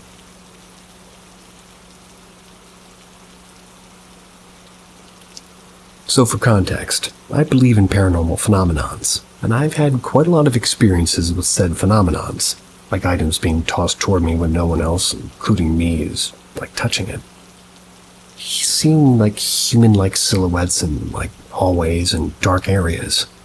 Saw a silhouette standing in the doorway in broad daylight when I was visiting an abandoned house nearby an old house as a kid. Feeling random cold spots in the house. I do tend to be more logical and realistic when it comes to determining if it might possibly be a paranormal occurrence. If there's a logical explanation behind it, like an object moving around because of a fan or airflow, I usually assume it's me being paranoid or chalk it up to something that would be actually explainable.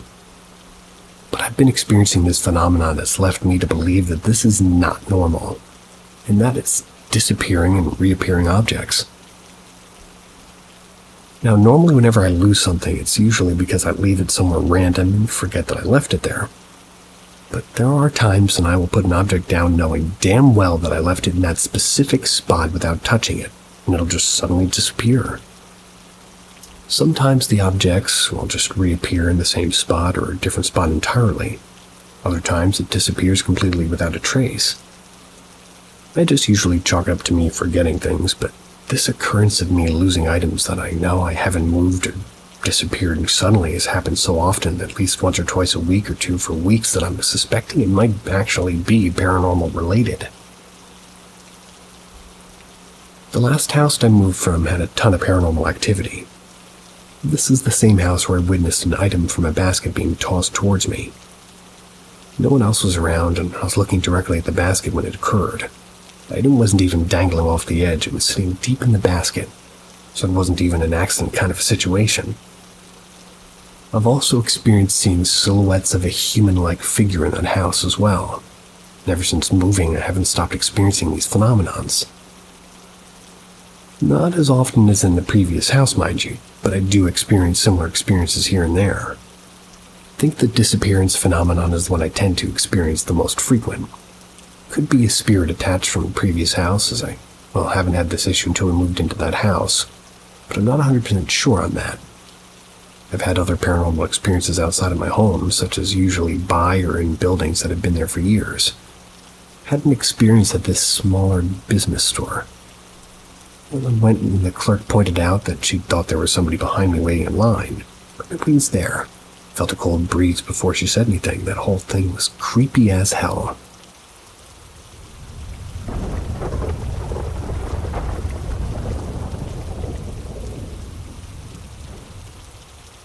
Hawaii Ghosts, Honolulu City. Old lady with black cloak. In 2021, I was visiting family in Oahu. It was my first time there, and I had to visit every place I could. Honestly, everything about Hawaii felt so happy and comforting. I slept outside every night in my parents' backyard, woke up with the sun. Every night for a week, it was absolutely magical. About a week in, my family and I decided to head to Honolulu, eat some food, shop, and walk around. We walked around until about sunset, and the last stop were these little alleyway shops. Can't explain where it is besides that it's in Honolulu City. It's my first time I went there. But basically, it was just at least 100 of salespeople with their carts of goods filled with, all these alleyways. But anyways, when I was done walking through, my parents and I walked over to this opening outside of the alleys. We decided to wait for, the remaining family to finish shopping. My family and I leaned up against the building for a moment to relax. I vape, so I took that moment to take a few pulls. Now, I remember I was crouching and leaning up against the building. My mom leaning next to me, and my father was standing facing me, literally all within a foot of each other. But anyway, as I was in the middle of this pull, this old lady with a big black cloak or something, I remember almost resembling the evil witch from Snow White with the apple. It was all in face-to-face crouched next to me, just held her hand out. I immediately stood up, weirded out by the sudden invasion of personal space, but she was so close. The first observation I made was seeing a long nose, a bony, pale hand, but to me, the creepiest part was the cold, emotionless face that she gave me as I stood up. She didn't move her hand or face or anything for that matter as I stood, just her eyes. So for half a moment before I looked at my dad. Honestly, that's the image that haunts me and gives me the chills to this day. He glanced at me and I asked if I was good. Obviously, I could tell something spooked me, and I was like, yeah, but I just started to whimper. What's up with this lady? It's in a split second. I looked down, I was crouched, and there's no lady. Literal what the fuck moment, spinning in circles trying to point out the lady to my parents, but there's nowhere to be seen. This little opening was big enough with only 2 alleyway openings, and really not that many people. There's no way we wouldn't have seen this lady walking out of there. When I tell you she was gone before I could finish the sentence, my dad was like, thought I saw you look at something before you stood up. Like what? She was literally body to body with me with her hand out. After that spook, I got back to my parents' house, tortured myself with Hawaiian myths, legends, and ghosts. Let's just say I never slept outside again.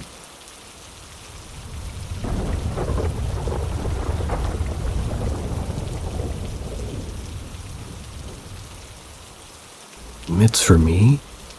The time I knew I was getting a call about an emergency before I even answered.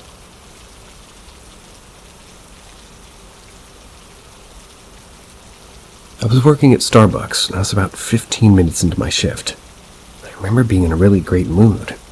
Right before leaving for work, my husband and a roommate were heading out the door to walk to a gas station about a block away. While I'm making drinks, I hear the store phone ring across the room. I immediately look over to my coworker as she answers it because I know it's for me. We usually don't get a lot of calls in our store, especially not personal calls. I'd never had a personal call in the store either. There was no reason at all for me to think whoever was calling was trying to reach me. But I'd all sort of remember knowing that something else was wrong. So right after answering the call, my coworker looked up and locked eyes with me, since I was already staring right at her, which was creepy, so the moment I just smiled to try to calm her down. I don't think it helped when I said, "It's for me?" Someone stepped in for me, and I came over quickly. It was my roommate, and the first thing he said was something along the lines of, "First, I need you to stay calm." I said, "I'm calm. What happened?" Because since I had already known something was wrong before I answered, I didn't have any rush of panic, which is great because I already had bad anxiety. I also somehow didn't feel scared of what it was going to be like I already knew it was something that would pass. But anyway, he explained that while crossing the street, a huge pickup truck had run a light and hit both of them while trying to turn on the red. My roommate was a big guy, so he immediately caught the driver's attention and only stumbled before the driver hit the brakes. My significantly smaller husband was thrown to the ground, badly injured from the impact. He said that they were already in an ambulance. Thank God for a wonderful roommate, basically insisting that he needed to go with them to the hospital so he could let him and his wife and family know what all had happened. By then, he was still hurting. But he was joking around with the paramedics, and he's pretty optimistic about everything. They insisted he was all right and didn't need me there, which again I somehow knew before they even told me. I thanked them for the call, told my husband I loved him, and joked with him a little bit, and then I got back to work. Of course, I proceeded to tell my coworkers what happened, still casual and smiling. They, of course, freaked out, and the supervisor asked if I wanted to leave to go to him. I wasn't worried or stressed or anything, and I just said I was fine to stay, and I just treated it like a crazy start to the day. I'm positive it'll, sort of probably came off as like a setup for getting the day off until I rejected the offer, especially with how obvious it was that I knew the call was for me, but basically fine now after some long physical therapy that goes for walks for the same gas station, with a slightly altered route. I don't mind this kind of foresight if it's going to keep me from another anxiety attack.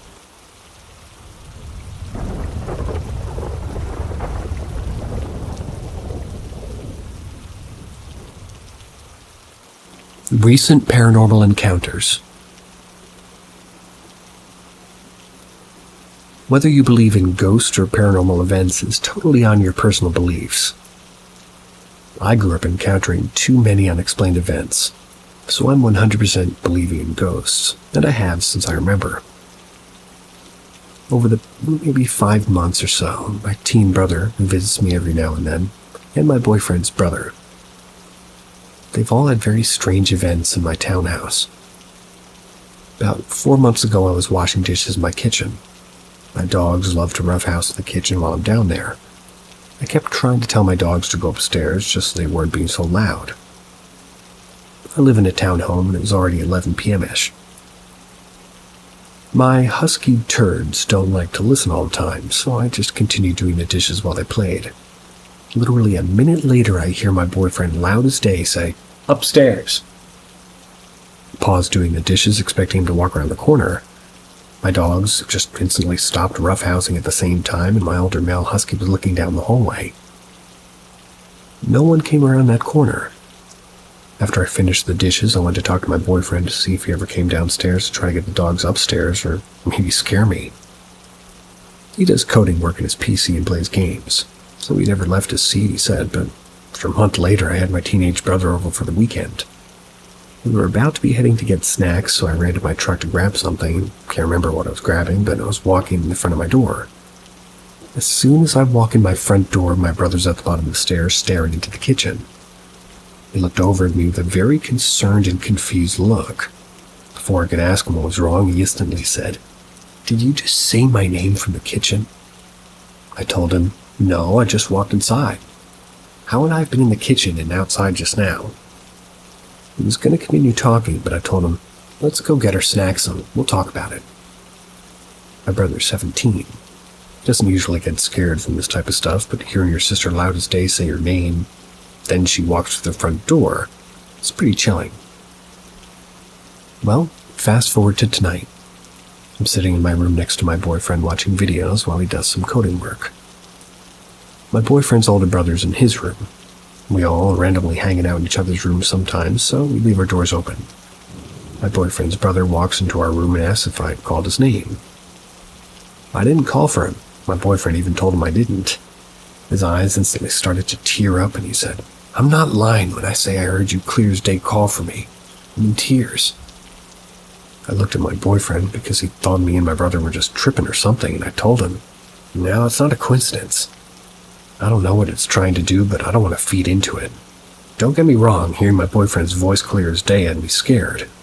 I didn't feel threatened.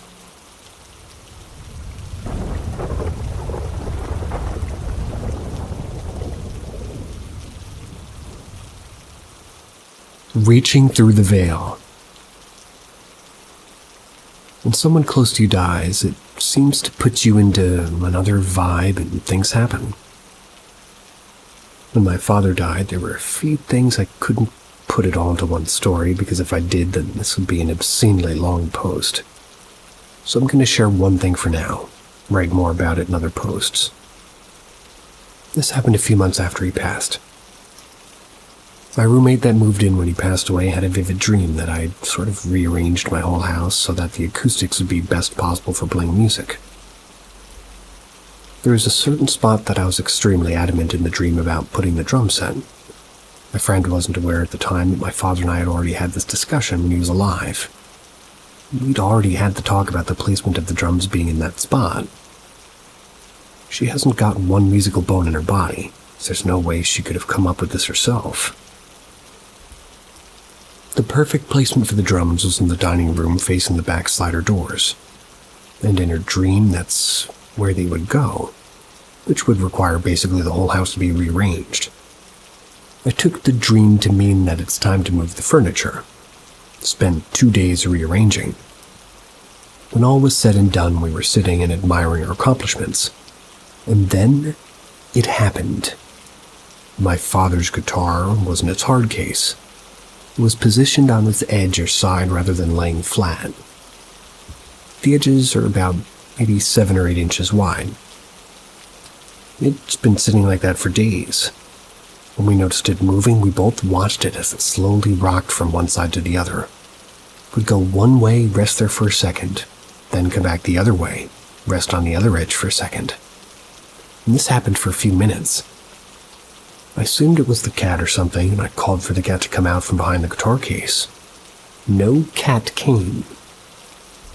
My roomie then tells me all the animals are outside at that time. Got up, looked behind the case, and while I was still rocking back and forth, no animals there to be the cause. When it stopped, I moved it by myself to match what it was doing before to see if it could, see really what could have caused it.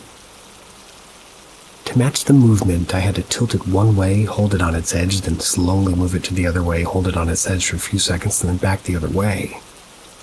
No windows open for it to be the wind, and if you pushed it and let it rock itself back into place, the rocking would be somewhat fast and settle back into a position rather quickly. This rocking was slow and calculated, like taunting. It would go one way, rest on the edge, and then stall, then go back the other way and rest on the edge and stall, repeatedly for several minutes. I know it was the old man. I was so happy to know that he had been there.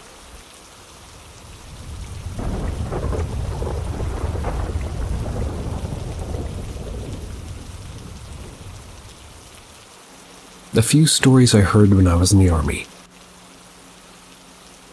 Apparently, stories like these get deleted for some reason, so here I am again. I can't confirm if they've actually been proven true, except for 3, but some creep me the fuck out. 1. 1 week after enlisting, a soldier woke up in the middle of the night to pee. He had almost got out of bed when he heard a ball bouncing outside the corridor. Fearing a commander prowling around, he quickly huddled back under the blanket and peeked out. What he saw was a small boy and his grandmother slowly moving from bed to bed and peering at the sleeping men. When they came to his bed, the soldier closed his eyes shut and pretended to be asleep. The boy looked at his grandmother and said, "Grandma, this one's still awake." Number 2.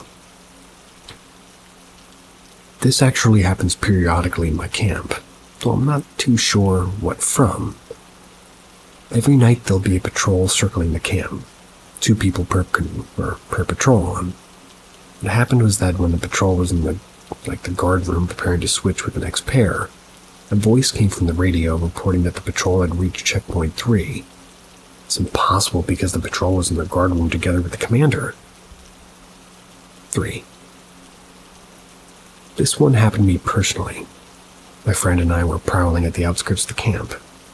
Along the fence that separated us from the forest, it was like dark as fuck, so we all were there with our torchlights. As usual, we were discussing about nonsense to pass the time. All of a sudden I heard somebody crying softly from the forest. I attributed it to perhaps some muffled animal cries, but the sobbing was slowly building up with more woman-like screams. Creeped me the fuck out, and I dragged my buddy out of the pretense of needing to take a dump. 4. There's one about a soldier being woken up by his buddy, as per regulation, to accompany him to the washroom. He grumbles expectedly, but follows anyway. About 15 minutes later, he shouts at his buddy to hurry the fuck up. Guy replies back, "Not done yet." So he waits another 10 minutes, shouts again, and receives the same response. After another 10, he's had enough, so he practically climbs up the partition to shout at his face for wasting his time. What he sees is his buddy bending over the toilet bowl, slowly consuming the feces left inside. It's at this moment that his half-awake brain reminds him that his buddy had taken medical leave right before the lights out that night. Not wanting to antagonize whatever else was in there, he lights just says, "I'm gonna go back, okay? You're probably almost done anyway." To which his buddy replies, "You tired?" Gross.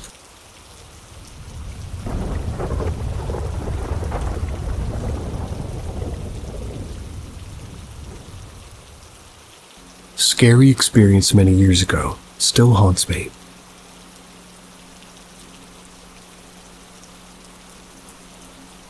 When I was 11 years old in the early 1980s, I had an experience so remarkable that I remembered very often still to this day. I'm in my early 50s now. It was a Friday evening. We had visitors, so I wanted to impress them with my pet mouse. The mouse just happened to be small and of the brown variety. Sometime during the night, the mouse slipped out of my hands and escaped out of the cabinets in the kitchen. I looked for a long time that evening, never caught the mouse. Sometime in the evening, I fell asleep on the couch in the living room. It was very common for a family to stay up late watching TV on Friday evenings. It was very common for my mother to leave me asleep, undisturbed on the couch. At approximately 3 or 4 in the morning, I woke up, and as I raised off the couch, I could see a small white mouse running around the kitchen floor. The living room and the kitchen were joined. I was very excited, believing I was finally going to catch the mouse.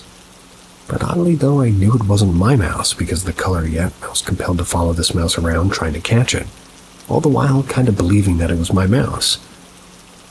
I would get close and almost catch the mouse, but it would always step out of reach. After several minutes of this, I realized I was now back in the living room near the front door. As the mouse got closer to the front door, I saw it swing wide open. By itself. I even thought I knew the mouse was incapable to open this door. I knew it had. At this point, I was determined, so I followed the mouse out the front door, across the front of her house, and then down the side of the house. About midway to the back of the yard, I became, ferried. That's when I realized I was being trapped. Something terrifying waited for me in the backyard, and the mouse was the trick. I turned around and ran back to the front door, which was still open. When I entered the door, I realized that whatever was waiting for me in the backyard was already in the house. I don't recall seeing it, I just knew it was there. My next memory is feeling myself floating in the air with lights swirling all around me. Then it was morning, and I was just waking from the couch, believing I had dreamed the whole thing. 30 years later, my mother was talking, and the subject of the old house came up. That she told me that she saw me floating in the air one morning with bright lights swirling around me. She could see me from her bedroom down the hall, and she was terrified and couldn't move. After some time, she gained courage, came to check on me, and I was sound asleep, back on the couch. She kind of thought she dreamed it too, but stated that she never forgot it. That's when I shared my experience.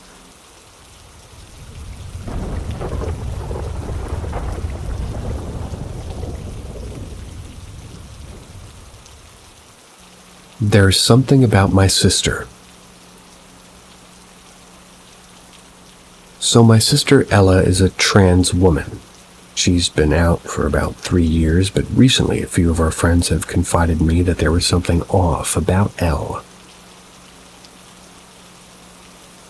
They've been nothing but supportive, as most of my family, but there's something off about my sister. Years ago, she was very, very sickly. She nearly died when she was 11, and then she literally died for 4 minutes when she was 13. When she woke up, she had told us about a dream she had while she was under. She was sitting on a swing next to a little girl, and she heard a voice saying, "He has to go back now." The little girl got very upset and yelled that the voice had promised he could stay and grabbed my sister's hand. So the weird thing about this dream is that it was impossible for my sister to have had it. She was dead for 4 minutes. After being resuscitated, she had no brain activity for 14 hours. The doctors thought she was brain dead, came to talk to my mother about what to do. But then miraculously she had come back to life and seemed to have had no ill effects. But the strange things my friends had noticed was like this melancholy that had come over my sister after she'd woken up. The fact she'd lost 80% of her memories. But when she came out as trans, we chalked it up to gender dysphoria.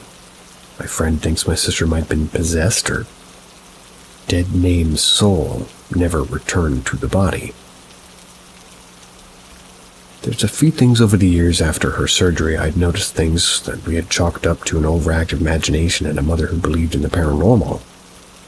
Like, my sister has like an amazing memory. You ask her to recap a book or a movie she watched and she can recall it with no problem. We took a trip when she was 19 and she can tell you everything that we did pretty much to a T. But ask her about anything before 13 and she only recounts things that we told her, but there's also another thing that gave me pause. Myself and my sister have always had some connection to spooky stuff, spiritual sensitivity you could say. But after her surgery, she seems to not notice the same things I did. And then of course there's the physical abnormality. Both myself and my sister have a cyst in our pineal gland. And as it's been said, that's the third eye of where sensitivity to the paranormal originates. Now, do I think my sister transitioned because she's possessed? No, not really. But there is something off about her since that happened. I'd love to get your insights on what might be the cause. Seems interesting.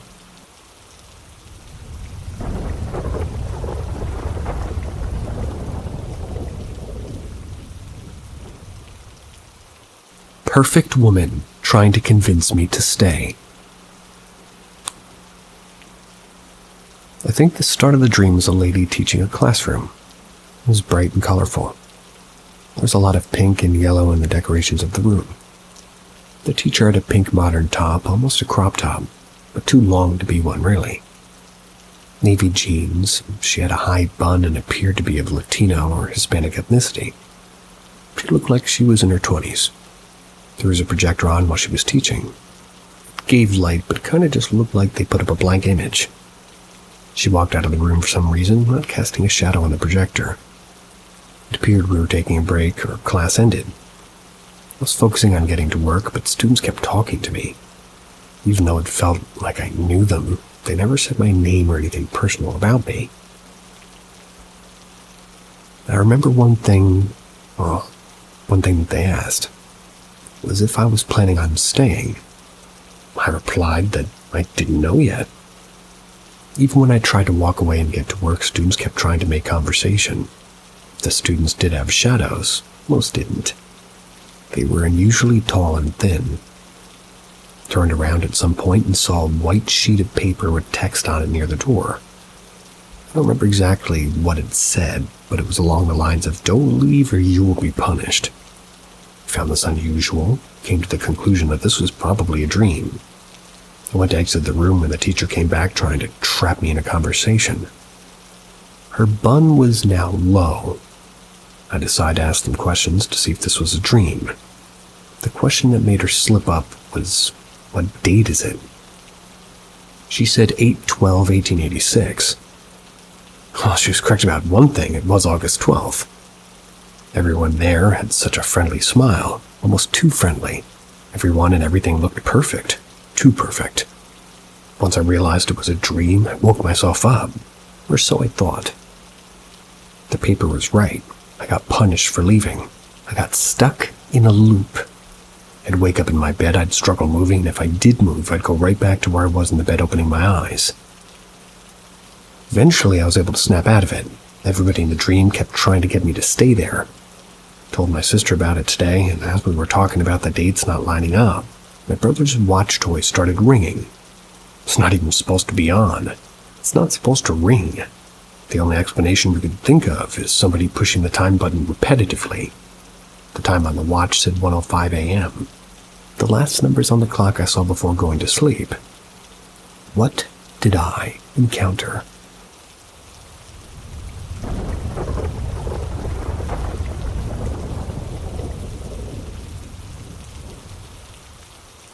Southeast Asian stories from my family. To start off, I want to say that my immediate family follows Catholicism, thus the strong views on any sort of curses and magic. Our house had previous incidents in the balcony when I was younger, which prompted my family to paste a picture of the Virgin Mary on the glass doors. My aunt from my dad's side once came over to stay with us. She was never that right in the head, and my dad never liked her, but he still allowed her to stay with us, because they were related. She believed that she was an angel, and she could see into our bodies. She entered my house, she left her bags in the front of our indoor glass doors, going upstairs to see the room my dad prepared for her. Halfway up the stairs, they heard a loud shattering, causing all of them to run downstairs again. Right under the image of the glass was a perfect fist-sized hole, but no shattered glass, no object that could have caused the opening. My aunt's bag was under said picture, and upon opening it, my dad saw a large number of idols that did not belong to Buddhism, which he claimed to follow. According to him, the idols had some Buddhas which covered their faces with their forearms. And being a Buddhist before, he claims that any deity that hides his face usually hides unclean motives as well. Another one was about 30 to 40 years back, when the city I'm living in wasn't as built up. Back then they used to use these to cook, and for lack of a better picture, imagine a carved hole at the top of a hollowed rock. The inside keeps fuel, and on top goes to like a wok to cook. My grandmother was leaving her sister's house one day to go grocery shopping. As she passed the kitchen, she heard somebody whisper, "Psst, can we come out now?" She turned around and saw a young girl's head pop out of the stove, promptly disappearing afterwards. Apparently, during the Japanese occupation, young girls were hidden underneath woks and coconut husks in these stoves so the soldiers would not take them away. And the last one for tonight would be my grandmother's cousin. She had gone with my grandparents to the neighboring country to help with certain in-family matters. On the way there, they had stayed in a relative's place for the night, ready to leave in the morning. The moment the clocks had hit 3 a.m., she was screaming in several dialects and in Malay, all of which she had no way of knowing. Obviously controlled by something else, she had screamed at my grandfather when he questioned her strongly. She said that the original target was my grandmother, but as her husband, the grandfather's forehead had a shining light, she was protected. Was finally chased away with a combination of prayers and vulgarities. Odd combination, I know.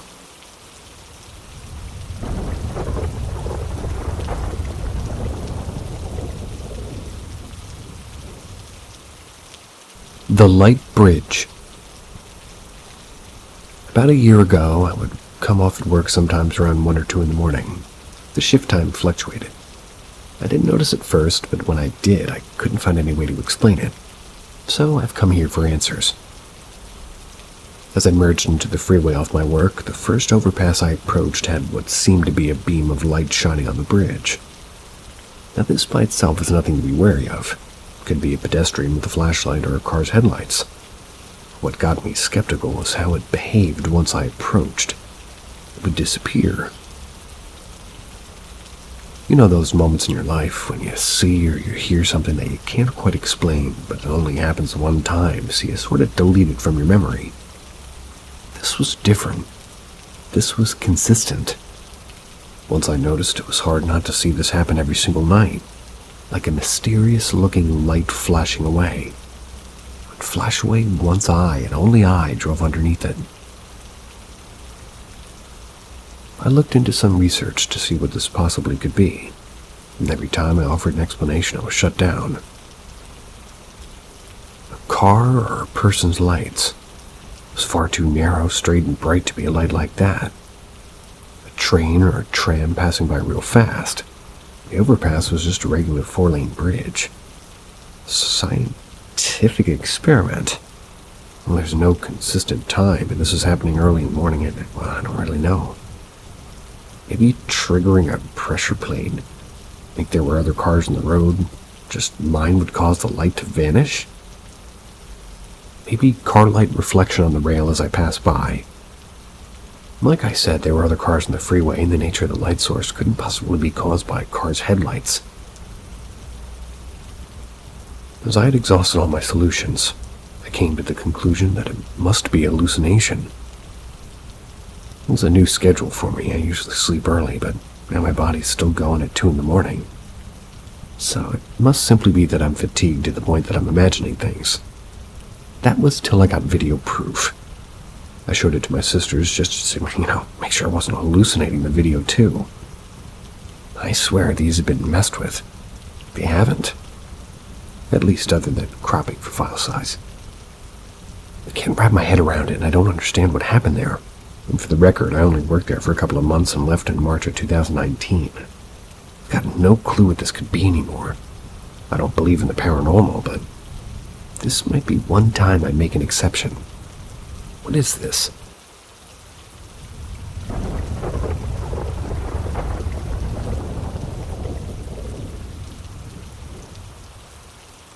I'd like to share this response to a post somebody made here. I responded with this a few days ago to a person asking about experiences with a long-fingered image that they've seen. I'd really like to know or talk to any others that have experienced anything similar. The original response is below. I know it's hard to talk about, but if anybody wants to share, I'm all ears. Or ears in this case, I guess, since I'm reading, or eyes. 40s here. Sane, married, job, house, car, sober. Just for context. Joined this sub a couple of months back, but this message stood out to me, so I thought I'd share it. I called it the bumblebee hands as a kid. Came in the form of night terrors. A faceless head at the end of a long hallway. Figure outside my bedroom window looking up at me. Hands that would pop up over the side of the bed, then retract. Figure walking away from the bedroom to bedroom or hallway. Always with those hands. I've always just said that I was like an over-imaginative kid. I always was allowed to watch any horror movie, and my family were kinda not really the greatest. I was the kid that would jump from his bed to the hallway because I was sure those hands were just wanting to grab my feet if I didn't. I also had to have the bedroom door open a bit. I still get night terrors from time to time as an adult, but you sort of come out of it and just go on with life. I've learned how to kind of shut these dreams down. The trick is to sort of fuck back with what's messing with you in the dream. It doesn't always work, but it's never really, never anything like when I was little. But here's the scariest thing that's ever happened to me. I was 8, and I really swear I felt those fingers touching my head one night. Just one slow, gentle swoop across from my head from the headboard area of the bed. I've never forgotten it. I was awake, I'd pissed myself, I'd lied there in my own piss for a long time afraid to move. Heart racing, sweating. Finally bolted out of the room screeching, and of course woke everybody up and got yelled at. Got punished for pissing in my bed. Slept with the lamp on for years after that. Kid's imagination, most likely. An actual physical encounter I don't disbelieve, but as an adult I don't share the story with people in my life. They'll just say that you're crazy or laugh, and I'm not really thinking it's that funny myself. I just know at the time it felt real and I was awake and never ever want to feel that again.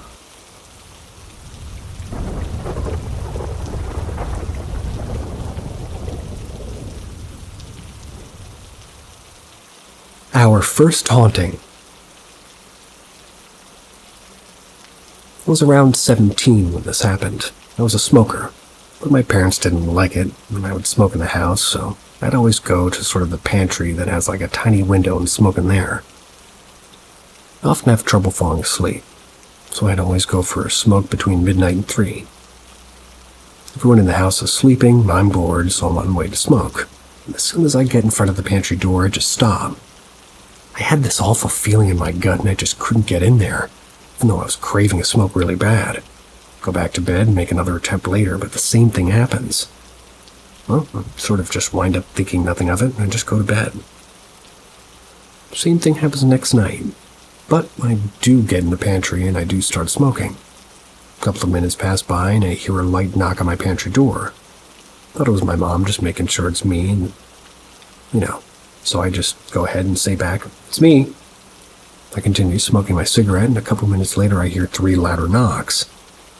I have a pretty short temper, so I immediately open the door and annoyingly say, "It's me!" I thought that it was my mom, but to my shock, nobody was there. I just stand there for a second, and then I close the door and I just try to convince myself that it was in fact my mom who somehow disappeared in a second. A minute later, I'm on my way to my room. I see my mom exiting the bathroom. I ask her if she knocked on the pantry door. She just tells me to go to bed because she was half asleep. She couldn't be bothered, apparently. My family didn't believe me, thought I was crazy. But in just a few hours, don't think otherwise. That night I went to a birthday party and was sleeping over at a friend's place. I came back the following morning. My family had a complete change of heart. It was because my brother had a paranormal experience as well. So, while I was at the party, he was playing League of Legends and he had headphones on because he's talking to his friends. All of a sudden he felt somebody grab his hoodie. Thought it was me or Mom telling him to keep quiet, but nope, no one was there. So the next day we lit the frankincense and did another Eastern European ritual. It worked for a while. I still to this day don't know what that was. And may I add that this all happened around a big Christian Orthodox holiday. I have a lot of paranormal experience in my house, and they happen from time to time. Sometimes I'd have a paranormal experience twice in a month. Sometimes it'll happen once a year. I'm used to them at this point because thank God none of those experiences were dangerous. Just creepy. I live about 100 meters away from a cemetery, by the way.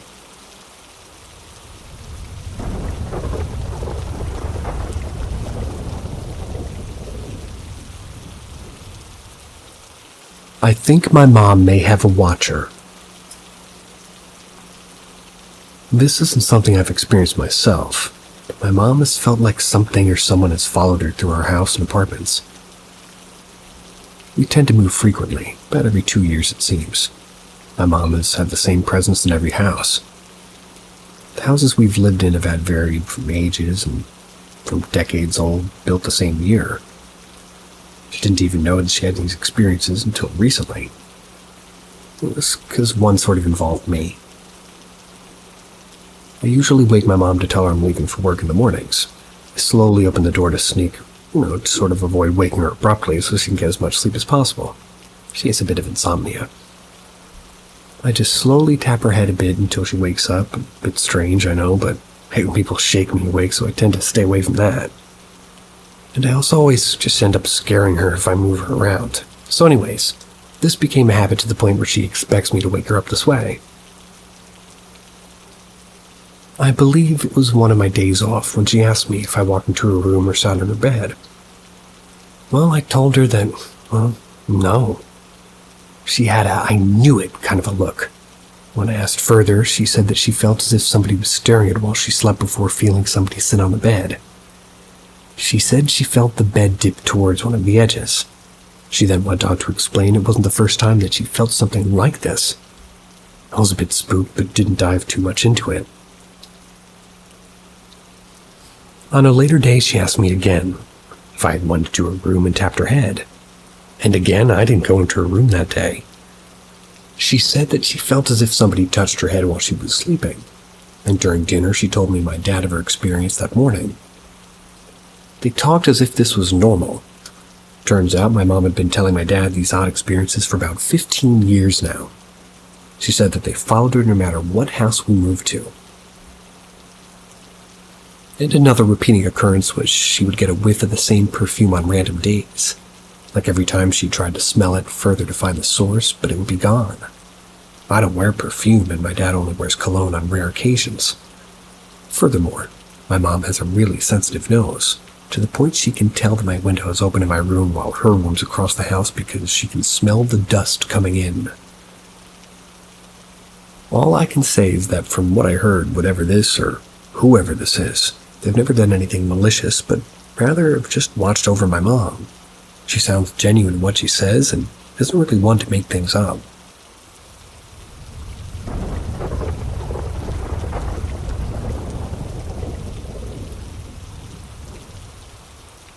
Encounter with entities. More than half of my life, I've struggled with addiction. During one of my episodes, I think I almost died. I saw some pretty out there shit. So going back to 2009, I was 15. I decided to try and take my life by eating a full bottle of phentermine. Never heard of that one. A full bottle of phentermine my mom had. About an hour after taking them, my heart started to beat crazily fast, to the point I for sure thought I was going to die. An immense sense of paranoia came over, and I shot out of bed to see a dark shadow figure in the corner of my room. I was paralyzed with fear, and I couldn't speak, but at some point I was able to run out of the room into the kitchen. And I knew at that point something isn't right. I start to hallucinate hands coming out of the doorway as I'm looking down the halls, literally waving at me. I would go up and inspect it, but when I get there, it just disappears. I could see a dark figure in my house crawling around, but again would disappear when approaching it. Felt like I was being messed with. The wildest shit I saw that night was what looked like a witch doctor at the end of the hall calling me. It looked like a boy with pale white hair and a loincloth. Had paint too. Went to go confront because, I don't know, I wanted to die, but upon reaching it, the kid faded away like that scene in Hereditary where the main character sees her mom in the dark. It was so puzzling because I just wasn't sure if what I saw was real. I didn't sleep that night, and the next day I went to school like nothing, but still obviously tweaking. But I would hear people calling my name all day. When I confronted my peers, they would look at me like I was fucking crazy. Now I know what you're thinking. Drugs equals tripping, which is what I brushed off for many years. But other members of my family have had sleep paralysis in that house. My mom, my uncle, my cousin. Mind you, this was going on in 1994. From 94 to 2010, we had a lot of families stay with us. So I'm not sure who else have had experiences, but this wasn't my first encounter at this house. Not long before we were moving out, I could feel what was kids running around me. I was on the tile. Mind you, I was home alone. Me and my cousin even saw one of my grandma's porcelain dolls move. We are Americanized, but my grandma was still sort of traditional Hispanic. Always lit candles and do little rituals for wealth and success for her kids. Sometimes I think she was messing with something else, or maybe that house has history. If anybody else can find information on it, please let me know.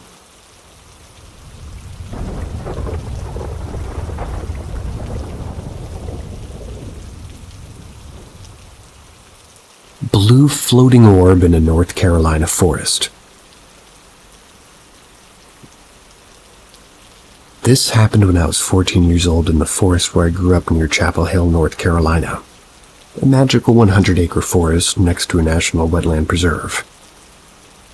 When I was 9 years old, my family moved to a house in the middle of this forest. I spent all of those years playing in it. I loved it very much. My dad had gotten a job in California, and our family's moving day was November 1st. So I spent every day during the month of October visiting all of my favorite places. My favorite waterfalls, the best climbing trees, the ponds, and one of the last days my best friend and I went to plan some swings.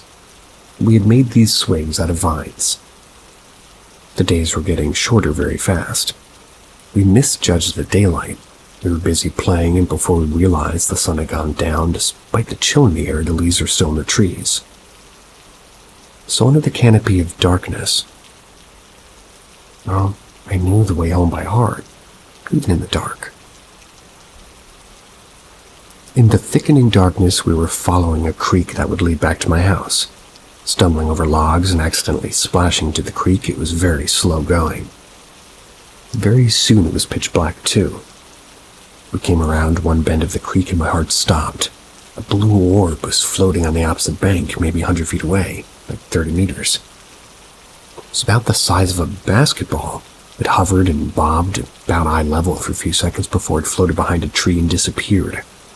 I turned to my friend. "Did you see that?" He just said, "No, what do you mean?" Not wanting to discuss it further, I just proceeded walking, focusing on getting us home. We trudged through the dark for another 10 minutes in total silence, my heart beating out of its chest. That was before we finally saw the back porch lights from my house. As soon as my house came into view, my friend said, "I saw it too." But running past me up the hill, just terrified, we raced toward the lights. Once at the house, we compared notes. We saw the same thing. I was always impressed with his presence of mind to pretend like he didn't see it.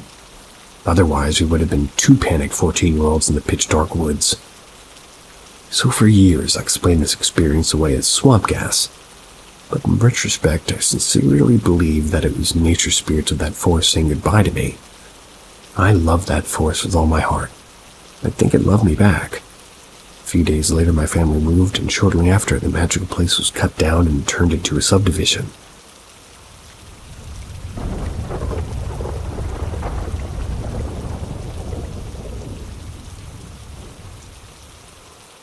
Me and my sister recently found out that we saw the same things growing up in our home. Me, a 23-year-old female, and my sister, an 18-year-old female, were recently talking about things we saw in our house growing up. We both independently saw the same things. And I don't remember how the conversation began, but my sister mentioned that she used to see shadow people in the house growing up. I said I saw them in Mom and Dad's bathroom, especially when I'd go in their room at night. I'd go into my parents' room at night after nightmares and would watch 5+ figures walk from my mom's closet to my dad's closet, around the corner where the bathtub and toilet were out of sight. When my mom would tell me it was time to return to my own bed, I'd be petrified with fear. She'd have to walk me back to bed because I couldn't dare get out of my bed and walk past the bathroom to leave, at least alone. My sister asked me how many I saw in their bathroom. I told her there were definitely more than 5, but I could never get an exact amount. They moved past and through each other. I could keep count any time I watched them. She thinks there's as many as 11 in there. This was weird to me, but I thought maybe she was just playing along with me, so I asked her about the one in the laundry room. The laundry room door entered straight into a hallway. That led all through the house into the kitchen and living room. The kitchen and living room were sort of an open floor plan.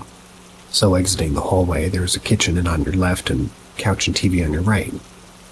If you walked straight ahead from the hallway, you'd reach a glass sliding door to the backyard. So there is an uninterrupted walking path from the laundry room through the hall all the way to the glass door. There was a shadow figure I saw many times growing up. It would start in the laundry room and sprint, clear as day, down the hallway through the kitchen and living room and disappear near the glass door. You could see each limb clearly swinging. It was like a human's arm and legs would, but it sprinted through the house. It was moving fast. When I asked my sister if she'd seen this shadow figure in the laundry room, she made a bit of a face and said, "It doesn't stay in the laundry room."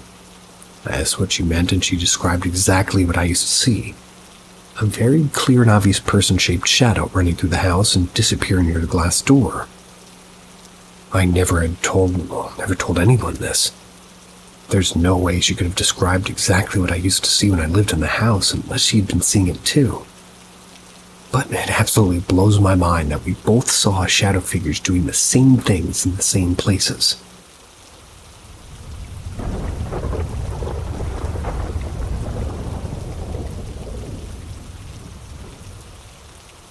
Was the ghost taking my side? Okay, so I know y'all may think I'm crazy. And to be honest, I myself doubt if I am crazy at this point, but I swear it happened. I'm so confused. I'll begin with explaining a bit from afar, but When I was 13, we moved into a new apartment with my parents. It was like a floor of a house. When we moved in, everything seemed normal, to be honest. But with time, I began to feel this heavy energy, to hear things that I could explain, and be especially scared while going to, my room at night or even out of my room. After that, I began to feel like somebody's touching me when I fall asleep. But not in any aggressive way or something like that, but I could feel my hair moving. Like caresses on my arm and pats on my leg, which I mainly explained on imagining because of being so tired. There were like 3 or 4 cases of things moving on their own, like chairs, my phone, and doors not wanting to close or closing themselves. But I didn't mind it, thinking it was just airflow. But now that I think about it, it's pretty strange how I managed to close the door after so many times, and just as I heard another place, it opens again. There were times where I had, spotted shadows as well, or I could feel somebody's eyes on me. Most of the time. Anyway, so nowadays I'm 19. We moved to an apartment a week ago. I had a talk with my mom last night, and we talked about the new apartment, and I shared that I feel more at ease here. Because I always felt like I guess it's just over where she's at. I always felt this heavy energy, and I was always tired. So we began talking about it, and we shared some things. She told me how there were times where she felt like something heavy was trying to suffocate her, or was like sitting on her chest, and it made me think something. My mom shared only bad experiences there. Well, yeah, I did feel a bit paranoid and scared, but most of the times I felt free and okay with the presence there. So what I think is that the ghost, if it was a ghost, even having taken my side, because I had big fights with my mom while we were there, ended up with me doing some stupid things and my mental health declining. I got depression. And the way she talked about it, I figured out it must be that suffocating and happened almost always after these big bad ending fights. And at all, my mom was just really happy when I moved out because there she always felt stressed, and could be that whatever was there had taken my side after seeing how my mom acted with me.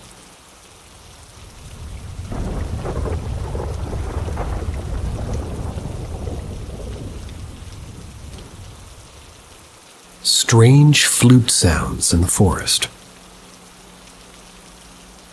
A few days ago, I decided to spend the night in the forest, sleeping under the stars for a variety of reasons, escaping the heat and also escaping some difficulties in my relationship, I guess. I've done that in the past, and I'm not scared of big forests at night, mostly because I'm usually the only human around and we don't have dangerous wild animals. It's relevant to say that I'm not afraid of the dark, and I'm not particularly superstitious either. I set up camp in a clear area on some kind of a hill. That's where there's an old stone tower. It's an observation tower, it's very small, and it was never inhabited. Chose this place to avoid waking up covered in bugs, but it also gave me a good view of the forest. About an hour after sundown, I heard strange flute sounds that seemed to come from the forest. It was very short, just a few seconds. I wasn't asleep, I wasn't even falling asleep, so it's not the beginning of a dream. It also wasn't a bird. It sounded like a melody played on the flute. Also, I don't think birds sing at night, but I'm not so sure. As I said, I preferred thinking I'm alone when spending the night in the forest, so I got up the tower and looked around. There were no lights coming from the forest, so no campfire or anything like that. Thought it was just my mind playing tricks on me. Got back to my camp, and I think maybe 15 minutes had passed since the first sound when he played again. Different melody, but similar flute sound. I think it came from elsewhere completely. At this point, I knew I'd have to tell people, so I knew I needed proof. I launched the recorder app on my phone and waited, but nothing. After I don't know how long, I stopped waiting and went to sleep. I know it's not really an exciting paranormal phenomenon, but when I googled weird flute sounds, it led me to this Reddit, so I thought, why not tell it and see if people have explanations? I don't think it was somebody practicing the flute. It was too short. And why do it at night in the forest? I don't think it was coming from the closest town. I know that sound travels pretty far at night, and I could see the light from the town. But still the sound seemed much closer. And as I said, I don't think it was a bird. It was more like a short phrase of Irish music. And here's another weird thing. I live in France. There's no reason for ghosts or fairies or whatever to play Irish music. I gotta tell you, sir. Could be somebody in the woods playing a flute. Because I've totally done that before.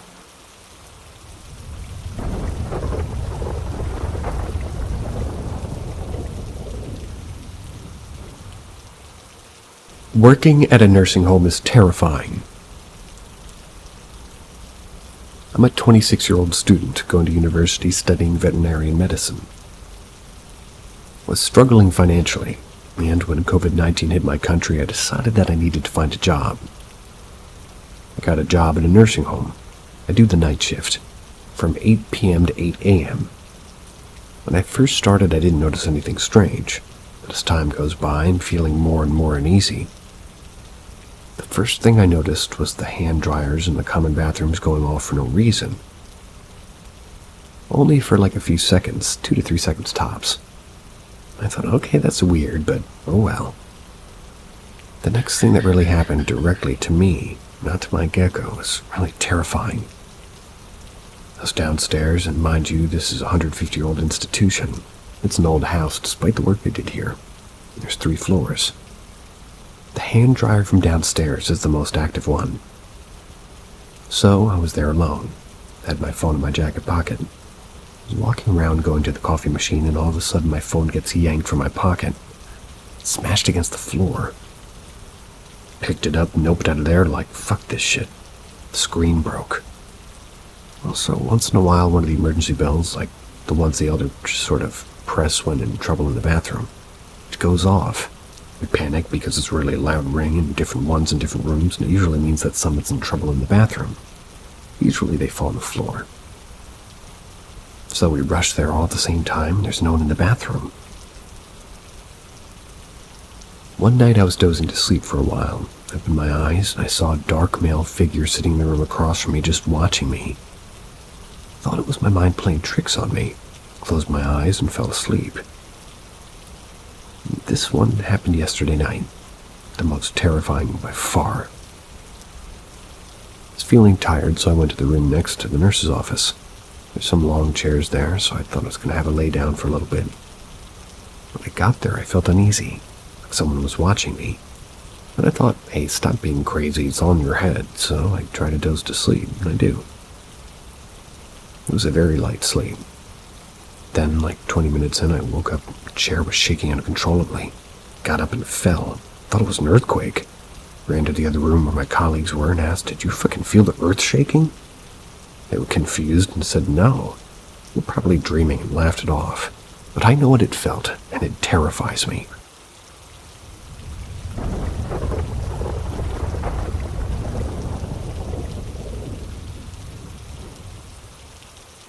Things are moving. I'm hearing my children call me when no one's there. What do I do? So last night my husband has to go to the hospital with our youngest. They're 6 months old. She's okay, but they didn't get home until about 4 a.m. That means that I was home alone with 3 other kids. This is kind of a lengthy thing.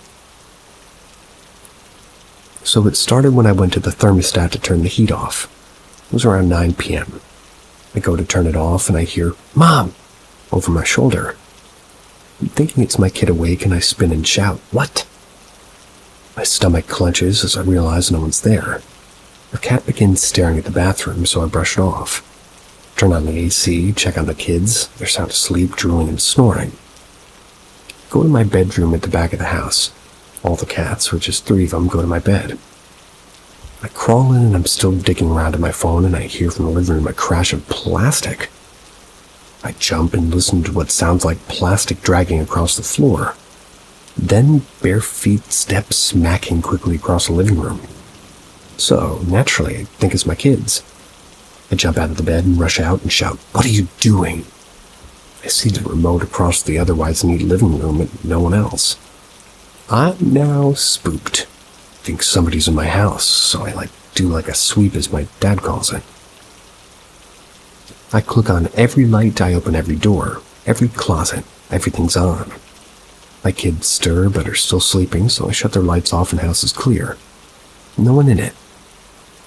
Hella confused, but still thinking about potential murderers, I go to the bathroom in my room, which is in the back of the house. I text my family. I tell them how silly I am and how weird that was. My heart rate calms and I start checking for updates from my husband. Suddenly in the doorway to my bathroom, with the door open, I heard my daughter's tiny voice. "Mommy." I stop. My stomach drops. My blood felt like ice. This horrible dread feeling washed over me as I looked up, expecting someone knowing, like somehow, but it was no one. I panicked, called my dad. He calls the police and heads over to my place, and the police finds nothing. Dad finds nothing. Stays with me until husband comes home. Do I sage? Do I call a priest? Do I ignore? I've seen shadows since we started renting this place in the corner of my eye, but I've always had weird things happen that I ignore.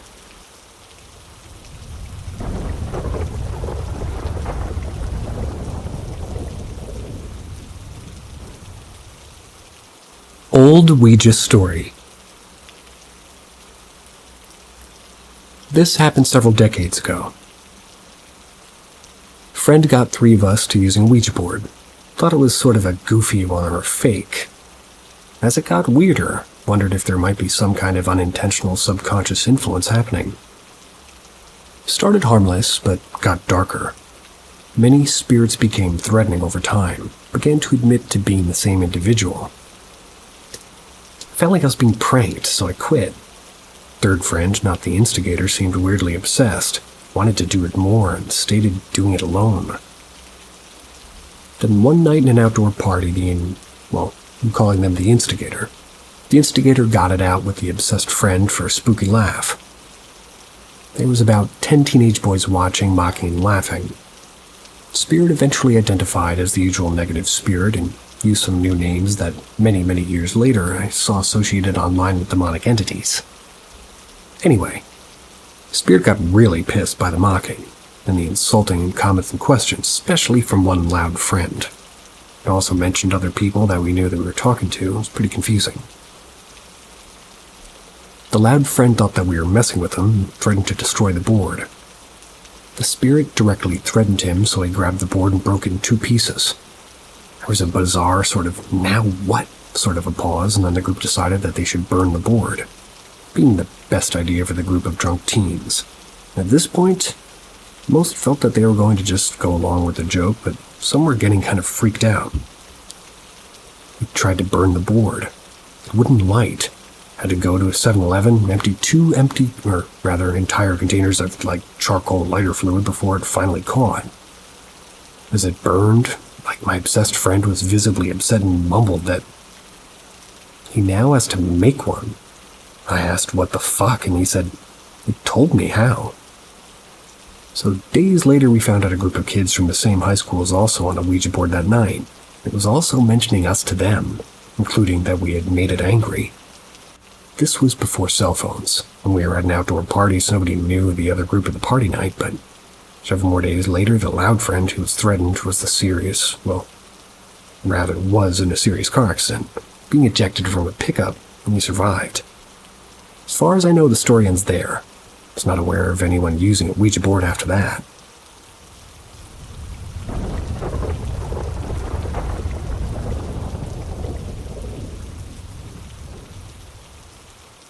Unforgettable image of weird being. First of all, let me start by saying that I'm just some regular guy who thinks spirits are real, believe in God, yet never think about any of this crap or spooked by it either. If I hear a strange noise while sleeping, I ignore it and carry on. I honestly pay it no mind and go about my days, but something I witnessed about a year ago still bothers me till this day. I randomly think about it from time to time. It was a regular day. I was driving home at night. I was going down a residential street that's about a few blocks from my home, and I'd driven down that street 1,000 times. Think of a 2-lane street each way, wide street with gated communities on both sides. I want to say it was about 9:30 p.m. at night. I was driving home from my son's baseball practice, and my son was sleeping in the back seat. I make a right turn into that street, and the traffic was a lot lighter than usual. If I recall correctly, there was one car quite far away coming my direction, perhaps one or two cars in the distance behind me. So as I'm driving down the street, I notice what appears to be a person walking on the sidewalk on my right-hand side. He's walking toward the same direction as I'm driving, so I can only see his backside. And I say his because it had the body frame of a male, as it was tall, lanky, and medium hair that reached shoulders. He was also wearing like a black hat or something like this. It was a skinny figure, black pants, black shirt. If I had to guess, maybe 6'4". I keep driving. As I get closer to this person, perhaps 20-25 feet away, I was completely stunned. This person turned around and I saw my lights approach. It was a very quick and vulgar way, like somebody calls you over and over and you turn around and say, "What?" It was that kind of way. But let me tell you, whatever it was not human. Funny enough, the reason why I wanted to share my story is because I was scrolling through Reddit and saw the image of this subreddit, and it reminded me of the face I saw. It was very similar. It was not a mask, and if it was a mask, it was more real than what CGI can do in movies nowadays. It was this monster-looking face. It was alone on the sidewalk in an empty street. Turned around, saw me, stared at my car as I drove past it, and I looked in my rearview mirror and it had stopped walking and just stared. Immediately, my first reaction and thought to myself, aside from shock, was, "Dear God, what did I just witness?" And to this day, I still don't know the answer to that.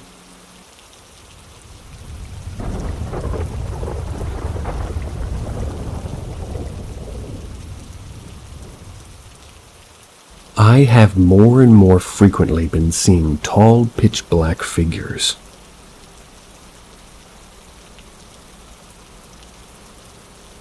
The very first time I ever saw these things, I was around 6 or 7. My family was camping at some lake in Oklahoma. I saw 2 strange figures standing outside our camper alone, and I saw a ghostly white figure. It looked like a preteen girl with long hair and a gown, running into the woods chased by a tall, thin black figure. I froze, called for my dad, who went to the woods where I saw these, but he saw no footprints or anything. I moved to a rural property in 2015. It's definitely my home. It's my home. In January of 2016, at age 11, I was standing outside and just kind of staring out at the trees on the property. I was doing this for a solid 3 seconds. I made eye contact with this abnormally tall, emaciated, pitch-black humanoid. I used quotations around eye contact, seeing it had no eyes. It was hanging upside down by its knees from a tree branch. Its long arms were touching the ground. If I had to guess, I'd say it was around 7 to 10 feet tall, maybe. I felt a deep sense of dread, ran inside to tell my father. When he came back out a few seconds later, it was just gone. I hadn't started seeing them again until recently, starting in September. On September 28th, my boyfriend, brother, and I were down the road from my house trying to catch like fish at the bridge. I got bored and uncomfortable because there were gnats, so I started walking up the road back to my house. I was about halfway there when I saw the figure standing in the center of the road. I froze. It froze. I stood there for about a minute or two. It was around 9 feet tall, and its hands nearly touched the ground. I ran back to the bridge, waited to walk back to my brother and my boyfriend. I didn't speak for a solid 2 hours. 2 days ago, I was closing the blinds to a window my cat enjoys perching at. And it was staring straight outside the window, and it had its face inches from the glass. It opened its mouth, and I don't know why. This one had a mouth, the other one didn't, but in its mouth was a big bulging eye. I freaked the fuck out and curled up in my bed. Today I saw it peeking around a corner in my living room. I'm terrified. Anybody know anything about this?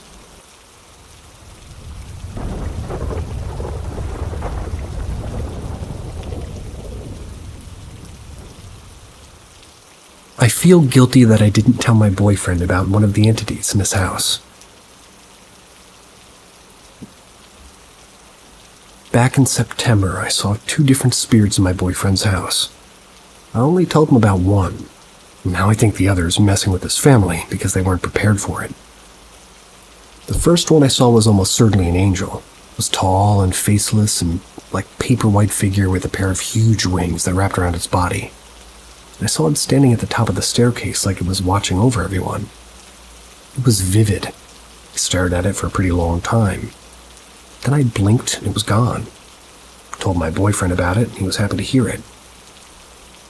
The second was about a week later and it was just as, if not more vivid, but more threatening. It was a shadowy figure that looked like the black silhouette of a ballerina, sort of standing on point. Almost completely featureless, except it had glowing red eyes. It was standing near where I'd seen the angel, but slightly further down the hall outside of one of my boyfriend's sister's rooms. It gave off a horribly angry energy. In a weird way, it gave off the impression that it was judging me based on my sort of femininity or lack thereof. Like it was disgusted with me for being less womanly than it would like. Same as with the angel. I looked at it for a while, but it was gone when I blinked.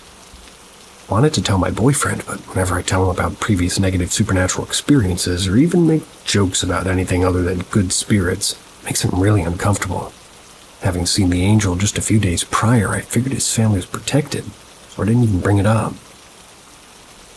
But now, 2 nights ago, find out that his oldest sister's been having nightmares and sleep paralysis for weeks now, seeing a dark figure outside of her room. Same place I saw the ballerina. I don't know for certain if it's the same figure I saw. Haven't really asked details, but given where she's been seeing it and the fact the spirit was definitely associating itself with femininity and his sister the one being targeted, feels like more than a coincidence, let's just say that. I thought that of all the people, she'd be the safest because she's more classically feminine, at least compared to me, but now I'm like sitting here thinking about it, it's probably exactly why it's going after her in the first place. My boyfriend says he's going to do a cleansing of the house soon, so I'm sure she'll be fine. But I can't help but feel like if I'd told him about it sooner, that it could have been dealt with before his sister was affected.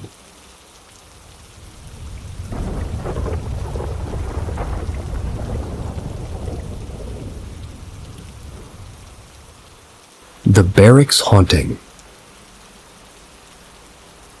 For context, I'm a Marine living in Hawaii. I won't get into names in these accounts, which happened to me and a couple of others. I've lived in these barracks for the past 2 years. I still live in them. These barracks were built sometime between 1955 and 1970. Not entirely sure, but they're old. Since my time here, we've had 2 deaths in the barracks. One death was a suicide, and I won't get into the details of the other one because it's a long story. No one really knows how many people have actually died in these barracks since this was construction, but I heard stories and talked from other people here. I didn't really believe them until about 6 months ago. It began when I was laying in my room alone, drifting in and out of sleep. My roommate was gone as we were on separate shifts. He worked nights while I was on days, so we didn't really see each other unless one was asleep or was on the weekend. I normally sleep on my side facing the wall right in front of me, and suddenly I could hear someone, or rather something, shuffling in the bathroom. That sudden feeling that someone's staring at you came over me and I felt too terrified to turn and look. The shuffling stopped and I felt relieved. I didn't think much of it. When I finally drifted into sleep, I woke once again to a groaning and gurgling sound. Suddenly I could hear shuffling again, but this time about 2 feet away from my bed. I feel something bend over and get to the side of my bed. I could physically feel the weight of the mattress depressing and hear the springs compress. Finally, when I turned to look, there was nothing. I started to question my sanity until a few days later, a Marine told me about an experience he had while standing post. Fast forward a few weeks later and I'm standing on duty. It's a 24-hour post at the barracks. It's where you basically ensure nothing illegal occurs. About 1:30 in the morning, I get up to toward the barracks on the hour patrol, and that's where I see someone in my peripheral round a corner into the common room. I called out to him. I got no response. So then I go to just investigate, and I find that there's no one in there. Return to the duty hut and find all of the logbooks and the various binders are on the ground. Around this night time, crew comes back, telling a few of my friends about it. They mark it off as wind blowing the books off. Felt as if something more sinister was happening. Now and again I get the feeling of being watched, but I haven't had any other events like that since that night.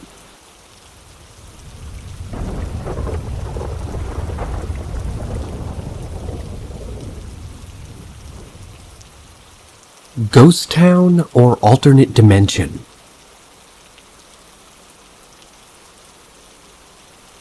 So, my parents and I were on vacation on the coast of Oregon. This was back in 2002 or 2003.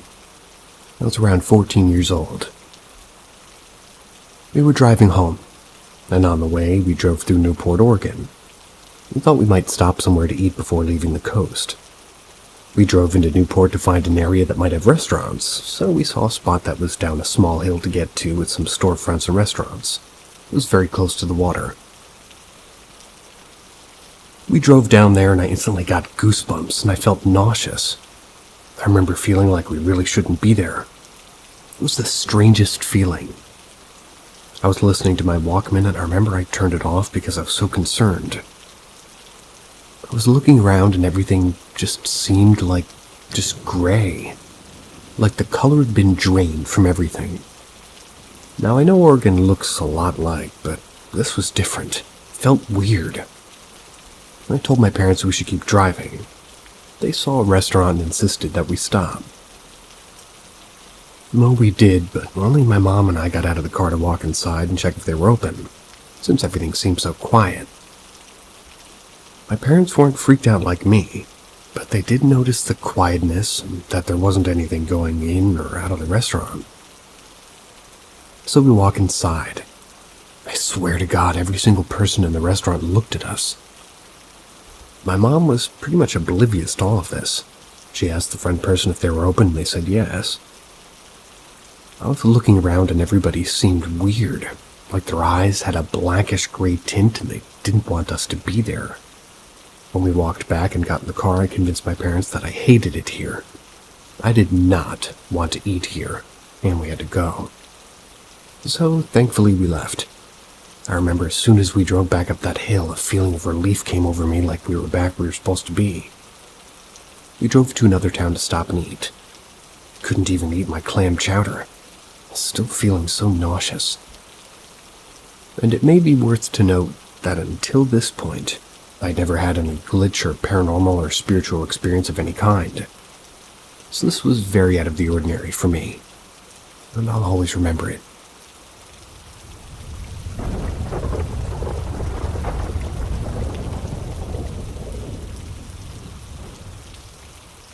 People saw me, but I wasn't there. A long time ago, I was about 11 or 12 years old. I'm 26 now. Me, my mom, my stepdad, and my little sister moved into a house built in my grandmother's backyard. It was a very, very tiny house with 2 bedrooms, a living room, and a kitchen. The only bathroom in the house was my mom's bedroom, so we were always walking through her room to get there. Since my mom used to sit at the computer all day, she would hear the door behind her open and see us walk by her room to use the bathroom. One day it was just the 2 of us, me in the bedroom I shared with my little sister, and my mom in hers. That's when she called me from her room. Now, I was always very afraid of my mother. She wasn't a very nice person. So I thought she was going to scold me for some silly thing, but all she asked me was, "Did you just use the bathroom?"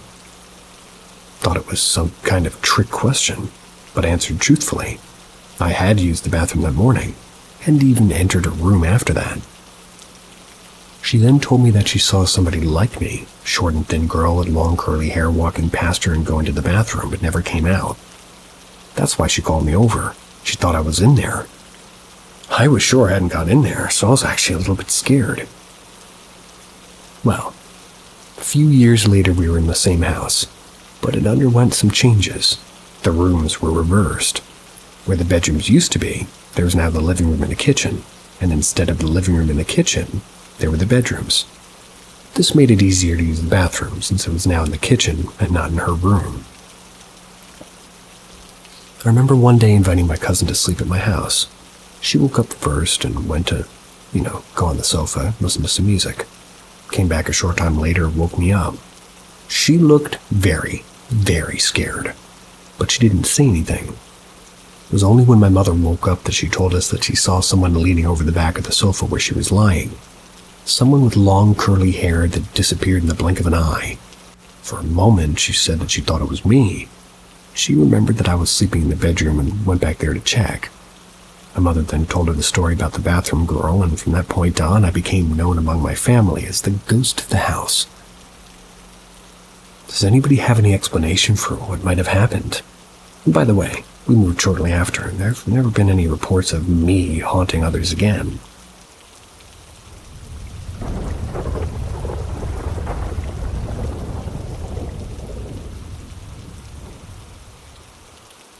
My friend saw my ghost. So when I was in junior in high school, I suffered from pretty severe depression. My home life wasn't exactly rainbows and sunshine.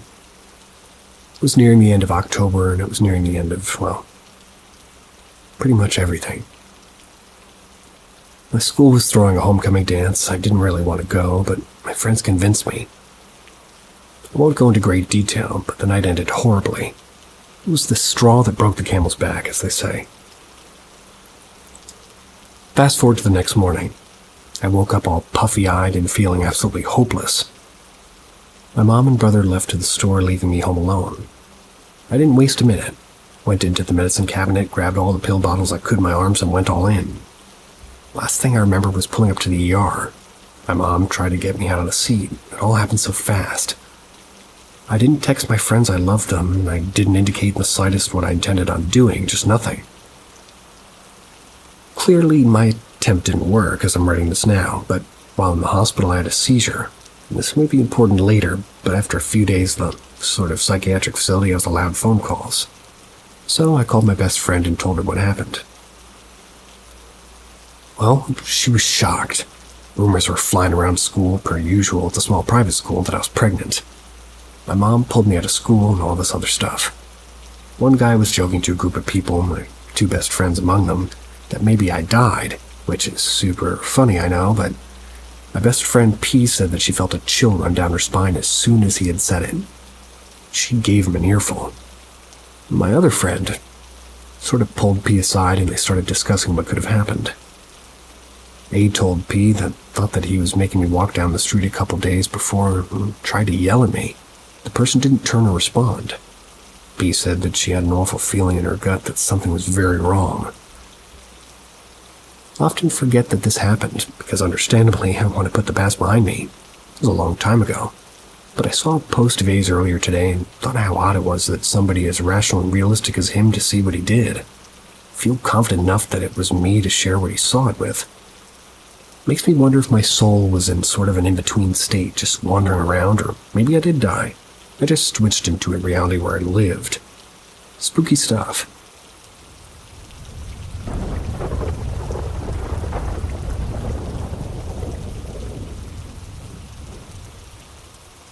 First paranormal encounter. I've had many paranormal encounters, starting from my teenage years, intensifying in my early adulthood, and seemingly tapering off now that I'm in my late 30s.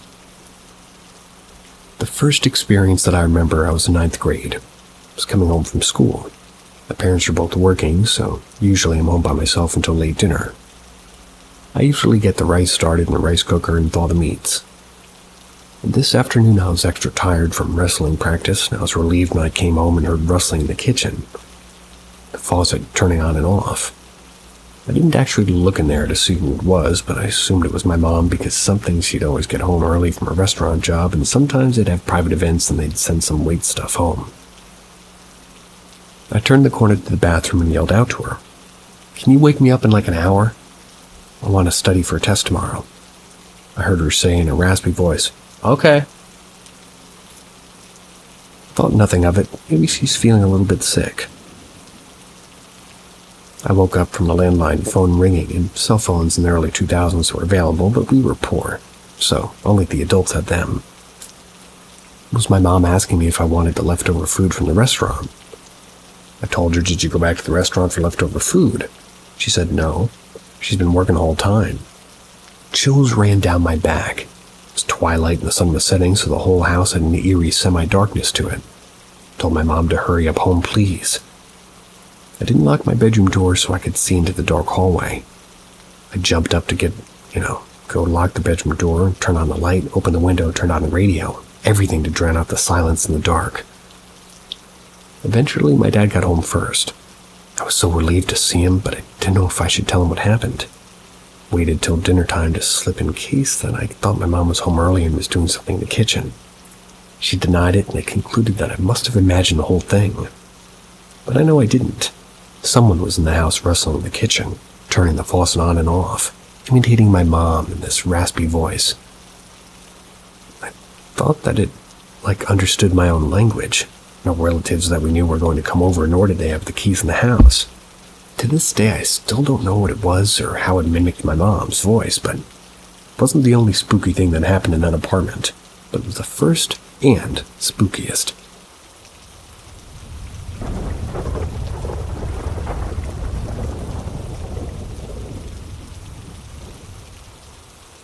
Noises behind closed locker doors and an encounter. This is something I experienced back in 2019 while studying in secondary level. Before I start, my school is really old, and it should be considered as a historic site. During the Japanese invasion, bodies were buried beneath our school floors. Already chills are sent down my spine writing this. It was around 1 p.m. after lunch break. I wanted to collect my books from my locker, which are situated at the highest floor of our school. Before entering, you'll see the statue of Mary glaring at you, scrutinizing your every move. It was already frightening to see her haunting face, but the location itself was already isolating. When you reach one side of the hallway, it's filled with lockers. The other is a storeroom. In front of you is a science lab. Anyways, I went to the further end of the hallway to collect my books. As I was walking, I felt dread weighing over my shoulders. I felt that something was amiss. I ignored my instincts, which later kind of cost me.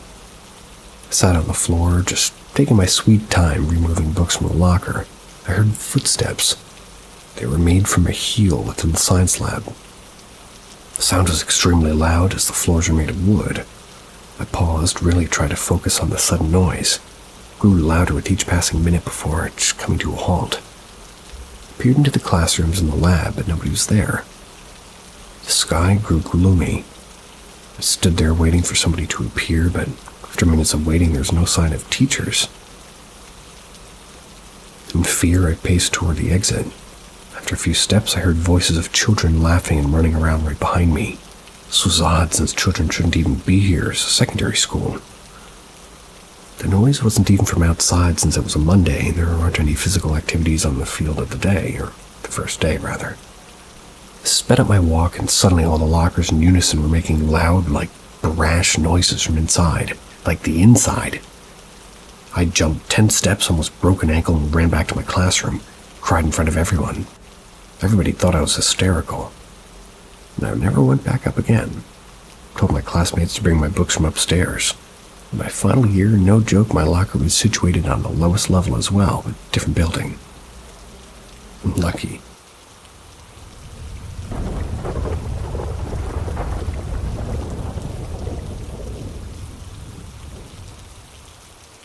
Luminous Ghost. When I was a child, I witnessed a spectral apparition. My mother and I saw exactly the same thing in the same place. I didn't see that thing right away. I only saw her when my mother asked me to get out of the bed. It's because we were in bunk beds made of wood. At that time, we lived in Chaumont, which is in France. I was living in hell. My mother had left my father because he used to beat her. I was the scapegoat of my school, and the neighbors of the apartment above ours frequently prevented us from sleeping at night by throwing dishes in the bath and hitting furniture and hitting the walls, shouting loudly in their orgasms, making invocations and all that. I was sleeping soundly that night until my mother started talking loudly to wake me up, to tell me that there was some kind of demon that appeared to her. At first, as I was afraid, I refused to join her. It was because I really needed to sleep. Then I just gave in. I went to the ladder on all fours. I noticed that a blue light was reflected from the ceiling. More generally throughout the room, while I knew full well that we had turned everything off. I also noticed that the neighbors in question were practicing strong enough invocations to make us hear. Practicing strong enough invocations. As I went down the ladder, I struggled with the temptation to turn my head to the right to see where all that blue light was coming from. Then it was only after joining my mother in her bed and after several requests from her that I ended up looking at this thing face to face. The ghost was a half-skeletal corpse. It was lighting up the room with its blue light. It had the features of my maternal grandfather. The ghost talked to us. We were too afraid to pay attention to his words. This thing has finally vanished. Needless to say, when this thing disappeared, we were in complete darkness. At the time of his disappearance, the neighbors stopped speaking. We heard them running and opening the door to the apartment. Then we heard them run down the stairs as if they were fleeing something that was chasing them. We could hear the squeal of their feet, or maybe shoes, at every turn they took. Then they were heard leaving the building by slamming the main door.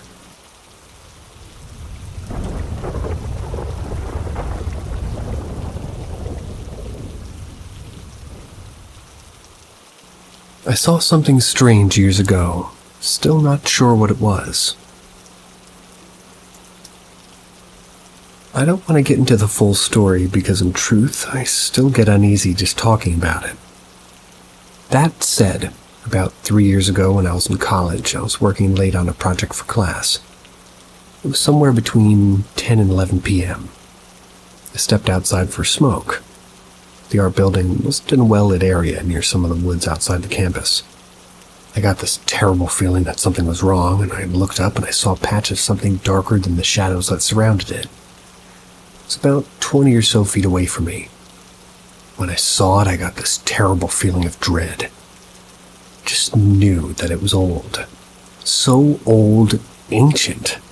Might be more appropriate of a word, really. The thing that made me really afraid was when I saw it, it somehow saw me.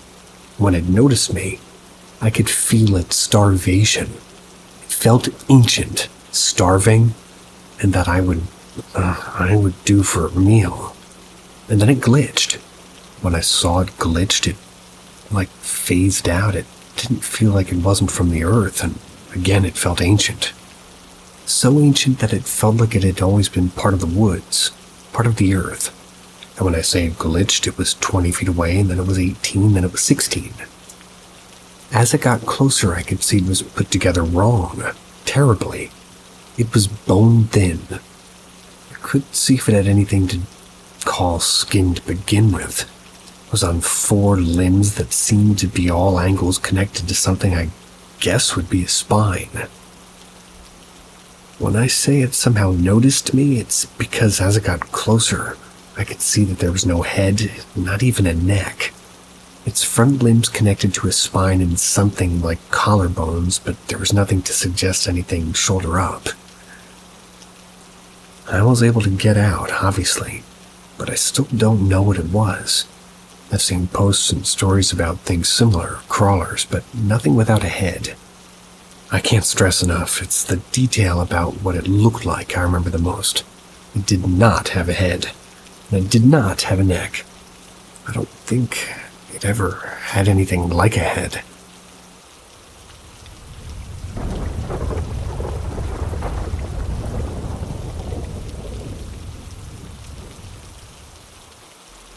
Ghost at an abandoned train station.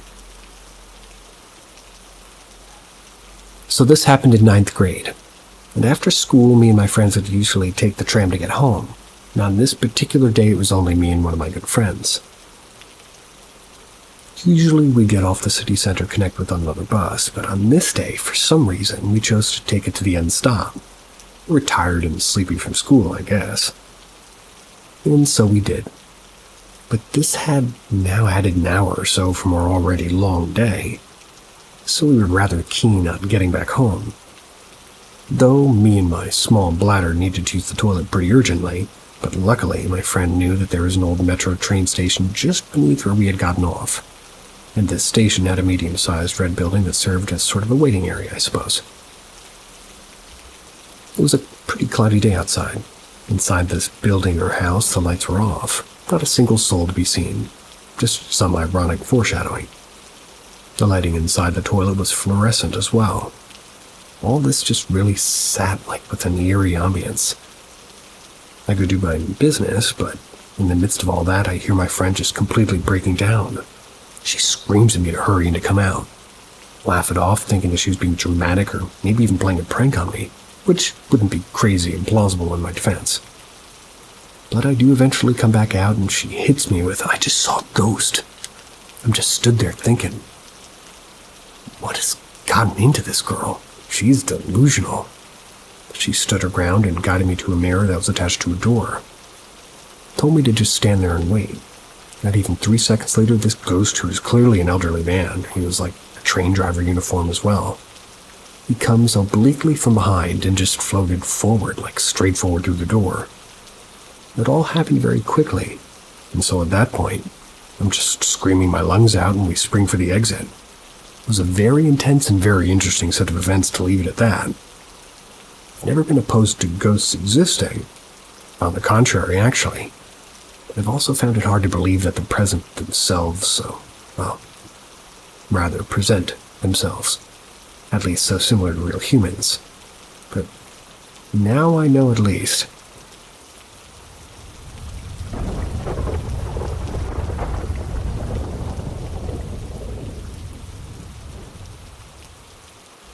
My music box just played on its own at 4 a.m.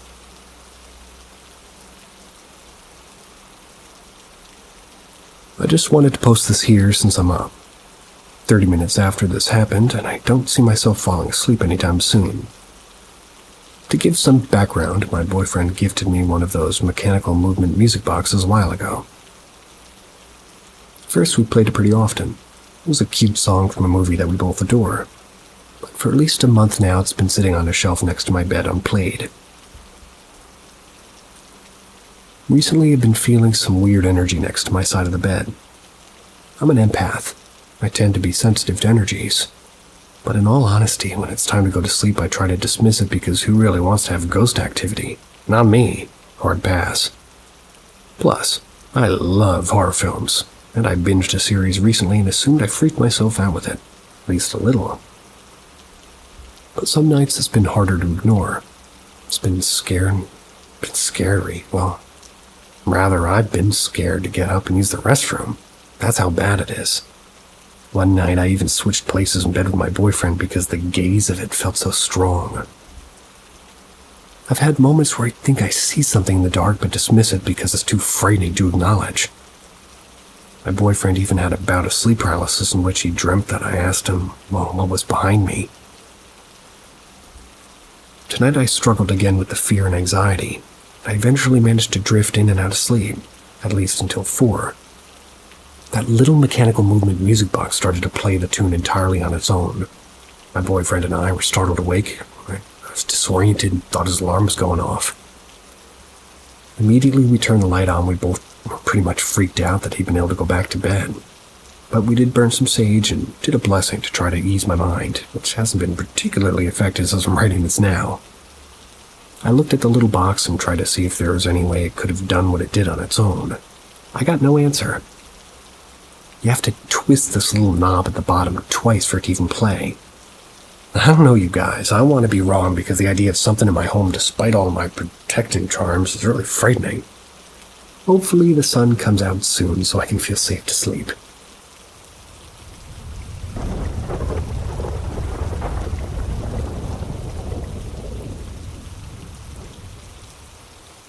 I work at a prison. A large part of my job is to walk around the prison I work at. I go from building to building assisting the counselors with various things. My office is a cell on the living quarters of the inmates, so I'm used to seeing and hearing all kinds of crap every day. I went into the academic building where the inmates attend classes, report to my supervisor's office, and turn in some paperwork. Imagine a small school building that's only 1 floor, and basically it's just a straight hallway with classrooms staggered on either side along with some offices. Halfway down the hall is a security bubble where they check passes and supervise the area.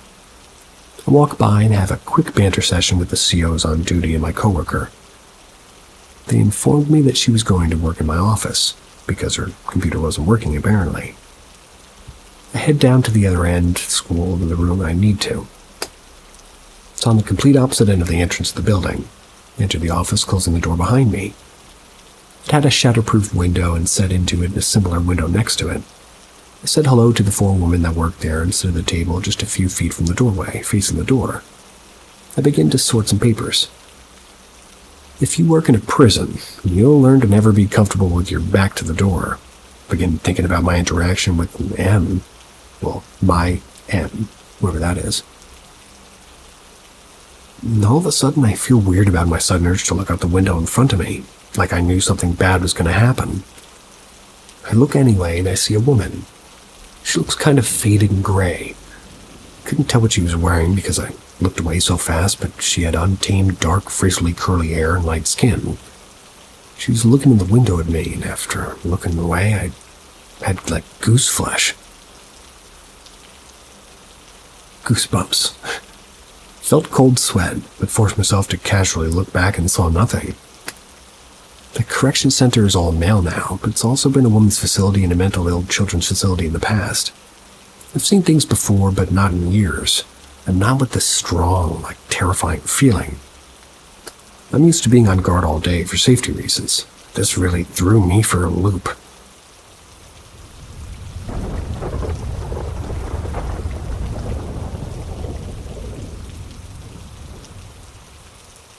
Disembodied voice, and I called the police. That being said, this happened a few months ago. I had just had our 4th child, and my husband had taken our youngest to urgent care for a COVID test. It was around 9:30, and I'd checked on my older 3 kids who were starfished on their beds in their rooms fast asleep. Their bedtime is 7:30. As I'm standing by the thermostat, I hear from right behind me in a child's voice, "Mama." I whip my head around to tell them to go back to bed. My kids' room's across the house, and I find to my surprise nobody there. Weird. Okay, no big deal, I think. I just tried to shake it off, going to my room at the end of our house to use the bathroom. My bathroom's on the complete opposite end of my house, and I'm on the toilet scrolling social media with the door open in front of me. Home alone anxiety, I think. Suddenly I feel like this ice coldness wash over me. I feel like I'm being watched. It came on quickly, and I was paralyzed with immediate fear. Felt like I couldn't look up from my phone. After 10 solid seconds of staring at my phone screen, I forced myself to slowly look up, knowing instinctually I'm going to see someone standing in my bathroom doorway. My eyes look up from my phone, and as I see nothing in my doorway, in my left ear I hear loudly, "Mama!" I screamed, called my dad and asked him to verify, and I was awake and not dreaming. As I'm on the phone with him, still in the damn toilet, I hear from the living room a crash. I run out into the living room and find a remote on the TV's been thrown across the room into the wall. Dad tells me to man up and call the police. Kids are number one. I sweep through the house, flicking on all the lights. No one thankfully was hiding anywhere, and all the kids were sound asleep. The police showed up probably thinking I'm fucking nuts and did a sweep of the yard. Nothing. I tell my landlord, who's also my friend, the next day about the incident. She sits silent and looks at me weird. Weird, right? I'm probably in psychosis or something. I wind up mumbling. She turns pale and says, "No, you're not. This is the week my niece died. Her spirit visits me every year since her accident. She used to call me Mama D, or Mama for short. I think she was lost and couldn't find me. I saged the house."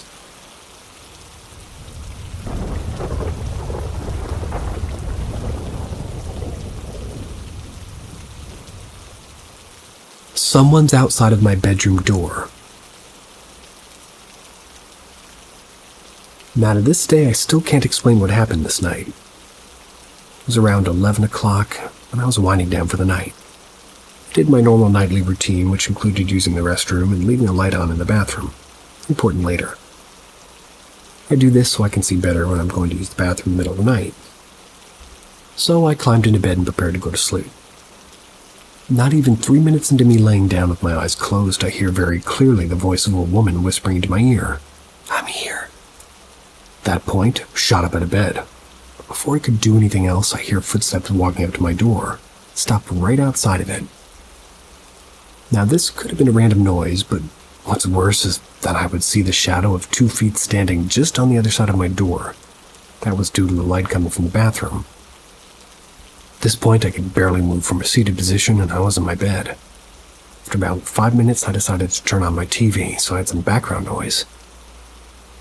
As the TV was powering on, though, I started to hear the sounds of someone breathing coming from underneath my bed. And I know it was just me, because I could hear it even when I held my breath. So at this point, in absolute terror, I could barely move from my bed. It stayed that way for maybe another 2 or so hours. I don't remember why exactly, but at some point I needed to get out of bed and grab something. But I still was occasionally hearing breathing from underneath my bed. Felt better getting up knowing that I had a knife on my bedstand, but maybe I could defend myself if I needed to. So I got out of the bed and decided to look underneath. Grabbed a flashlight and my knife and then looked, and to my shock, there was nothing. This cleared up a little bit of terror that I was feeling there, but still, foot on the other side of the door. Built up the courage, opened the door, and yet again there was nothing there. Well, even after clearing this up, I still didn't sleep at all that night. To this day, I still cannot fathom what happened. I don't know how to explain it or if there is an explanation. If any of you guys have any thoughts on what it could have been, could you please let me know? This happened about a month ago, and I haven't had any other experiences near this since.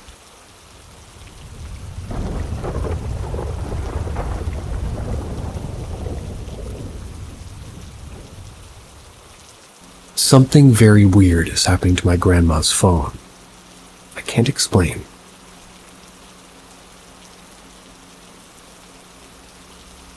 My grandmother passed away on May 6th this year.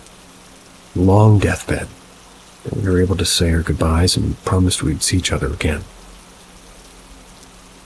1 month after she passed, her contact was suddenly changed from grandma to crying, broken heart, crying emoji grandma. I just thought it was some weird glitch and removed it, put it back to just grandma. I don't want to be reminded of her death. Those emojis do this. It was strange because it only happened to her contact. I rebooted my phone after that. A few weeks later, changed it back to that again. It was the night after I dreamed of her, and she told me that it was time to be okay again. I removed it again and wrote it off. Not sure how long it had been there, so it might not be related. Today, I opened my contact list on WhatsApp. It was back again. At this point, I'm freaking out. If it was a simple glitch, why only her? Why those specific emojis? Why did this only start after she died? I've never had this problem before. She dies and suddenly it starts and only with her. Can't find a reasonable explanation for it. Discussed it with family and friends, and they said something might be breaking into my phone, but that's not possible without me noticing because of face recognition in my many pins. The other explanation could be some hacker into my phone, but why? What's the point? They'd steal a whole lot of money, but just choose to put these emojis on the grandma that died? And I'm not a firm believer on the she's trying to communicate, but at this point it's becoming really strange. Too many coincidences.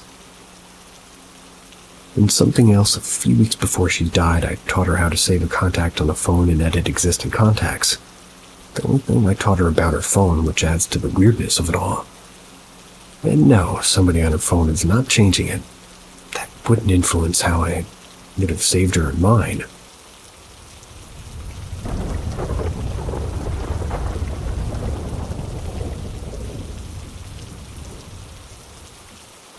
Dealing with some sort of mimic.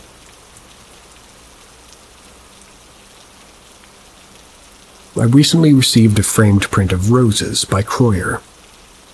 I adore this painting, which previously hung in an old military meeting hall. My friend swapped it out for another painting for me. The same day I take it home, I'm cooking in the kitchen. I see my bedroom door swing back and forth. Not in the wind, not by draft, but clearly open all the way. Almost closed all the way, too.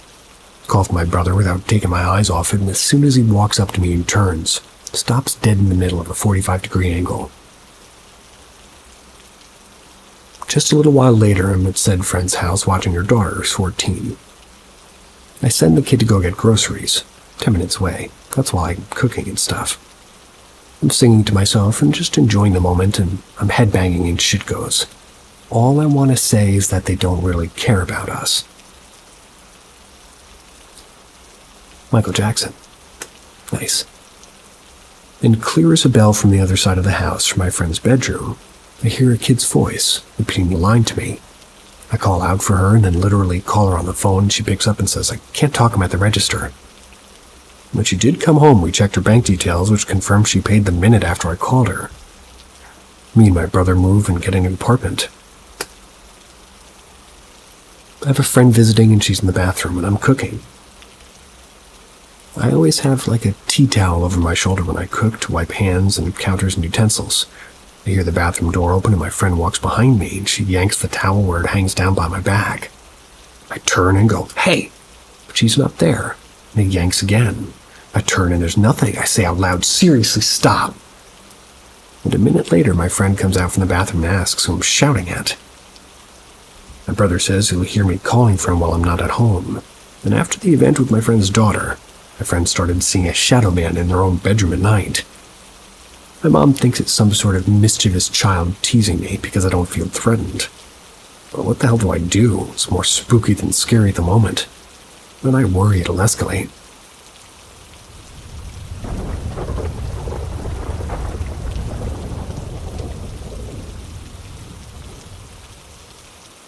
Strange face outside the window.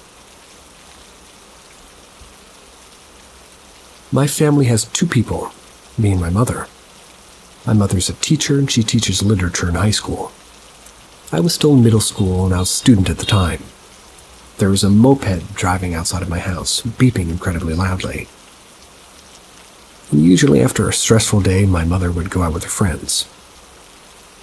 It was about maybe 2 a.m. She came home reeking of beer.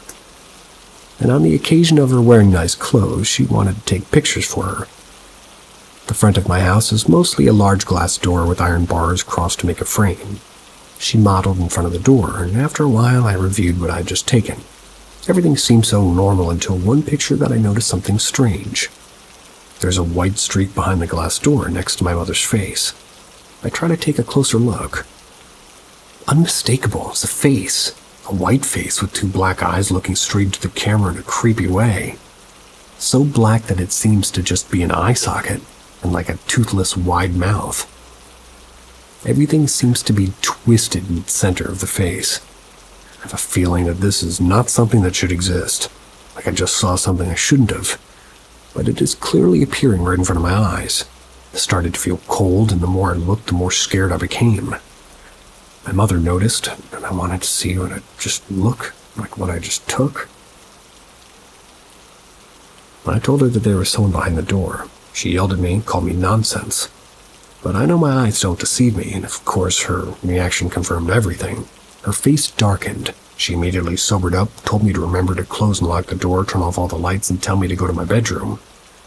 She also immediately entered her room and closed the door. The next day I checked the camera again. I couldn't find the picture. Maybe she deleted it. And since then, she and I haven't talked to anyone about this. It's been behind my mind for so many years. I really want to tell someone. It's probably crazy enough not to believe me, but I know I haven't been losing my mind. I know what I've seen, and even my imagination is not an element here because she's seen it too.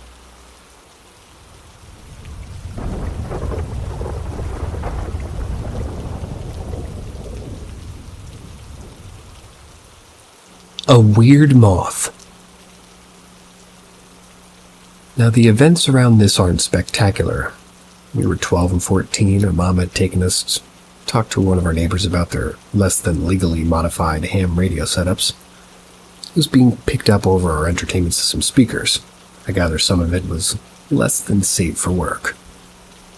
When we already returned home, I walked from our kitchen in a semi-open planned house, went towards the hall and the water heater closet. Before the heater is a massive vent, and right above this vent is the small place between the vent and the closet. It's this black, blue, green, pink, dusty-colored moth.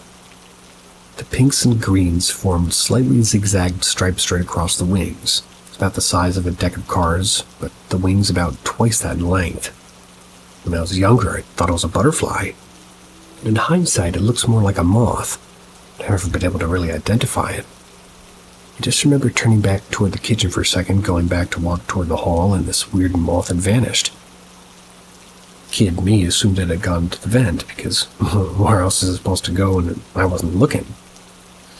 But now I think back on it, it was too big to go into the vent, and if it had went into the closet, it'd be tough not seeing the dried remains later. Also, the incident at the time struck me as odd. What is this huge butterfly doing over in the house? I've also never been able to identify it, so for now, it's an odd mystery, and one that's pretty stuck with me since I was a kid. The image is above. The description of the moth, it's like a 5-minute mock-up crappy quick vector drawing of what I saw. So it's not really anatomically accurate, but it does show how the stripes laid across the wings are. I know this is fairly mundane, and of stories regarding the house I grew up in pretty tame, but the weirdness of that moment hit me even then. I still look every once in a blue moon to see if I can identify the species. I'd honestly love if somebody could ID it, because I would get this niggling feeling of what it was out of my head. But the way it was just there 1 second, gone the next. I wasn't even turned around that long, and it had completely vanished. That's what weirds me out and what makes me think it's paranormal.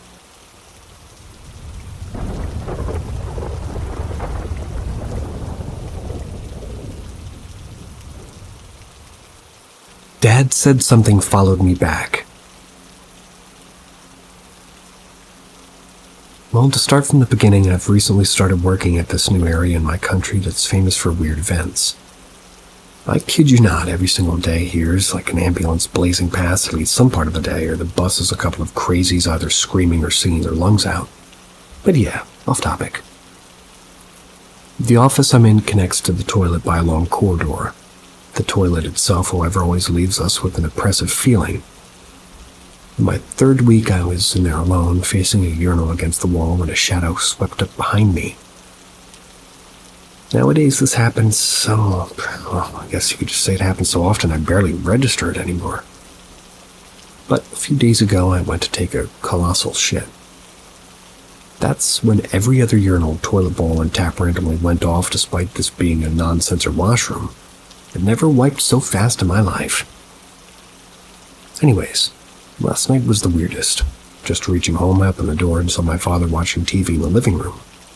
Apparently, my dad saw somebody walk behind me into the room at the same time. But as it's quite a distance away, he assumed it to be a trick of the mind and just paid it no heed. After all, when he looked back next, there was only me there. I only heard about this one in the morning. Fast forward to 2 a.m. I woke up randomly because I dreamt of a small boy's white face showing up in my room. The next dream, though, had me running from black shadows in a fire-burned neighborhood, and I remember bumping into another survivor in a truck. I kept asking him to take me with him, since there was nothing better than this, but he refused adamantly, giving no reason other than, "You're not supposed to come with me." Eventually, we fought, and I ended up taking his truck and drove off with him in the back. This morning, though, I woke up with multiple points across my body that hurt like hell, as though I had serious bruises over there. Places like my shoulders, my shins, and my forearms felt like somebody hit them with a hammer and left. I'm not really sure how else to explain it. Even typing right now makes my shoulders kind of ache pretty badly, like I'm carrying a heavy backpack.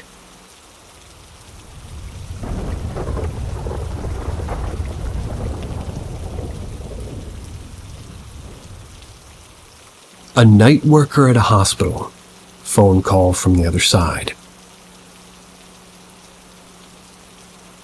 So this actually happened to a coworker of mine, but it's by far the creepiest thing I've ever been semi-involved with in my entire life, and I've been waiting for a perfect moment or time to share.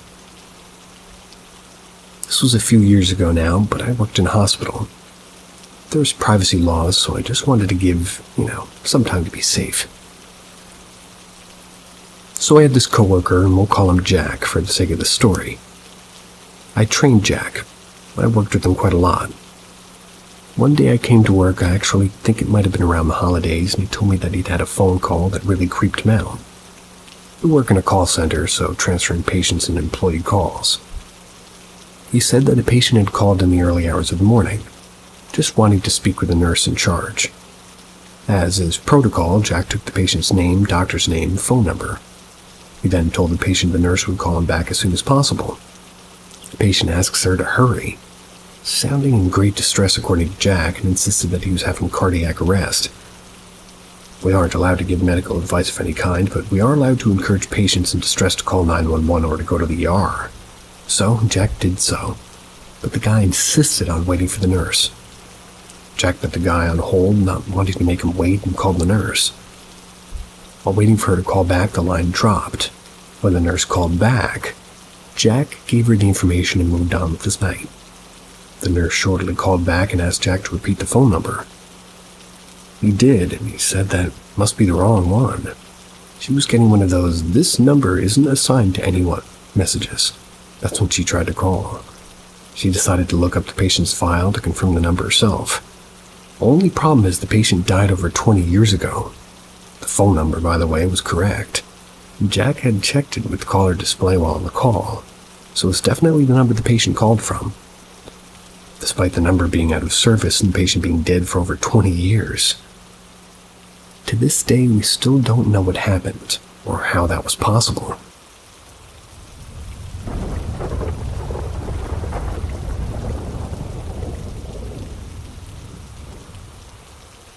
Haunted duplex in Donaldson, Tennessee.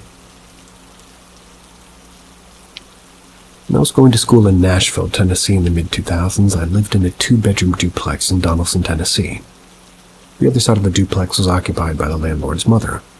She was elderly. I only saw her a few times the whole time I was there. The first night I stayed, I was reading on the couch in the living room facing the entry into the hallway. I was looking into the book, and I just kept seeing someone or something walk down the hall. When I looked up, no one was there. After a few times of this, I assumed it was shadows of cars driving by or something like that. So from my bed, I could see down the hall into the kitchen, and at night, if the door to my room was open, I would see somebody walking down the hall toward my room.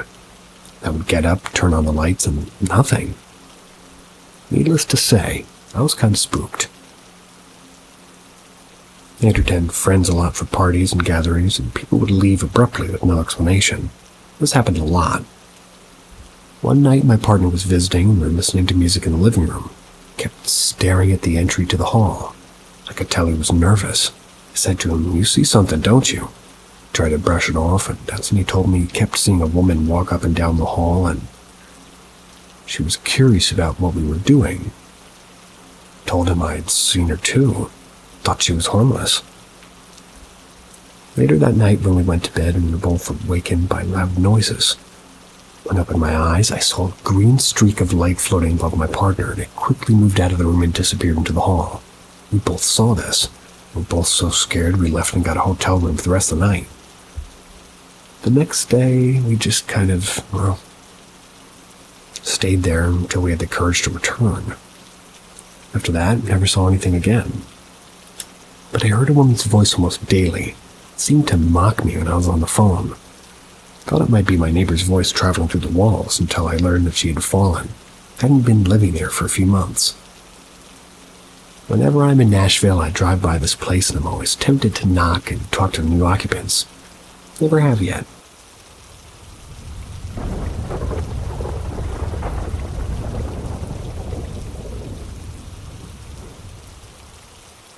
Should I see a priest?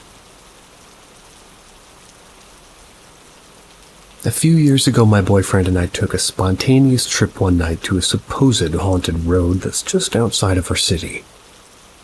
There's a bridge on the road with underlying train tracks that's said to be the most paranormal part of the area. A witch from the late 1800s is rumored to have hung her 3 children and then herself from this bridge. Years later, a school bus flew off the same bridge. That wound up killing all of its passengers. It said that if you put your car in neutral in the middle of this bridge, you'll be pushed to safety. That's because the children don't want what happened to them to happen to you. We sat and talked in the middle of the bridge for several minutes before his Jeep started just inching forward. I was shocked and coming up with every excuse. I asked to turn back around and to try it again. Almost immediately there were noises coming from underneath the Jeep, rattling, and sounds like something was messing or something. After a few moments of rattling, the sound moved to the back by the license plate. This time it was obnoxiously loud and sounded like somebody was both scraping and banging a license plate or something of the sort against the back of this vehicle. I wanted to tell him to leave in this moment, but my body was too frozen to speak or to move. We both sat in complete shock as we listened to this horrendous noise slowly making its way up the passenger side of the door. And then without stopping, reaching the front passenger door where I was sitting. Instant silence. I was looking at me and staring at me for a good few seconds before I both felt and heard the knock of something on the door, which my thigh was leaning against. I practically jumped into my boyfriend's lap and he told me that he had heard it too. It felt like the size of the bottom of a basic highlighter. This feeling penetrated my thigh and I could feel it deep in my tissue long after we had gotten back home. We checked the Jeep for any damage and not a single piece of evidence was found. Did it attach itself to me? And how do I know if it did? Should I see a priest?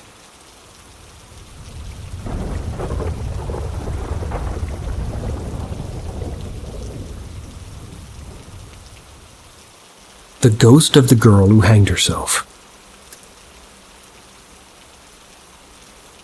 4 years back, I started my architecture journey. I enrolled into this college, which in the outskirts of the city is where it's at. There I was allotted a hostel room on the 5th floor of the block. And me being an insomniac never questioned the lack of sleep as a sign of anything paranormal, but it was my insomnia that, feel like I was in this trance-like state whenever I was about to sleep. Even when I slept and when I was at the peak of my sleep, I felt my pillow pulled upwards with like a certain force waking me up. I shrugged this on like the pretext that I used to be really tired, but got really intense when a friend of mine reported the same thing happening to her. And this was the red alert for me after I started noticing things. Since I used to be alone in my double-sharing room, I used to lock each and every door and window. So no one could break in. I double-checked everything. But this one time, I was woken up by my friend in the morning as she entered my room, woke me up claiming that my door was left ajar. I clearly remember closing and locking it.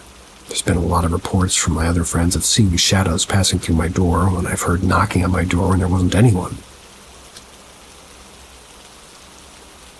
And this one time, I guess a better way to say it, I was cleaning my kettle and I accidentally dropped the fork in the pot. I was laughing so hard because of the stupid thing that I did and I heard it. Firstly like a little hum and then like a loud laughter coming from the back of my neck. But I was alone at that time. I ran from my room to my friends and swore to never sleep in my room ever again. I've left that place for good now, and just when I left I got to know that just below my room on the 4th floor was the room where 3 years ago a girl had hanged herself, and since then that room was locked and sealed. I've heard a lot of similar cases from different students that stayed there, or are currently staying there.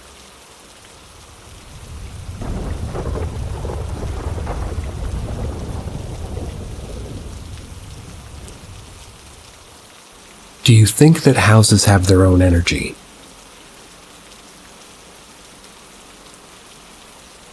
So we rented a 3-bedroom apartment January this year. Our partner lived there with another renter and I would visit him 2 to 3 days weekly. They work on site every day, so when I would stay there, I'm the only one left at home as I work remotely from 6 a.m. to 3 p.m. Every day that I was there, I was always just feeling anxious, like someone's watching me either from outside or inside the house. I can't sleep on my own because I feel like something shitty would happen if I ever, just fall asleep. I would go up to a room, lock the door, and I'm alone to make myself feel safe. My partner and I had our first aggressive fight when we were there. There were several others following, which included throwing items at each other. We weren't in good terms with each other, or the renter. And that's my partner's workmate. That's because she was having issues with me, so Our bedroom was facing an abandoned apartment. It doesn't have doors and window covers, so you can really see the inside. So anyway, the day came that we had to move out of the house, because of the other renters' issues with me. We found another apartment. It was a 2-bedroom, 2 blocks away from the previous house, and had moved there last June. This time I felt fine. I could sleep alone at any time I want. I had no feeling or something or someone watching me. Me and my partner would still have arguments, but not as bad as the ones we used to have then. Basically, the house feels a lot lighter now than the other one. I think what also helped us to feel more at ease is that we met the owners of the house. They're like a family of 3. The mom has a small baking business, and the dad is friendly and easy to deal with. Never met their young daughter, but I feel like they're a good family, as some kids from the neighborhood are asking us about them. I just realized now that if we're to move out and look for another apartment, we want to make sure to meet the owners to have a vibe of what kind of energy they have in the house. I think it's important to know because it actually affects the life of the new renters.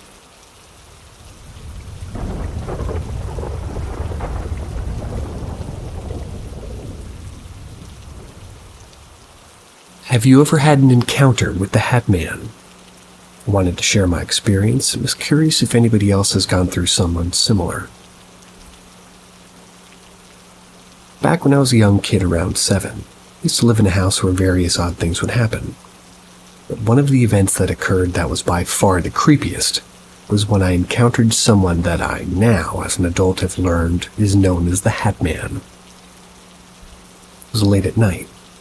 I was sleeping in my parents' bedroom because, like most children, I was afraid of the dark. I remember sleeping in one of those mini couches for kids that you pull out and turn into a mini bed of sorts, lay on it. I was sleeping near the doorway, and I remember my parents had left the door open. The hallway light was left on too. I was drifting off to sleep when I suddenly got compelled to get up, opened my eyes, and sat straight. In my doorway, I saw a man standing. He was wearing a suit and a hat, and he looked like he had come straight out of an old-timey black and white movie. I saw this because he was completely gray. Nothing about him seemed normal at all. But what was perhaps the most unnerving part of it all was that even though the hallway light was on, his face wasn't shown. After seeing this man, I screamed. Woke up my parents, who also saw him. With terror in his eyes, my dad ran and shut the door. Afterwards, he grabbed a bat and searched for the man throughout the house. Never found him. Later on, when we had moved out, we had heard that another little girl had a similar experience, and as an adult, I've heard stories of the same man being seen in hospitals right before someone's about to pass away.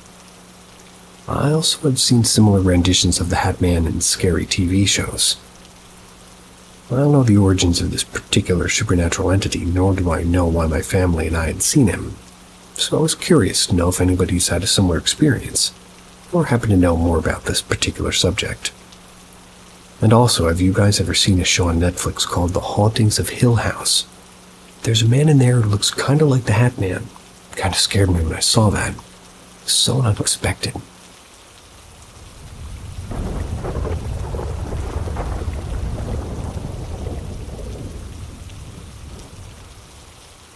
Gettysburg Ghost. Genuine sighting. This really happened. Take my word for it. If you wish, you don't have to. That's fine too. As far back as I can remember, I've always enjoyed learning about history, including military history. As an early teen, my dad got a copy of Time Life's The Civil War Gettysburg. I looked through it and read it constantly. I was particularly drawn to a photo of a deceased soldier. It was at Devil's Den. Never forgot it. Fast forward about 20 years. My wife and I decide to finally visit Gettysburg on Halloween for our wedding anniversary. My first stop had to be Devil's Den.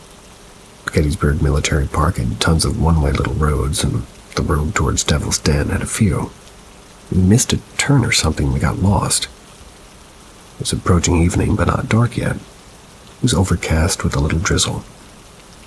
My wife and I were hungry. Decided to come back tomorrow.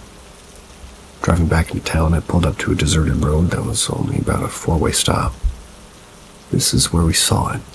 Sitting at the stop sign, I automatically looked to make sure that it was clear to drive off. As I was about to pull away, I saw something to my left that was probably close enough to reach out and touch. There, floating midair about torso height, was what looked like a cotton button shirt that I believe was dark gray. It was torn to pieces and fluttering violently as the hurricane winds were blowing. I don't remember sounds or smells. There was no blood, and I don't recall seeing any body parts, just this shirt. My brain didn't or couldn't register what it was seeing. I looked at this apparition for about 10 seconds, then drove off. A moment after that, I turned to my wife without saying a word. She was smiling at me and asked, "Did you see it?" Every word of this is true, and every event happened. There's no mistaking what my wife and I saw. No mistaking it for anything other than what it was.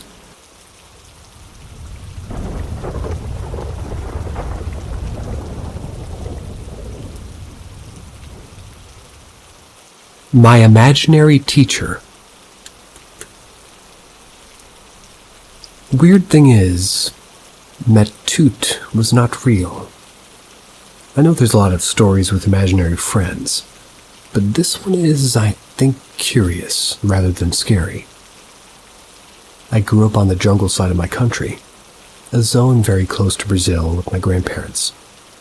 They had this beautiful orchard which led to a small laundry room at the end of the house. My sister and I spent a lot of time there just playing and running, but most of the time, I'm the oldest one, I would just tell her that she had to leave. That was since my class was about to start. I was like 3 or 4 years old. Since the town was so small, I wasn't even going to preschool at the time. To here, everything seems cool. Just 2 kids and an imaginary friend. But things started to get weird when my parents and grandparents noticed I was genuinely learning stuff. Things they hadn't taught me or my sister. When they ask me who taught me that, I'll always smile and tell them that Toot teaches me everything. Things got even more weird when I wasn't just learning stuff like names of animals and planets or some basic math concepts. But I could tell when somebody would come to the house or tell my grandmother that somebody will look for her later on that day. And as before, when they ask me how I knew I'll respond, the Toot knows and he tells me. My mother told me once that I told her I was sad because Matut told me that my grandparents were about to get ill, which indeed did happen. He said it was a secret my grandma couldn't know. She naturally got scared and told me not to listen to him. I haven't seen my imaginary friend since we moved to the city. I haven't been able to tell any future events or learn stuff by myself, like with Matut since then. So, my question is, can a child generate knowledge such as the one I had from nowhere? Has anyone experienced something alike? Or is it that something was truly teaching me, and about the future things as well?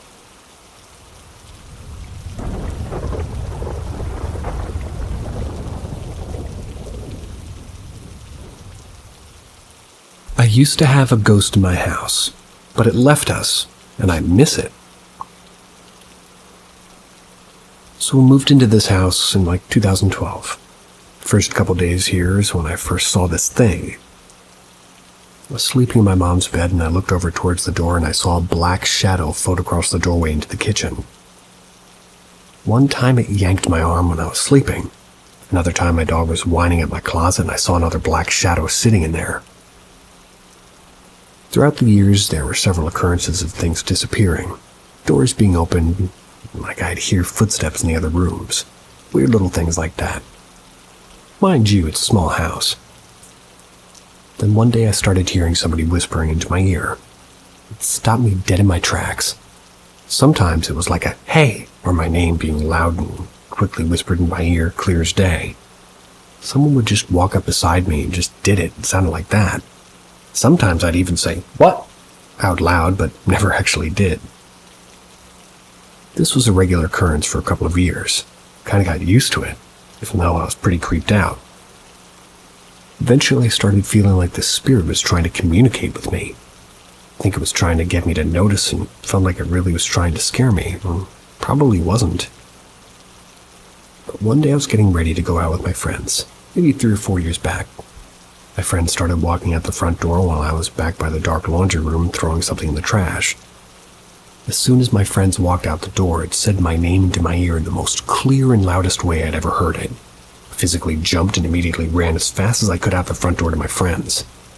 I don't know why it scared me so much that time, but ever since then, I feel like its presence has left my house. I feel crazy to say that I'm almost like feeling bad, like it left because it scared me. One part of me thinks it may have been my dad that passed when I was 5, and maybe he just didn't mean to scare me and it was just trying to communicate with me. It's been 4 years ghost-free. To be honest, I kind of miss my ghost.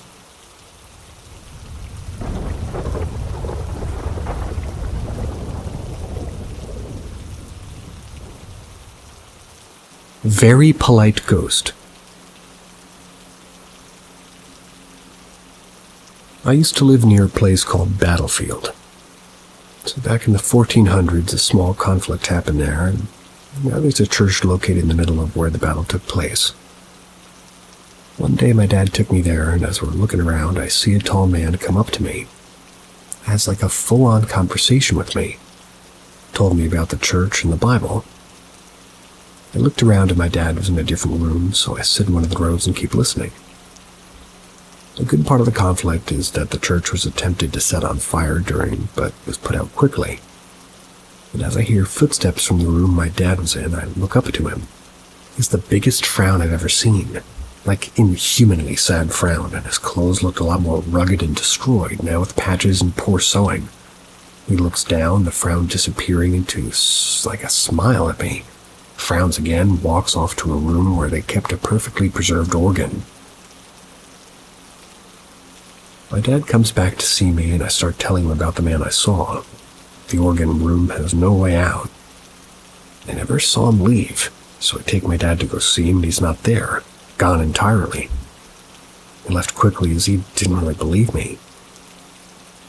When we went back again a few months later, I swear I saw him, but I couldn't find him. I've been back multiple times and never found him again.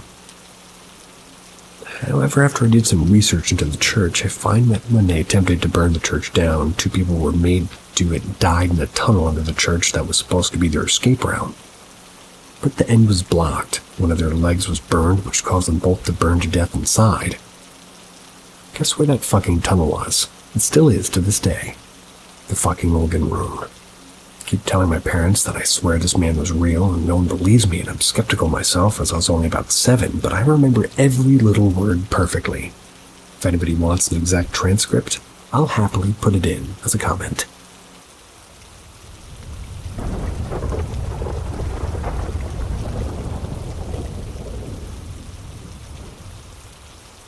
Ask Reddit.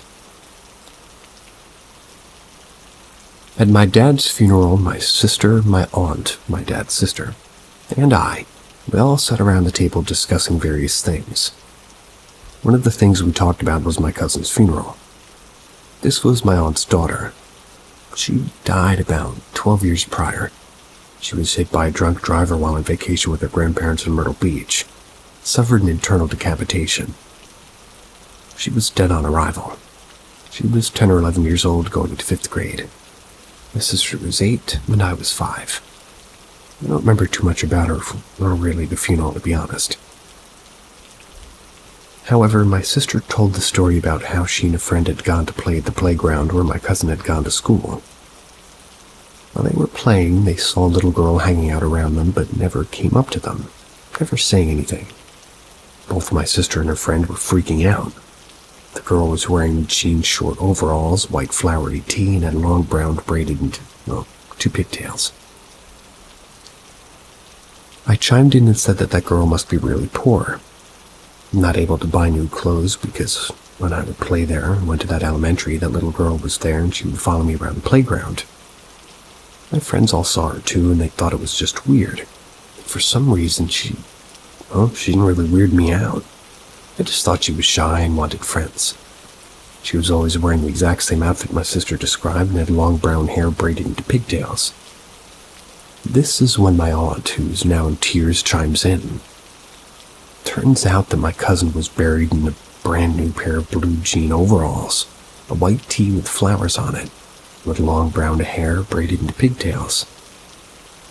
We never knew that she'd been buried, or We knew she'd been buried, but rather we didn't know what she was buried in. It was a closed casket. My sister and I have no doubt that the girl that we both saw on the playground was her cousin.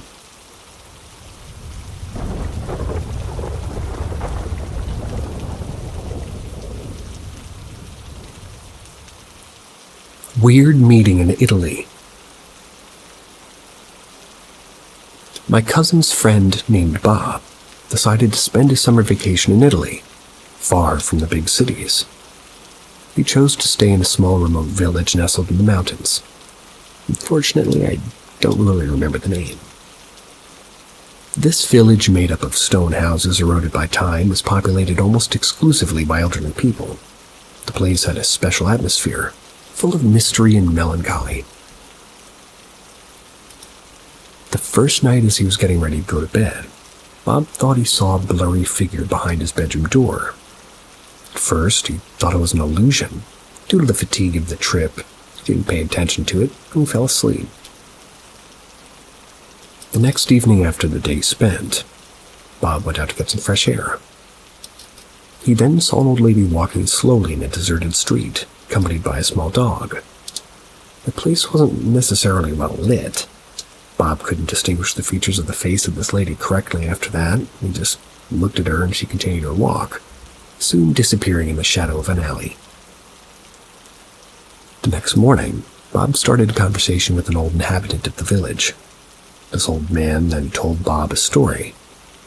A few years ago, an old lady and her dog died in a house fire, not far from where Bob had seen the silhouette the night before. So according to a local legend, the spirit of this woman and her dog would still wander in the alleys of the village.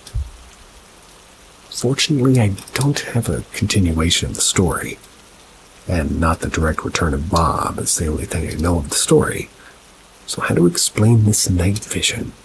Was it just a coincidence, an illusion due to the mysterious atmosphere of the village? Or had he really witnessed a supernatural manifestation? Could the person he saw be the old lady and her dog? In what form could this woman have appeared to him? And you? What do you think?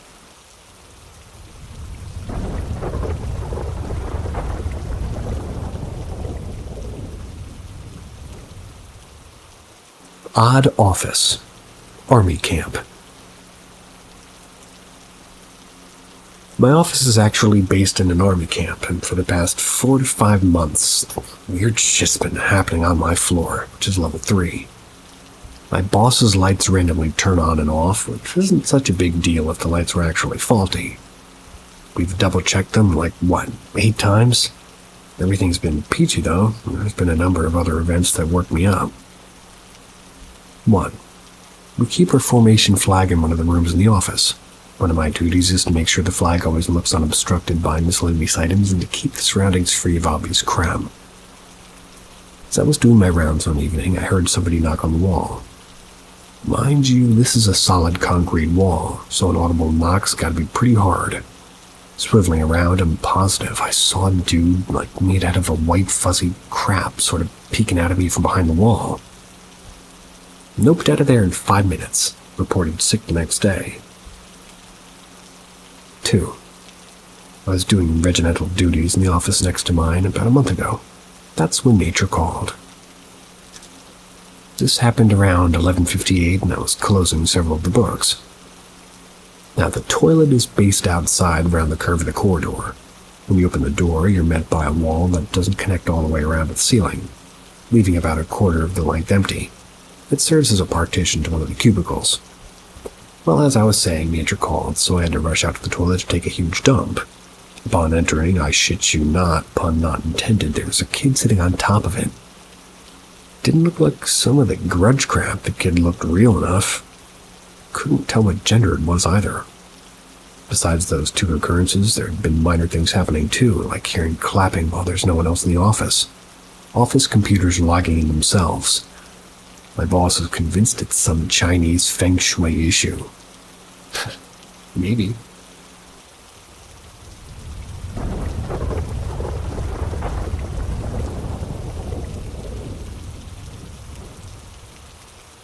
My roommate scared me. I'm not sure what happened that night. So when I was in high school, I lived in a dorm. It was during my exams. I was the last one to leave the study hall around 12:30 a.m. Went to my room and I was prepping to go to bed. We had a nightlight and I had a habit of reading the Bible before I sleep. I usually kneel comfortably, facing the pillows, and right beside me was my roommate, deep in sleep. I could see her face, but it wasn't really too bright. I was reading to myself, not reading it out loud, and maybe after a couple of minutes she suddenly opened her eyes and just staring dead in the eyes. I could sense that she opened her eyes through my peripheral vision. I stopped reading. I looked at her in surprise, and she suddenly pointed her hand at me, started speaking a different language. It sounded like gibberish. I was just looking at her in shock, trying to think of what to do. She started speaking more aggressively in that gibberish language. I got scared. I called her name twice and told her to stop doing whatever she's doing, or else I'm going to report her to her sister. It was a Catholic dorm. She wouldn't stop. I shook her hand, and she slowly put her hand down and closed her eyes. Tried calling her again, but she didn't respond. I literally prayed with my eyes open that day, and I couldn't sleep. Next day, first thing in the morning, I reported it to the sister. She told me to keep an eye on her, but honestly, I was so scared to even sleep beside her. I asked her if she remembered what happened, and she said that she doesn't. She got sick the next day, and this happened, and she got worse within that week. The parents were called, and she was sent home. I still don't understand what happened that night, but it was the scariest moment of my life. Thought maybe she was asleep and just sleep-talking, but never saw her doing that. The whole atmosphere just felt very weird and scary. We had a lot of stories to talk about in the dorm because every now and then something scary always happened. The fathers would visit to pray and sprinkle holy water during rounds.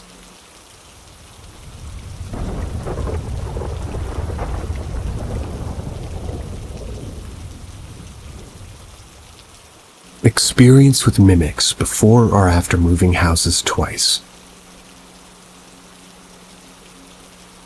My partner and I have been hiding the fact that we're hearing each other calling a very specific thing like we're lost, but in like a loving tone, or whistling a specific tune that we use to find each other when we're lost from each other. We're hearing it coming from the same area, the living room, which has a door directly to our bedroom, a very small flat. My partner came to me today after work and calmly asked me if I'd returned from the shower, like mid-shower to only go back to the shower. I was early this morning calling and whistling for him. He said he'd called and whistled back, but because nothing else ensued, he dismissed it and went back to sleep. When he lay next to me in bed and asleep, I hear him lovingly calling me the next room, like excited to show me something. There's a separate instance, longer and a different story, about being at a church at 2 a.m. alone together in a kitchen cooking and being literally back-to-back hearing a whistle in the back of the church. There's a few other smaller instances, but I've also heard giggling in this room as well as coughing. I don't like this room one bit, blessed it with holy water upon arrival. I don't know why this is happening, but I know that he hears it too. I don't feel comfortable explaining my mental illness here, but for mental illness reasons, like diagnosed if that matters, I have auditory and visual hallucinations. That's when I'm at my most unstable. And I've been extremely stressed, so I've been chopping up everything I've heard to just nothing but myself, you know? But knowing he's scared and concerned, I feel compelled to investigate. Stupid, of course, but I guess I can set up a camera. I grew up a raised Wiccan and thought I had a gift to hear and see the other side, only to be diagnosed as an adult and no longer practice. I don't wish to get in, any route I would have then, but now I'm asking if this has always been with me.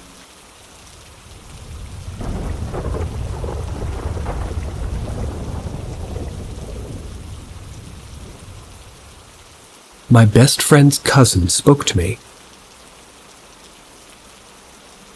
So this happened about 1.5 years ago, long before I found the subreddit. My best friend, we'll call her B, and I were sitting on my back patio relaxing and talking. It was a rough day for her, as it was the anniversary of her cousin. We'll call them J's passing. Now, B has had multiple instances of having dreams of certain events before they happen. The night before her cousin died, she had a dream of his death. The two were very close. The evening of his accident, she was invited to go out with her cousin and his friends. She turned the offer down and chose to go home instead. While drinking with some friends, Jay and another boy got into an argument and began to fight. Fortunately, this resulted in his passing. One punch landed just right, exactly how she dreamt it. Years later, she still blames herself for not going out and stopping him from going.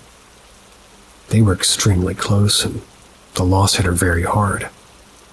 I try my best to help console her when the anniversary comes around, but unfortunately I never actually got the chance to meet Jay. Back to that night a year ago. B was reminiscing and again blaming herself for not being there. She was talking, an unfamiliar voice kept repeating a phrase in my ear. "Take me to the sun." So I stopped her, explained what I'd heard. She burst into tears, smiling but sobbing uncontrollably. When I asked her what was wrong, she told me a story about a time she'd gone fishing with her cousins and some friends. The boys had drank too much and were sluggishly making their way back toward the car, and upon reaching a rather steep hill just before the parking lot, Jay laid down, refusing to move. B, of course, told him to get up, but Jay said no. So B asked, "Where am I going to take you if you're lying there?" So Jay responded, pointed up to the sky. "Take me to the sun."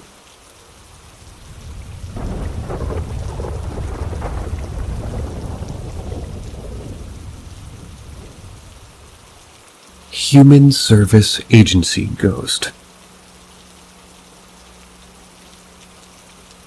I worked as a youth worker in a small community in Wisconsin for many years. Part of my job was providing childcare for foster parent trainings. Our agency building had a lot of ghostly activity over the many years I worked there. It was not uncommon to have doors blow open in the offices in the basement where there's no airflow, or hearing feet dragging or running across the carpeted office when it was clear you were the only worker in the building. One of the scariest things that's happened, at least while I was facilitating childcare, I was providing childcare to 5 children ages 4 to 8 years old. There's a large room that leads to a group room and like a TV room. That and all the other offices in the basement. In the TV room, there's a large 84-inch television. It was on a stand in the corner. Some of the children wanted to watch a movie, while the others wanted to do an obstacle course in the large room leading to the group and TV room.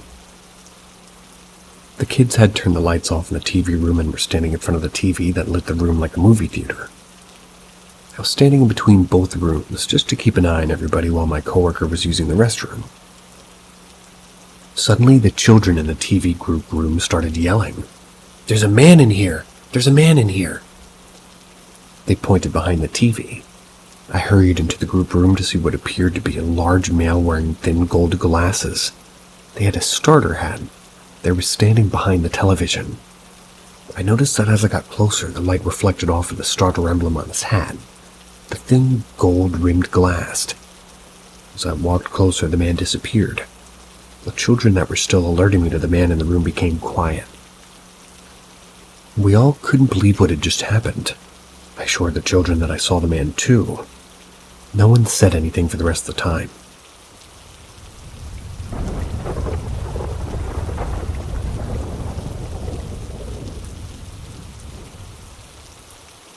Bed being moved by an unseen force. When I was a little girl, I can't remember why, but I could never sleep in a room on my own. I always had to be with somebody and often climbed into bed with my siblings or my mom. And to this day, I still need a nightlight of sorts. I prefer having my dogs in my bed. I don't really remember anything from where I was little, but later on in life I had some experiences that probably explains this fear of mine. This happened a few times, one being the most terrifying. I'd be half asleep and I'd feel like somebody had taken hold of my bed and had shook it. It wasn't that feeling of you're drifting off and your body jolts awake. I've experienced that numerous times. This was as if something physically yanked my back. It always made my hair stand on end and a dreaded feeling would fill my stomach. The worst occasion was when my sister and I were sleeping in the spare room in my grandmother's house, both in a single bed each. This bed was ancient, heavy metal. I was asleep, but was woken by the bed being yanked and the noise it made on the floor. evident by the bed no longer being against the wall and the scrape of the metal on the concrete. It terrified me. I had to cover the floor to the ceiling and mirror in my grandma's wardrobe as it was freaking me out, and crawled into bed with my sister. After that, though, it's never been scary. I haven't felt my bed being yanked, but I often experience the feeling of somebody coming into my room. I hear a click, then I know someone's in there. I can feel them inches away from me. The air changes and the room feels more full. I've also experienced the sensation of somebody sitting on the edge of my bed when I'm totally alone and no one's there. I do have a fear of mirrors, but I have none in my bedroom and I'm sleeping somewhere with one. I have it covered. I suffer with anxiety and depression my entire life and often felt haunted and terrified of demonic possession.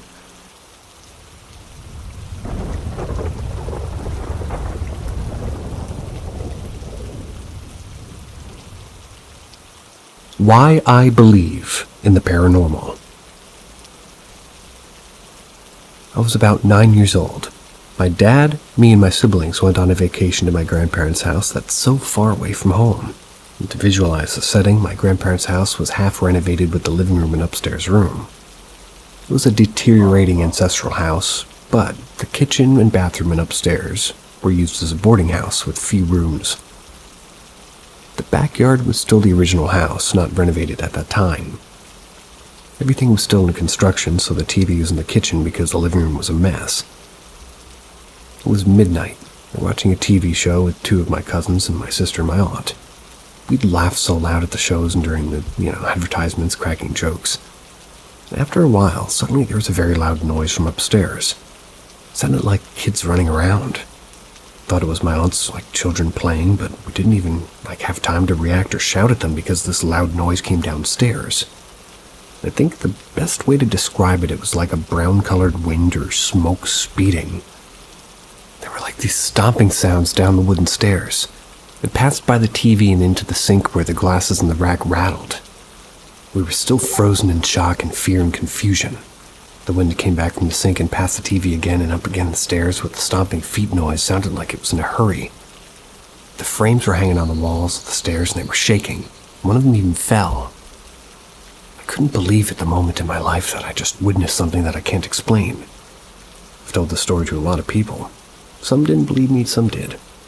My aunt, who's always cooked in that kitchen, said that she used to do that paranormal thing as well. I used to hear it and see it, as well as my cousins and my dad who grew up in that house. They seemed to brush it off that day. But in my mind as a child at the time, I was horrified. That experience is something that'll haunt me forever, even now in my adulthood.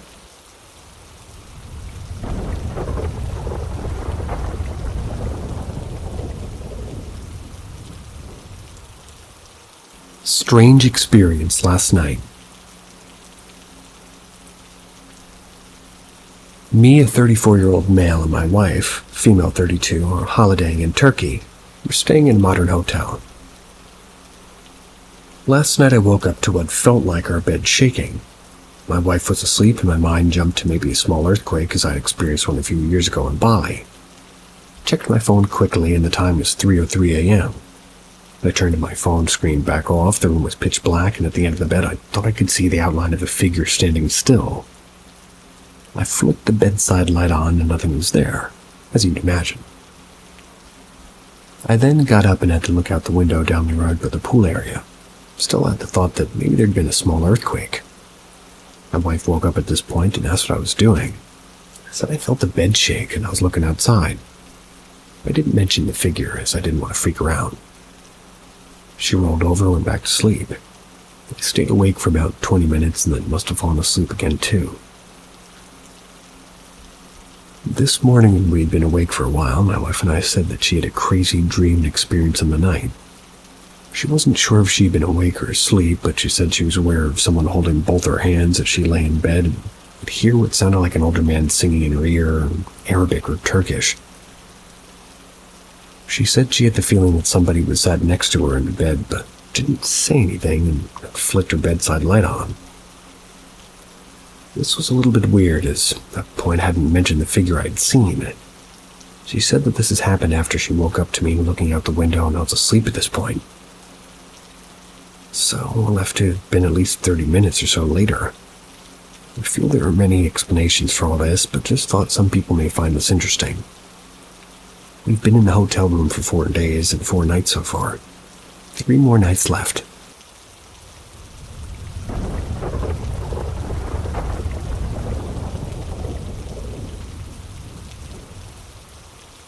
Angels, aliens, or just a fever dream?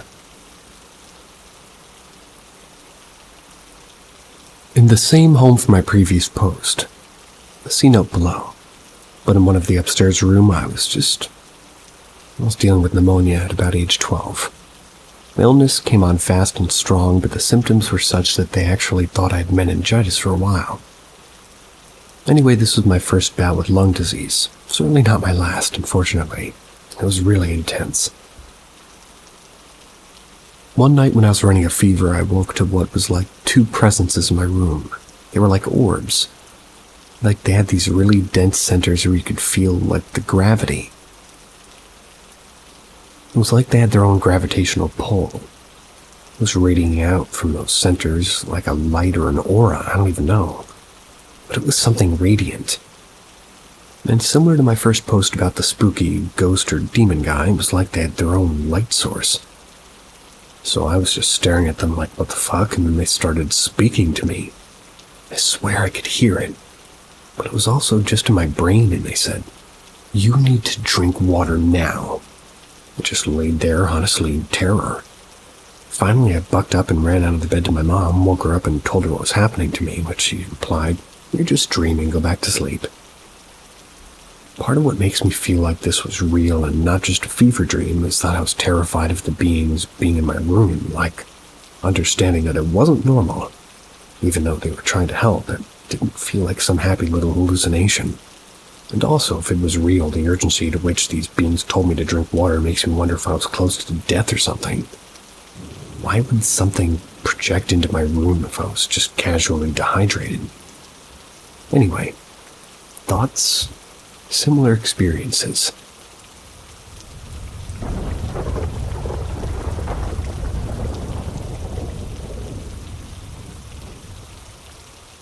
I'm being followed.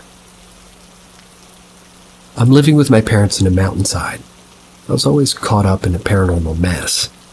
I'm a psychic and have a pretty strong gift to see and interact with strange beings. Too strong for my liking. It's nighttime, and together with my parents, we hang out at my grandma's store to kill some time. I asked my dad to drive home first because I still got class the next day. It's 9 in the evening and I was just watching my phone at the whole ride. But before we arrived at her house, we'll be passing a big abandoned house. One that's supposedly haunted. I always see creatures in that house. Entities, nymphs, shadows, and other ones. I'll always look at my phone to avoid looking at that house accidentally.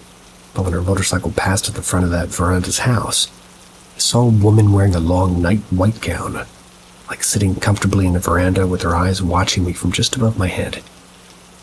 She's neither a ghost or a nymph.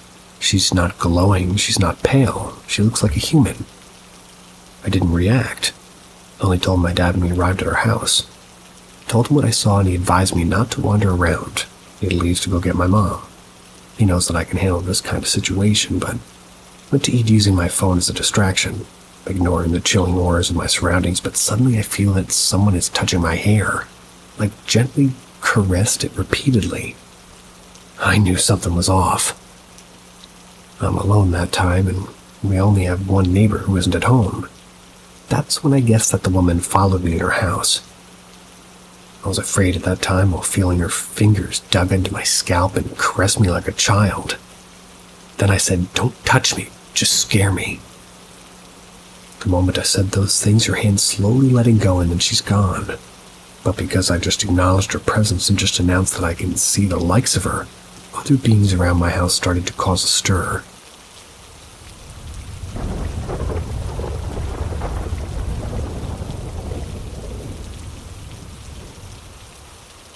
Dad, who I didn't know, died.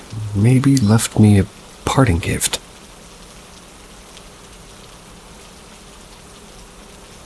I'm not sure if this belongs, but give it a read and let me know what you think or if you've had any similar experience. My dad died this previous week. He was very sick. I didn't know him very well. We were getting back in touch, but I hadn't heard from him in a while. He died very suddenly. His funeral was yesterday, and after an emotional day, the family was eating. I remember picking my teeth, wishing I'd dental floss numerous times. I didn't ever pick my teeth when I got home. Whatever it was stopped bothering me, and I was so exhausted I just went to sleep. I woke up this morning, made my bed, and brushed my teeth.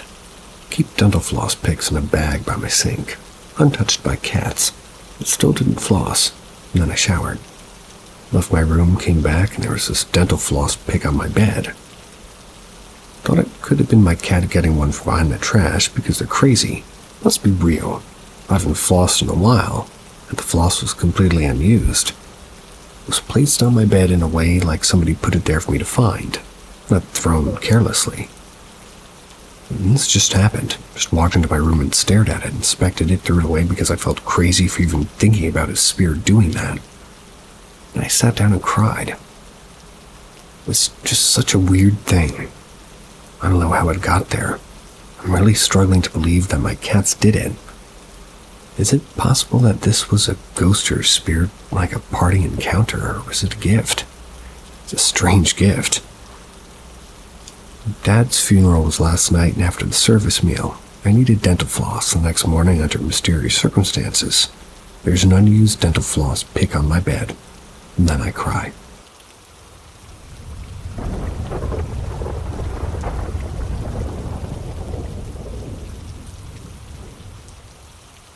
The strangest thing I've experienced to date. My name is Trevor. I live in southern Maine. My whole life I've felt connected to something other than what's in front of me. Everywhere I experience small things, and sometimes those things aren't easily explained. My most recent and strange experience happened just last night, the night of October 17th. I moved into a new apartment in June. It's owned by a family friend, so before I moved in I painted the walls and did some other personalization just for fun. The first time I stepped foot into this apartment, I felt very uneasy. I'm not sure what it is, but the place just didn't feel right. Like many things have happened while I've been here. Last night was by far the worst. Maine was being hit by a thunderstorm. I had gone to bed expecting to lose power. Woke up at 3:30 a.m. and felt like someone or something was watching me. I have a night light near my bed, which is projecting a shadow onto my wall and ceiling. The shadow became bigger and bigger until I felt like whatever was there was right behind me. It started to roll over when the power went out and I could no longer see anything. I don't remember falling back to sleep, and I just woke up for work around 6:15 a.m. per usual. But I felt very strange. After getting up and walking to the bathroom, I realized my jaw was very sore. I also had a gash on the inside of my lip that wasn't there before. It's like I'd been punched in the face and my jaw was still sore at the same time of this writing. I really don't know what this was, and I absolutely couldn't have been dreaming. I just want to share this, in case anybody else has experienced anything similar, waking up with cuts and bruises you didn't know you had before you went to bed. I am guilty of punching myself in the face in my sleep, so it could have been that.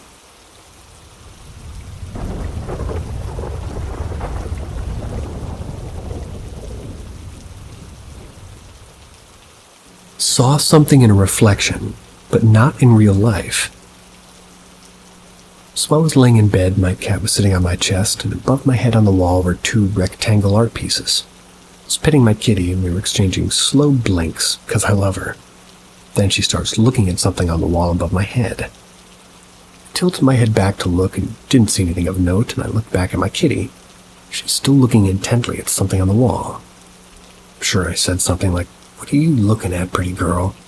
I glanced again, and again, nothing of notes on the wall, so I shrugged it off as a cat doing silly nonsense cat things.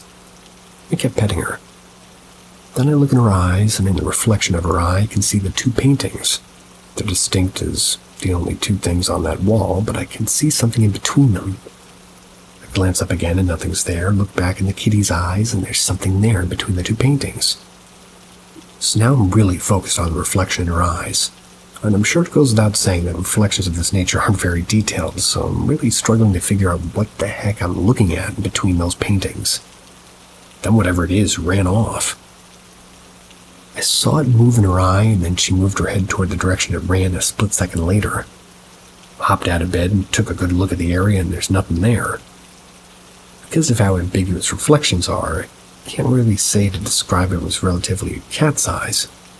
And I say ran off because that's the best I can do to describe how it moved. A friend had a theory about the strange object being something to do with the anatomy of cats' eyes. And I'll tell you what I told them, which is I'm not ruling it out as a possibility, but I'm a problem solver by nature, and with my face a foot away from hers while trying to figure this out, I think I would have deduced that if it were the root of the cause. And I'm sure you have deduced that this is the end of tonight's stories. See ya.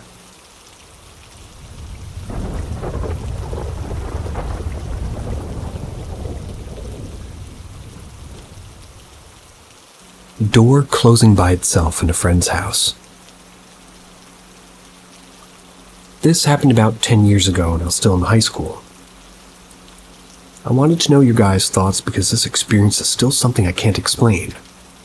And I want to preface this story by saying that I'm not a believer in the paranormal, which is what makes this experience so confusing.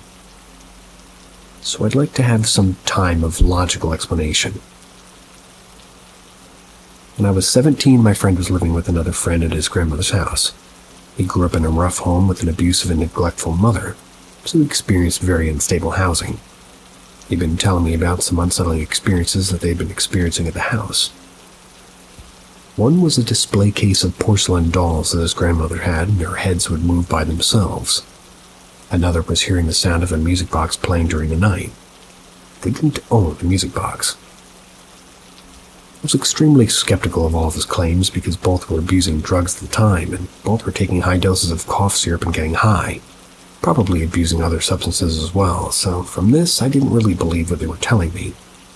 And I had a chance to go over to the house. Went over there, and the back door was open and closing by itself. Mind you, this is in the middle of summer in Georgia. There wasn't a gust of wind, and nothing could have moved the door. There weren't any air vents above or below the door, but the air from the vents probably wouldn't have been so strong to move the door. No string pulleys or anything of that sort, just in case it was a prank or something. It was opening and closing as if a person was there doing it, but no one was. As unexplainable as this event was, it still wasn't enough to turn me into some type of believer in the paranormal. It would be jumping the gun to immediately ascribe an explanation to something that is unexplainable. What are your guys' thoughts?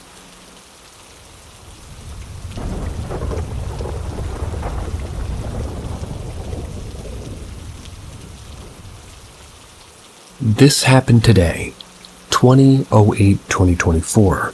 It's kind of fucked me up.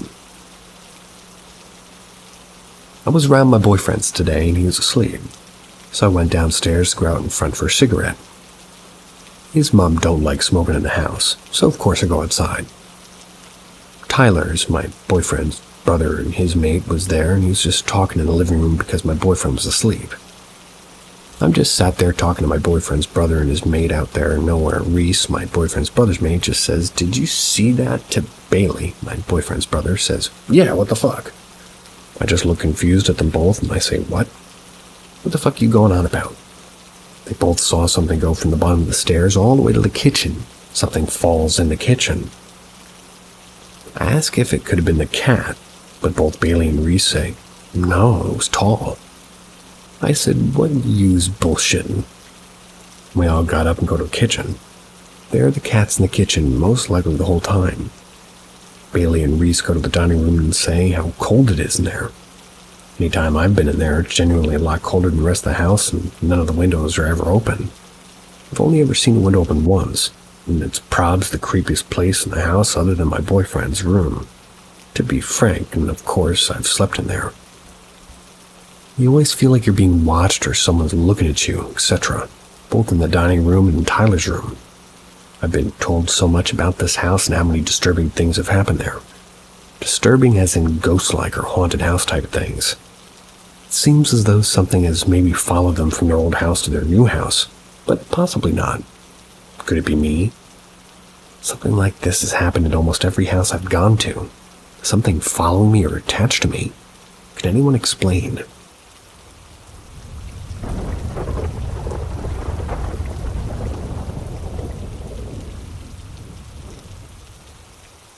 Ghost drums in the woods. I was staying the night with my Nana. They lived alone in the middle of the woods except for a few of her animals. Often my uncle and his hunting buddies went out and hunted for deer when it was in season. One of them told a pretty convincing and scary story to my Nana. He told her that when he stopped in the woods to take a break, he heard like a rhythmic drum beat slowly passing him. He didn't see anyone. He described it almost like an old small drum and said it could be like a Native American ghost. That's because my Nana lived in an area where she states had a burial ground nearby. I'm a skeptic, despite having my fair share of stories, and had no idea if Native Americans had drums, and a war took place in that town, so it could have been soldiers. So I believed it to an extent. But what happened that night after I heard the story still leaves me teary-eyed today. I was up all by myself in the guest room, just on the other side of, like at the trailer, and I was scrolling on my phone. The bed I was on was next to the window. Out of nowhere, I heard drums slowly passing by the window and disappearing into the woods. Without a thought, I ran into the bathroom and locked myself in it, trying to think about what it could be and starting thinking about the story I was told. So I ran into my Nana's room after about 10 minutes and I woke her up telling her what was happening. She said that it could have been like a big buck, stating that the ramblers can make a drumming-like noise when walking. But her yard was gated, and beyond it was the woods. Couldn't have been the men either, because hunting season was over and they all went back home. That was more than an hour away. I still visit to this day and haven't heard anything else, but I still get told stories about how family members of mine will hear noises in the woods that they can't describe.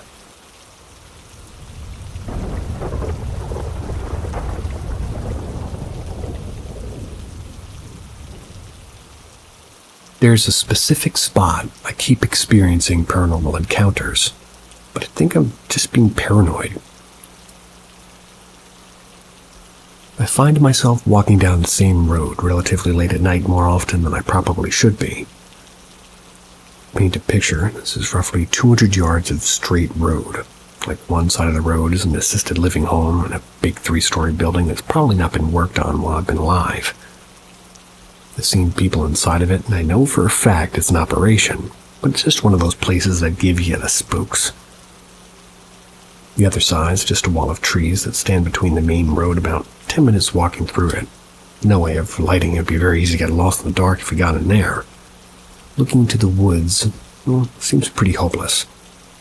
The only thing on that side of the road is a bus stop with a small bin next to it, not large enough to hide behind. I'm a paranoid person. Sometimes I convince myself I see or hear things that I probably didn't, but more times than I can count on my hands have I heard things coming from those woods.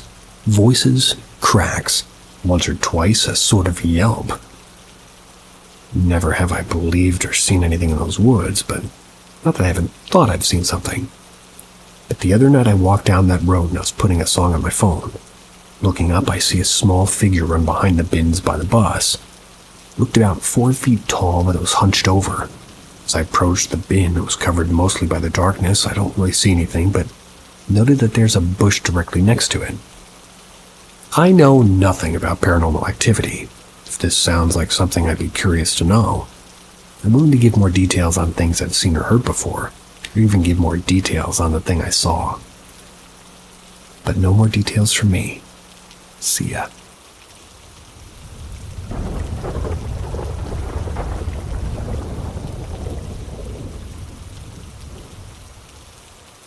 My sister's house.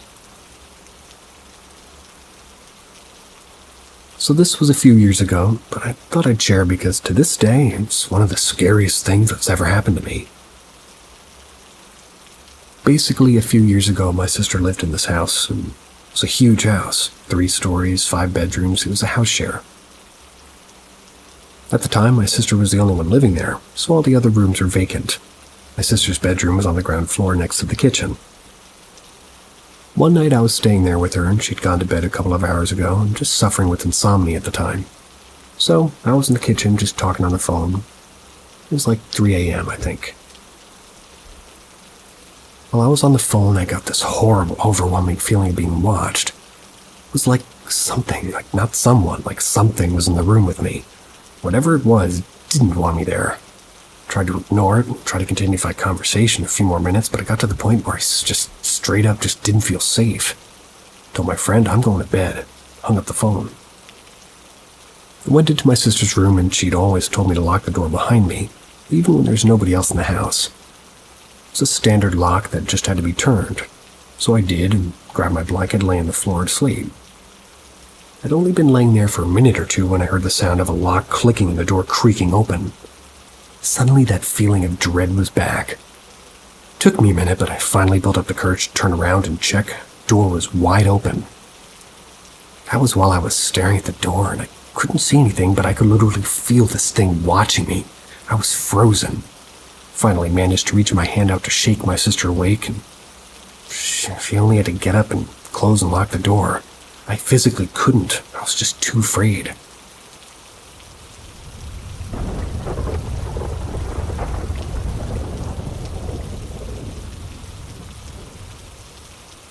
Haunted furniture. Not my story, but my mom's. A friend called her and was slightly hysterical that her house was haunted. My mom's a scientist. Was very skeptical, but agreed to come check it out, and the friend was adamant that either the house was haunted or she was going crazy. And in either case, she needed some help. My mom arrives at the friend's house. She begins showing my mom what she's seen. First, in the living room, there's a brass lamp that's shiny so you can see the reflection of the kitchen behind as you look at the lamp. She asks my mom to just watch the reflection in the lamp. My mother sees a shadowy man step out from behind the wall. She turns around. There's no one there. This phenomenon repeats itself several times. Next, they go into the friend's son's room, turn off the lights, close the door, leave the hallway light on. As she's looking at the strip of light under the door, very clearly she sees the shadow of 2 feet step in front of the door. Open the door, no one there. Again, this phenomenon repeats itself several times. Lastly, they go lay in the friend's bed. She fluffs up the comforter and falls on top of their legs. Very clearly, you can see the indentation of somebody sitting on top of the comforter. Fluff up the comforter again, and it happens again. All of these events would repeat themselves whenever she looked at them. My mom insists that she really tried to investigate all these events, but could find no other explanation. The friend went to a medium and psychic type soon after, told her that it was her furniture that was in fact haunted, not the house. The furniture was secondhand. It was bought at a garage sale. So she got rid of the furniture, and the paranormal stuff stopped.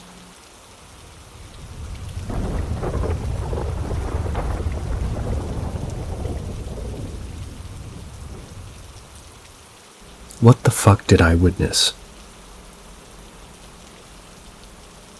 I live in Pennsylvania. There's a creepy house called Remayer's Hollow. That's where a murder took place in 1928. I'll post the Wikipedia page if you want to read up on it. On one afternoon, I was hanging out with 2 of my friends and we weren't really doing anything. This was like 4 years ago. We were bored teenagers. So I mentioned checking out that house, and they never heard about it, so once they heard the backstory about it, they were down to visit it. When we got there, it was pretty light out. It was maybe an hour away from us, and we looked around, imagining wherever, all these things took place, just talking about the history of it. And if you're from Pennsylvania, and if you know this place, you know that they sort of up security over the next, over the years, and especially now, so we're being respectful, just admiring the property. Once we decided to leave, my friend sort of backed out and went the wrong way. He ended up coming to a dead end and he had backed up into someone's driveway.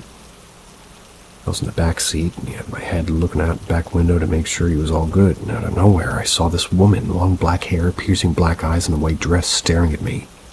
They were keeping eye contact in the doorway of this house. I turned around, freaking out with tears in my eyes. Looked back and there was no one there. I had to look away for only 2 seconds. My friend was backing up, told me he didn't see anything. My other friend was looking down at his phone, and he clearly didn't see anything either. I somehow was the only one who witnessed her. Never felt fear like that before. The way she was looking at me will never leave my mind. I don't know if I saw a creepy woman or if I saw something paranormal, but whatever it was still haunts me to this day after years.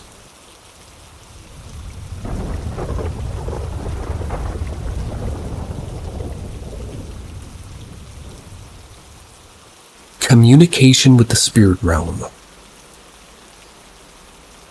A few years ago, I was fumbling around the house on a drizzly day trying to find a good book to read along with a warm cup of tea. Scanning through the many bookshelves, and nothing really stood out. Same old, same old. That was when I remembered having gone up to the attic a month or so before and seeing a couple stacks of books in the corner that I'd made a mental note to come back to. Our house is very old. None of those books belonged to us, so I had no idea what they could be because they belonged to the previous owner who's now passed away. But anywho, I went up there and started with the first book in one of the stacks. I just started to leaf through the first few pages. Sitting crisscrossed on the floor in the poorly lit dusty space just a few feet from the stack. Mind you, I was not touching the stack, nor was I making any movements aside from turning the pages of the book I was looking at. Some old paperback Western novel with yellow and stale pages that I don't remember the name of. There was no logical reason for it to happen, but a book in one of the stacks fell off and smacked the floor with a deep thud. I looked up from where I was sitting and looked at the hardcover book curiously. It's too dusty to make out what it was. Set the Western novel down and reached for the book and wiped the cover off. A chill ran down my spine when I read the title. Communication with the Spirit Realm. I don't remember the author, but it was just cultish and creepy as it sounds. I remember it had a weird energy to it, too. Now that sounds preposterous, but that's the best way I can describe it. Like it was waiting for someone to find it and that someone had finally come along. Needless to say, I burned it the next day, and I have zero regrets.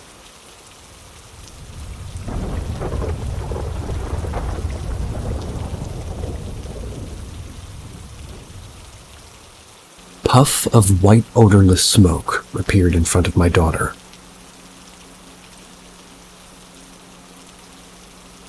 Puff of odorless white smoke appeared in front of my daughter. I, a 37-year-old male, was having a conversation about my daughter. She's 12. Going to school this evening, and that's when suddenly a puff or stream of incense of smoke seemed to grow from the surface of her kitchen table. It rose to about eye level with my daughter. That was before quickly disappearing as if she inhaled it, saying it tasted slightly of ash. She's never consumed ash, so maybe more of a loose description of what she thinks it would taste like. There were 4 of us, including my sons, a 20-year-old male and a 16-year-old male, and also sitting in the vicinity and engaged in the conversation. After it happened, at least 5 seconds of conversation went by before any of us acknowledged what the hell just happened. I immediately started looking for a source of fire or anything that could explain because something had to be responsible for it. Now, another detail that I'm reluctant to mention, because we're not a religious home. My daughter is wearing a necklace with a crucifix on it. It arrived from Temu this afternoon.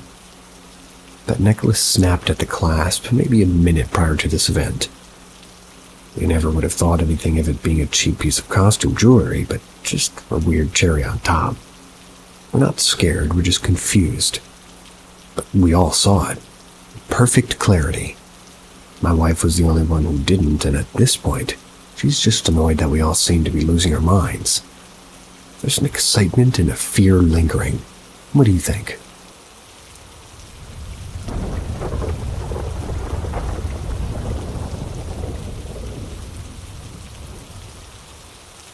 Almost shit myself. Home Alone experience. So I'm playing Xbox in my living room for multiple hours, maybe 3 or 4 with all the lights off at night. My girlfriend is still at work. Suddenly, my cat starts making weird noises and looking up toward the double French doors that are adjacent to my Xbox setup. I take my attention away from my game, which is Gears of War 1 for anybody wondering which game. Wanted to check what my cats were meowing all about. Well, Goosebumps shot up my spine. The moment my attention was toward the French double doors, I could see what looked like a transparent woman with long black hair standing in front of the doors looking out the windows.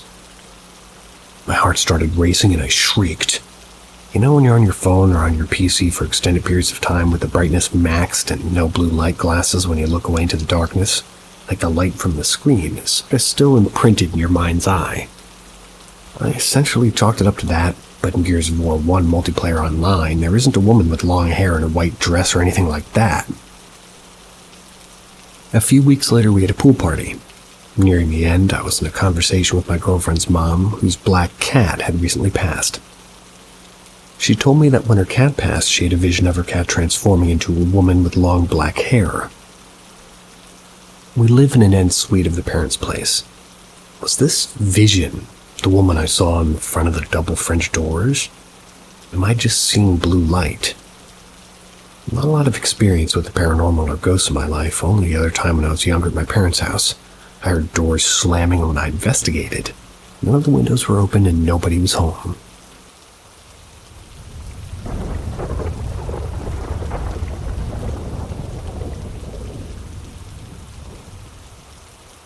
Jehovah's Witnesses. I did a summer language program in Poland a few years ago. We stayed in a building that doubled as a college dorm and a hostel of sorts. The floor I stayed on was entirely made up of students in the program. My program was 6 weeks long. There's another batch of students that had stayed there for, I believe, 4 weeks before we got there. In each suite there was 2 bedrooms and a bathroom. There were 2 students in each bedroom, so 4 students in each suite total. One day the girls who stayed in the other room of my suite got really freaked out.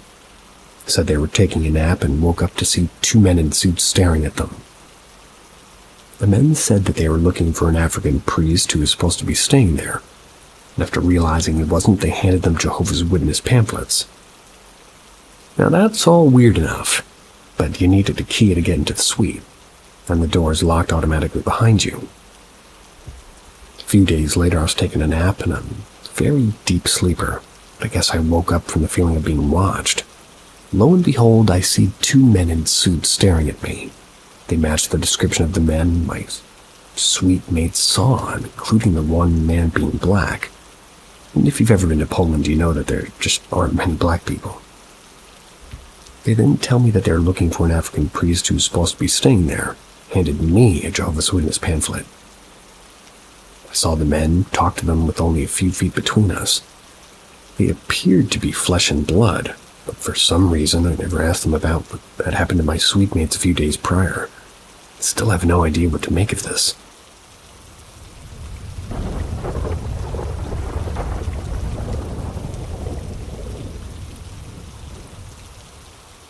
The bathtub.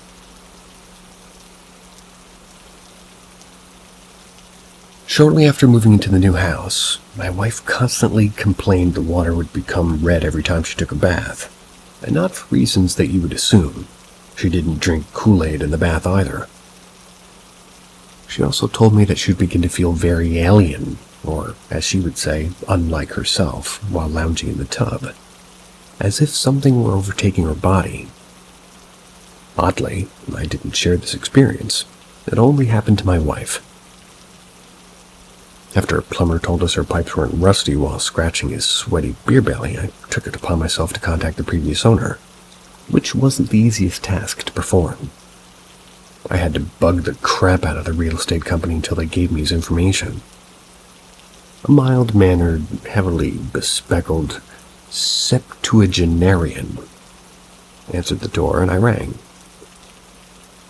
After explaining to him my situation, the elderly man sighed and said to me, "I don't know what to tell you, except that my wife took her life in that bathtub. She'd been ill for some time and opened up her wrist. By the time I found her, she looked like a pitiful marshmallow marinating in tomato soup." A shudder immediately surged through my body like a lightning bolt. I returned home that afternoon uneasy, filled with trepidation. My wife and I were moved out by the end of the month. marshmallow marinated in tomato soup. Horrific. Next.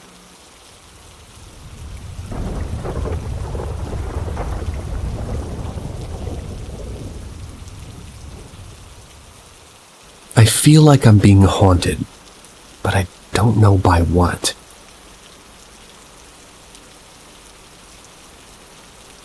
So this all started when me and my roommate at an institution I was at decided to make a Ouija board.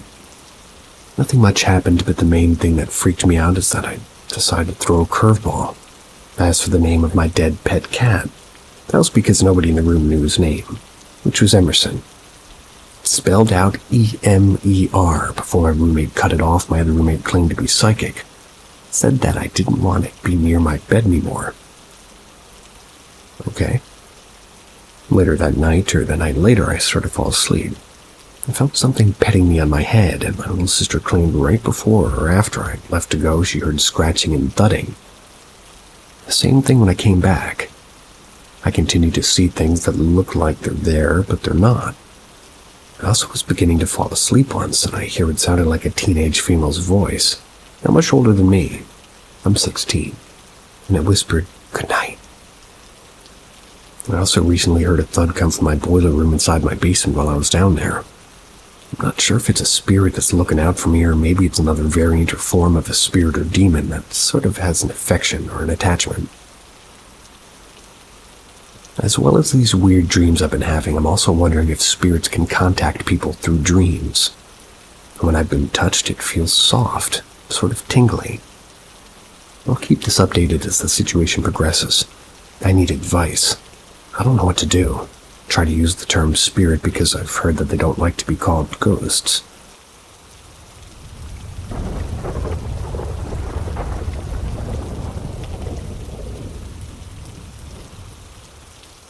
Anybody else have these sorts of premonitions?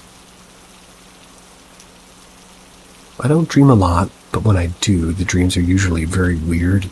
Some even like premonitions. The last bit doesn't surprise me since I've always assumed I'm a sensitive, but I'll give some examples. I had a dream of a tower block burning in 2017. This was several months before Grenfell. In 2021, I dreamed of a strange entity in a petrol garage and seemed to be blocking entry. A month after this dream, a fuel shortage hits my country and people start going crazy for fuel when MSN starts talking about possible fuel rationing. Back in July, I had a pretty disturbing dream out of nowhere where I was being shot at by what seemed to be terrorists. This was before the attempted assassination of Trump and massive disorder in my country, including riots. In that month, I had a dream that I was evacuating an airplane that was blowing up. I was the last one to get off before it blew up entirely. I don't think it's like a premonition, but it's odd. It's because a singer I listened to died in a very similar accident. I've also had dreams of singing songs with perfect lyrics and being in places that I've never been in real life. I've had many other dreams, some of which are interesting and some make me wonder if they simply haven't happened yet. It's also worth noting that I'm pretty good at remote viewing, so I suspect I'm gifted. Does anybody else experience this? Not only premonition dreams, but also random horrible dreams out of nowhere. I should probably try to make more predictions.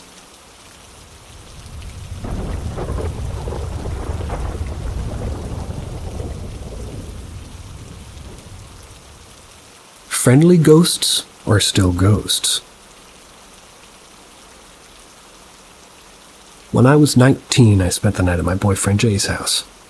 His parents were on vacation, so we decided to sleep in their room. They have a queen-size bed, which was far better than his tiny twin bed. We watched some TV, and then Jay got up to switch off the TV. As I rolled over, I caught him staring at me with the weirdest look.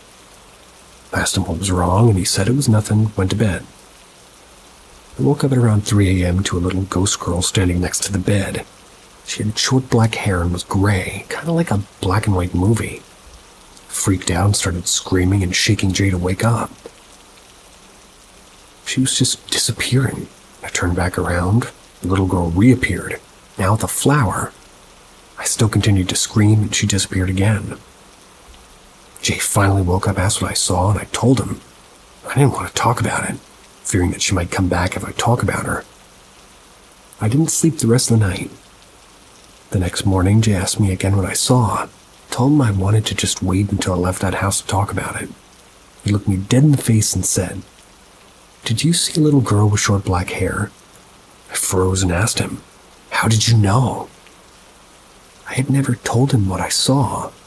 Jay said that he turned off the TV the night before and saw a little girl in the reflection of the TV. He didn't want to say anything since he knew how terrified of ghosts I was.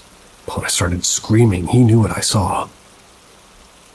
He told his parents what happened the next day and asked if they ever saw anything, and they hadn't. I know the ghost was friendly, but still terrifying.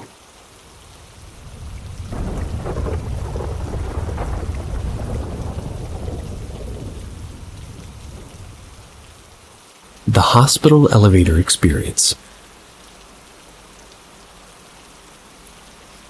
So back in my early teen years, still in my school time, my parents wanted to bring all of us siblings to visit our grandmother. They recently had a cataract surgery at a general hospital in Sabah, Malaysia. To visit and keep them company for a bit because, well, they were still needed to stay in the hospital. The room was a few floors up, but that's not the main story. So it was evening time, close to the end of visitation hours, and needed to go home. So on the way to the elevator, never once I felt something out of the ordinary. Same with the elevator. Other than it looked dated and it worked fine and all. So while in the elevator heading down to the ground floor to exit the building, it is usually stopping at the floor chosen, but weirdly enough, this moment of time it went straight down to the basement area. Parents said that it was the level where the morgue is, which I don't know at the time. There's nobody in the hallway or anybody waiting at the elevator to leave or get in. It just went straight down to the basement, passing the ground level, which was the only level button pushed in the elevator. My parents were just trying to stay cool and calm. My parents didn't want to freak their own children out. After a good few seconds of an awkward moment, the elevator closed, proceeded to the ground floor, which we exited. And to this day, didn't know what happened to that elevator, and why it glitched like that. But going down from a higher floor and passing the designated floor of choice was not normal. Freaky memories of a young time. Honestly, living in Southeast Asia, the spook experience is way different compared to Western countries.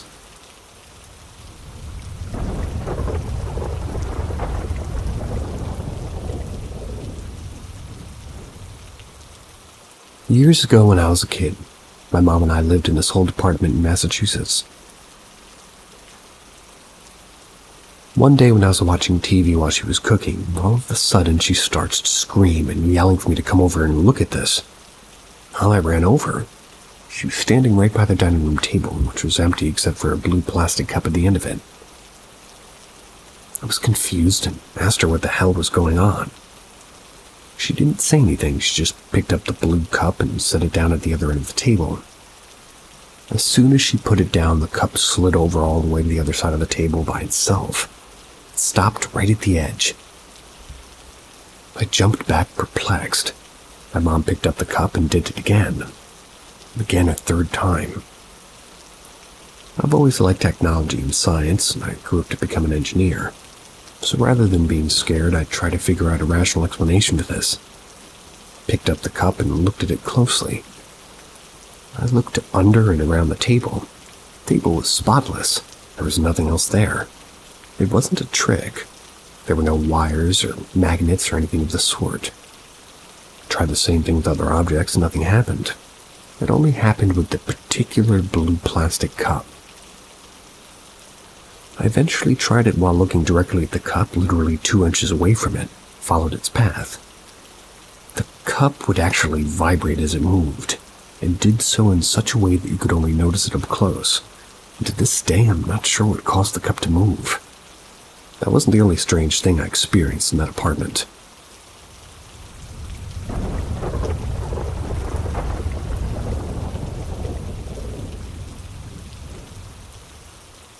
Someone joins me every night in bed. I live alone. Every night when I would settle in for bed, almost without fail, it feels like someone else comes in and lays down next to me. First, it feels like a cat jumps like they do when they want to join and cuddle a pile, but thing is, I don't own a cat. A short while later, I'll feel the bed shift like it would when, like, a significant other comes to bed themselves. This is long before I fall asleep or even get close to it. I usually watch an episode or two of something, let it settle my mind before sleeping. This usually happens in the first few minutes once I'm settled in. There's no strange feelings or cold chills, nor the pressure in the chest that comes with sleep paralysis. I'm trying to remain a skeptic about this, but I swear I can feel the bed shifting with the weight of somebody who isn't there. Once I swear I got bopped on the face by something. I've tried Google, but online were more people just asking about this. So I know I'm not the only one, at least.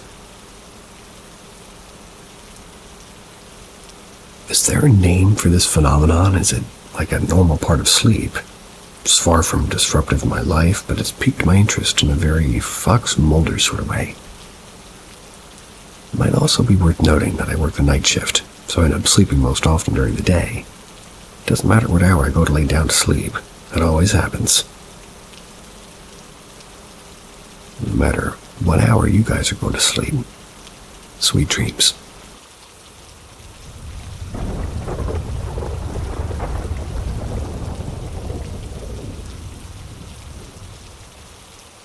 "5 years ago, my wife and I woke up in pain with the same red bump in between our fingers. Back around 2014 or 15, I suddenly developed a progressively worse case of sleep paralysis. Every night I was terrified to go to sleep. I'd stare at my doorway in anticipation. A bright light would hover down the hallway until it was over me. I would be so terrified I felt my heart would explode. Next thing I'd know, I'd be awake with my alarm and my legs covered in bumps and bruises and feeling like I spent the whole night running. My wife never really noticed anything, slept like a baby every night. One night, it was worse than ever. I don't remember anything from the night, but I do remember hearing my wife screaming like she was being murdered. I remember that they weren't in her bed, but I don't know where they were. When we woke up, we checked to make sure any other person was okay, and we weren't really sure why. A feeling of existential dread hung over us.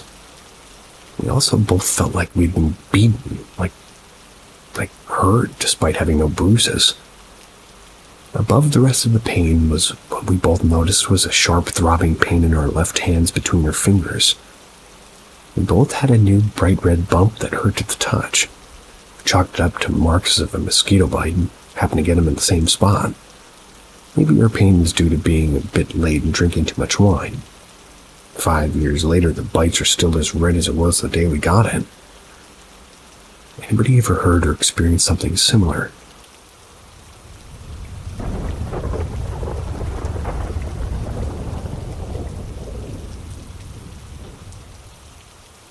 Heard a person talking when I came in the house.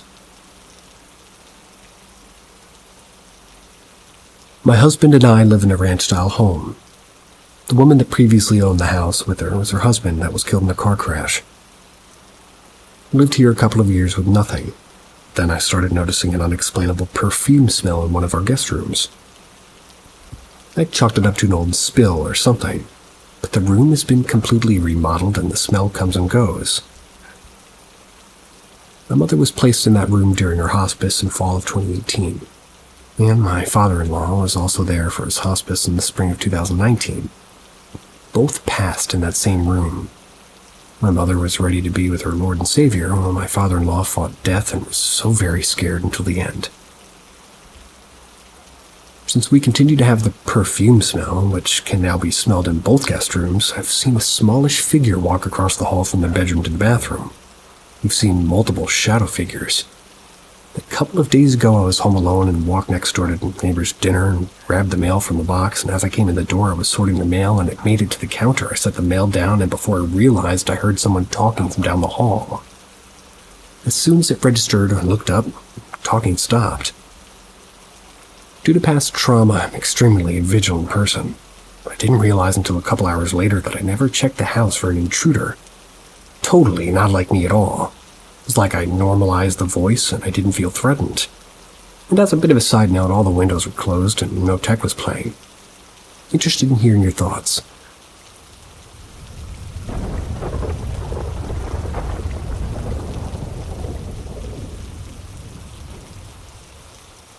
Spooky radio in the wee small hours.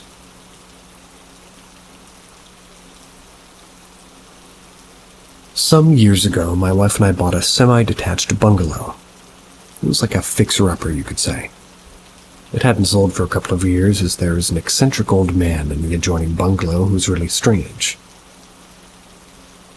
This didn't bother us as we pretty much resolved to just ignore him. We knew he was seriously ill and that he was unlikely to survive for more than 1 or 2 more years. He had owned the bungalow that we had bought, but it had been through a number of owners.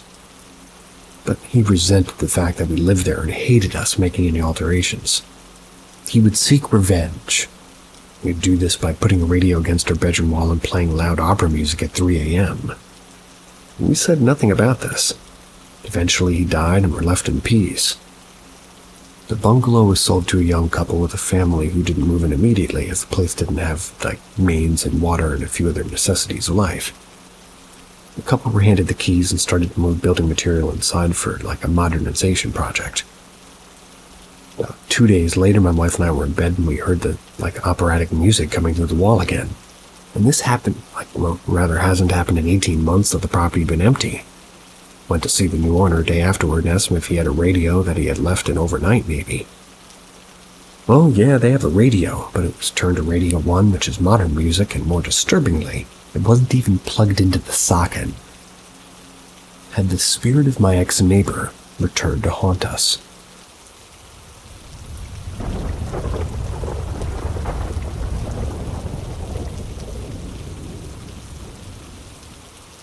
Should I be scared of ghosts? For starters, I don't believe 100% in ghosts. I still have my doubts, but about 4 weeks ago, me and my girlfriend went to a hotel. We're about to leave and we used the elevator at the time from the 4th floor to the ground floor. The elevator stopped on the 3rd floor because a hotel staff member, a beautiful young woman, joined us going down to the ground floor.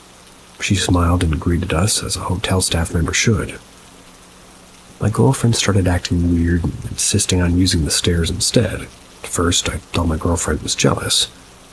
But when we're on the ground floor and ask her what's wrong, she tells me she saw a lady on her back following her. She's not connected to the ground, she's floating. Her face was blurred and she was almost about to look at her, but was just ignored when she realized quickly that she's a ghost. She also told me that ghosts sometimes follow somebody whether you like it or not. She's just scared that lady might, latched onto her and follows her everywhere. I knew my girlfriend very well. She wouldn't make this up, and I trust her that she's telling the truth since she's told me before that she can see ghosts. She also hates hospitals for some reason. I'm not trying to scare anybody, I just want to make sense out of it. I have questions like, should I fear them? And most of the time they seem chill. Other times they bother anybody if you make eye contact, and sometimes they're pure evil. Just a perspective of a person who's ignorant of this territory, you could say. I just need some answers. Keeps keeping me awake at night.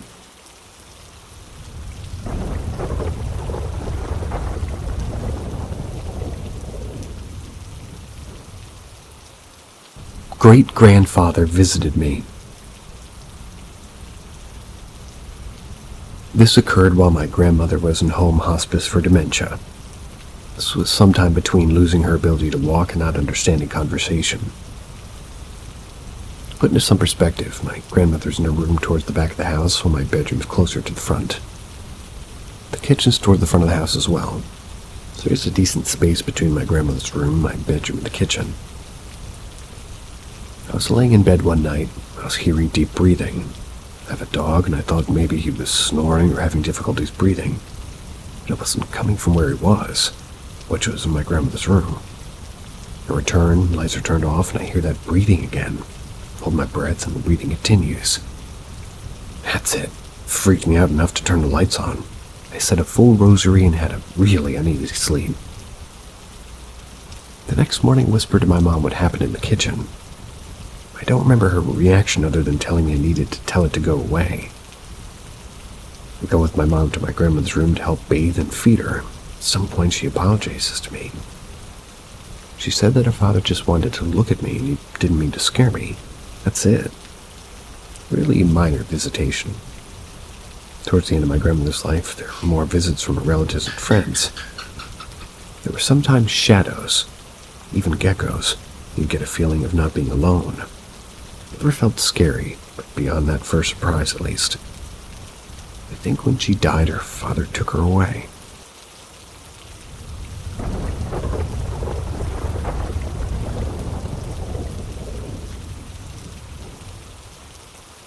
Rocks thrown at me as a kid.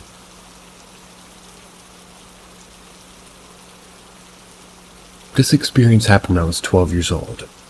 I was visiting my hometown in mid-August.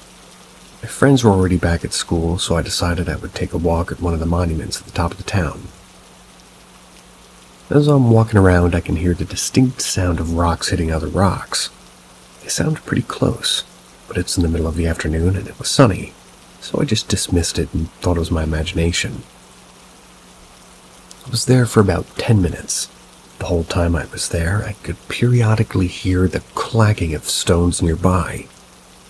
I decided to head back to my grandma's house. A couple of weeks go by and it had completely slipped my mind. That was until one evening a bunch of us were gathered near the base of the hill looking at the monument. That's when we all see a shadow figure walk near the monument and disappear into thin air. I thought this could be my imagination or dust, but it was a dark human-shaped figure. The sun was setting behind the monument and you could see it clearly. A handful of us that saw it were shocked and we all had the chills after what we had just seen. After we had seen it, a brave handful of us decided to walk up the hill to see if we could spot anything. By then it's full-on dark outside. While we were up there, one of my friends had told me to never go up there alone as there are spirits there that will try to throw rocks at you. I still get chills down my spine whenever I think of the sound of rocks hitting rocks.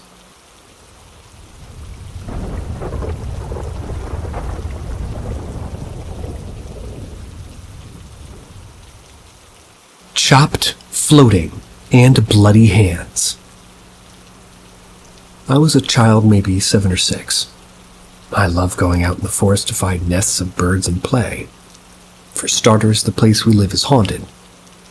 It's a place when supernatural beings gather around at night, passing by or just go out from the trees and caves that they reside in. A few steps away from our house is a big abandoned house. That's also haunted.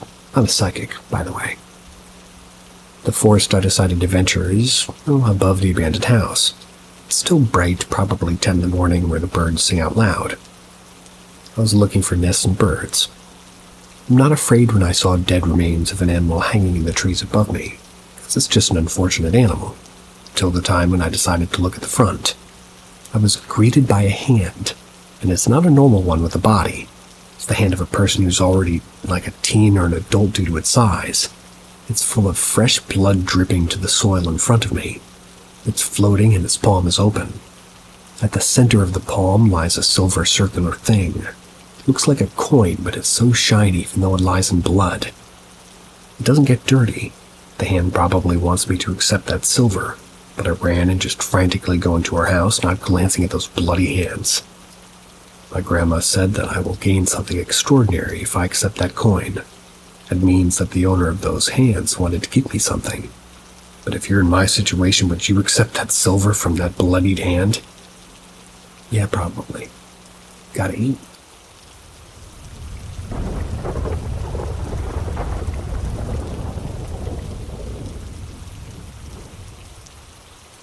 Shared experience with the dog. The thing that makes this experience a little bit different is that me and his dog both saw it apparently, but I was sitting on the couch facing his kitchen. Not only his kitchen, but his office and the hallway to the left. His dog was sitting next to me, staring towards the hallway. I knew my best friend's dad was in the office area and I could see him on his computer. I knew my best friend's brother was in his room. My best friend was in the bathroom. No one else was here at the time. Well, something extremely pale, like they had, albinoism. It peeked at the dog and me around a corner in the hallway. Before I could wonder what I was looking at, his dog growled and it ducked left out of view. I looked over at the dog and back and it was completely gone. Not even 10 seconds after that, my best friend came out of the bathroom and I heard the door open. Wasn't enough time for his brother to make his way back to his bedroom and not be seen in the hallway. The only door I heard open in that time was the bathroom door, and my best friend came out and asked my best friend if his brother was out there, and he said no. The entire viewing lasted maybe 4 seconds. I've had a lot of strange experiences at my best friend's house, but this is the first time I saw something while somebody else did. His dog isn't much of a growler. If somebody that she knew at least was peeking at her from a corner, she'd be more likely to want to play than to growl. It was just really odd. I don't think I've seen that thing or person before.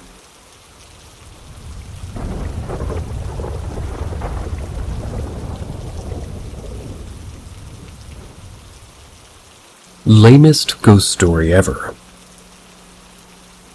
Buckle up. I'm an atheist. I am devoid of any sense of spirituality. I thought I'd go to the grave without ever experiencing anything. It's 2020, in the heat of the pandemic and lockdown. It's 2 or 3 a.m. and I go downstairs to get something to eat. Now in my kitchen, there were 3 cabinets side by side, 2 tall ones, a short one that had a microwave on top of it.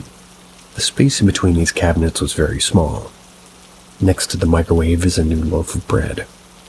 This bread was firmly, just sitting there on the counter. There were several inches separating it from the edge, and the opening was facing the wall. I look at the bread, then turn around, continuing my search for food. While I'm turned around, I hear the sound of plastic rustling. I immediately feel a chill. It's running up my spine. The hair on my back and my neck stands up. I know it's the bread.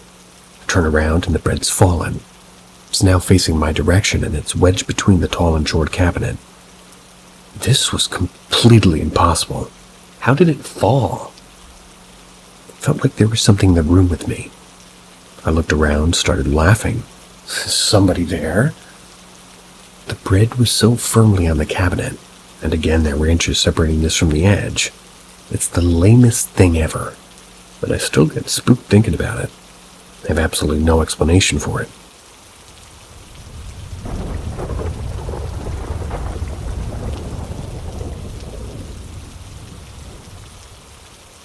Appalachian shadow creature.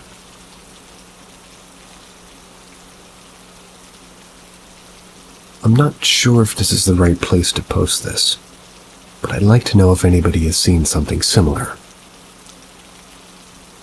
Around 2 years ago, one of my friends was moving from Appalachia region to Florida in a few days. We decided to go catfishing before we left. We didn't catch anything that night on the river. We left around 2 or 3 a.m. On the drive back, we hit a fog. I remember the window was cracked because I was smoking a stogie. My friend was half asleep in the passenger seat, but still conscious. I just looked up from changing the song on my phone, and right in front of the car was what I can only describe as a shadow being. It was tall and stood on 2 legs. It had no color or details, just a black void in the shape of an upright silhouette. It was right in front of my headlight, too. It still didn't show any detail. The thing about this whole experience that terrified me the most was after it had passed us, it smacked the weeds and tall grass on the side of the road, and it made such a loud sound. It's because of how fast it was moving.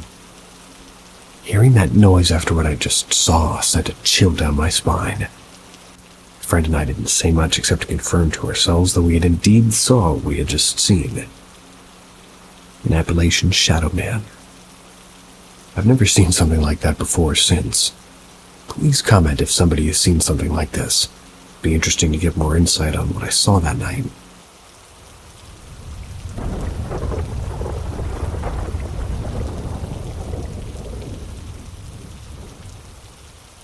Deserved it.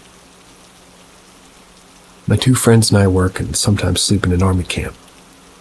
Now these 2 guys are jackasses.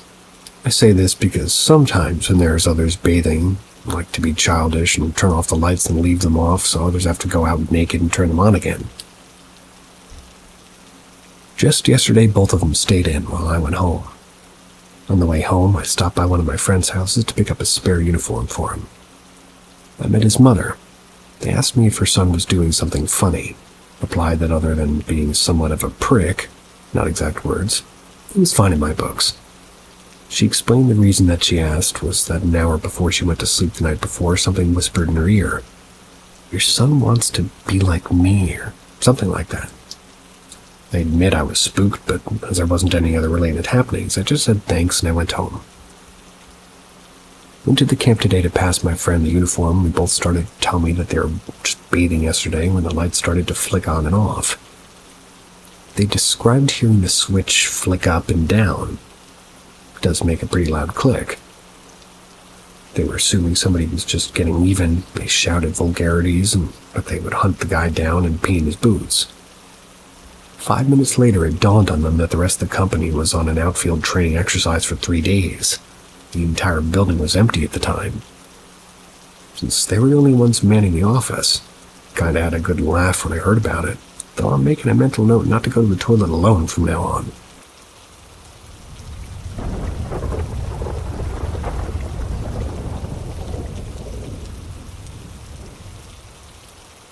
When your friend sees the same shadow as you, but you never told them about it in the first place. When I still lived at my parents' house, I had quite a few paranormal experiences. My parents have a house with 3 separate apartments. My grandparents on the first floor, then my parents and brother on the top floor used to belong to my great-grandma. When she passed, I moved up there at age 12. My room is a rectangle with the roof coming in at the end, so I placed my bed and the TV in that part to maximize space. I switched my arrangement around all the time, but in that time period I had my bed on the wall under the roof opposite to the door and the TV directly in front of the bed.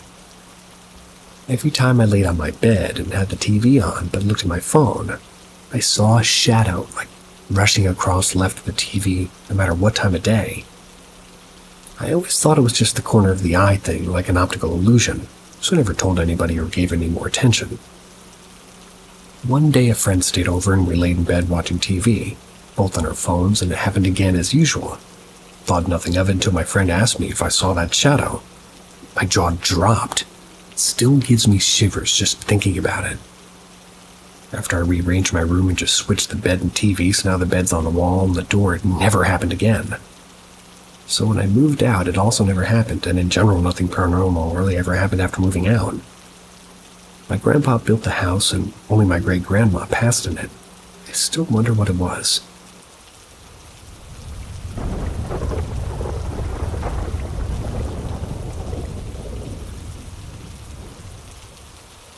Story from 20-plus years ago. I don't recall the actual date of this event, but I was a teenager, so we'll say it was the early 2000s. My father and I were driving home from somewhere in his car. It was just after sunset and the sun was all but vanished behind the horizon. Now this was in Georgia, so heavily wooded and not many streetlights in this area. As we came to a stoplight perpendicular to 2 large 2-lane roads, it was like bridged over an embankment.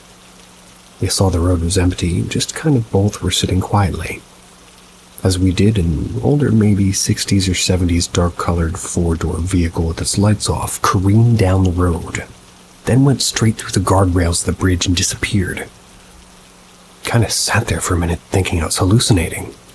Then I turned to my dad and he was looking too. I asked, "Did you see that?" He confirmed that he had seen it too. We drove to the area where the vehicle disappeared and noticed the guardrail wasn't damaged, not even a little bit. We then took a light, shone it down into the woods and brush, and saw nothing. I tried to look up news articles afterwards about a wreck or anything similar on that stretch of roadway and found nothing at all. We still remember it today and bring it up from time to time. Super weird. Thought I'd share my only strange paranormal-ish encounter I've had.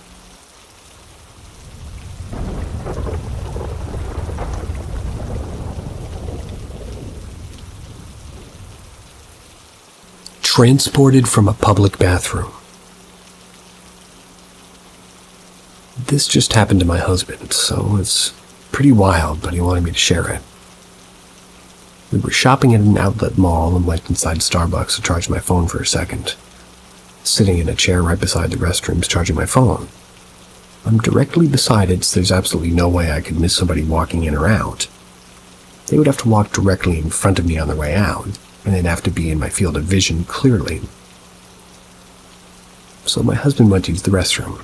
Saw him go in, and directly in front of me is a clear view of the entire rest of the restaurant. The counter in the main dining room, including a large table with about 5 people sitting on laptops doing work. So I'm looking forward when suddenly I see him seemingly plop right on the floor on his butt kind of by a large table. The way my eyes made sense of it initially, it almost seemed like he fell or something, because he was on the floor. But he came out of the bathroom, he never walked over, he just sort of appeared. I run up and ask if he's okay, and he looks extremely in distress and says like, "That was crazy, let's go." Took him a while to collect himself, and he was almost unable to talk, but he said he had to say what happened. He said he went in and used the bathroom, and afterwards he washed his hands, leaned against the wall, and the next thing he knows, he's in the main sitting area on the floor. Shit was crazy. Still trying to make sense of it myself, like has anybody else had a similar experience?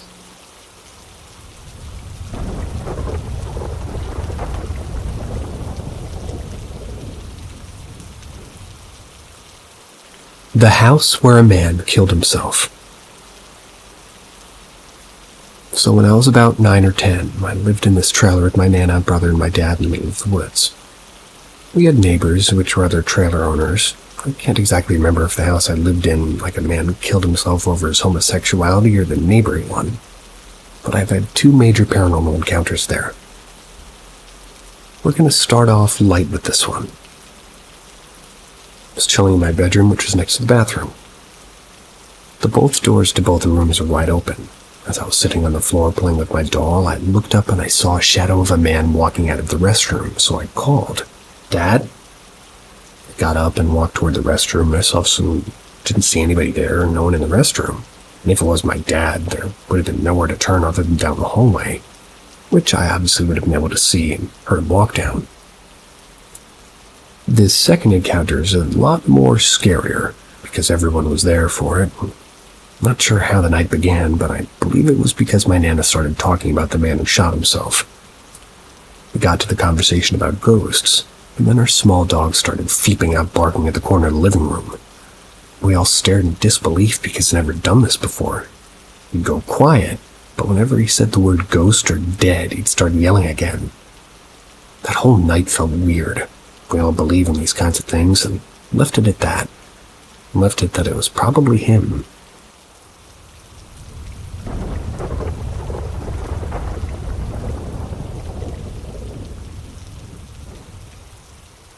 Has anyone ever seen a statue move? It's strange, but I have a memory I think of pretty often. When I was probably 4 or 5, I remember my grandma had a statue of a little yellow lizard. I think it was on a tiny tree and it was on or next to like a little fountain. But I was petting it like a cat with one finger and examining it. I vividly remember it coming to life and biting me. It happened really fast, went back to normal, but I remember shouting from pain and confusion, and I cried to my grandpa right after. But even as a kid, I was so shocked. I knew it wasn't normal. For years, I would avoid the little lizard statue. I'd think about it a lot, though. Both grandparents had passed on, and I don't really know whatever happened to the statue. But for years, I was scared of it. I don't know if it was my imagination, but all of it felt so real. I remember it vividly, actively avoided it, and was uneasy about it. And even in adulthood, I think of it. So I'm not sure. I think my mother told me my grandma got it on a road trip in Arizona or something. This is the closest picture I can find that resembles it. Anybody else have any experiences like this where a statue or a decoration or painting moved unnaturally?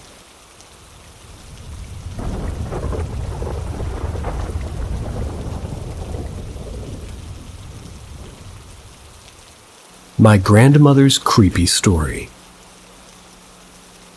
My grandmother was not a believer in ghosts or the paranormal. She's pretty much an atheist and stood by the belief that once you're dead, you're dead. However, she shared a ghost story with me that didn't happen to her, but happened to her mother. This took place during the Depression. My great-grandparents, in order to bring in extra income, rented rooms out. One of the renters was a Swedish family from Minnesota. They only had a son, so I don't think my grandmother or her siblings played with him because he didn't talk much about it or have any stories about him. But one day my great-grandmother was outside on the porch sweeping the porch. I saw the boy sitting on the steps. He was laughing and hugging himself, and my great-grandmother was curious and asked him why he was acting that way. The boy said to him, "I dreamed I took a cold and died."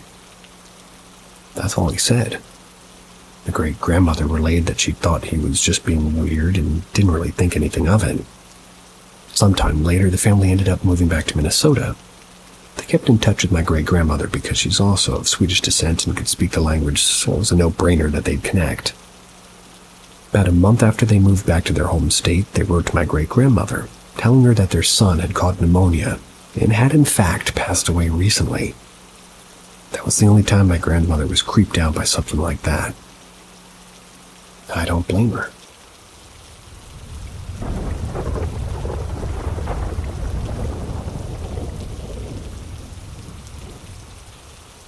My first paranormal activity was when I was 6.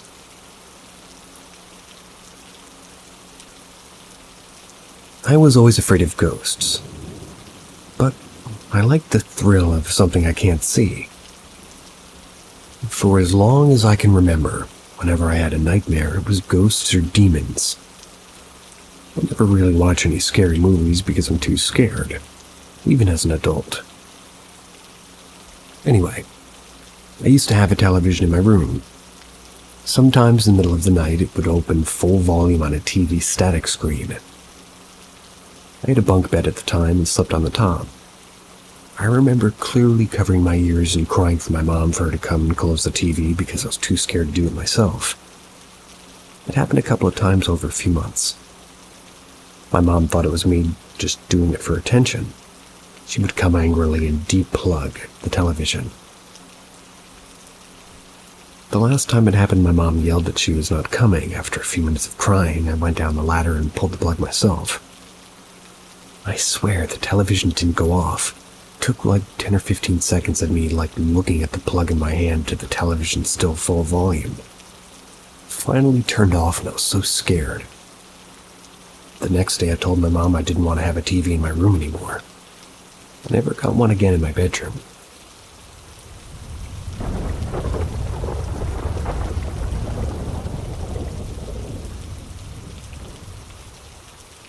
What made you start to believe that there might be something more? For me, I was 14. I was having one of the worst nights of my entire life.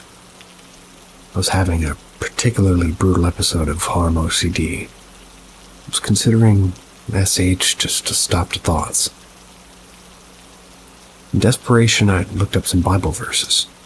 I was never religious, but I knew religion brought comfort to many, so I gave it a shot. I read a verse, and I don't really remember which one, but it was something about how God's always with you. Instantly after reading that, I felt this absolute euphoria that lasted 10 or 20 minutes. It shocked me, to say the least. I later read more verses in the following days, but the more I learned about Christianity specifically, the more I read the Bible, the less I believed in it. Not that I was a believer anyway, the more I started to dislike the Christian God. All I know is that it felt as if something was protecting me that night. I know many skeptics will claim that it was just cope, but it may have been, but if it was, why didn't I ever have it happen again when I had episodes that were measurably worse, like having panic attacks, and why would this type of thing occur much more often in moments of high stress and other non-religiously? If high stress is the only barrier, why doesn't it happen nearly every time?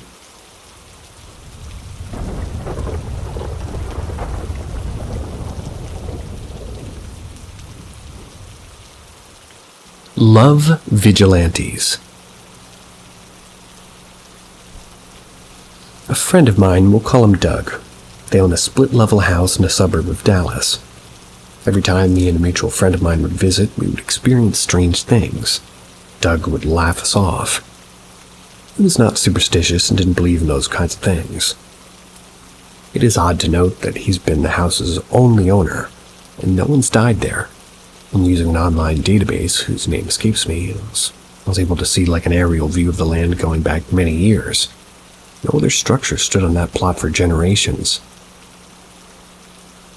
One night, the three of us were upstairs listening to music. I glanced over, and for a split second I saw a man on the stairs. He was blonde, dressed as what I would assume to be a World War II soldier. I screamed. The guys looked, saw nothing, and thought I was nuts.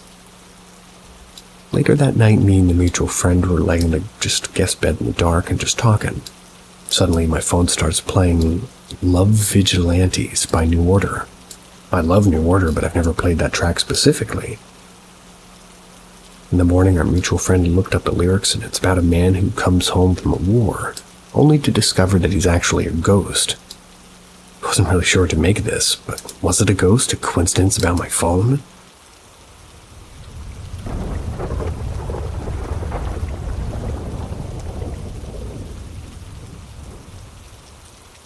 UFO sighting. I didn't think I'd talk about it, but I continued to think about a weird sighting me and a friend had around 10 months ago.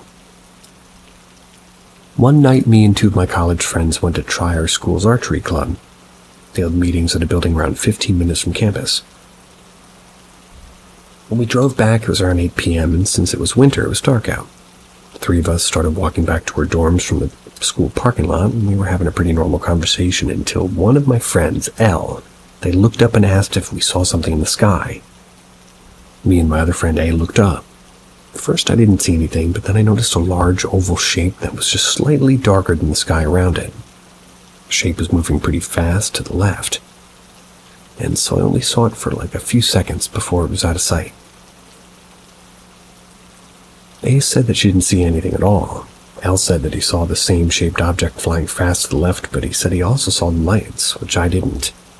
We were really weirded out by it since it was just way too large to be a drone and didn't resemble any sort of plane. And also, since this was central Wisconsin, there aren't any kind of military bases that might have caused this, at least I don't think. All three of us were pretty paranoid after this, but we successfully walked the rest of our way to the dorms without seeing anything else.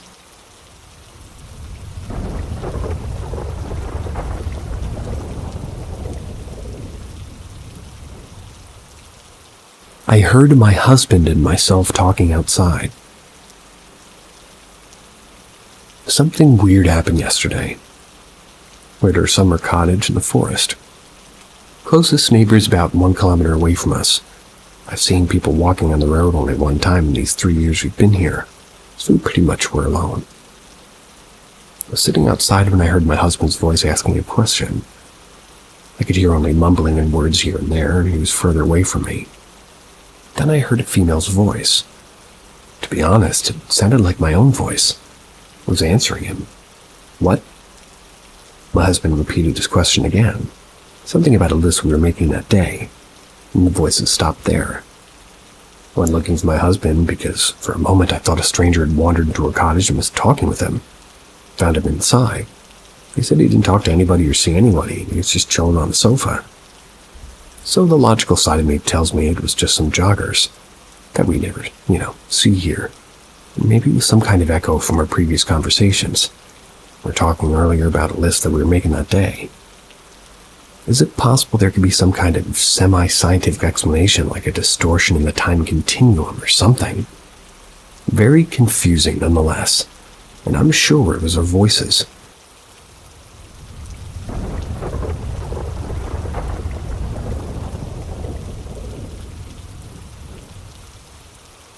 What did I see? When I was pregnant with my first son, I had seen something. My husband is a gamer, frequently plays games very late. I enjoy my sleep, so I get to bed much earlier than him, let's just say. A very light sleeper, and usually I'll wake up when he comes to bed. Well, one of these nights in my third trimester, I was woken up to someone hovering over me. I assumed it was my husband, and sort of in irritation, I asked him what he was looking for. No response. I asked him again, thinking he didn't hear me. Still got no response. Super annoyed, I opened my eyes and asked even more annoyed and louder what he was doing so I could go back to sleep. Whatever I was looking at looked like my husband, but a few seconds after I asked, I heard my husband snoring next to me. Without taking my eyes off who or what I was looking at, I took my hand in search for my husband, thinking maybe I was just hearing things. I felt my husband sleeping right next to me. Looked over to see if he was there, and he was. I looked back at the figure standing over me, and it still looked like my husband, but then just slowly disappeared. What was that experience?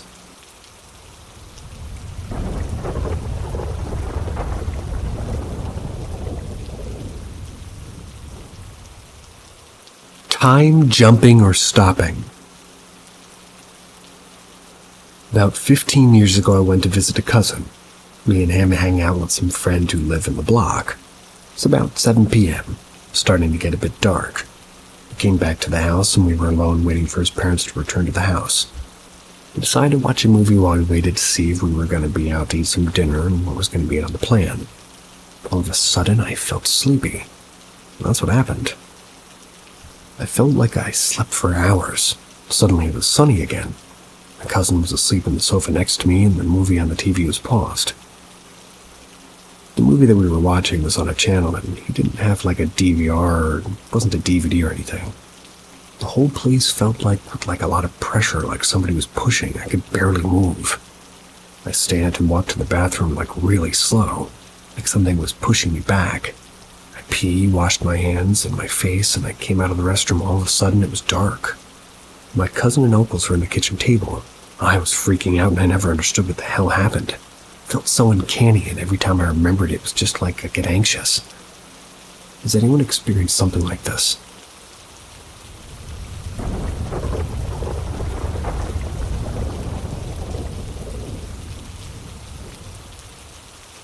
The dog on my bed this morning wasn't my dog.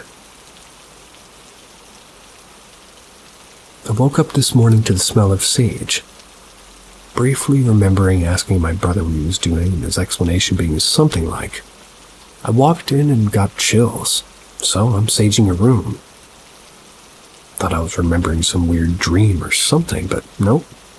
Asked my mom about it about an hour ago, and apparently my sister had passed the room and said hi.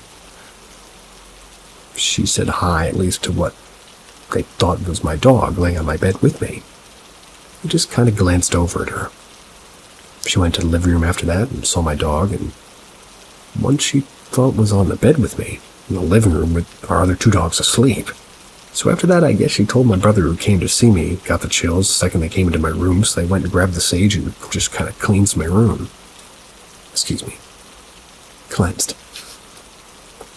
Turns out, by insane paranoia, when I woke up a few minutes after they left, it was justified. I'll now be super paranoid for the next 5 months. Yay.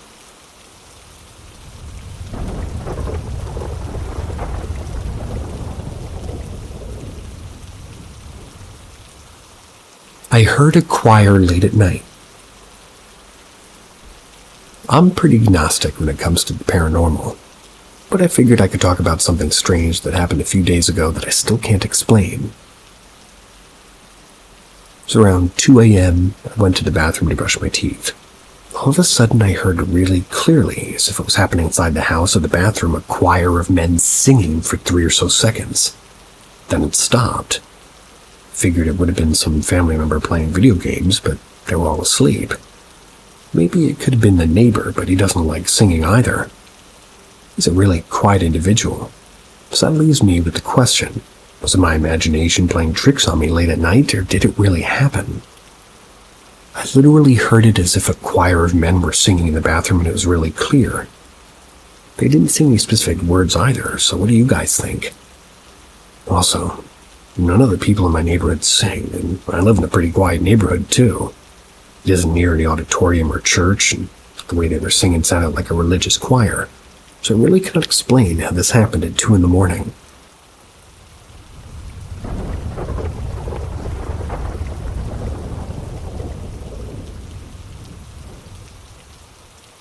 What the fuck is happening? Poltergeist? Last night we got home at 10 p.m. The kids went right to bed. We'd fallen asleep in the car, and Matt and I went right to bed ourselves. I woke up at 6 a.m. and we went downstairs to let the dog out to go pee. My special silverware was on my kitchen table along with my tea pitcher that we keep stored under the cabinets. You have to crawl in the cabinets to get the silverware, and none of this was on my table when I went to bed. For background, I have normal silverware and I have special silverware. To find all of this different silverware would take effort. My kids also can't open the dishwasher, so we have them stored. And how they got the pitcher out without making a racket is beyond me. The silverware was positioned in like 3x3s on my kitchen table. Knife and fork, knife and spoon, knife and fork. I'm at the big what the fuck moment right now. My sister brought up a good point. Maybe we're sleepwalking.